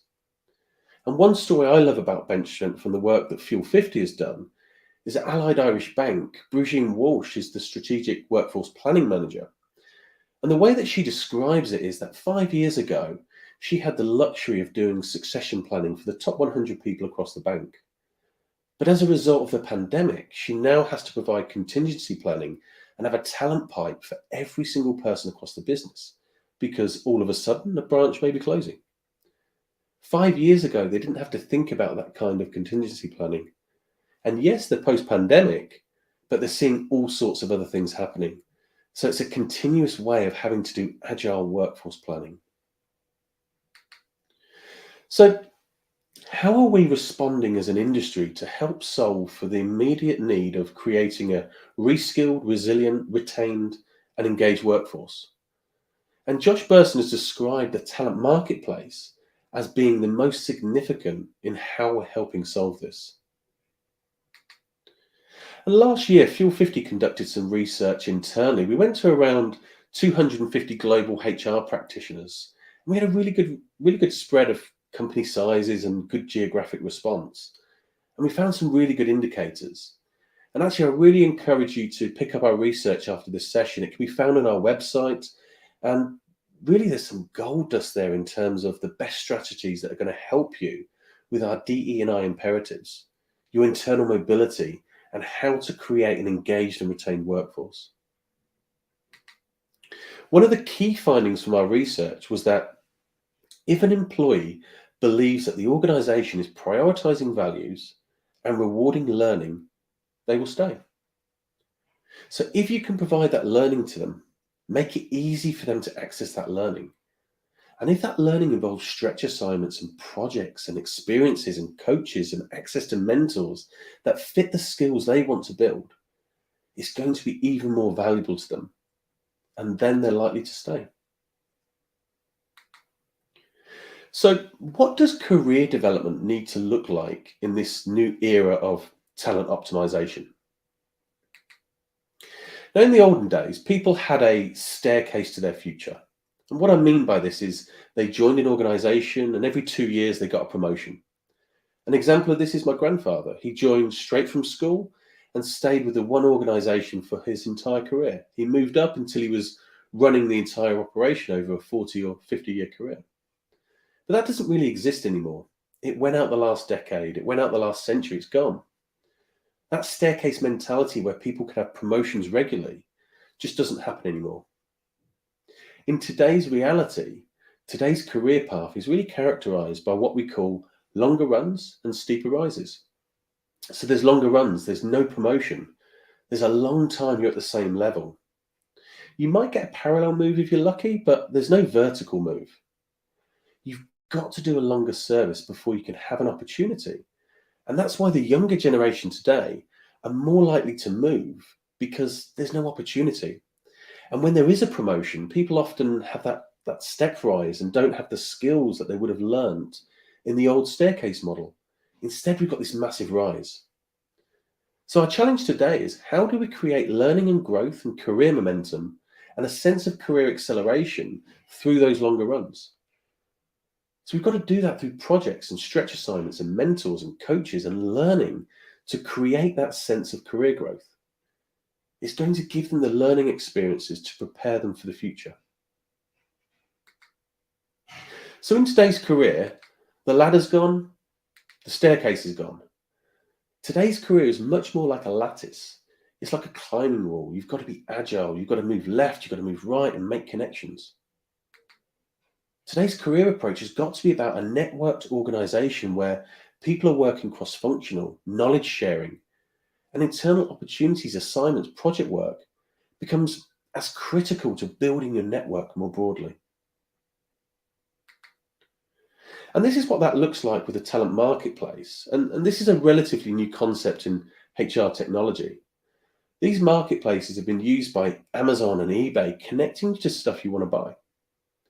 It's used by LinkedIn, Facebook, and even Tinder, connecting you with people you want to meet. By TripAdvisor, Airbnb, and Uber, connecting you with places you want to go. So the kind of talent marketplace today is connecting people with opportunities for growth and learning and creating those connections for a lattice-type career development experience in their business. And the reality is today, it's easier to find a job on LinkedIn. It's so easy for people to see, and they don't often see the same opportunities within their own business. And as I mentioned previously, hiring external is not a great idea. They cost more. You've got to look at your internal talent as your first strategy. Some of the customers we work with have shifted their recruitment metrics from 35% of positions filled internally to 55% with a talent marketplace. And if you think about the recruitment savings of this shift alone, it's massive. Plus, you've got a more productive, more engaged, and more likely to be retained workforce. What we also found from our research is that organizations that prioritized and had higher diversity also prioritize internal recruitment and talent mobility. So the two things are going hand in hand. And what we found the differentiators for the best-in-class organizations were getting better equity, better diverse representation at all levels of the organization. They were investing in learning, more mobility for the target DE&I audiences, and also mentoring programs were making a significant difference. And of course, that's part of a good talent marketplace solution. We also found that talent mobility has a positive impact on retention, with 60% reduction in attrition. And this data is across our customer base of 90+ organizations, including the likes of Johnson & Johnson and Facebook. But what we see across those organizations is that they deploy a marketplace and they're getting a significant reduction in attrition. And the average attrition rate before a marketplace is deployed is 24%. And this drops to 15% when you provide internal talent mobility opportunities. So a huge impact. Optimization is the new era. Best people, best fit, getting a high performance culture, making sure that you've got people that are really optimized to be able to fulfill their job. And optimized to me means that they've got the learning that they need. They've got the skills that they need. They're connected to that learning. They're connected to mentors, connected to coaches, everything that they need to be high performing. And talent technologies have shifted. We can't use the old talent management systems that were okay for the last decade. And really, we've been on a trajectory where talent technologies used to be all about employee records. And then the Workdays and the Oracles and SuccessFactors of this world automated it and took it to the cloud. But really, we're entering the era of real-time employee enablement, enabling them so to be optimized to do their best work. And when considering any talent system, the key things to think about that you see on the left ROI axis on the slide, how will it deliver you a bottom line benefit? How is it affecting your retention? How is it affecting your engagement? How is it impacting your workforce being reskilled for the future? How is it impacting the learning and resilience of your people? These really are key. Now, talent optimized organizations of the future will be identifying the best talent, seeing where their talent is and knowing how to grow and keep their best talent. But it's also an equal focus on the skills. What skills do you have across the organization? That you really know what skills you need for the next 5 years. So anticipating where the in-demand skills are so that you can make strategic skills-based decisions in your organization. It's about having the right information to make the right decision around your talent so that your organization is agile and optimized for the future. And coming back to where I started, where Josh Burson told us about the 5 imperatives, our talent marketplace at Fuel 50 is personalized, human-centric, skills at its core that matches to those 5 imperatives. We're changing the economics of talent in businesses by reforming the talent supply demand chain, transforming the rate of attrition with a 60% reduction in employee churn where Fuel 50 is being used, while enhancing the value of talent with organizations like Abbott, as I mentioned, being first to release a COVID-19 test, reskilling their global workforce of 110,000 employees at scale, with 375,000 reskilling actions taken through Fuel 50 in the 6 months prior to the release of the test. And our marketplace solution transforms the talent dynamics in organizations, changing the internal talent supply. So this impacts our clients' bottom line, but it also translates into business results. Thank you very much for listening. I hope this gave some valuable information to take away. And as mentioned during the session, please visit our website that you see on the screen to download our research, and please feel free to connect with me online. Thank you very much. Excellent. Mark, thank you so much. Some really great stats in there, which hopefully will help viewers to build their own business cases to invest in talent, and really big believers in that gig economy too. So thank you so much. Really enjoyed that. Absolutely. My pleasure. Thank you. Thanks. Well, up next is a talk from Anna Rasmussen, who will be talking about research developed by OpenBlend in partnership with Professor Nick Kemsley, who is Executive Fellow at Henley Business School. Anna is going to discuss the 7 dimensions that enable high performance and show HR professionals how to evaluate their own businesses, which sounds great. After Anna, we're going to move to a short break, which is an opportunity for you to refresh, stretch your legs. And then we're going to travel down the coast to Nick Butcher in beautiful Cornwall. But for now, it's bye from me. And thank you so much for joining me. Do connect with me on LinkedIn. If you ever want to talk about anything employee experience and culture, I'm all ears. Enjoy this chat from Anna, and thank you for having me. Good afternoon. Thank you so much to everybody for joining us today in our discussion, Enabling Performance with the Modern Workforce. So this is very much a session to support all of you to do a self-evaluation on your own businesses. So to make this quite interactive. My name is Anna Rasmussen. I'm the founder and CEO of OpenBlend, and I'm absolutely delighted to be joined by Professor Nick Kemsley, who will introduce himself shortly, but is the brains behind this research. So I'm going to start with a quick overview, and then Nick is going to take us into the key findings and much more importantly, give people some pointers to evaluate their own businesses against each of the 7 dimensions that came out of the research. So to give the research a bit of a frame, we can all see how the workforce evolves and how we need to stay abreast of what really enables performance with today's workforce. So we decided to conduct some research and test a new hypothesis, both to inform evolution, but also to challenge our own assumptions on what we know about how people perform. So the hypothesis that we wanted to test was a high-performing culture is not the result of a top-down process based on evaluation of an individual's performance against a set of objectives, but rather an outcome of varying factors which, in combination, enable individuals to perform to their best. So beyond understanding what these factors might be, we had a big deep curiosity around what it was that either helped or got in the way of these enablement dimensions and where organizations were making progress and what they were doing so that we can share that in the research. It would have been completely inappropriate to ignore the fact that of COVID and the pandemic and how a lot of organizations are very, very different now to how they were 2 years ago. So we incorporated that in, and we look at the difference between now and what they were doing beforehand, so we can get an appreciation of that. And then lastly, it was vital to move past the process layer and then test the hypothesis with the ability for people managers to engage in the conversations around that dialogue. So that's the final piece that we came into. So the research was done in 2 phases. We identified the different dimensions for performance enablement. We then conducted the interviews.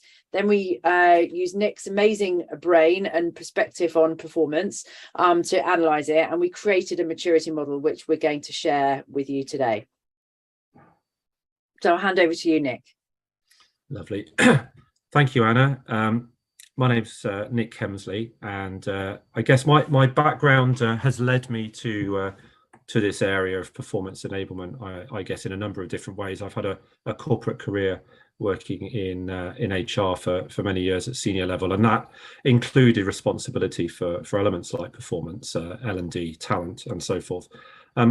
But in the last decade and a bit, I've had a strong relationship with Henley Business School here in the UK, and that's included running the HR centre there for many years and participating and leading elements of applied research as well. But in concert with that, I've spent 12 years or so consulting with organisations around the world on topics including performance, but also broadening to wider talent and organisational elements. So it was fascinating to have been involved in this research. And what I'm going to do in just a second is start off with just a couple definitions so that we know what we're talking about, and then lead through just a couple of the key findings from the research. There were many findings, but we just want to focus on a couple today. And then, as Anna said, allow you to leave with something practical. So a means perhaps of gaining a reasonably quick and subjective overview of the state of performance management or performance enablement in your own organizations. So without any further ado, let's just look at a couple of the key definitions that we're going to talk about today. you're going to hear a couple of phrases. One is the phrase enablement dimension. Now, as Anna said, our hypothesis going into this was that actually there's a number of interdependent elements which might be driving performance enablement here. Well, actually, in phase 1 of our research, we did identify exactly that 7 key elements, which I'll take you through in a moment. The name that we're giving each of these elements is an enablement dimension. So if you hear that phrase, that's what it means. You'll also, a little bit later on, hear this phrase manager confidence level. So this specifically relates to the comments that Anna made around those sort of grassroots level dialogue between a manager and individuals in their team. But what we mean by manager confidence level is a degree of confidence that we have as an organization, that our managers are able to hold those and are holding them in a meaningful way. Okay, so it's not how confident am I as a manager, you know, how outgoing or extrovert I am. It's much more around the confidence that we have that they are able to and willing to hold effective grassroots dialogue. And then the last one you'll hear is around the maturity of performance enablement. And this is, as you'll see later on, how we pulled this together into a maturity model, which we hope will be very helpful for you, just to give you a sense of how far along is an organization in terms of their advancement, if you like, with performance enablement and manager confidence. Okay, so those are just 3 definitions to get us going. Let's just dive into. I think it might be worth mentioning at this point, Nick, that we are the performance enablement research we are going to send to everybody who's on this call. So we're going to show you some visuals in a minute with some detail on. Don't worry too much about scribbling it all down, because we are going to send you not only this recording but also the research itself in its longer 40-page deep analysis form and in the form of a synopsis as well. So just to flag that now before we move on. Great call. Okay, so let's just look at these 7 enablement dimensions, and remember that we didn't invent these. These came from phase 1 in the research, and they fell into 7 really quite clear categories that you can see here that we've given keywords to, and the phrase that we like to use here, you know, I am enabled to perform at my best by. That's a really nice way of thinking about performance enablement. So the first of these we look at around self. This is a combination of a couple of factors. The first one is that the organization recognizes my individual circumstance, my personal individual circumstance, and that I am allowed to be myself, but also that the organization cares about that and cares about my well-being. Purpose is in the degree to which I understand the vision, purpose of the organization, my contribution towards that, but also understanding how other people's contributions work towards that as well. The third element is my interaction with work. So this is where you would see in terms of the work pattern that I might have and how that suits my performance, my ability to work in different locations, and my ability to manage my work as part of or alongside my broader responsibilities. Tools as well, if we could just move on to the next one. Yep.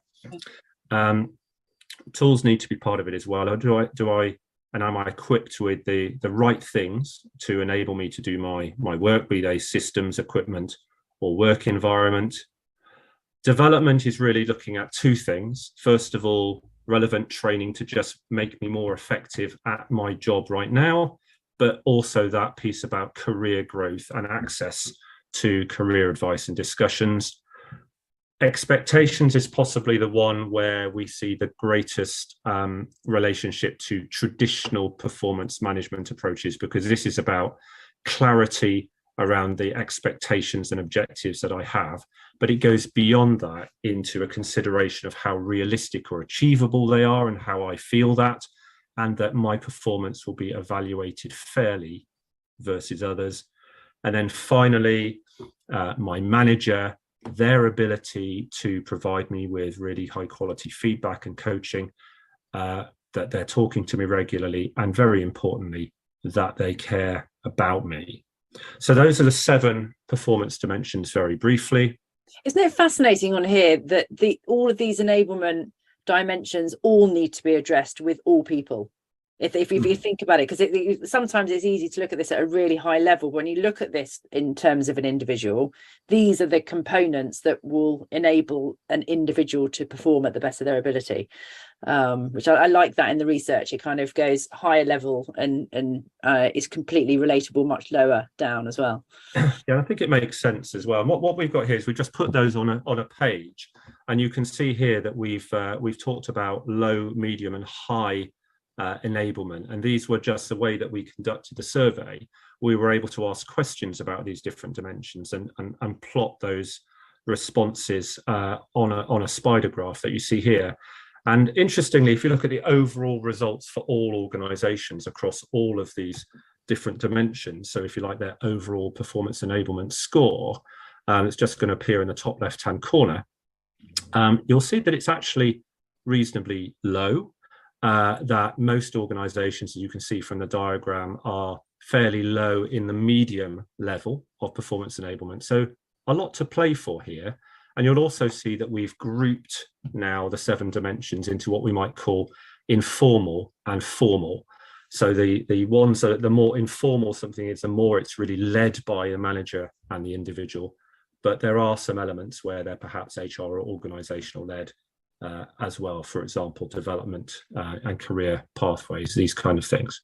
Okay, so just moving on from that to focus on just 2 key findings of the many that we did, but we think that these are really fascinating ones. So what we're looking at here relates basically to that manager confidence level that I talked about.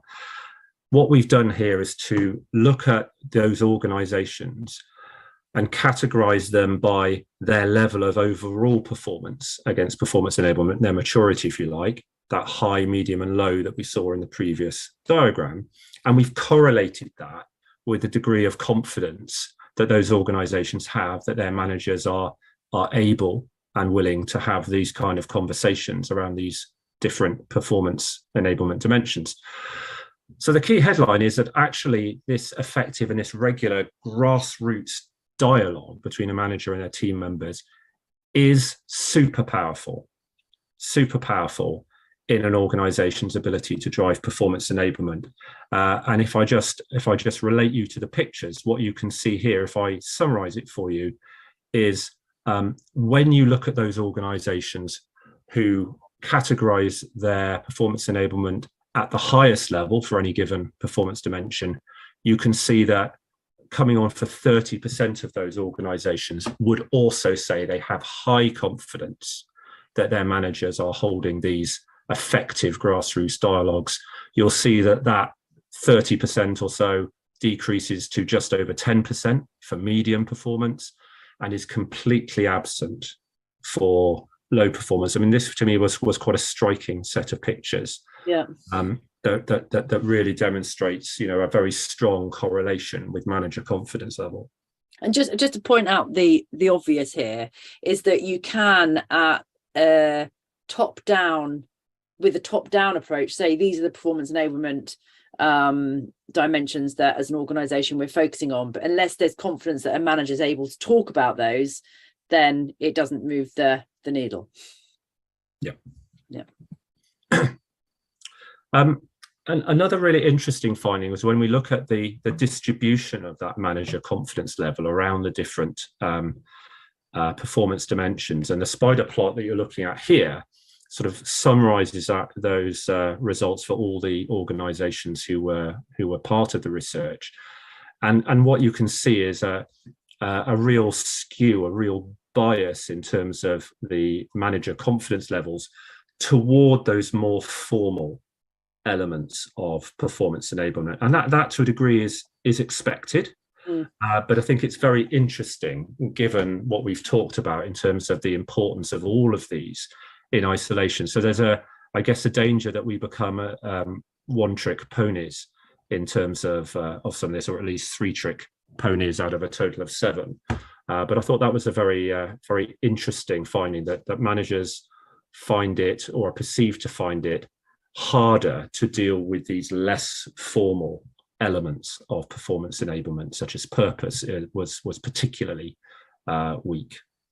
Yeah, and I think to further emphasize that, I mean, the reason that this research came about is because we're talking about the evolution of the workforce, and the evolution of the workforce is around the ability to have more informal conversations and to broaden out the conversation, and having addressing these more informal dimensions. So I think this finding came at a very interesting time. It's something that we were kind of hoping that was going to come out of this as well. It's also very interesting when we think about how traditionally we've upskilled managers. That's when we tended to focus on the stuff on the left. Yeah. Okay. Yeah. Great. So just pulling things together, we found that the results lent themselves rather neatly to a rather sort of simple success and maturity model, really. So you'll see there's this rather enigmatic P equals 7D times M. Just to decode that, so performance enablement, when we look at the 7 different enablement dimensions, you can effectively see the manager confidence as a multiplier against the maturity level for each of those. So in other words, you could be quite mature in your approach and processes around all of these dimensions, but actually if your managers are not converting that rubber onto road, then you're effectively multiplying it by 0. So what we did was to create this sort of simple model, and this gives us an opportunity as well to do a very quick and simple self-analysis as well. So if we take that principle and we just move on to the next slide, this is something that you can try yourselves. You can either try it as an individual, or you can get together a small group of individuals and give yourself this task. Just think about each of these dimensions of performance enablement: self, purpose, tools, etc. And score yourself 1 to 3 in terms of what you think your level of performance or maturity is against that, where 1 is low and 3 would be high. And having done that, go back to each dimension and ask a similar question around the confidence that you have that managers are able and willing to engage in effective dialogue around that performance dimension with their team members, and multiply those 2 figures together. And what you'll end up with is a score out of 9 for each performance dimension, and therefore an overall score out of 63. Interestingly, when we did that with the research, I think the figure we came up with was 29 was the overall composite score. But do it. Look at the figure that you come up with. Think about what that might mean. Look at the variation of the scores around this and think about what that might mean. So it's a nice, quick and easy way for you to enter the discussion around performance enablement, which was really part of the aim of the research. Yeah, and I think because there might be sort of different personas of people watching this session today, having a model to help facilitate a conversation between a people team, I think this is a fantastic tool to have, because obviously the conversation would lead on to what needs to happen to close the gap there. What are the watch outs? What are the consequences if you don't do it? And incidentally, in the research report that we send you, we discuss all of that. But I also think at a team level, this is fascinating to look at, just as a manager on your own, to sit down and you could score. You don't necessarily need to share this, but where you feel how mature your team is in each of these areas, and actually where you would plot yourself on your confidence to talk about these things, and then have a sort of conversation in the mirror or with a confidant about what you can do to enhance those scores as well. So I think it's equally as applicable for a people team than it is for a people manager as well. Maybe you can build that into your own individual development discussions with your manager. Yeah, exactly. Okay, so we've come to the end of our 20 minutes, so a little whistle-stop tour of our research, but hopefully you'll enjoy reading it in more detail. As I said, we are going to send this out to you. If you can't wait, you can go on to our website, openblend.com, and you can download the research there. So thank you so much for joining us today, and we hope you have enjoyed it. Thank you.